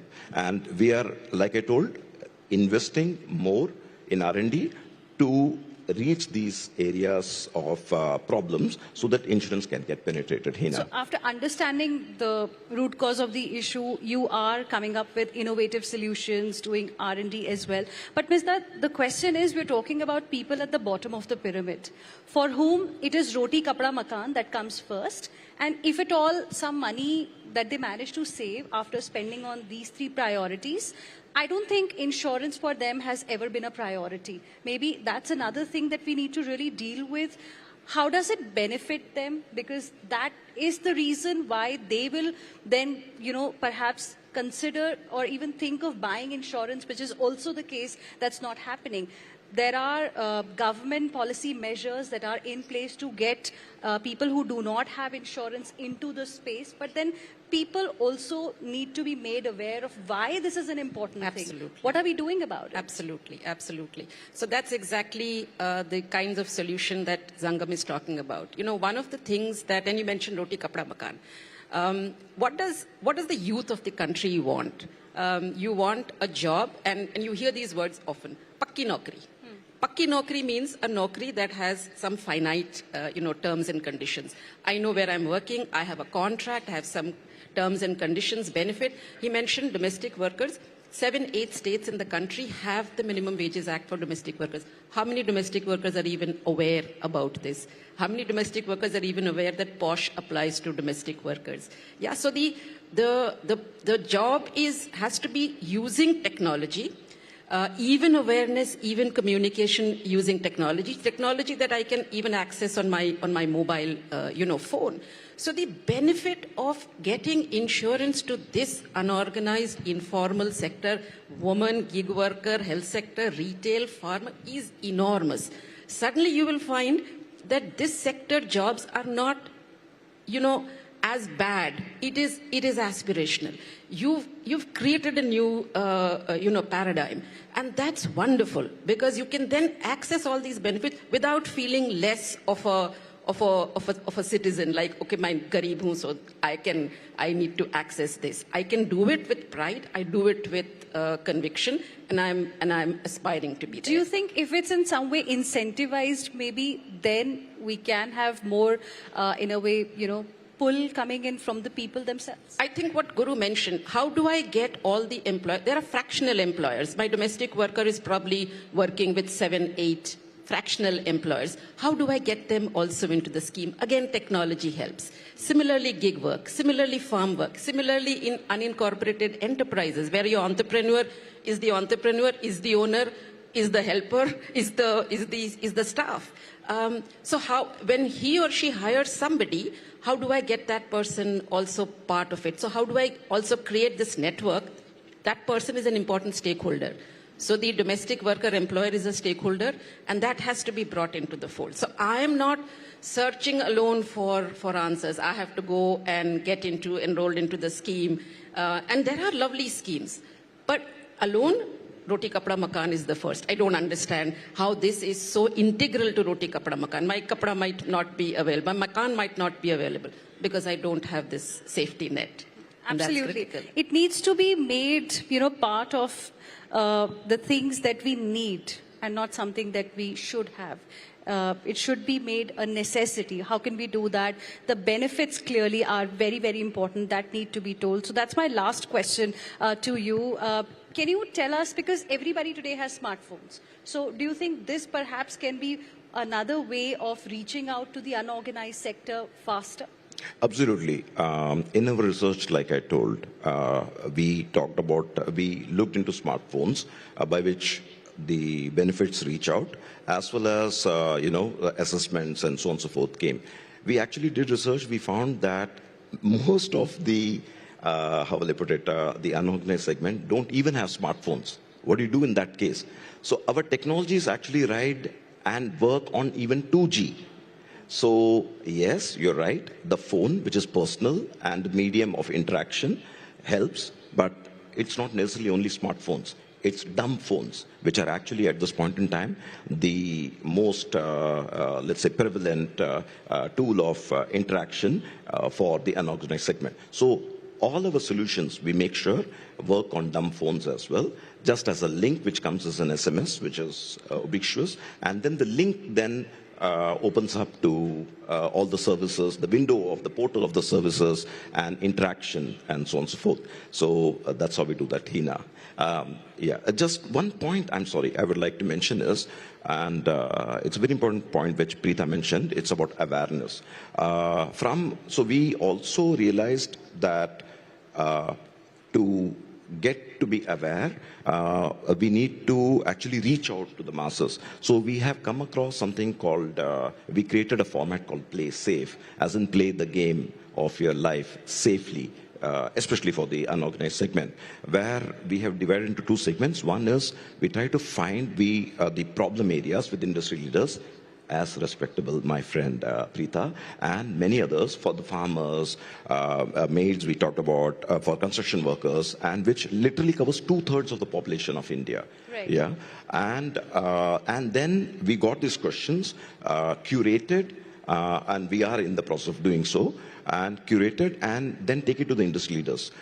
Maybe the insurance companies, the banking, the healthcare, they have solutions, but they are not aware. So we use a medium maybe with ET itself, and we basically get the awareness quotient really high. So I think that is something also we are investing our CSR funds to take it forward. That's fantastic. Thank you very much, both of you. Those were like really important points that you made. And before we wrap up, we would like to play another AV for our audience present here to get more insight into what can really be done and the kind of solutions that currently exist.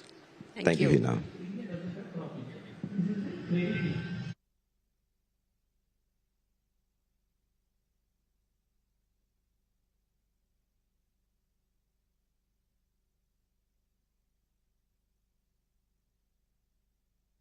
Comes home, she's considered a self-employed person. So they are all gig workers. None of them are covered under any social security benefit. They don't get wages.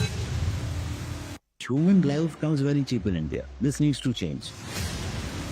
Indian farmer is born in debt, lives in debt and dies in debt. And we are in 2024. Things have changed. Technology has changed. Governments have changed. But farmers' lives have not changed. The risk of farming is still continuing. In a nation where farmers live and die in debt, where women work tirelessly without security, and where countless lives remain undervalued, the need for change is undeniable. But change begins with trust, affordability, and awareness. It starts with a vision, one born from the belief that every individual, no matter their circumstances, deserves protection and opportunity.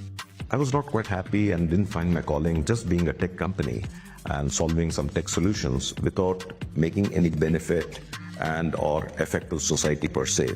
The bottom of the pyramids almost always never got any benefits. Going deeper, I found is that they don't have a safety net.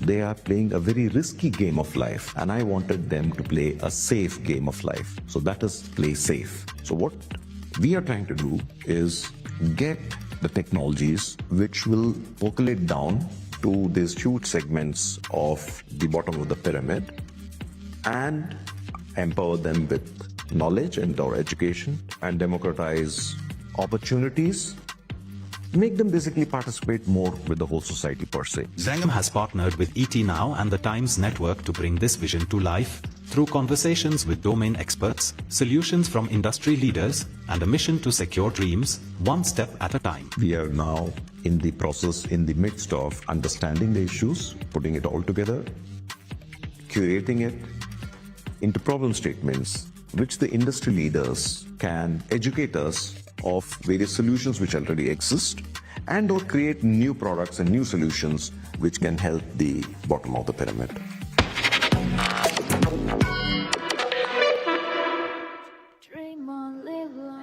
Thank you very much.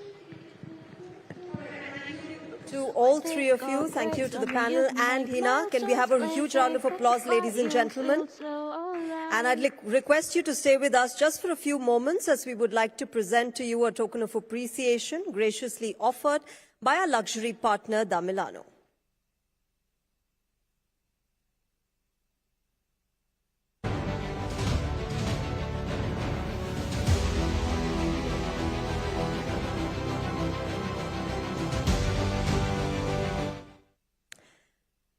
All right, ladies and gentlemen, in a world riddled with economic uncertainty and geopolitical challenges, India has emerged as a beacon of stability and growth.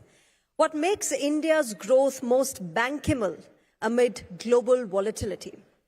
To explore this intriguing question, we have with us a renowned thought leader and branding expert. Please welcome founder and managing partner of Conclave India, Mr. Suhail Seth, as he shares his thoughts in a special address. Mr. Seth. A round of applause, ladies and gentlemen, for Mr. Suhail Seth.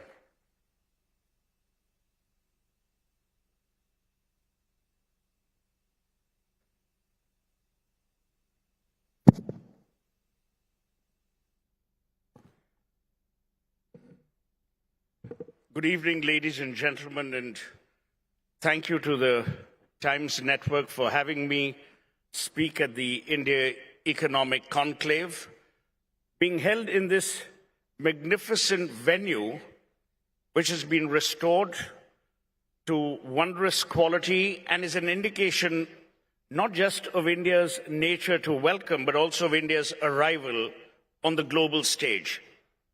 I'm going to restrict my talk to where I see India, why I see India where I see it, and what is the role that India, Indians, and Indianness is going to play at the global high table. Never in the history of India has India across the world been treated with greater respect, with greater reverence, and most importantly, with greater relevance. Brands are all about that. Brands are about respect, they're about reverence, and they're about relevance. And today, I'm proud to be an Indian because my country, the country which I belong to, the country which gave me birth, is today amongst the world's most relevant economies, the most relevant cultures. And I've always said that India is not a nation alone. It is not even a republic alone. It is a civilizational legacy. We taught the world Daan long before Warren Buffett and Bill Gates did. When in Manu Smriti, Manu talks about Daan. Somewhere down the line, we were embarrassed of our civilizational legacy, or we didn't understand the importance of that remarkable legacy that we've inherited. Look around you, ladies and gentlemen. We are living in the most exciting times in the world today. We are not only a functioning democracy, we are a throbbing democracy.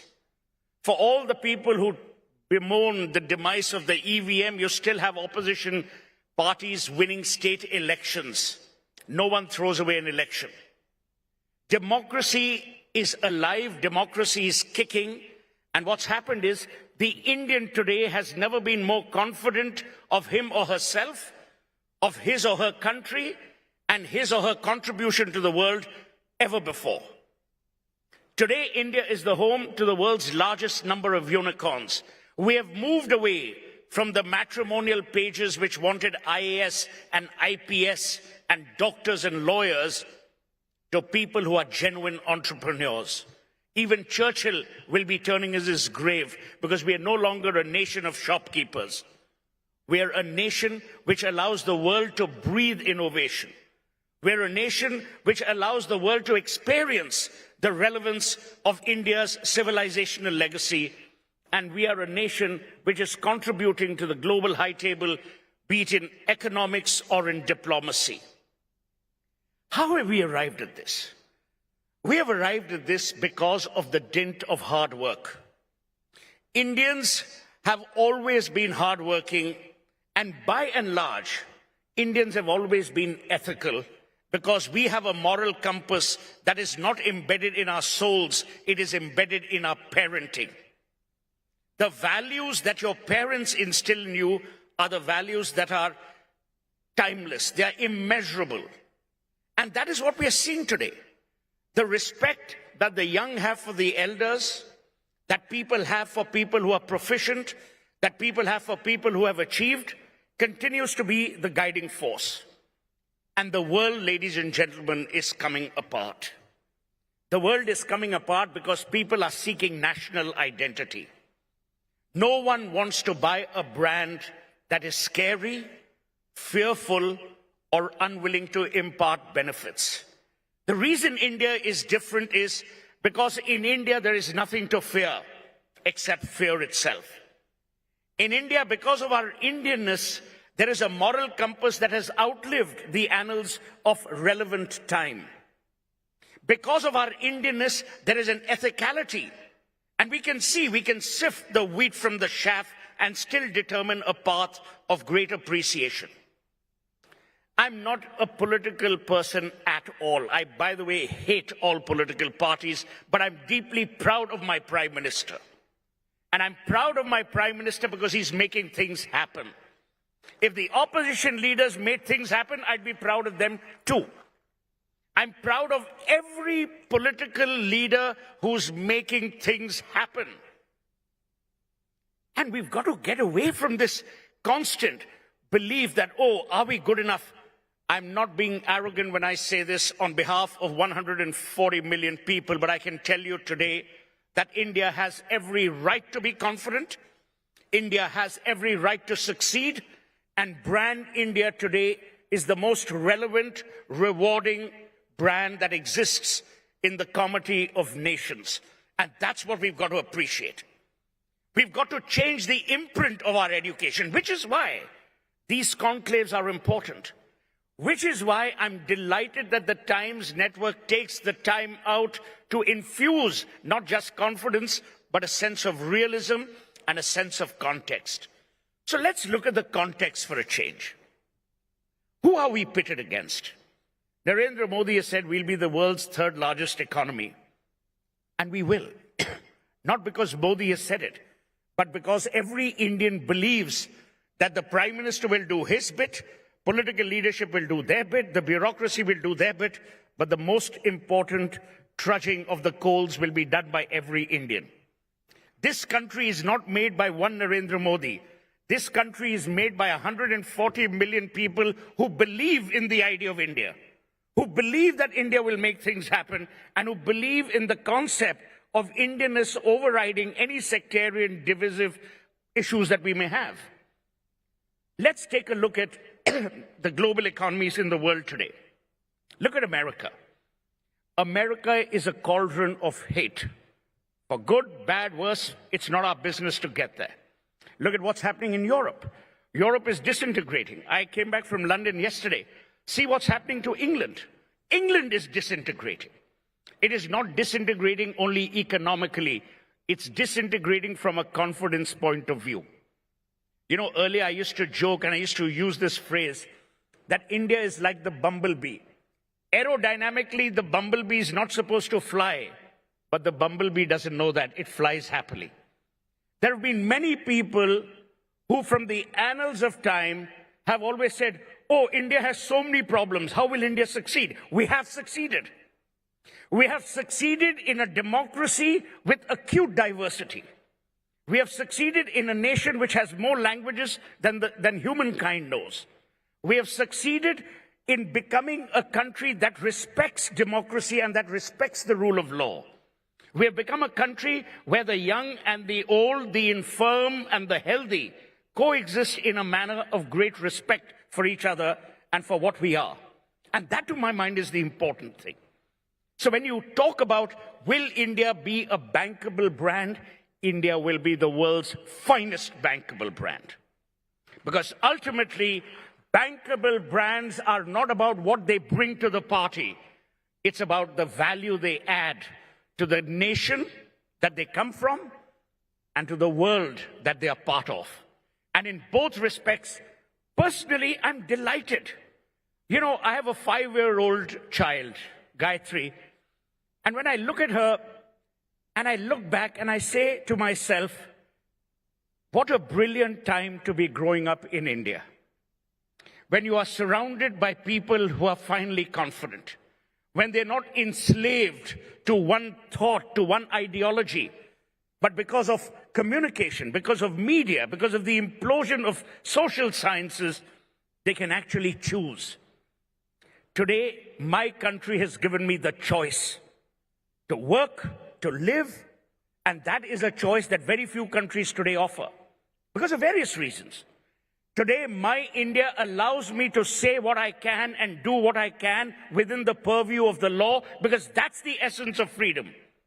Freedom is not defined by terms like democracy and, socialism and all that stuff. The ultimate freedom is what Tagore talked about. It's the freedom of the mind. And today, whether it's the Prime Minister, whether it's chief ministers, whether it's teachers, whether it's media people, they have allowed the average Indian to think. They have made the Indian unfettered. We are no longer chained to some slavish mentality that we had inherited. And that, to my mind, is the biggest benefit of this brand. I'm 61. May have 10, 15 years to live. But let me tell you, in those 10, 15 years, this country will be unrecognizable. Will we be economically powerful? Yes. Will we be a great nation of talented people who are actually conquering the world? The answer is yes. But what we will also remain is a rooted nation. We will remain rooted to our values. We will remain rooted to our civilizational legacy. And above all, we will remain rooted to the idea of India. And the idea of India is timeless. Indianness is timeless. What we have inherited is timeless.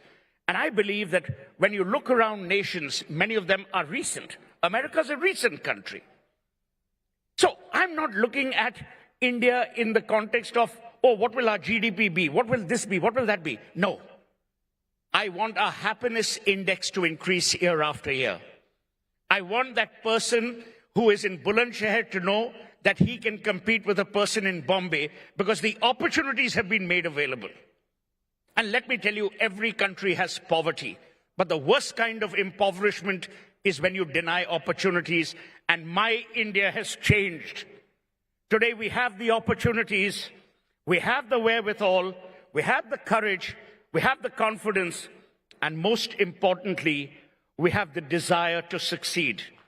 And you cannot stop an idea when its time has come.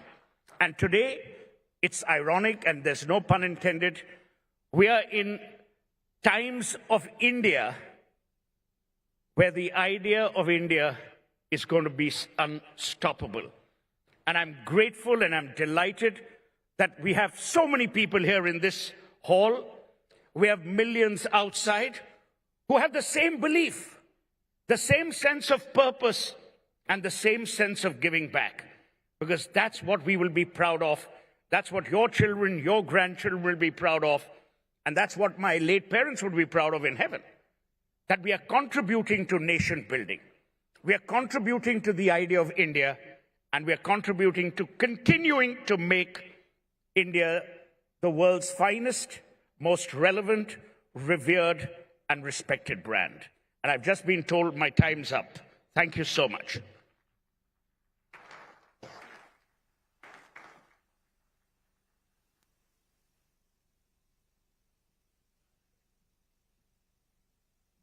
Thank you, Mr. Seth. Thank you very much. Ladies and gentlemen, a round of applause, please, for those thought-provoking ideas that Mr. Sohail Seth shared with us. Now, before we proceed, ladies and gentlemen, we are delighted to share the exciting news making waves across India's BFSI sector. Max Life Insurance, one of India's leading insurance companies, has transitioned to become Axis Max Life Insurance. And to commemorate this landmark moment, the company unveils its new campaign, Double Bharosa, featuring brand ambassador and Indian cricket team captain Rohit Sharma, along with his spouse, Ritika Sajde. Now remember, this campaign highlights the dual promise of trust and reliability, symbolizing the combined strengths of Max Life and Axis in delivering enhanced assurance and protection in life insurance and financial services. Let's take a look at this exciting new campaign. भरोसा है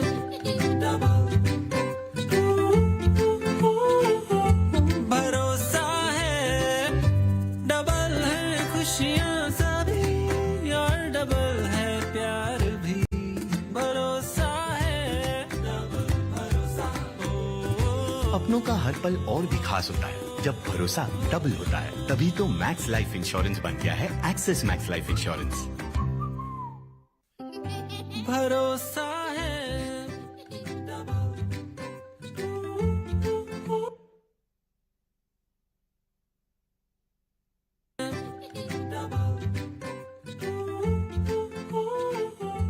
भरोसा है double है खुशियां सभी और double है प्यार भी भरोसा है डबल भरोसा अपनों का हर पल और भी खास होता है जब भरोसा डबल होता है तभी तो मैक्स लाइफ इंश्योरेंस बन गया है axis max life insurance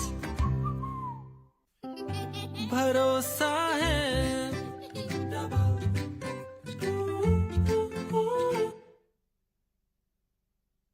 All right, so Double bharosa, ladies and gentlemen, means we play twice for you. But moving on, ladies and gentlemen, now remember Chhattisgarh is rapidly evolving as a hub for industrial growth, with bold reforms driving innovation and investment. In the upcoming presentation, we will explore how the state is transforming its industry policies to foster a thriving business ecosystem.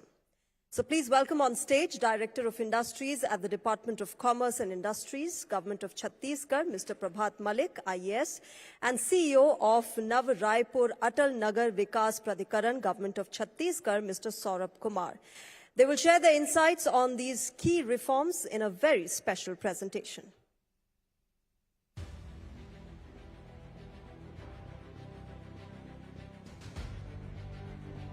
Please welcome them with a round of applause, ladies and gentlemen.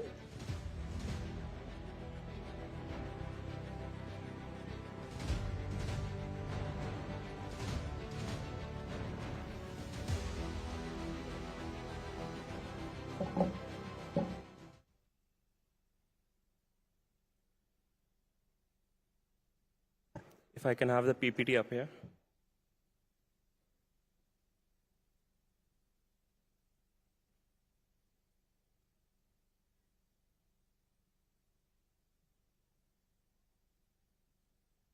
Okay. So good evening, everyone. I'm Saurabh. This is Prabhat. We've come from Chhattisgarh. Chhattisgarh is one of the youngest states in India. We just turned 25. We are the 9th largest state. We are very strategically located in the heart of India with access to more than 500 population. We border 7 states. We are a power surplus state with more than 3,000 megawatt of inherent capacity. In fact, we supply power to all the neighboring states also. A mining powerhouse. We have been constantly clocking more than 9% GDP over the last 25 years since we've been born. Our contribution to India's GDP started off from 1% when we were formed. Right now, we have come up to 1.7%. We are aggressively targeting to double this over the next 5 years again. Like the point I said, it's a well-connected state with a lot of airports, 5 airports, 2,500 rail network, 3,500 train network. Besides this, we have 2 very good port connectivity, one from Paradeep and one an express highway established connectivity to Visakhapatnam. When the state was formed, the state took a call of setting up a new greenfield capital city. This has not happened historically a lot in India. In 1920s, New Delhi was formed, NDMC area that is known as Lutyens Delhi, that is 40 square kilometer. In 1950s, Chandigarh was formed, that was roughly 70 square kilometer. It is right now 110 square kilometer.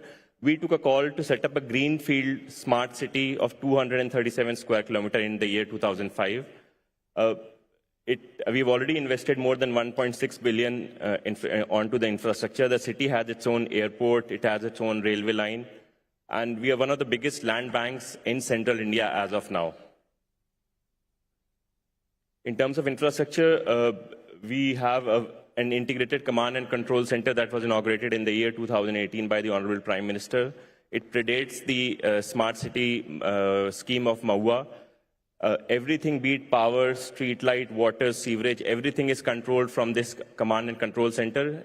It takes roughly 19 people to operate this command and control center to service all the public utility within the city. On social infrastructure, we have already constructed more than 10,000 dwelling units, 15,000 are under construction. The best institutes, be it IIM, IIIT, National Law University, Institute of Hotel Management, all are functioning. We have designed the city, we have conceptualized the city to be a recreational city with 27% of area dedicated for recreation. We have 5-star resorts, we have 18-hole golf course, we have the 3rd largest cricket stadium in India. We have also the Asia's largest man-made jungle safari. In terms of economy, within the city itself, we have more than 1,800 acres of dedicated land bank. Overall, the state has more than 10,000, but the city itself has more than 1,800 acres of land bank. We are constructing more than 10 lakh square foot of IT and commercial space. While doing all of this, the focus still is on sustainable values. We want this city to be stable over the long run. So it's a zero-discharge city with complete e-mobility integrated. The government is already functioning, Mantralaya Secretariat, Vidhan Sabha, Chief Minister House, everything is already functioning. State government offices, central government offices are functioning in the new city. In terms of the future planning, we are planning to expand the city and get more than 7,500 crore of private investment more. We want to integrate Raipur, Naya Raipur, Durg, Bhilai into an industrial economic complex. We are in the process of setting up more than 500 megawatts of solar. We want to target a net zero city. In terms of tourism, we already have 5-star resorts functioning. We want to target within WED in India, we want to target more than 1,500 rooms within the city, the best in MICE infrastructure as well as Medi-City. For the industrial policy points, I would like to invite Prabhat. Thank you, sir. So, as Sir before me mentioned, we are a young state. We have graduated from teen to adulthood, celebrating our 25th year. Giving a broad context for our industrial policy, in our 25 years, we have worked hard to develop the core infrastructure. We have mastered our core sectors. We are the largest steel producer in India. We produce more than 25% of cement in India. We are a mining powerhouse, controlling on minerals. And we have done all these industries without any industrial conflict. It's a peaceful state. These sectors inherently involve a lot of labor unrest, but our state, by virtue of its policies, by virtue of the nature of the people of the state, is a state with a very industry-friendly policy and non-industrial conflict. So now, after mastering these sectors, this industrial policy from the government is now focused on going for the next part. We have a policy which is focused on creating jobs. We have a policy which is focused on now creating a downstream value. And we have a policy which, unlike Indian growth story, our story is a manufacturing-driven story. And now we want to focus on service sector. So we are like Eklavya, which has hidden in the shadows, learned from everyone, and now we are ready to come out and show our skills. Broadly speaking, these are our two key subsidy for industries. We have tried to match the best subsidy in country. When it comes to fixed capital investment, while other states' policies in total end at 20-25%, we start at 30%. There are different categories. For the sectors we want to focus on, we go from 30 to as high as 50%. And if you go in the second part, the other mode of availing the subsidy is GST. And the best part about this is our entire policy rests on a broad pillar that for manufacturing sector, we are willing to give out 100% of the fixed capital investment driven by industry. And for us, fixed capital investment is not just plant and machinery, but your land cost also. So entire investment, we can give you back. And for service sector, we are willing to go 1.5 times. The other subsidies show the outlook we have taken. It was before mentioned by Honorable CM of Uttarakhand. We also went to industry, we understood their problems. We figured out the best training for any workforce happens at the shop floor. So we understand that government is not the final arbiter to decide how to skill. We are providing industry a 1 month wage as a subsidy to cover their training cost. We want industry not to cut corners. Social security is a government mandate. So we cover the EPF cost for the first 5 years for our lower skilled labor.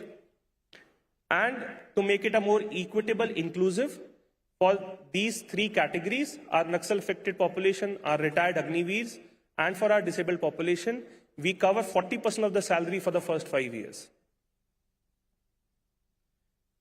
The special packages are broadly to define 3 types of industries. These sectors are the sectors where we are competitive. They are sectors where the maximum number of jobs will be created for our state people. And they are sectors which are the sectors of the future, where the future industry would happen. So these sectors falling under one of the 3 categories are the sectors where state has given specific provisions. The specific provisions being, we have gone for say an AI data center or a robotics data center, we go up to 60% of your fixed capital investment upfront. For sectors like pharma, textile, we are trying to build a subsidy package which goes up to 50% of fixed capital, or in terms of wages, up to 1 year of wages per employee, state will essentially bear. Our logic being that the more jobs we create, the more we boost our economy. Finally speaking, we are the only state, every state does a bespoke policy custom tailored to the industry incentives. We have slightly tweaked it a bit, saying that while investment is important, we target investment in sectors which are important to us, but we are also that much more interested in industries which with a smaller investment also can bring huge jobs. So any industry which brings 1,000 jobs or more in our state, we offer to match the best incentive in the country. Last but not the least, industries do not come because of subsidies, they come because of the environment. These capture our broad guiding principles when we deal with industry. Our Honorable CM in the launch of industrial policy has committed that our focus would be on reducing the cost of business, and not just the regulatory cost, but also the state has committed to spend 1% of its annual GSDP, which is 5 lakh crore, towards building industrial infrastructure to reduce the cost of evacuation, to reduce the cost of power. Our state believes that we will deal with business in a trust-based framework. We start with the assumption that businesses are there to do the right thing. It is our job to provide them the framework to be able to do business in an honest and ethical manner. Our government believes that the job of that for a business to do his business, there should be least interaction with the government. So we believe in concepts and implementing concepts of third-party certification, self-certification to minimize this interaction. And last but not the least, we are a government which is focused on predictable policy, consultative policy, and while single window system is across the board, we also focus on providing a single window grievance redressal so that industry has a single point of contact to clear their grievances in a short manner. So this is a policy. There is a small video for you to see, giving a broad outlook. Thanks a lot.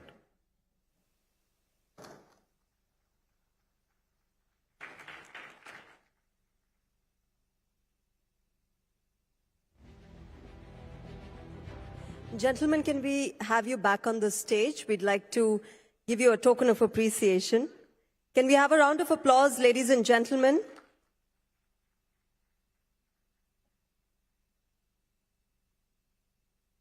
All right, we would like to present a token of appreciation to both of you, graciously offered by our luxury partner, Da Milano.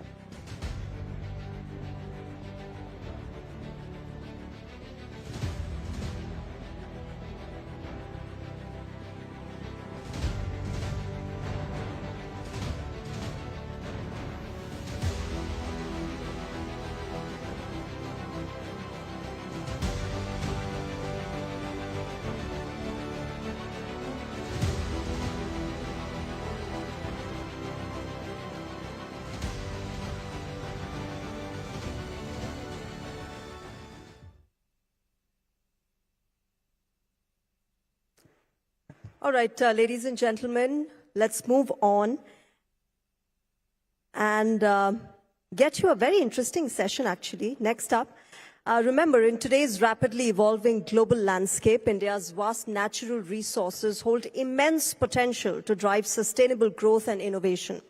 Unlocking and harnessing these resources effectively can fuel economic development in various sectors.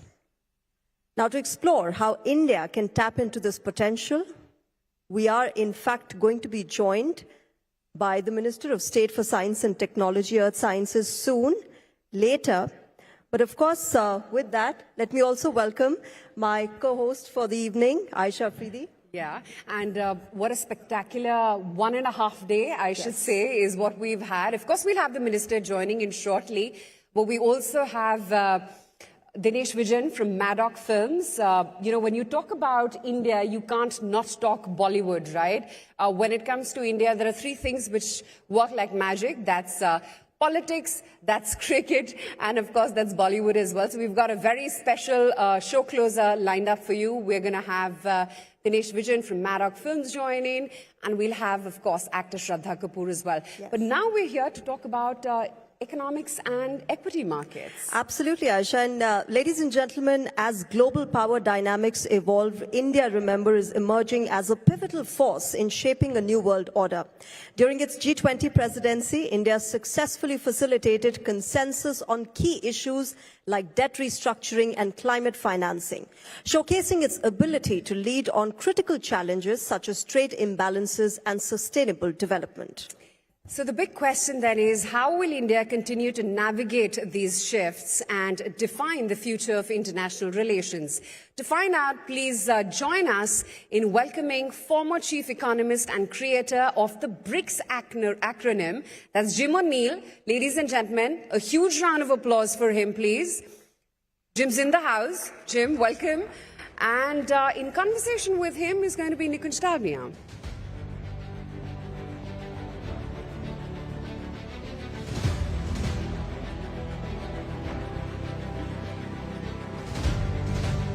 Nikunj, over to you.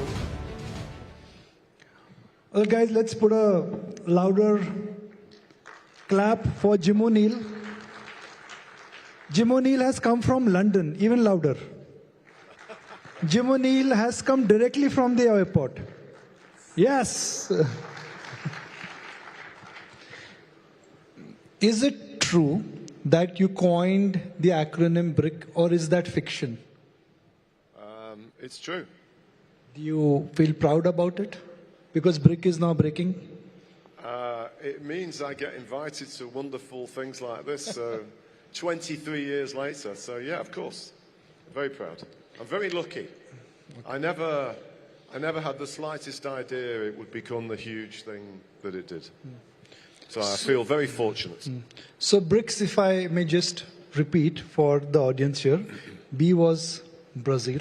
Brazil, B for Brazil, R for Russia, I for somewhere, and C for China. Okay. And the S was always small for plural. And obviously, capital S is South Africa's part of the political group of the BRICS, but I never included South Africa. When you coined BRICS that time, it was all about China, and now it is becoming all about India. Which BRIC nation has surprised you? Which BRIC nation has disappointed you? And which nation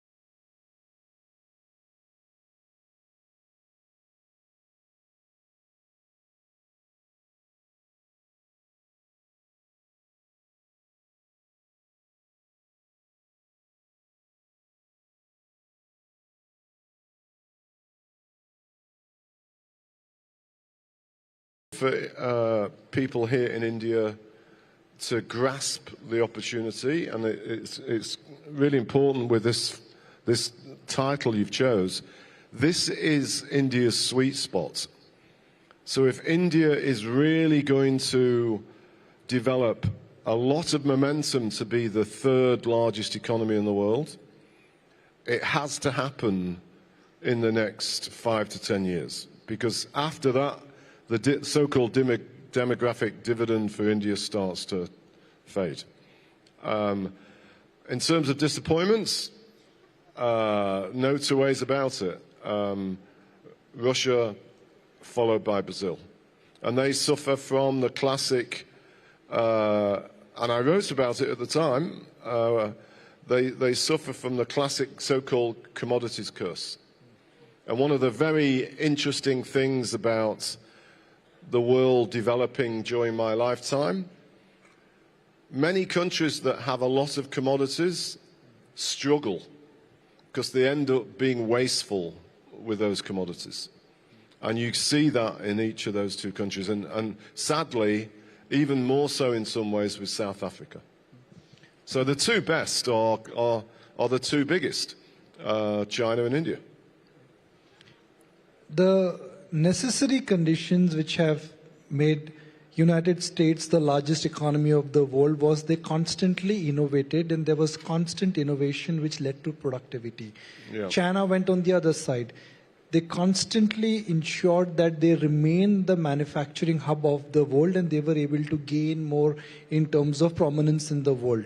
What makes India unique, and what would be the USP of India if you compare that with the history of some other countries who've crossed the $5 trillion hurdle? Yeah. Well, we will find out. But it goes back to what I deliberately said a few minutes ago. This is India's chance to really demonstrate its uniquity with some of the natural things that in India's favor. What are they?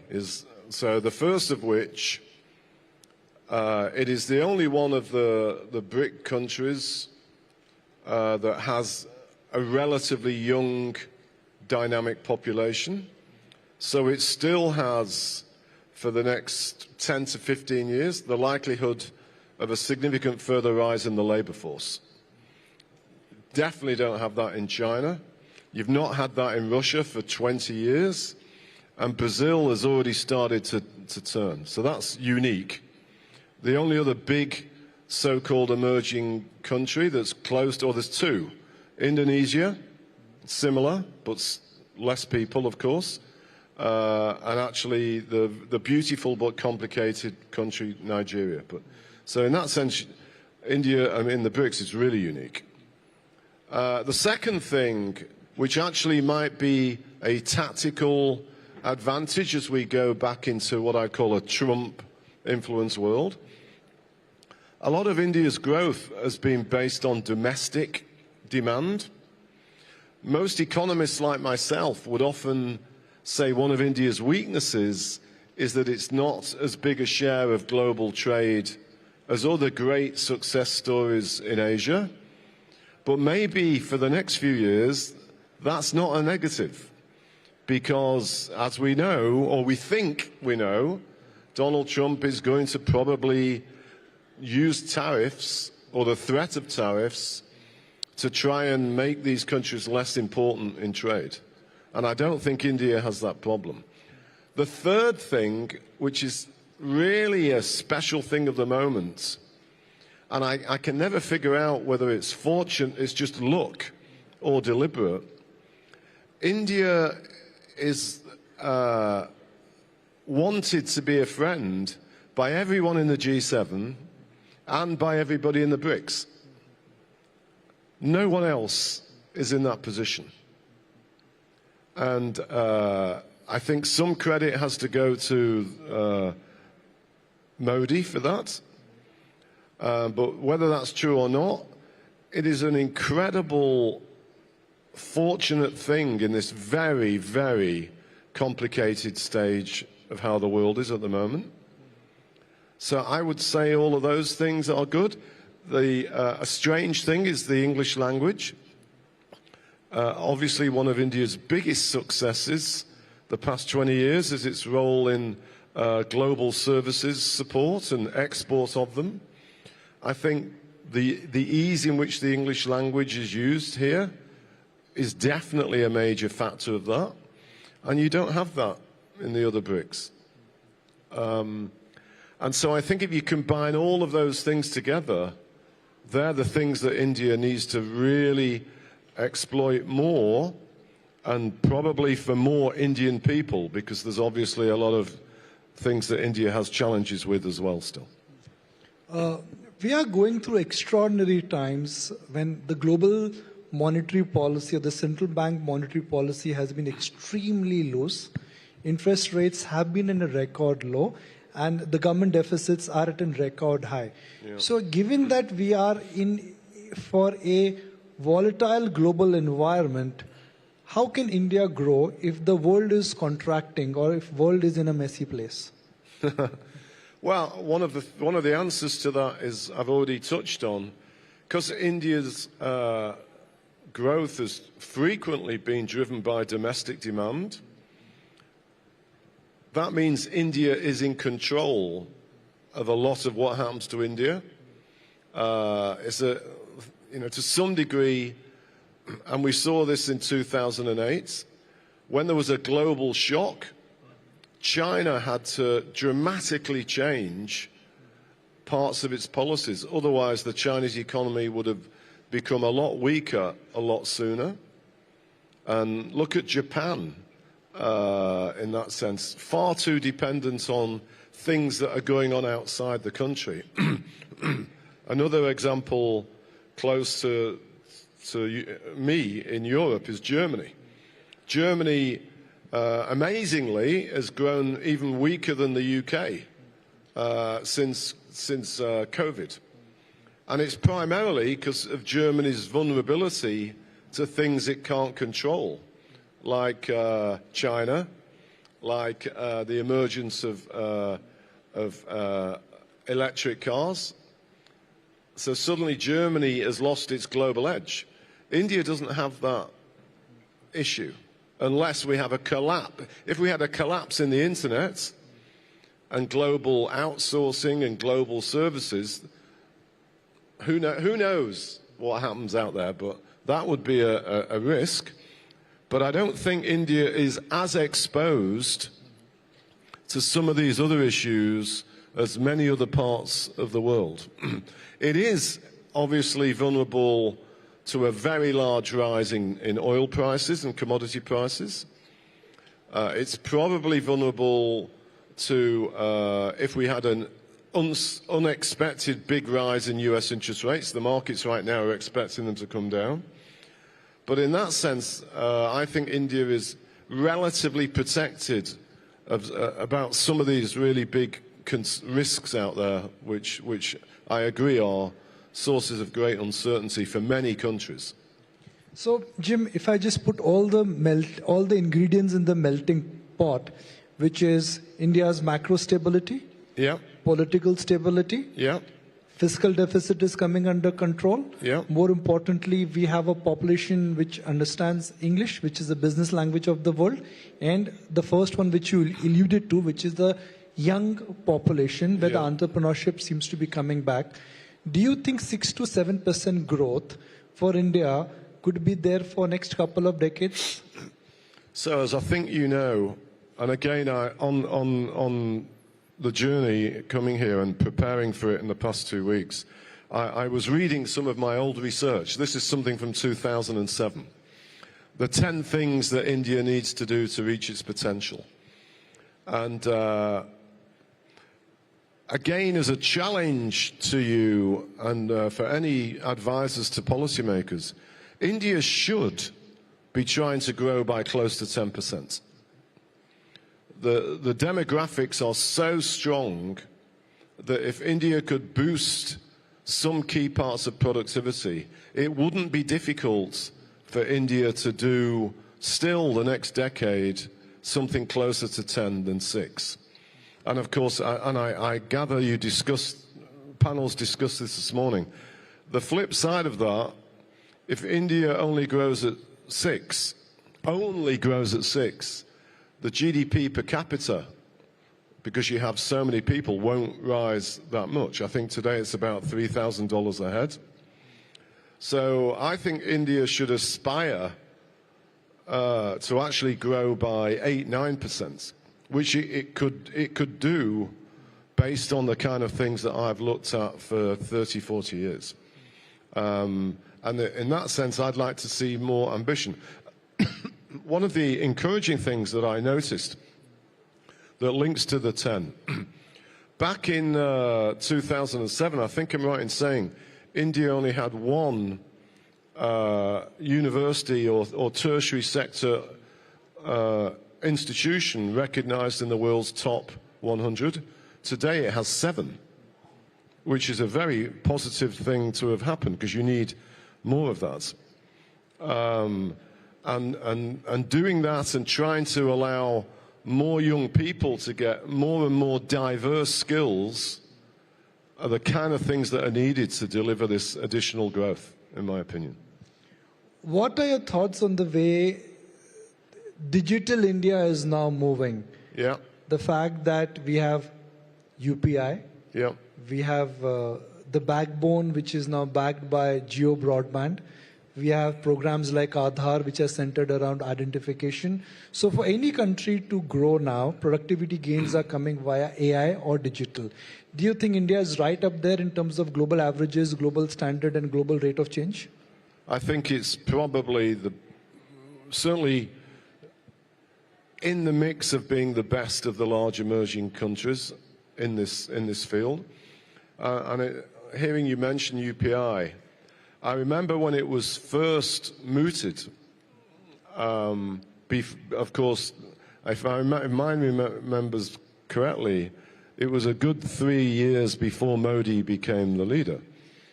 And when I heard about it, I thought, this could be an incredible thing for India. And I think it's proved to become so. And so that's exactly what many other countries around the world struggle to do.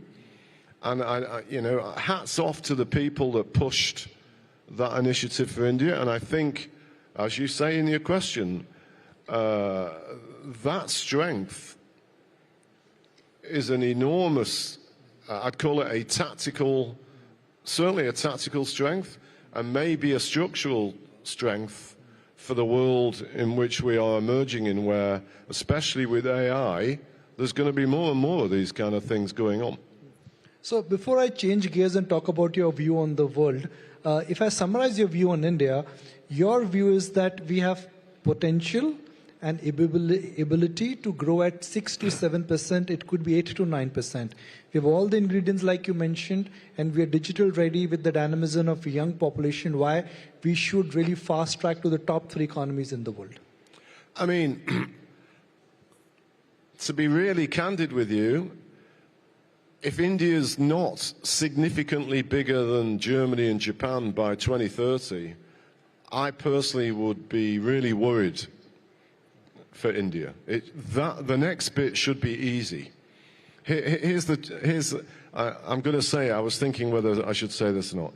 India should set itself the challenge of being 3 times as big as Japan within another 15 years. Because that's how big the natural advantages are at this point in life. You know, Japan has dreadful demographics, and it still has poor productivity, and it's very vulnerable to a world that does less trade in goods. So it should be really easy for India to become quite a bit bigger.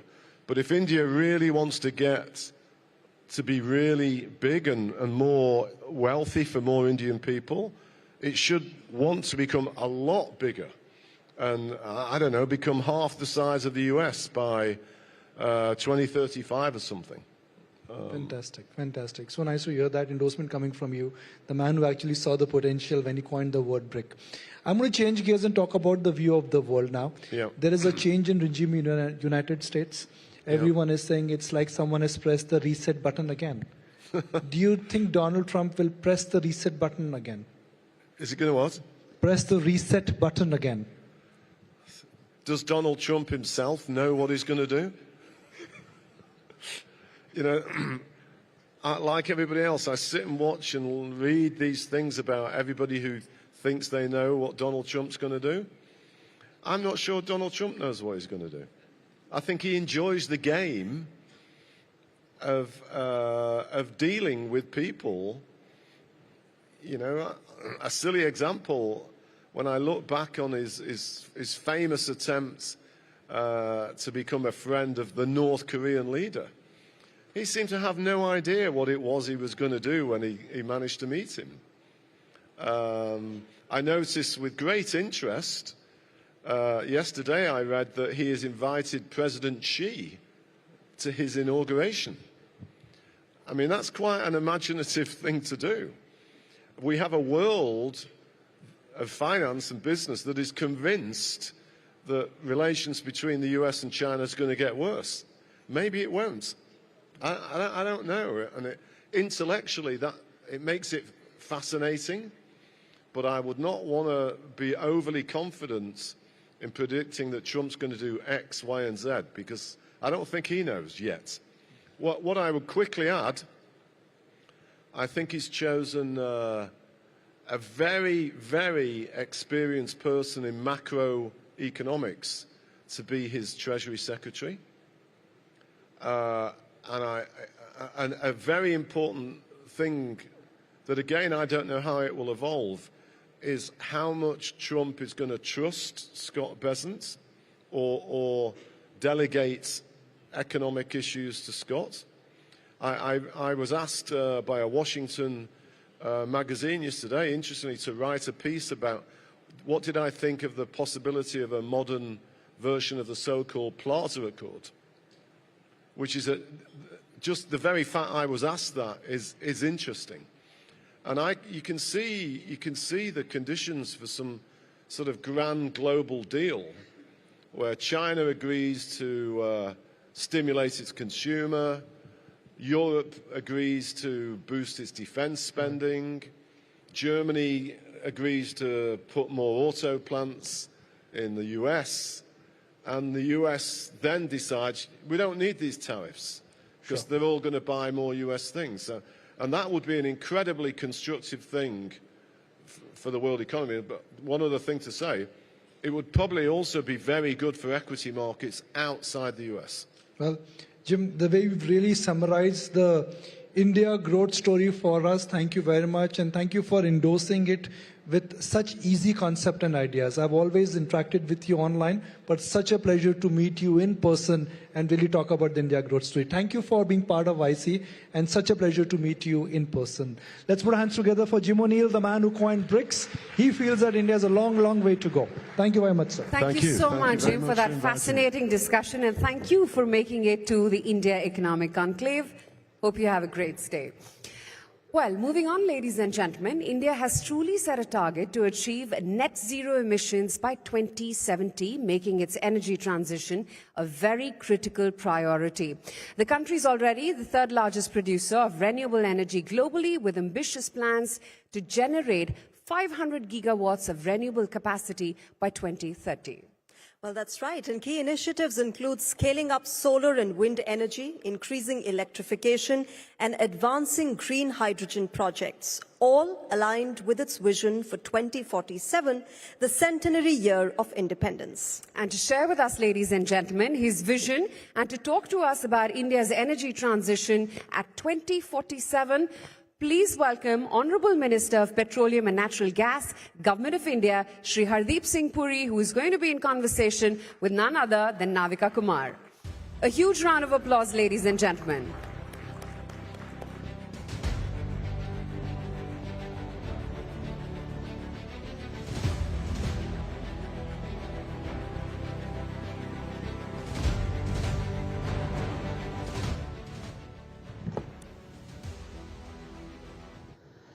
Thank you very much for joining us, Mr. Hardeep Singh Puri, on this platform of the 10th edition of the India Economic Conclave. And it's always been a pleasure to have you.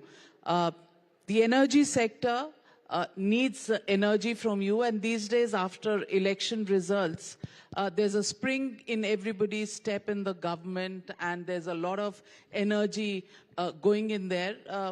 Question, is this green energy? Is this no emission energy? Does energy really come in from the political performance of a party? And has there been an upswing after a moderate performance in the Lok Sabha elections? On my way here from Parliament, I was reflecting on what possibly you would start with. And I came to the conclusion in my mind that now that the Lok Sabha results have been overtaken by the performance in Maharashtra and us getting 7 out of 9 of the seats in the by-polls in Uttar Pradesh, perhaps you might not. But since you asked the question, let me tell you. Energy is the lifeline of any system. Now there's Bharat Mandapam, with which my ministry was associated when I was Urban Affairs Minister. It's a world-class building along with the Yasho Bhumi. I think these constitute world-class facilities for events like this. But you brought some energy by putting all this on the walls. Look, if an economy is performing well, you will see that energy consumption will be on the rise. Is the political system any different? I would say no. But that is a different kind of energy, but it's all adding up to the same challenge. No matter what we are dealing with, the economy, the political system, you need availability, affordability, and sustainability. So it's all there. I have had the good fortune of seeing many systems in transition.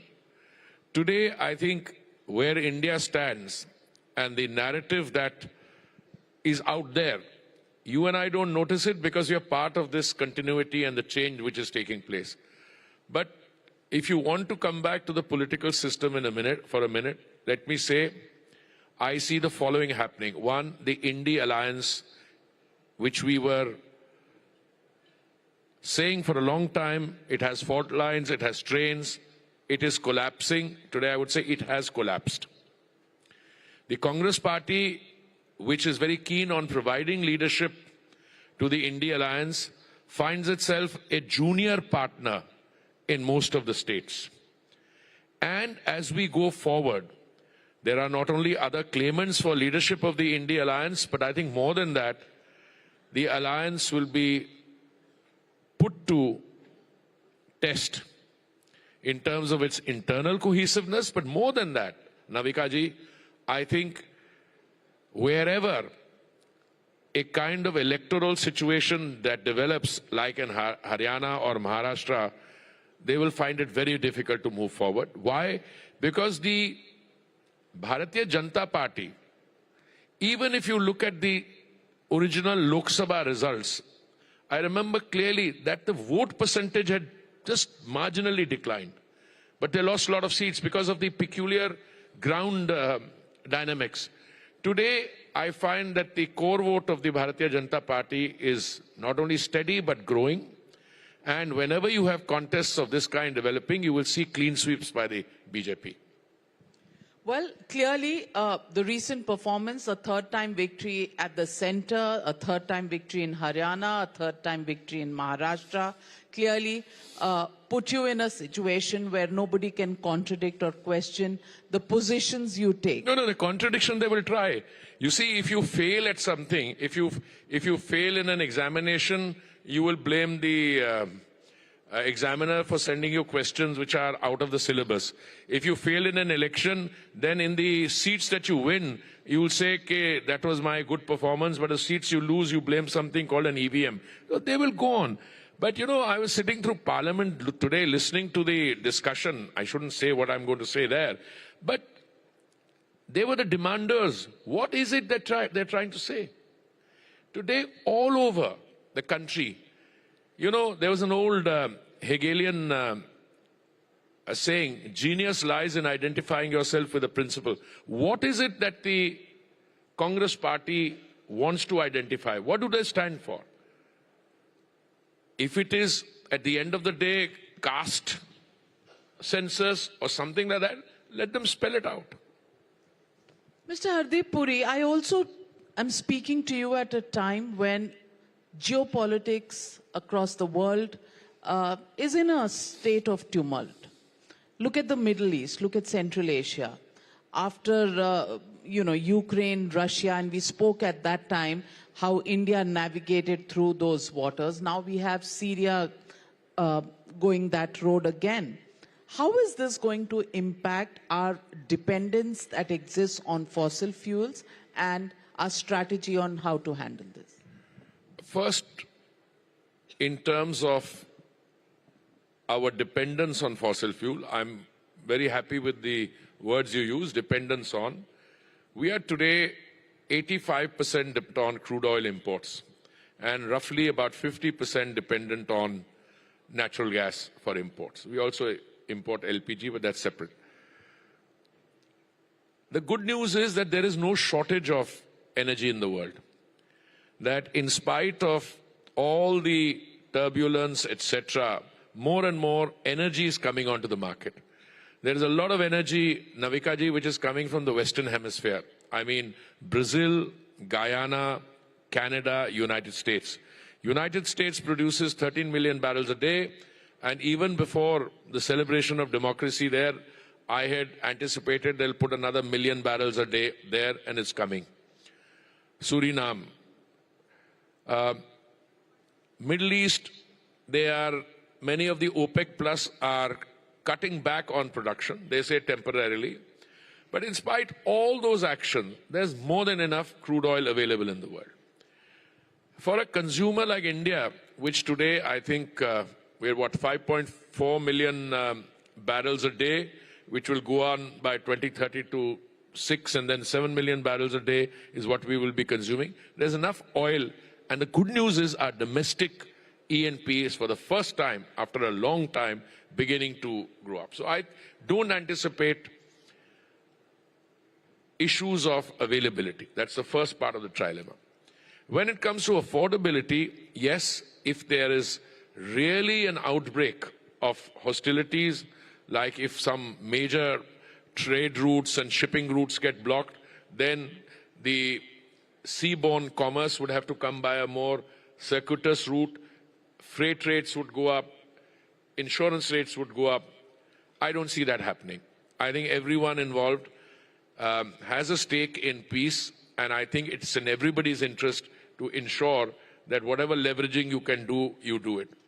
I'm not in the business of making forecasts, but if you were in that business, there are a lot of people saying that the conflict in Ukraine and Russia, give it another 2-3 months and maybe you'll find solutions. Even in the Middle East, I see welcome signs of people willing to talk, etc. But as I said, we will be able to navigate. The government of the Prime Minister, led by Prime Minister Modi, has demonstrated its ability to navigate through crisis, not once, but on several occasions. And I'm more than confident that we can do so going forward. But I think the situation will get better, not worse. Let me also ask you, green energy solutions. How much progress have we made in that direction? And are we looking at any substantial reduction in our dependence on fossil fuels at this stage, given the fact that every other day we see some electric vehicles coming in, some technology changing in various parts? Is there a time frame to when this will impact significantly our dependence? No, that's a absolutely brilliant question, but I think in order to ease our understanding, we'd have to put a timeline on it. The transition is not a switch which you can put on and off. You have to establish fairly expensive infrastructure also to make the transition.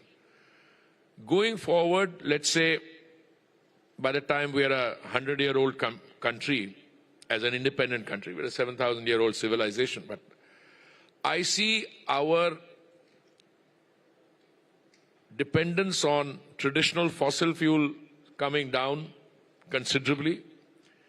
It would be around 30% or so.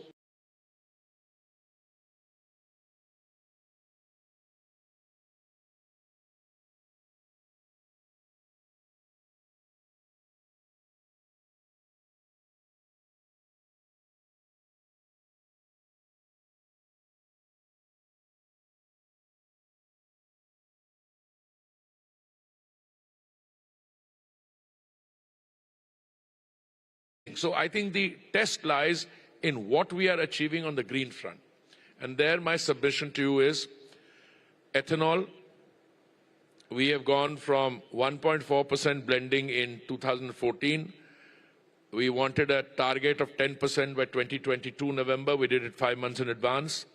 We have a target of 20% by 2030. We're going to do it by next year, by 2025. We brought that forward. Compressed biogas, we are moving forward. There are, I think, 80 plants under commissioning. There are 70 there already. Again, we have a long distance to go. CNG, we are doing very well. The idea is to take the importance of gas, natural gas, in our energy mix from 6% to 15%. We are beginning to move, but we still need to get there. And I think that is work in progress. We need to do more on that. But I think green hydrogen is where the real success will come. If you talk to people, I saw a statement by a very major entrepreneur, He says that electric vehicles are the answer, not fuel cell green hydrogen vehicles. Possibly true, that's a point of view. But if my grid is not green, then electric vehicles are much better because they are much less toxic. They're at a transition point. But at the end of the day, to achieve sustainability, we will need to have green hydrogen. And we're doing very well on that. I don't go by the estimates which industry puts out, because what you require for green hydrogen are, one, the capacity to produce clean solar energy at a reasonable price. We've demonstrated. We brought it down from 25 cents a unit to 3 cents, and you need electrolyzer. And we're doing well on both fronts. Both the PLI scheme had a provisioning for 19,700 crores for electrolyzers, fully utilized. And as we go along, the private sector has done very well. Pump storage facilities are coming up. I see in the next 2 or 3 years, India being right up front on the global stage on green hydrogen. And that will what is going to make a mistake. Let me conclude this by saying we spend something like $150 billion a year on the import of energy. Now, if you were to bring down the price of green hydrogen from the current 5.5, and you bring it down to say 2.5 or so, there'll be a public clamor to move that money from import of fossil fuels to the production of green hydrogen. And because what does a hydrogen bus produce? Water vapor on the air, as against the toxicity which comes from the other emissions. vehicles. Yeah. Let me also ask you, exploration activities in India, whether it is for petroleum or natural gas, hasn't quite lived up to the expectations that existed maybe a decade ago. You're putting it mildly. It hasn't lived up. I'm much more strident in my comments. I say that there is neglect, criminal neglect has taken place. Look, let me simplify it. If you were to drill one well onshore, on land, it would cost you about $4 or $5 million. If you were to drill offshore, it would cost you $100 million. Now, typically, if you have a big discovery, you drill 16 wells, you get nothing. Suddenly on the 17th, you strike oil. That's the story of Guyana. But the good news is that we did not have earlier an ecosystem. Now we have an ecosystem which is conducive for E&P. Let me give you 3 things. In 2016, we went from a production sharing arrangement to a revenue sharing arrangement. What does that mean? You come, help us prospect. You don't need to make any investment also. We will compensate you in case you didn't get anything for seismic surveys offshore, as we have spoken to, let's say, giving you an example, Petrobras of Brazil. If we strike oil, you'll have the right of first refusal. Secondly, there were areas, we have a sedimentary basin of about 3.5 million square kilometers. Navika ji, 1 million square kilometers was no-go area. You couldn't go there because either the Navy or the Coast Guard or the DRDO had a difficulty with it. Today, that's been opened up. Now, in the open acreage licensing policy, OALP round 9, which we did some time ago, 38% of the bids have come in this 1 million square kilometer. And if I am successful, and I'm sure I will be, if we get the new draft bill through the Lok Sabha next week, then we will do OALP 10th round with the new legislation in place. So today, the outreach to the 4 or 5 in the world whom you have to talk to is come. It's not the old India. Here, we will partner with you. We will jointly explore. And today, our oil majors are also partnering with the private sector here, with the global private sector. So, if you started by saying that the ENP has not fared as well, not taken off, you're absolutely right. But today, I would go much further and say that was the situation prior to 2014. You know, the period between 2006 and 16 or 14, 15 was called the dull decade. They didn't do anything because what happened is that the private sector did some gold plating on issues then, and then there was hue and cry and scandal. So as a result, all activity came to a stop. That's not the case now. Now, ONGC has a discovery off the coast of Kakinada, and they are going to be producing 45,000 barrels a day there pretty soon. I think it's already reached about 25, 30,000 barrels a day. Also gas. So both on the oil and gas front, it's a very different situation now. So let me ask you, how much strides have you made over the last 10 years? Because whenever a question is asked of a minister in the BJP government, it always blames the decade of 2004 to 14. I want to ask you, in quantitative terms, where were we in 2014 in terms of new exploration activities that were happening, and where are we now? What is the additional investment that you've got? No, it's a very simple thing. It's not just for ENP, for everything. As I said, nothing happened between 2006 for about 10 years or so. When Modi ji formed the government and the reforms really started in all the sectors by June 2015, they came in there. In 2016, we went from production sharing to revenue sharing, okay? And all the other actions which have taken place. Earlier, there were people here, they pulled out.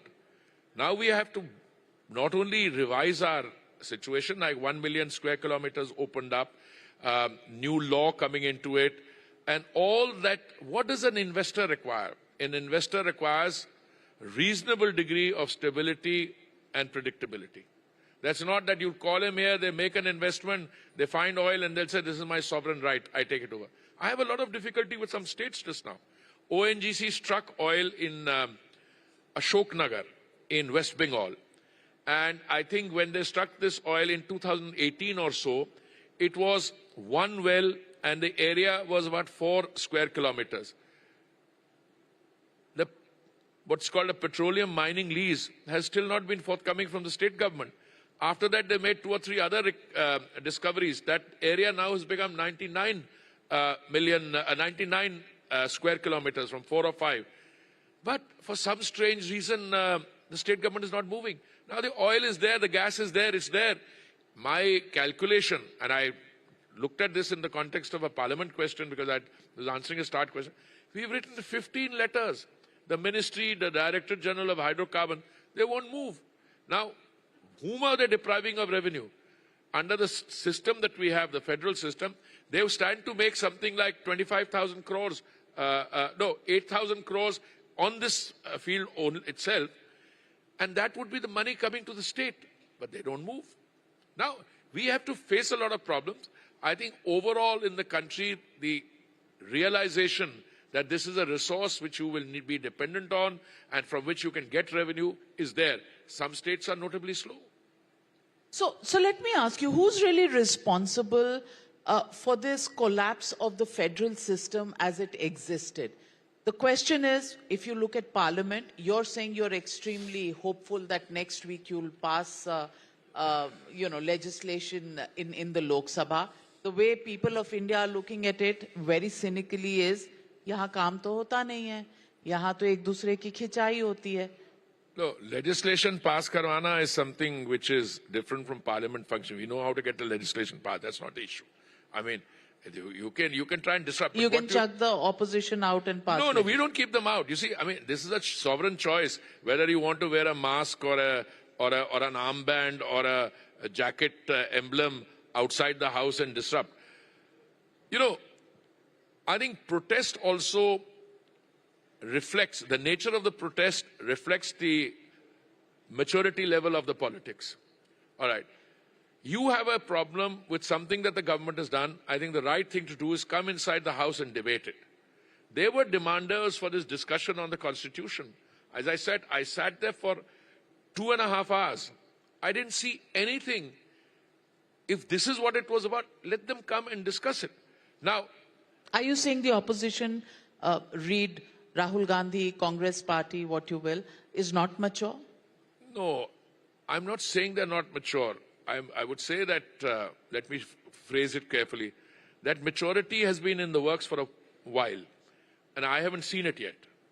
Now, if you need to protest against... You're talking about Mr. Kharge or Mr. Rahul Gandhi, please specify. I don't take names individually. If I make a statement and they think the size of the cap fits them, they're happy to wear it, whoever wants to wear it.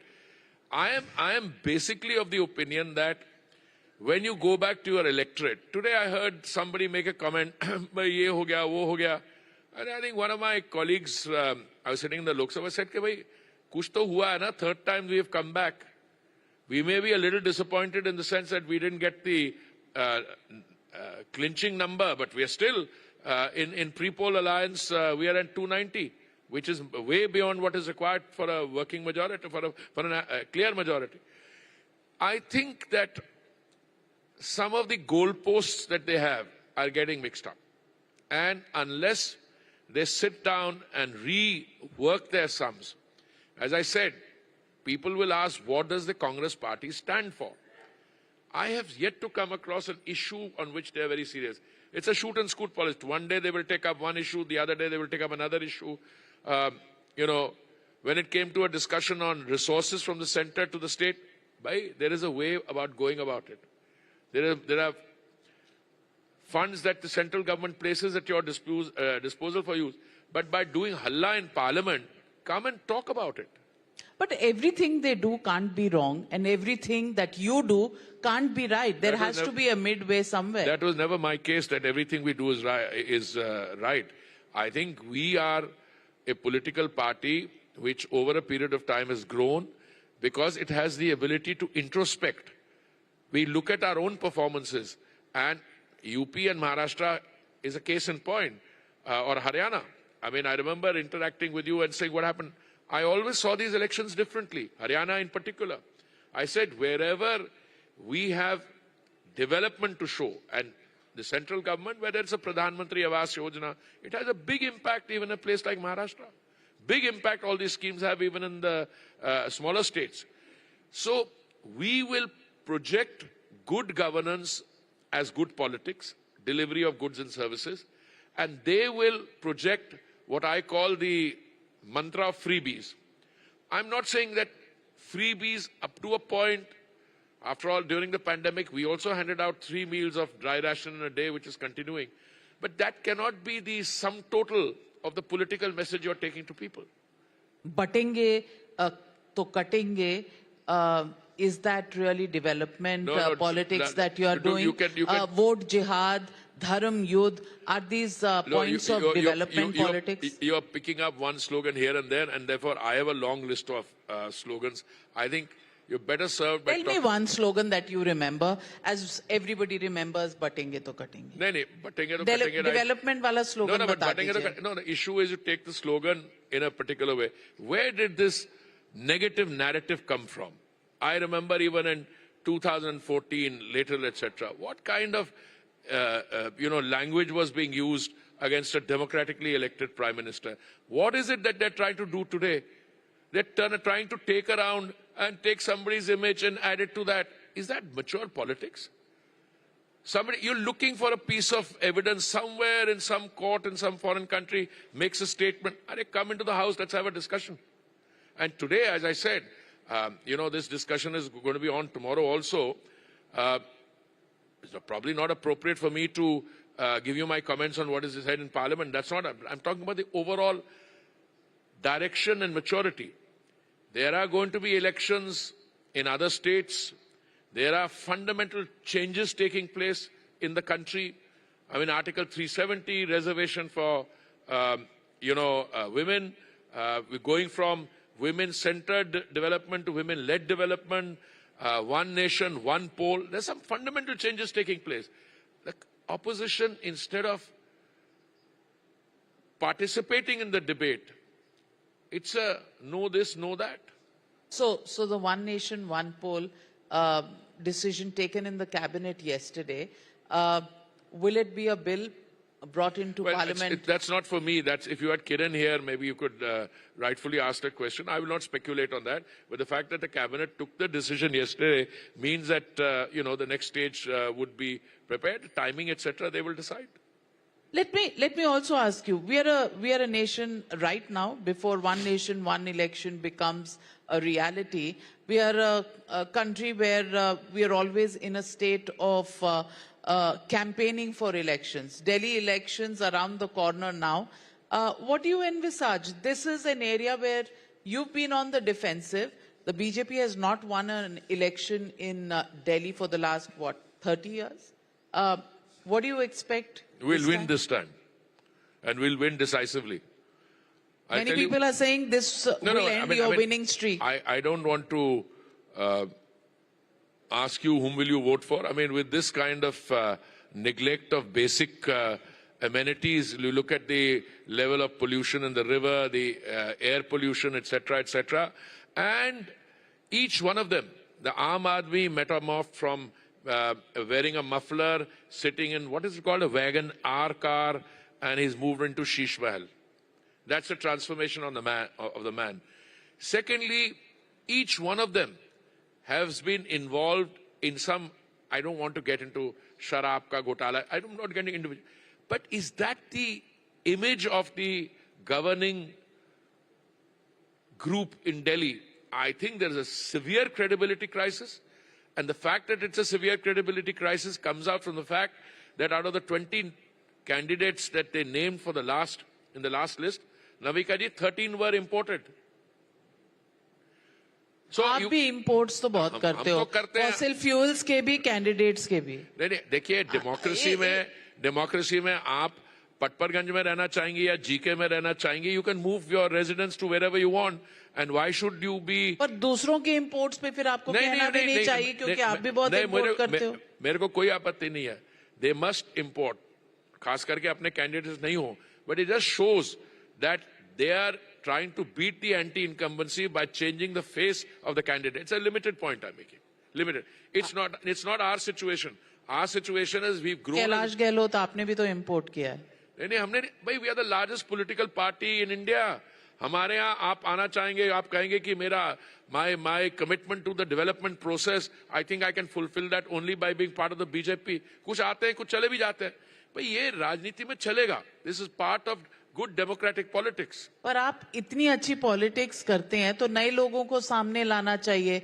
आपकी party, बहुत से insiders कहते हैं कि आधी इस party की है, आधी उस पार्टी की है. ये party with the difference different party से बनी है. देखिए, कौन क्या कहता है एटसेट्रा, ये एनेक्डोटल, इससे we will not be able to get very far. मैं आपको दो चीजें कहना चाहता हूं, which I say with a degree of conviction.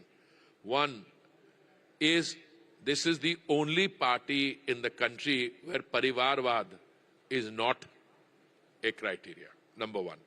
I was sitting in Parliament today looking across the political spectrum, and believe me, that is parivarvad. Okay. I'm not saying you have 3 members of a family, each can be in the Parliament because they are brilliant in their own right. I have no issue with that. You have another member, like चाचा का बेटा है, खुद हो, अपनी पत्नी जी हैं, I don't mind all that. But where is it ultimately? Have you ever come across a BJP unit where whose son you are or etc. You take our top leadership. Take the top leadership. With one exception, The person's father happened to be in the party. All the others are completely on merit, who made their way up. They were part of the parivar. They had beliefs in a particular ideology. This is a fundamental. This is one. The second, it is still a party. I know a lot of people say, nahi, aapne ye theek nahi kiya. I would be the last to contest that. But it's based on a value system. Whereas it is completely devoid of value system in most other cases. Again, I don't want to get into individual cases. So to be a member of the BJP or the BJP larger family, there is a certain premium on that. Yes, we may have made a mistake taking some people in because of exigencies of circumstances. And they Ajit Pawar? No, I'm not. He's done very well in the elections, etc. I'm not getting into individuals at all.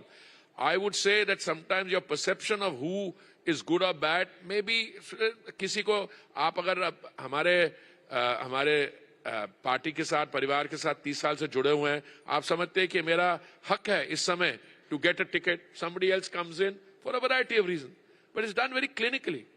So I think you are seeing the beginnings of the, when you are in office for 10 years and you're looking at the next 5 years with confidence, whereas on the other side, the fault lines means that those parties are actually, that alliance is collapsing.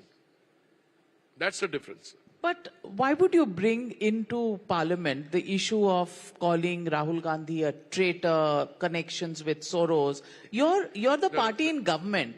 If you have any material on them, you can proceed on legal basis against them. No, I think that's a separate process. When you're in the business of hurling invectives at each other, both sides it come. If you see so it's just hurling invectives. What do you say that? I mean, I'm not going to get into a discussion whether a certain amount of resource, a large amount, has brought it on itself to encourage democracy in the rest of the world. I was in the UN, I've got a book on this, where at one stage during the Obama administration, and they said that the Arab street is yearning for democracy. And you brought in, what happened in Libya, country collapsed. What happened in Syria, country collapsed. Matter went to the Security Council. You got an authorization from the Security Council for use of all means necessary, use of force in Libya. Syria, and Security Council got divided. But there are a lot of people in the world who want to bring in democracy. आप ये देखिए एक तरफ compendium drop करिए. कौन contributor है, उसका recipient कौन है? अगर आपके पार्टी के साथ, आपके परिवार के साथ जो foundations है, they are receiving resources from these people, you should yourself introspect. बाकी लोग तो यही कहेंगे और क्या कहेंगे? क्या इसके वो हो, उसके वो हो, वो क्या, वो तो कहेंगे. अगर आप किसी को कुछ कहोगे तो they will retort by saying. So it's rhetoric at the end of the day. I didn't say it's rhetoric. This is what happens. If you hurl something at someone and वो क्या कहते हैं? People living in glass houses should not throw stones. ये अपना stone अपने glass house में लग गया इनको. So, do you see an end to the confrontation in Parliament? Because policy debates, I think, have become a thing of the past. Maybe अब dream sequence Bollywood style में आया करेंगे क्योंकि present में तो दिखते नहीं हैं. There is, don't you find, a dearth of quality debate on issues of, for example, the theme of this conclave, India fast track to the top 3. Is there a debate on this? Is there a consensus? Is there room for a consensus? Is there a conversation? Is there any communication? Or do you want to walk this road alone, your way or the highway? No, it's the very thing. You can have a theme in the India economic conclave on how we've become the 5th largest economy. We're going to be the 3rd largest economy very soon. You can have that. But that is what is creating a sense of unease in our friends. Because this is the real India. This is an India with all the global turbulence. You are still growing at 6.5%. All right. If one quarter the results are slightly less, they start rejoicing. Arey, kam ho gaya. Arey, bhai, kam hua. Agle bari, agle quarter mein badhega bhi. So this is those people. I am very happy to have this. When you see the debate taking place in Parliament, this is what the Treasury benches will actually talk about. They are the ones who are feeling uncomfortable with it. So I don't think there's any agreement. I'm glad you timed this India Economic Conclave at a time when they are wanting to have the discussion on the Constitution, because I think the Constitution is something sacred. The Constitution is not only, remember this Constitution was drafted by visionaries after 190 years of colonial domination. And they produced the blueprint for India's economic, political and social growth. And the guys who are talking about the Constitution are the only ones who in June 1975 tried to kill democracy by imposing the emergency and curtailing civil liberty. So इनकी बातों को सुन के थोड़ा मन बहला लेना चाहिए. But I think India is moving ahead, and moving ahead from what, a $4 trillion economy to a $8 trillion and $10 trillion economy. That's the real India. These guys are misfits there. Well, the opposition is a misfit in India. It is a traitor in India. Well, those are strong words. But Mr. Hardeep Puri, let me also ask you, again another election. Are we going to see prices of petroleum products stable for a bit, और उसके बाद जोर का धक्का धीरे से लगेगा? I have answered this question many times, but we're always, whenever we speak, there is an election around the corner. Your emotional attachment, I keep telling you, prices of petrol and diesel at the bunk. India is the only country where over the last 3 years they've come down. Number one. Number two, the price level has nothing to do with an election in India. The price of petrol at the bunk is determined by the international price of a barrel of crude, the cost of insurance, freight, the exchange rate, the refining cost margin, dealer's commission. तो आपको तो स्वागत करना चाहिए इस बात का कि ग्लोबल प्राइसेस ऊपर गई हैं. मोदी जी ने 2 बार, he cut the excise duty in November 21, May 2022, and once later. It has nothing to do with the election. We did it because you have a prime minister who is genuinely committed to the welfare of the consumer. That's a moral thing with him. So we brought the cost of energy down. हाँ, इसमें हमारे OMCs ने थोड़ी इनकी ठुगाई हुई है. In the case of gas, I think they lost 28,000 crores earlier. We were able to compensate them only 22,000 crores. Then when it came to petrol, they lost money. We got some provisioning done. फिर वो बातों में रह गया. This time gas में, yes, I think there's under recovery. Navika ji, the very fact that I have been through this session of Parliament, none of my questions, you see, when there is a lot of, excitement, you get starred questions in every session, you get calling attention motion. The energy story is one of the better stories. And I think the Modi government deserves full praise for maintaining availability, bringing the prices down, and doing a very good job in sustainability also. The other charge that is made against you is that the Ujjwala scheme, which started with a lot of fanfare, somewhere lost steam in the middle. Log वापस भरवा नहीं रहे हैं. All kinds of political charge. Navika ji, since you are a world famous anchor, I don't expect you to be going into your kitchen and using Ujjwala. But I can tell you, an average household, plus where you live, there must be piped gas. Yes, there is. Yeah, but you must be having Ujjwala. Our average per family, first let me give you the number of connections. In 2014, total number of gas connections in the country was 14 crore. Today it is 33 crores. Ujjwala started in 2016. Today Ujjwala has 10 crores 33 lakh connections. Now, if you think that one connection serves one household, and on an average, a household has 4 or 5 people, which means the entire population has been covered. In fact, our Ujjwala saturation is 110-115%. Now I come to the most important thing. The average is 4 point some cylinders per connection. उससे ज़्यादा तो use नहीं होते. हम उज्ज्वला में एक family को 12 cylinder तक देते हैं. But 4 is the average. उसमें कुछ लोग हैं जिन्होंने सिलेंडर नहीं लिया या एक लिया. उसके कई कारण है.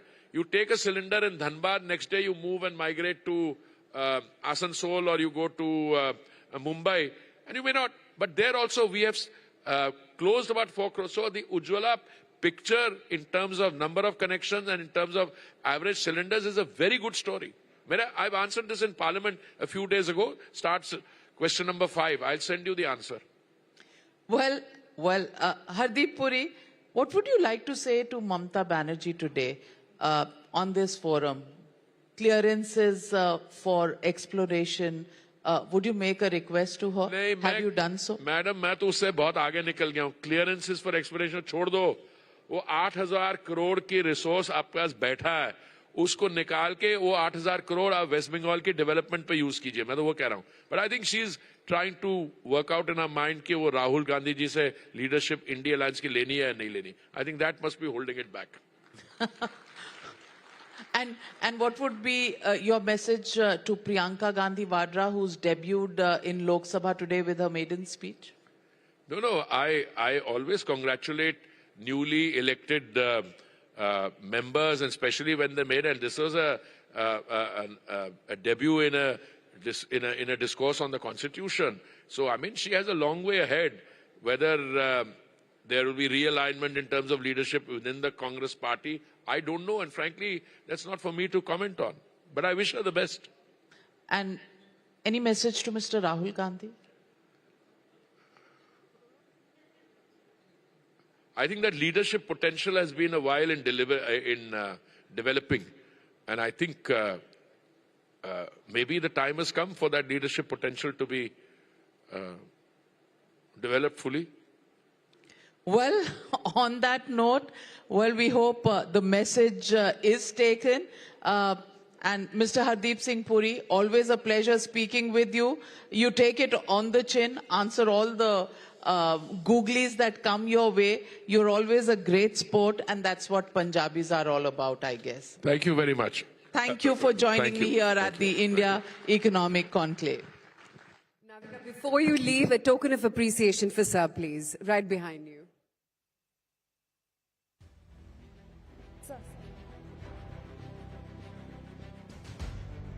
Can we have a round of applause, ladies and gentlemen, for Minister Hardeep Puri?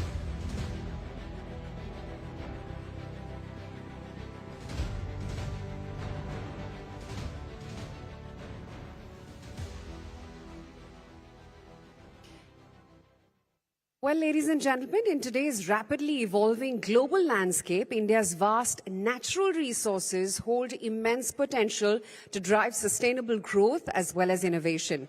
And unlocking and harnessing these resources effectively can fuel economic development in various sectors. To explore how India can tap into this potential, we're honored to have with us Minister of State for Science and Technology, Earth Sciences, PMO, Atomic Energy and Space, Mr. Jitendra Singh. We invite you on stage, the Honourable Minister, as well as Madhav Das Gopalakrishnan for the session. Ladies and gentlemen, a huge round of applause, please.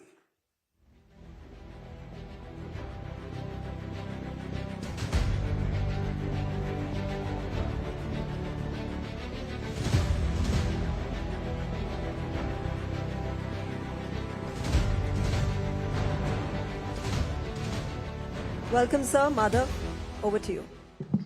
Thank you so much, Shreya, as well as Aisha. Dr. Jitendra Singh, thank you so much for joining us this evening. The subject of this discussion is a very broad-based one. How can India unlock her natural resources to the future in terms of creating growth? It's a very broad-based question, and the ministry that you handle, Earth Sciences, will play a very key role in coming days in that area. Would you like to elaborate? No, thank you, Madam. At the outset, I have to thank you for making me a part of this. And I'm glad you asked that, because we are these days quite often heard talking about 2047 India, Viksit Bharat 2047. And yes, we feel proud doing so. It also sounds very romantic talking about it. But if you see from the scientific point of view, I think the question that we should be asking ourselves is that where are we going to add the value from to reach that pedestal? It has been there's been a quantum leap in the last 10 years, of course, because when this government came in and Prime Minister Narendra Modi took over, we were among fragile 5. Now we are among top 5.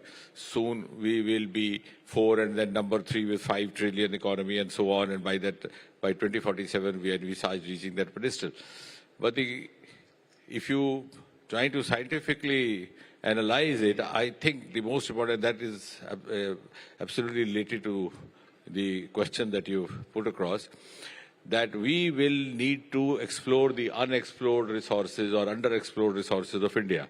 And when we talk of that, I think the most underexplored resources which have been exclusive to India is our marine resources. We have a 7,500 long kilometer coastal area, possibly the longest, one of the longest in the world. We have at least 12 states situated along the coast, beginning from Odisha, Bengal, up to the western Ghats, Maharashtra, Gujarat. And that has remained unexplored. The huge wealth of metals, minerals, fisheries, biodiversities. The other day I was telling some of the visitors from Australia, I said, your country is known as Australia, your island known as Australia, your continent known as Australia, but your ocean not known as Australian Ocean, my ocean known as Indian Ocean, because my ancestors could foresee the huge wealth lying inside. But it was only after this government came in, and I must again give credit to Prime Minister Modi, that not once but twice consecutively in his Independence Day addresses in 2023 and 2022, he mentioned deep sea mission. And all of us know that Independence Day is a declaration of intent of the government in place. So normally such scientifically loaded themes are not picked up, but that shows the kind of prioritization and the conviction with which the Prime Minister is pushing forward this. The other resources are Himalayan resources, because we have at least 4 or 5 states lying in the lap of Himalayas, beginning from Jammu Kashmir, Himachal Pradesh, Uttarakhand, Arunachal. And I think again it is during this last 1 decade we have tried to explore those areas of aroma wealth, the Purple Revolution, which was showcased during the Republic Day parade this year as a tableau, which began from a small town in Jammu and Kashmir, and now it's been replicated in Uttarakhand, Himachal. Again, that is related to science and technology, where the earlier one is, of course, the earth sciences, deep sea, where we have now come up with about 3,000 startups with dealing with lavender. So these lavender startups, and now agriculture is one of our exclusive domains. What happened, incidentally, was that the concept of startups came from the West, landed in Bengaluru, which was an IT city, and we thought it's only IT. And somehow the myth was also, somehow the myth got generated that you have to be a very big scientific brain to be a good startup, which is not so. Now this Aroma mission, which I am talking about, more than 3,000 startups, many of them are not even graduates. But they have the aptitude, they have the passion, the government is giving them all the technology support, all the knowledge support, financial support, market linkage. So that is the other. The third is, of course, space. Now we had all the acumen, all the potential, we had commitment, we had a lot of passion. Just remember those pictures in the archives, Sarabhai carrying some of his material on the carriage of a bicycle. So what we were lacking actually was the kind of enabling milieu which is expected from the policy makers, from the political dispensation, and that has happened after 2014. I think Prime Minister Modi did a marvelous job by allowing us to open up space to private sector, which the media very fondly described as unlocking of media. Right. And that is also going to contribute. When we talk of 2047 but there's a very ambitious roadmap there. We're talking about a manned mission. We're talking about another manned moon mission. Yes. Take us through the space station. Yes. Can you take us through what really is the roadmap ahead? Because earlier in the day, we had the in-space chief, Mr. Goenka, here. Absolutely. How much of a role will the private sector play in realizing these goals? Absolutely. So I'm glad that you asked it, because it gives me an opportunity to make the audience recall that till about 3 or 4 years back, our Sriharikota was a forbidden premises. If you peeped inside, you were likely to be prosecuted. Now, for each launching, we have thousands and thousands of spectators and not less than 1,000, 2,000 media persons. And that has been possible because last, I think, 3 or 4 years back, Prime Minister allowed us to open it to public-private participation. Look, if we have to move beyond this, where we are, and we have to compete and we have to seek that goal of 2047, then we have to follow the global strategies. We have to live up to the global parameters and to meet the global benchmarks. And when we compare ourselves to, for example, NASA, and we say, usne itna rocket launch ho gaya, humne kya kiya, we don't realize, because we have that gupshup mode, we don't realize that NASA doesn't depend wholly on government, mostly on the non-government sources. And therefore, in the last 3-4 years, there has been a quantum jump in space projects, space initiatives, also space economy. We are today just about 8 to 9% of the world space economy. But the way we are moving, I think we will increase 3 times in the next 10 years. We might go up to 23, 24%. And not only that, there was a time, we started off very late. Our ISRO was born in 1969, the year which is remembered as the year when the first human being landed on the surface of the moon. That was Neil Armstrong by the American Apollo 8 mission. And we were just born.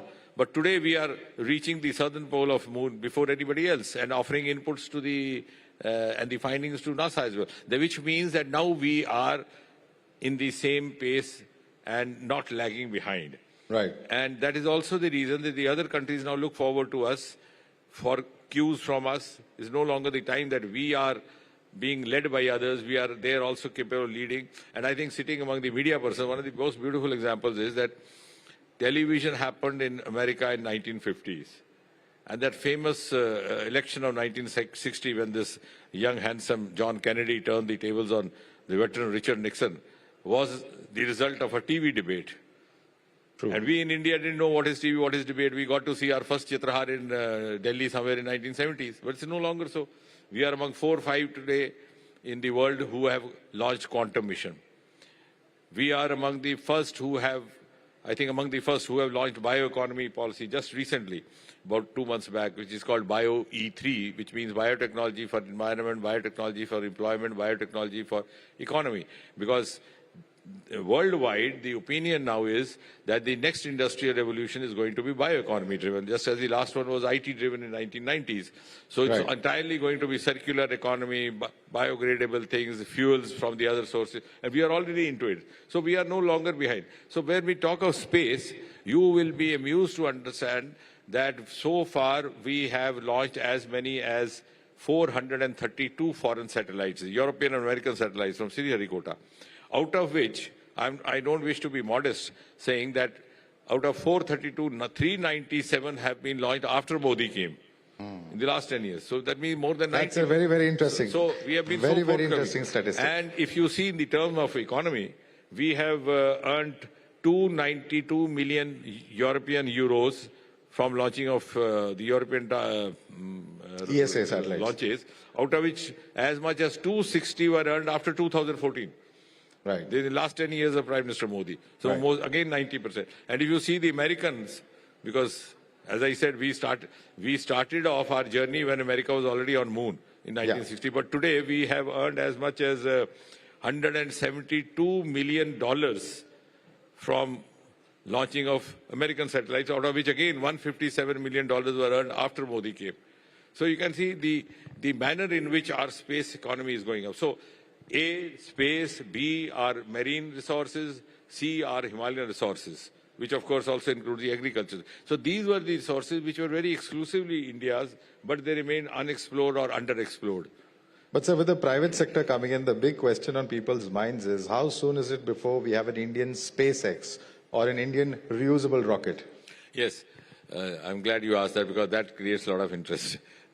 See, we will have a space station which will be named Bharat Antariksh Station, and as per the schedule, we hope to have one by 2035, and an Indian on the surface of Moon by 2040, and a first Indian human mission, an Indian in space. Of course, we had one called Rakesh Sharma in the early 80s, but that was a Soviet mission. So first Indian mission, totally developed in India, first indigenous with first Indian carrying. We already have 3 or 4 officers of the Air Force who've been trained in this. They are in Bengaluru right now. So they would be the first, and we would try to launch that by the end of 25 or maybe in the beginning of 2026, because the trial flights are still going on. Because you see, we have a crew module there, we have the lab module, and what is very important is, just as it's important and very fascinating sending up a human being into space, it is equally critical getting him back safe. So he has to land into the waters, and you have to have the assistance of the naval guards, the coastal guards. So all that exercise is to be completed in series. Once we are satisfied about the safety of that, and we are satisfied that now, look, we can now accomplish as we have designed, then of course we'll send up. So that will be on. So if I give you the chronology, see, Gaganyaan, the human mission by 2026 beginning, if not 25 end, our Chandrayaan 4 in 27, our Venus mission in 28, our Bharat Antariksh station in 2035, and Indian on the surface of moon in 2040. But will we be a bit late, because Elon Musk is already talking about colonizing Mars and perhaps lunar colonies also? No, see, what makes difference as far as India is concerned, I think twofold. A, our missions are much more economical and much more cost effective. Like, for example, many people ask, what is the fun of spending so much?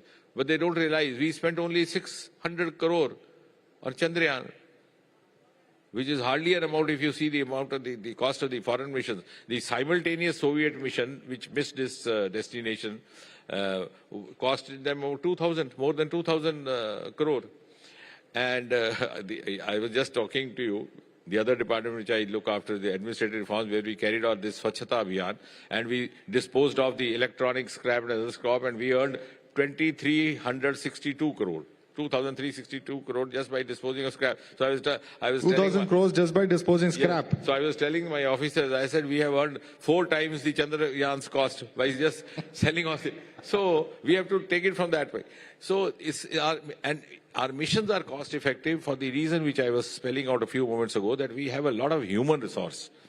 We may be lacking financial, but we make up for a human resource. Like we have the kind of Sarabhai, and that legacy continues.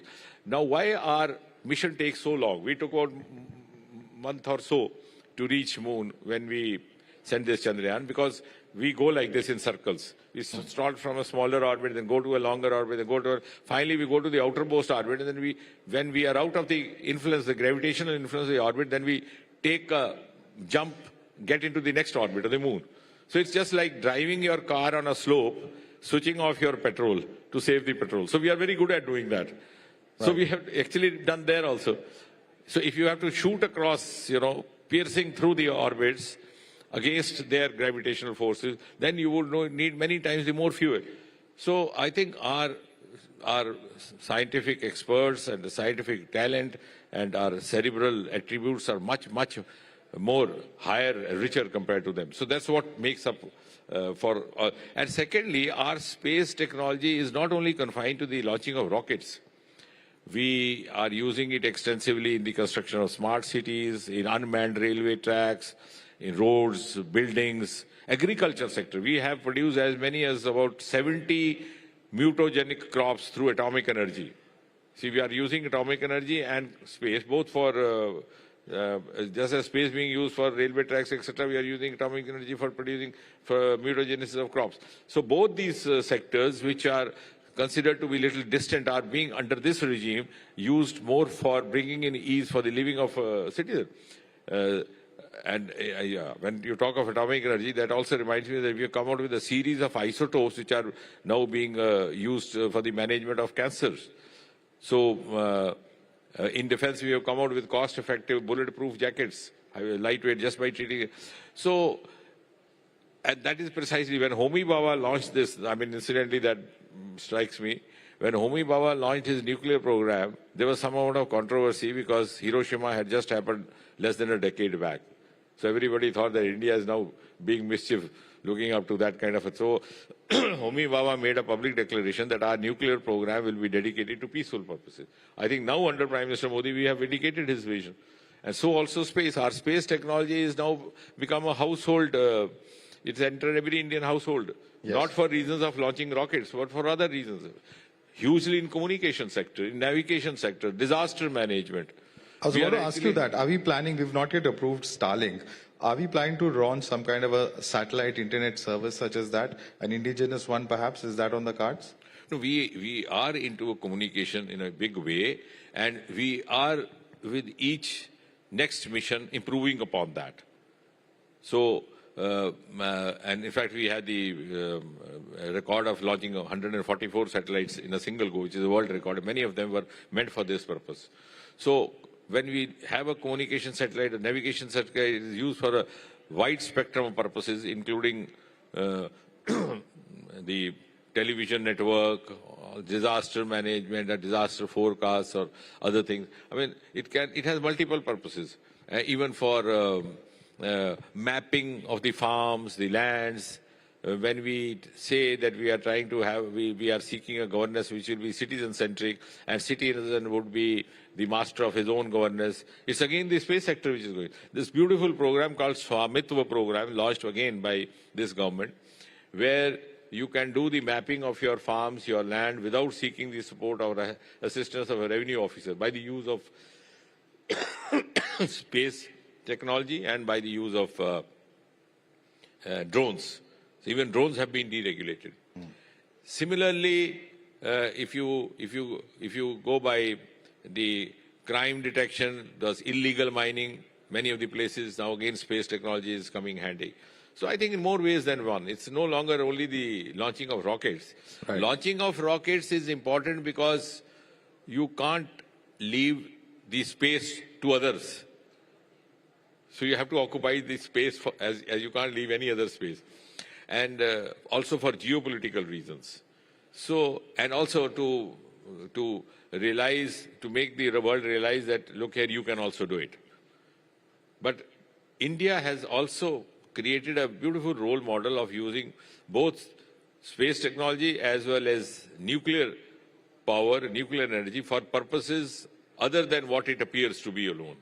Right. For utilization in bringing in ease of living for a common citizen. Right. So I must ask you a few questions about your home state of Jammu and Kashmir in the recent assembly elections, which were the first elections after the abrogation of Article 370.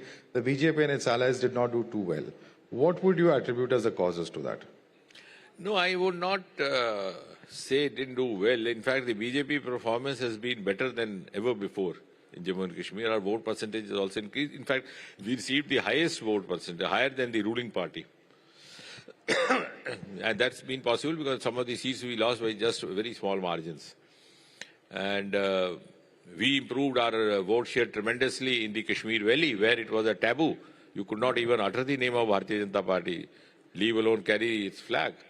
Now the campaign there presented almost a similar scene as elsewhere in the country. So we have come a long way in Jammu and Kashmir, and our presence is felt. Our vote share has increased, and people are now across these sections looking up to BJP as a party, because not much of misgiving was being created about Bharatiya Janata Party, not only in Jammu Kashmir, also in Northeast. Because when I went to Northeast, I was made charge of that somewhere in December 2014, and I was there for 5, 6, 7 years. The report in the newspapers would be, a minister from India has come, a leader from Delhi. And the boys and girls from there would be hesitant to come to Delhi because all kind of, the reports that you would see in media that somebody not being treated well or not being conducted well by peers here. But now you see entire tourism sector, entire hotel sector is full of the Northeast boys and girls. So there also, because they had created a lot of, I think much of that doing is from the Congress party. कि जब BJP आएगी आपका खान पान बंद हो जाएगा, आपका meet अंडा बंद हो जाएगा, आपका पूजा पाठ बंद हो जाएगा, आपको धर्म परिवर्तन होगा, no what not. But then the people of Northeast realize, and so also the people of Jammu and Kashmir now, they look at this is a government which believes in the basic mantra of justice to all, appeasement to none.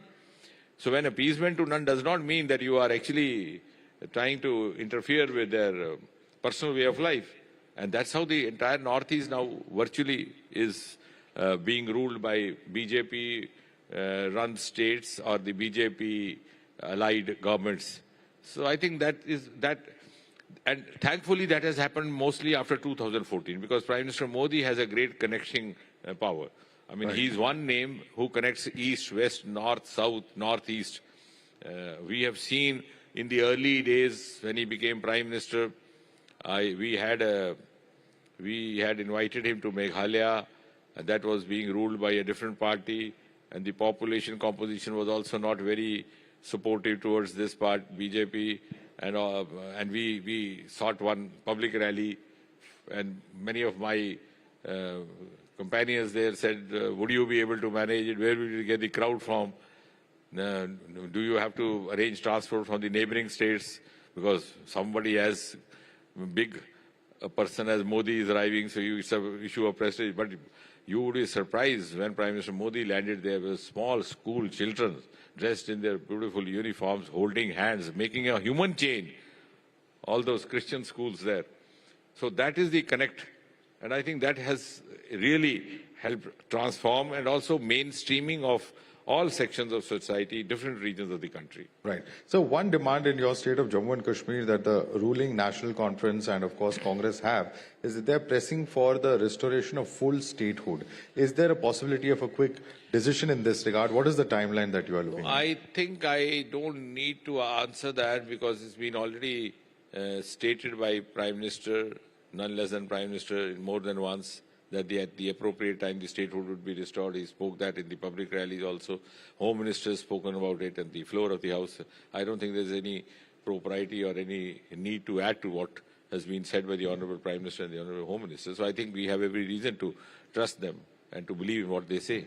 Right. So when you look at BJP's representation within the Kashmir Valley itself, one of the reasons cited is that there's lack of adequate representatives there. But one of the paradoxes is that you have a member of parliament today who is actually somebody who has been jailed under UAPA, that is Engineer Rashid.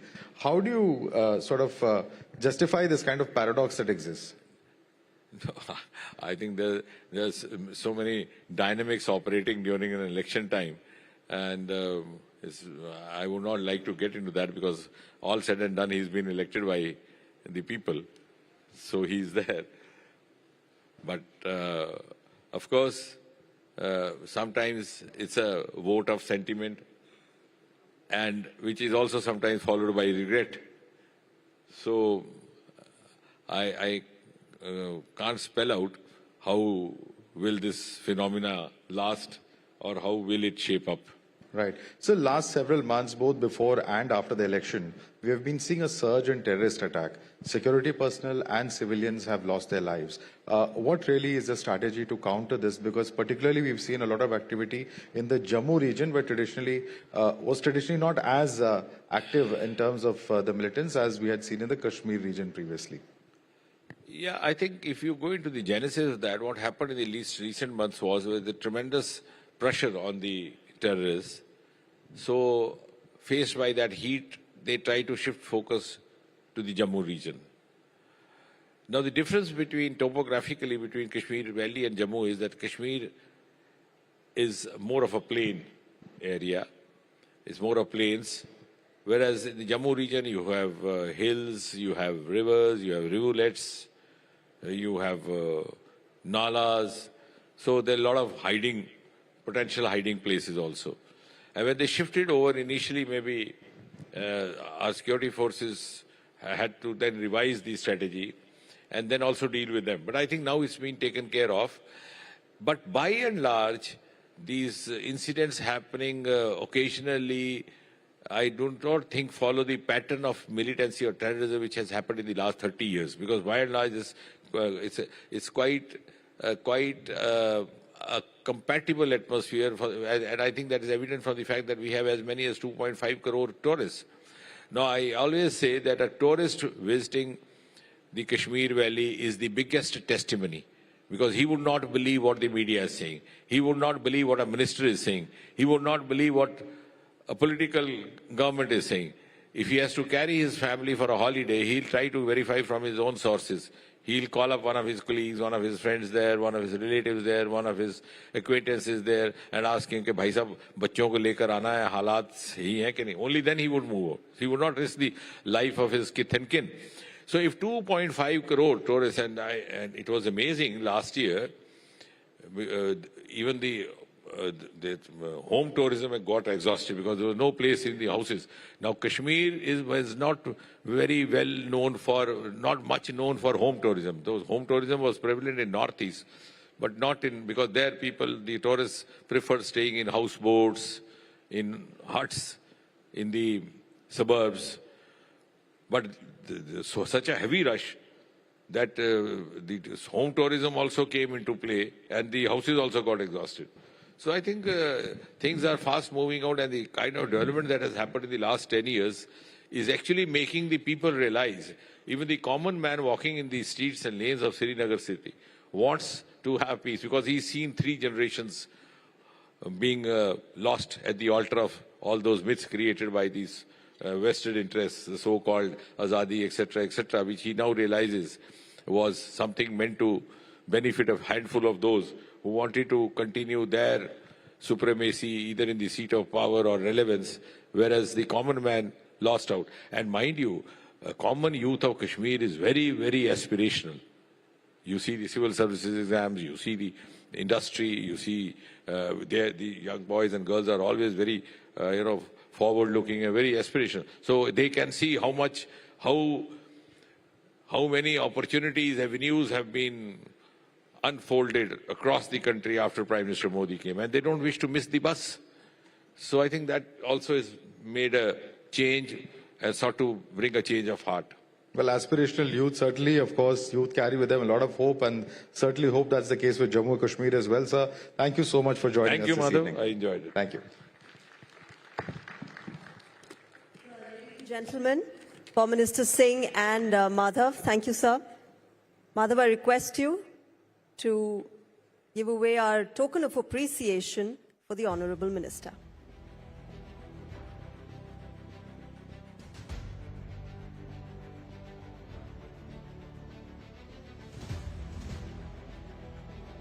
Thank you, sir, for that insightful discussion at IEC 2024. Ladies and gentlemen, before proceeding to our next session, we're delighted to share the exciting news making waves across India's BFSI sector. Max Life Insurance, one of India's leading life insurance companies, has transitioned to become Axis Max Life Insurance. And to commemorate this landmark moment, the company has unveiled a new campaign titled Double Bharosa, featuring brand ambassador and Indian cricket team captain Rohit Sharma, along with his spouse, Ritika Sajdev. The campaign highlights the dual promise of trust and reliability, symbolizing the combined strengths of Max Life and Axis in delivering enhanced assurance and protection in life insurance and financial services. Take a look at this exciting new campaign. भरोसा है double भरोसा है double है खुशियां सभी और double है प्यार भी भरोसा है डबल भरोसा अपनों का हर पल और भी खास होता है जब भरोसा डबल होता है, तभी तो मैक्स लाइफ इंश्योरेंस बन गया है axis max life insurance.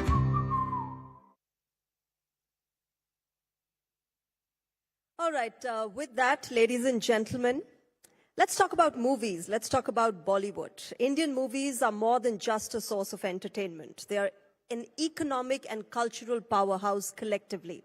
And beyond the financial success, the Indian film industry plays a crucial role in showcasing our nation's rich, diverse, colorful and creative heritage on the global stage, influencing perceptions and boosting tourism and trade. To explore this unique intersection of cinema, culture, and economics, we're thrilled to have two renowned names from the industry itself today with us. He is a visionary producer and founder of Maddock, the content-driven studio celebrated for delivering innovative and ambitious films across platforms. Please welcome on stage Mr. Dinesh Vijan. She, ladies and gentlemen, is the multifaceted actor with incredible talent, who's already become one of the most bankable stars in India and is also an entrepreneur in fashion, donning many hats. Please welcome among us, Shraddha Kapoor. A round of applause, ladies and gentlemen, for this grand final session of the India Economic Conclave 2024. And the session will be moderated by my co-host, Aisha Faridi. Ladies and gentlemen, a round of applause. Can we have a big welcome for Shraddha Kapoor and Dinesh Vijan.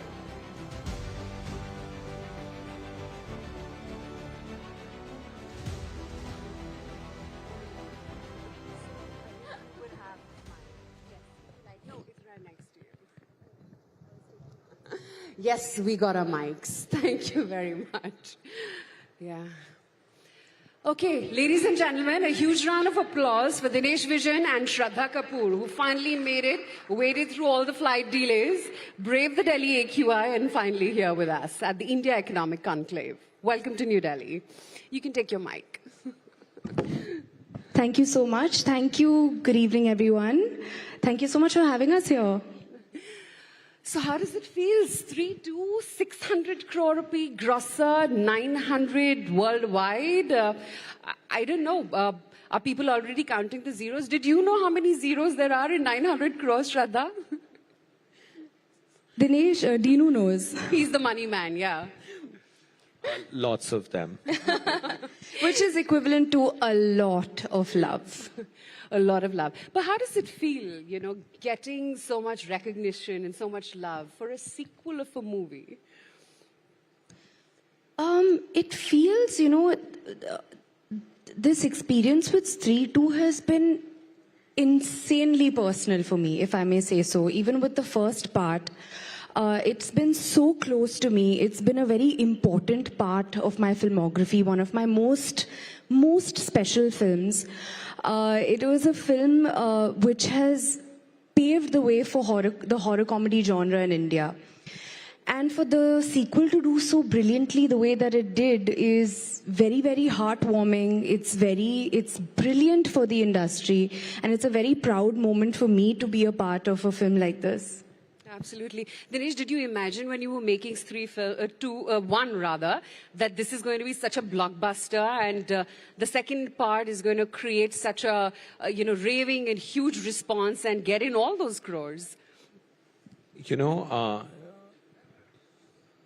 I have my mother, I lost my father very early, and my mother has played a very important role in my life, and I have 2 sisters. So Strees have been very essential in my life. And, this film, the first one, though the second one's bigger, the first one was tougher to make. Because it was a title called Stree. At that point of time, people felt, the overall consensus was that you cannot have a title like Stree that would do well in Hindi cinema. So it was a little difficult to secure funding, so we had to do it on our own. But I think Stree paved the way for Maddock. Where Maddock is today, I would say 2 films that have defined it are Hindi Medium and Stree, which are essentially Indian films with Indian characters.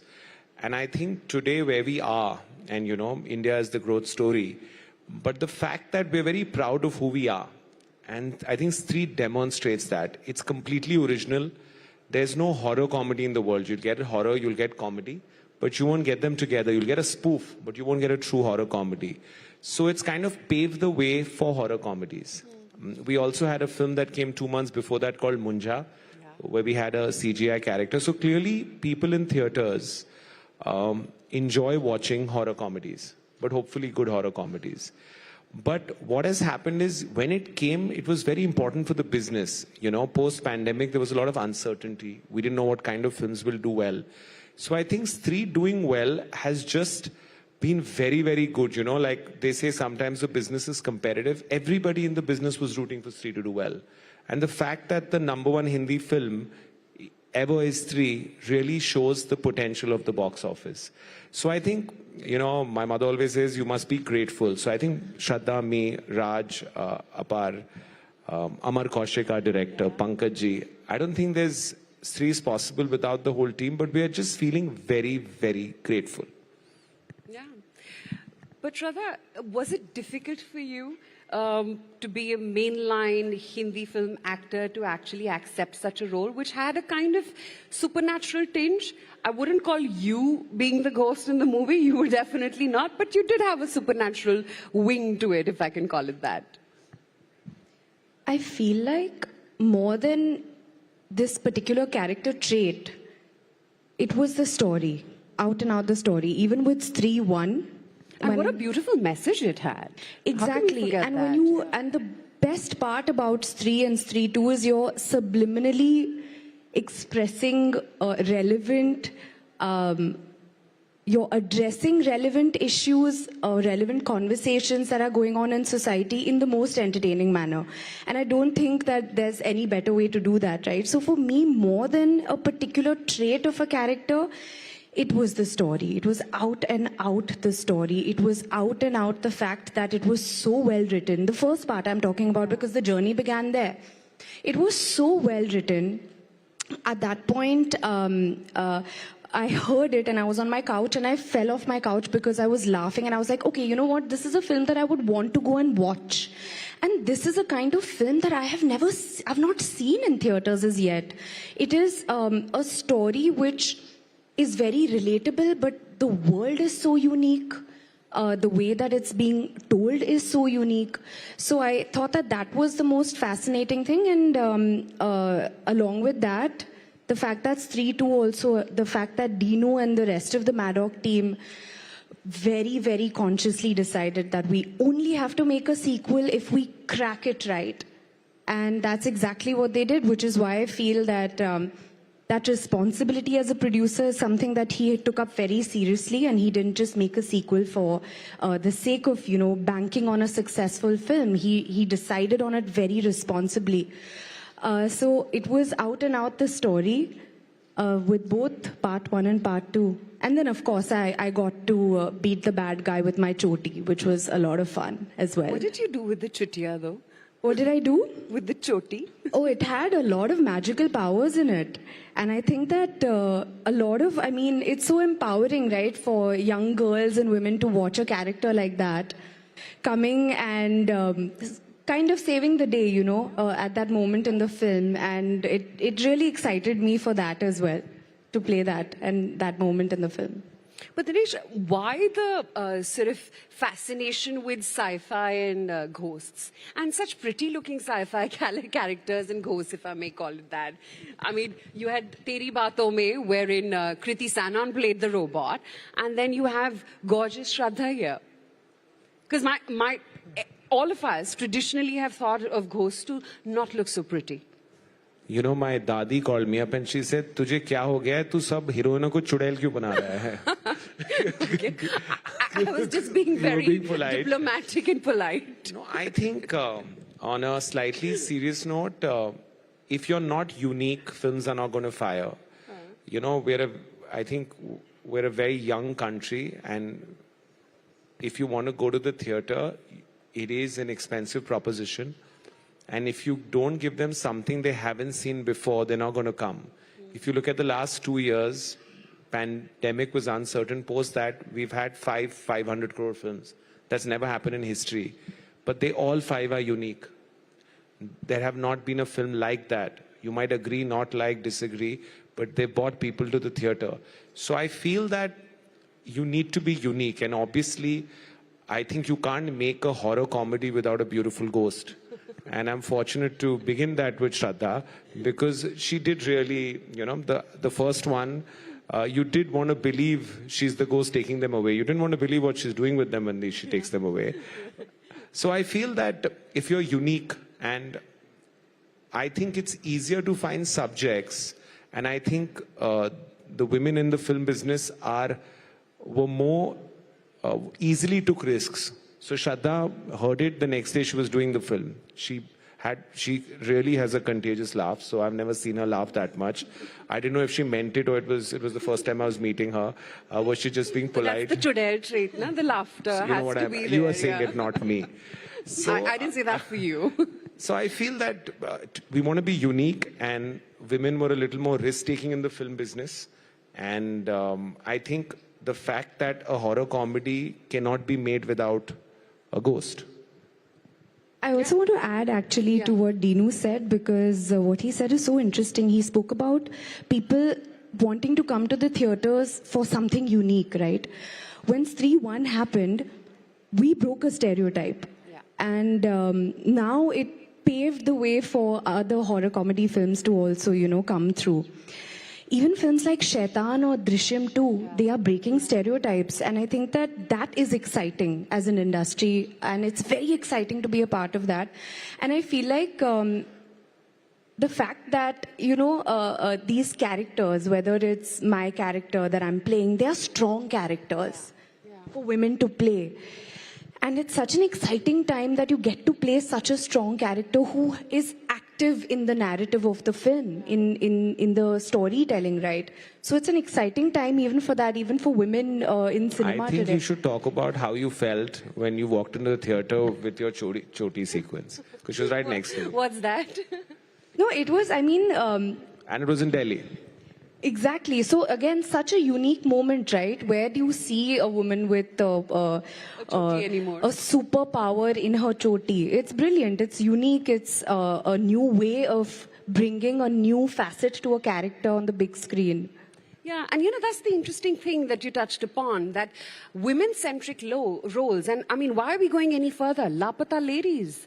I mean, who would have thought such a simple movie about, rural India can touch so many hearts and now perhaps reach the global stage as well?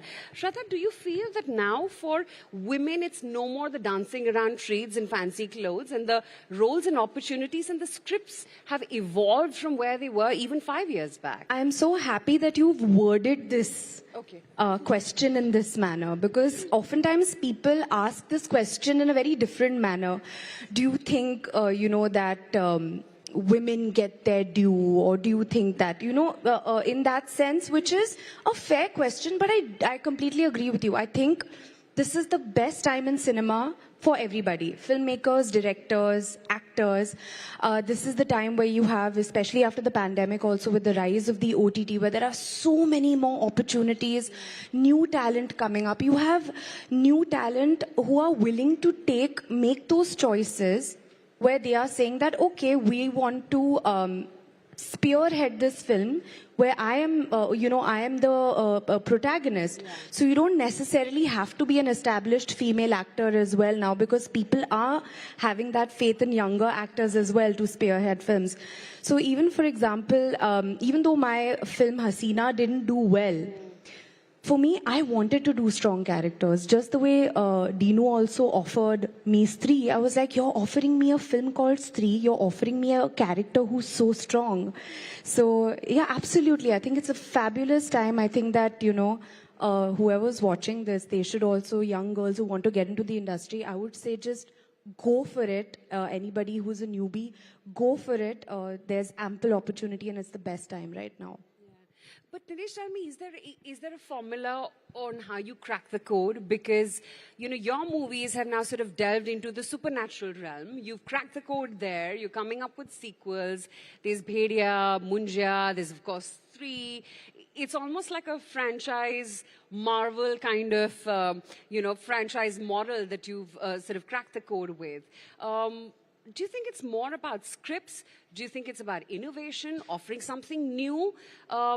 And by the end of it, do you think it always revolves around the actors that you cast? So I think it always starts with the script. And I think, it sounds simple, but when I came in the business, no one really wanted to write the 100 pages. They wanted to, get the setup done, get a top star or a top actor to make the project viable, which I understand, and then probably write. I'm first generation, so we were not first in line for that opportunity. So we had to write. Fortunately, what happened was, when I came in, we were doing love stories. We were a little aspirational to the West 15 years ago. So we did the Love Aajkals, the cocktails. But I think Hindi medium, Badlapur and Stree changed a lot of things. I realized, whatever's happening in a nation reflects in films, ideally, and whatever happens in a film also has the ability to influence people. So we need to be a little responsible. So we got the opportunity when Hindi medium fired, we understood that we are very proud of who we are. And when we started looking, we realized that we have a khazana.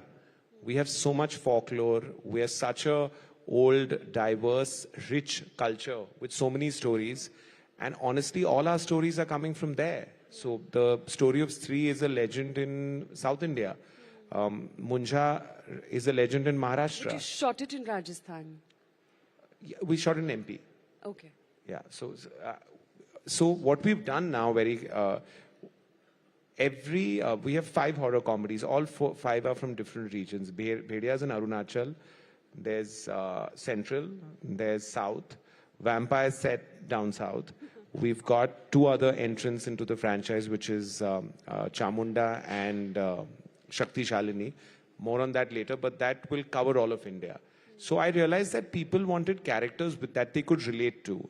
Our middle class and lower were very excited to go to the theatre. I don't think Bombay, Delhi, the really upmarket centers were going for every film.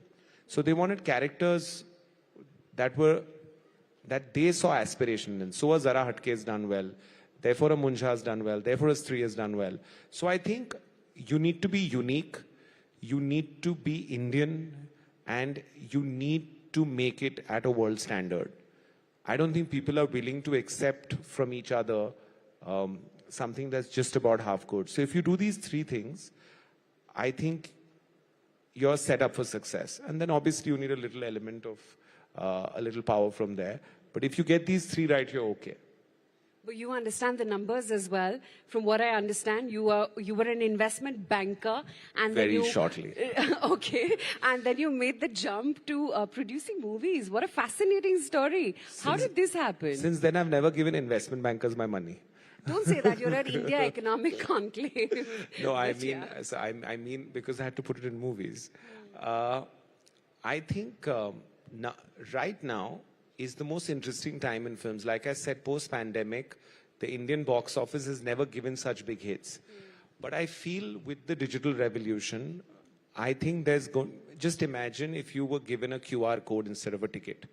And you could choose to watch that film at home, on a phone, with some VR glasses, or go to the theatre. And the option was yours. Right now, the biggest films only 4 to 5 crore people watch. Imagine if that number became 10 times. Imagine the kind of films we could get made. Imagine where would we be on a world level. So I think I used to always believe content is king, and now I've understood. A very wise gentleman told me that distribution is God. So I think numbers will grow exponentially because the technology is coming in to do it, and it's going to be there in a couple of years. And with the advent of AI, filmmaking is going to become cheaper. Like she said, every girl out there who wants to be an entertainer. Also, any director, writer, producer can sit at home and make photoreal images in a couple of years. So you're going to see, we have the consumption. We're a young country. We're going to get a lot of new voices from across India that are going to be able to sit at home and make content. And I think that cannot be calculated. It's going to be so huge that it's going to put us in a different orbit. Shraddha, does it scare you, this fast-changing world? I mean, he's already talking about everything being virtual. You know, we're used to grabbing a bag of popcorn and watching movies and, you know, hoping one day that we'll meet stars in person like you and get a picture clicked. From there to now to what the world is going to be, as an actor, how do you feel about it? I have to say, the fact that we've had really terrific VFX in our film, thanks to Dinu's vision, Dinesh's vision.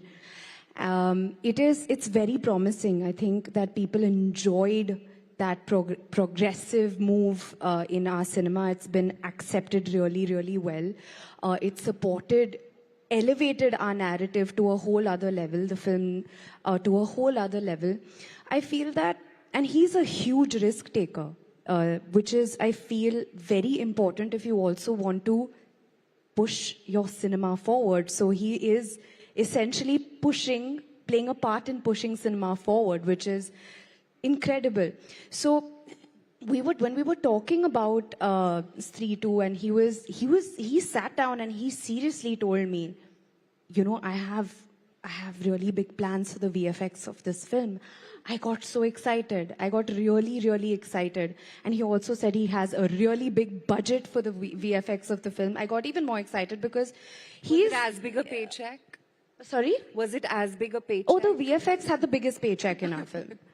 And that is also actually to address so many other conversations, right? When you talk about how a film gets made, actor pay parity, etc.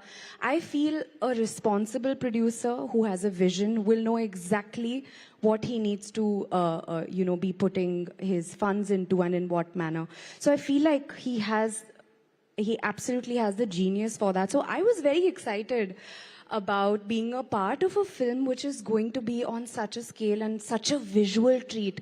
So I am fully embracing VFX. I'm embracing our lovely Sarkata coming on the big screen and terrorizing everybody, and being a part of this, absolutely.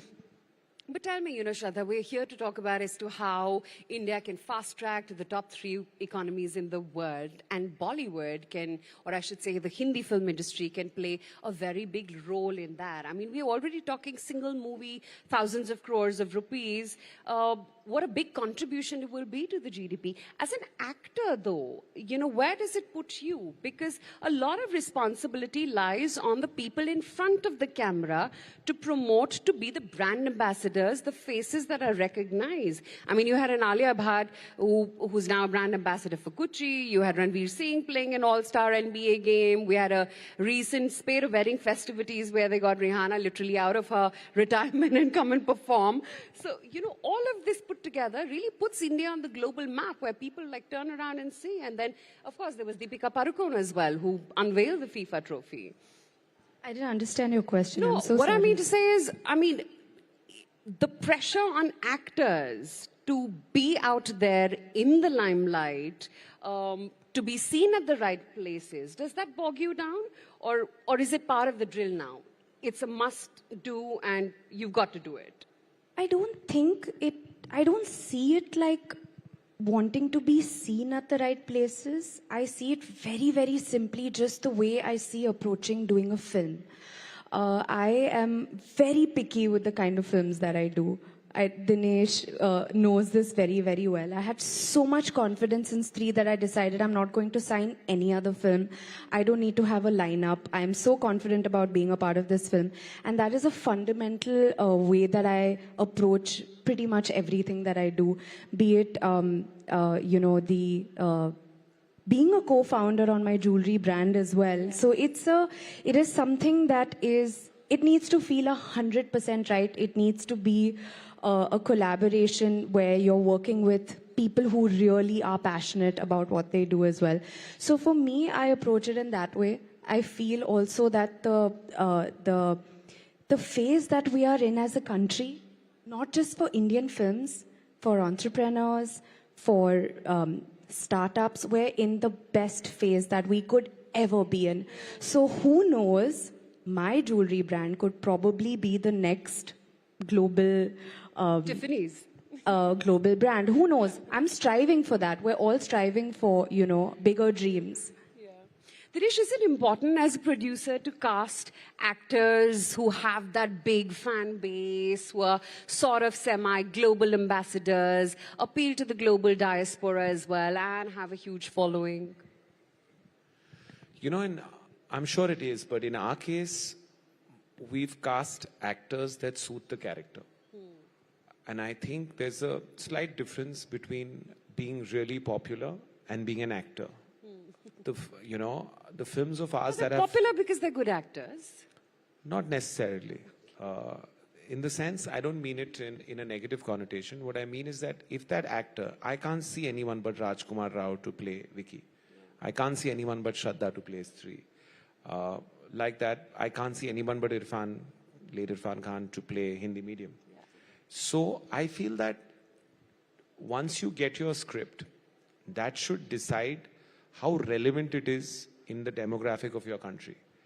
Once you know how relevant it is, that should decide the budget. Then, of course, if an A actor comes who brings something more to the table, you add to it. But I think the time has gone where you say, this actor does this box office. I think it's the other way around, how the relevance to India should come from the story. And I think actors have accepted that. That's why directors have got empowered. I think the true stars of my company are the writers and directors, and they've built Maddox from ground up. Absolutely. And you know what a responsibility the Hindi film industry and the kind of domino effect that it has, not just because of the employment that it generates, the kind of technological advancements that you guys put money in because you have the capital to do that, but also, I mean, influence in simple things like tourism, right? I mean, back in the day, everyone wanted to go to Kashmir because Yash Chopra made it beautiful, and then Switzerland and the tulips in Holland, the influence that the Hindi film industry has in various sectors. I think, for example, Chanderi, we knew, but Chanderi sarees have become a little more popular after Stree.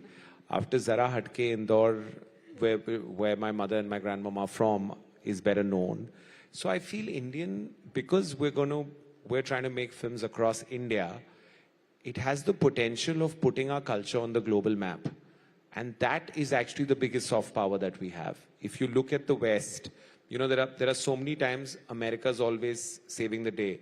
So I want to do films, hopefully this year, in which Indians save the world. You know, it would be a lot more fun for us. So I think tourism is the biggest advantage that we can bring to the table. Yeah. So more than, you know, there are industries that really contribute a lot. I think the ability to influence people, this business has, this industry has. So that's a responsibility that the films have and she has. Yeah. And the tourism can definitely benefit. And I think even the government is making, they're connecting all the embassies if we want to showcase our content. We had a recent meeting and I think that's amazing because imagine, remember Devdas's premiere was in Cannes. Yeah. So I feel that it's now that our quality is world quality, we should be taking our films. And I think all the possibility is there. Shraddha, though, the other part of it, you know, we had Vikrant Massey as well join in, and he was talking about the struggles and how the burnout ratio and, you know, how sometimes it takes a toll on you. You don't have time for simple things in life. Do you think today's actors, because of the kind of glare on them, can't say wrong, can't be seen doing wrong, the kind of high pressure that you guys go through sometimes also takes a toll? There is a downside also to it. I actually say whatever I want to say. And I feel like I feel like that, this is also a little bit of a misconception, if I may say. So I feel like there isn't that much pressure, very honestly. I don't know why there is that notion. It is, I think we also live in different times now, you know. I think the audiences are also very happy to see actors just be regular people. Yeah. And they also enjoy an actor probably sharing a piece of their day on social media or just, you know, doing something that everybody else does. So I feel like there isn't really so much pressure, to be very, very honest. I think that I am truly very blessed to just be doing what I'm doing. I don't take the pressure of anything except for the fact that I want to do a good job in front of the camera. That's literally the healthy pressure that I take. But does it help to already have trained people at home guide you? Not just your father, but your prolific aunt as well? Oh, absolutely. It's, I mean, whenever I get an opportunity to speak to them, my father did 700 plus films. I mean, who gets to do that in one lifetime? It's phenomenal. And he has come from no film background. He comes from a textile background. My aunt started when she was 8 years old. She got the opportunity to work with Raj Kapoor. So the kind of stories that I have heard at home just keep blowing my mind, you know. And I take every single opportunity to sit and be like, you know, chalo chai pee ke baatein karte thoda sa aur batana please. And it's very inspiring, very, very inspiring. I feel very, very, very grateful to be able to do what they have done as actors. I mean, acting, not what they have done. I mean, it would be something if I even do 0.2% of what they've done. So tell me, what's a day like with Shakti Kapoor? At home, when you're not working, when you're just chilling with your dad at home? extremely entertaining. If all of you are aware. So he's the same on screen and at home. He's actually funnier in real life. Give us an anecdote. He is. I mean, that's exactly where he gets it from. His spontaneity on the big screen is because he is like that in real life. He's extremely intelligent. And he expresses his intelligence in a very casual, very easy manner, like he's just like a t-shirt, you know. And that is something that is so inspiring because I also believe humor comes from high intelligence. And so he's constantly, even in his normal Prime conversation. Master Gogo Avatar. And has that ever come at home? At home, he's just very funny. He's making everybody laugh at home. Everybody. We're always in splits. So what's next for Shraddha Kapoor then? Other than a happy home, balanced life, not going to take pressure, what next? I'm hoping Dinu starts three very soon because I'm very excited about that. And I mean, I hope to do as many films as I can with Maddock and with Dinesh because I think that he is one of the finest producers that we have today, making just terrific films. Aside from that, very soon I would officially announce what I'm doing next. Not yet. Okay. When anyone says officially announce, okay. Ajni. Okay. Still eligible bachelorette. We're talking about what I'm doing next, right? Yes, exactly. That's what I'm clarifying. Okay. So Shraddha, before we wind up, just one request. This is the closing panel for the Conclave, and you have a beautiful voice, and we only hope that you can make her sing next in your movies. One line for our audiences. And I'll tell you my favorite song of yours from your first movie, Ashiki. I will only sing if the audience starts singing first. अगर आप सब नहीं गाओगे फिर next time गा लेंगे. Okay, so cue them and then they will pick up. Yeah, there you go. आप गाओगे? She will. हम तेरे बिन, right?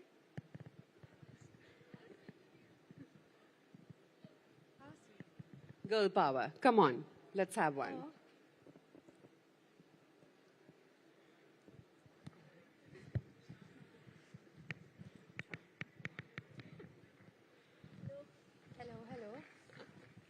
आइए ना आगे आपका नाम Simple Bedi is with me Simple ji आपको हमारी फिल्म का गाना पता है आई नहीं काटी रात मैंने Shraddha, you've got to do the moves also with it. If you're singing that one, then it can't be just singing. Okay, I think Simple Ji should sing and I will accompany her. सुन रहा है ना तू रो रही हूँ मैं सुन रहा है ना तू क्यों रो रही हूँ Thank you so much. Thank you. Now your turn. I think that she did a great job. Thank you so much. Thank you so much. One line. She did her bit. She did her bit. Now it's your turn. Which one should I sing? Hum Tere Bin. Hum Tere Bin. I think we should sing. We've moved on from that now. I feel that we can sing. What do you think? Dino, we can sing one of our songs. Why don't you sing with me? No, then it won't be a song. Come on. Go for it. Thinking. So see, I Nahi has a very different vibe, okay? So I will sing a different version of it.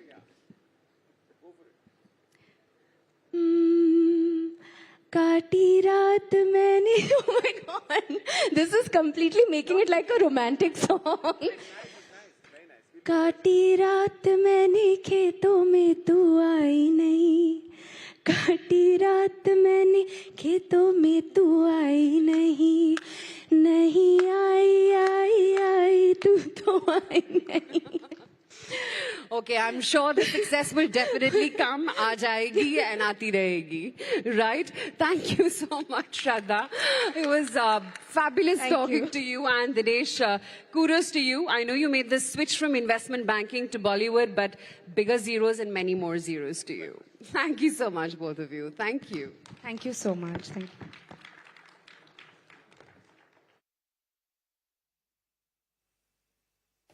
Round of applause, ladies and gentlemen. Round of applause for Shraddha and Dinesh. Thank you, Shraddha. Thank you, Dinesh, for that wonderful take on Indian cinema. All right, with that, ladies and gentlemen, we conclude the milestone 10th edition of IDFC FIRST Bank presents Times Network India Economic Conclave, co-presented by Adani. We're delighted to have had the pleasure of your company. But before we leave, do join us for dinner. The dinner is being served in the pre-function area towards your right-hand side. Thank you very much for being with us here this evening. Good evening. Good evening, and thank you so much for joining us today indeed. Thank you so much.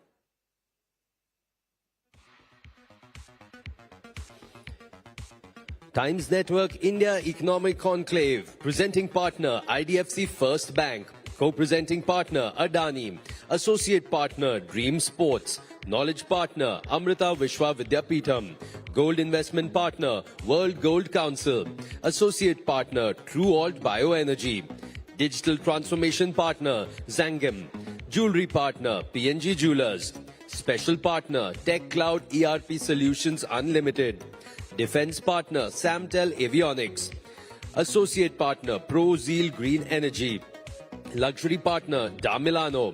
Infrastructure partner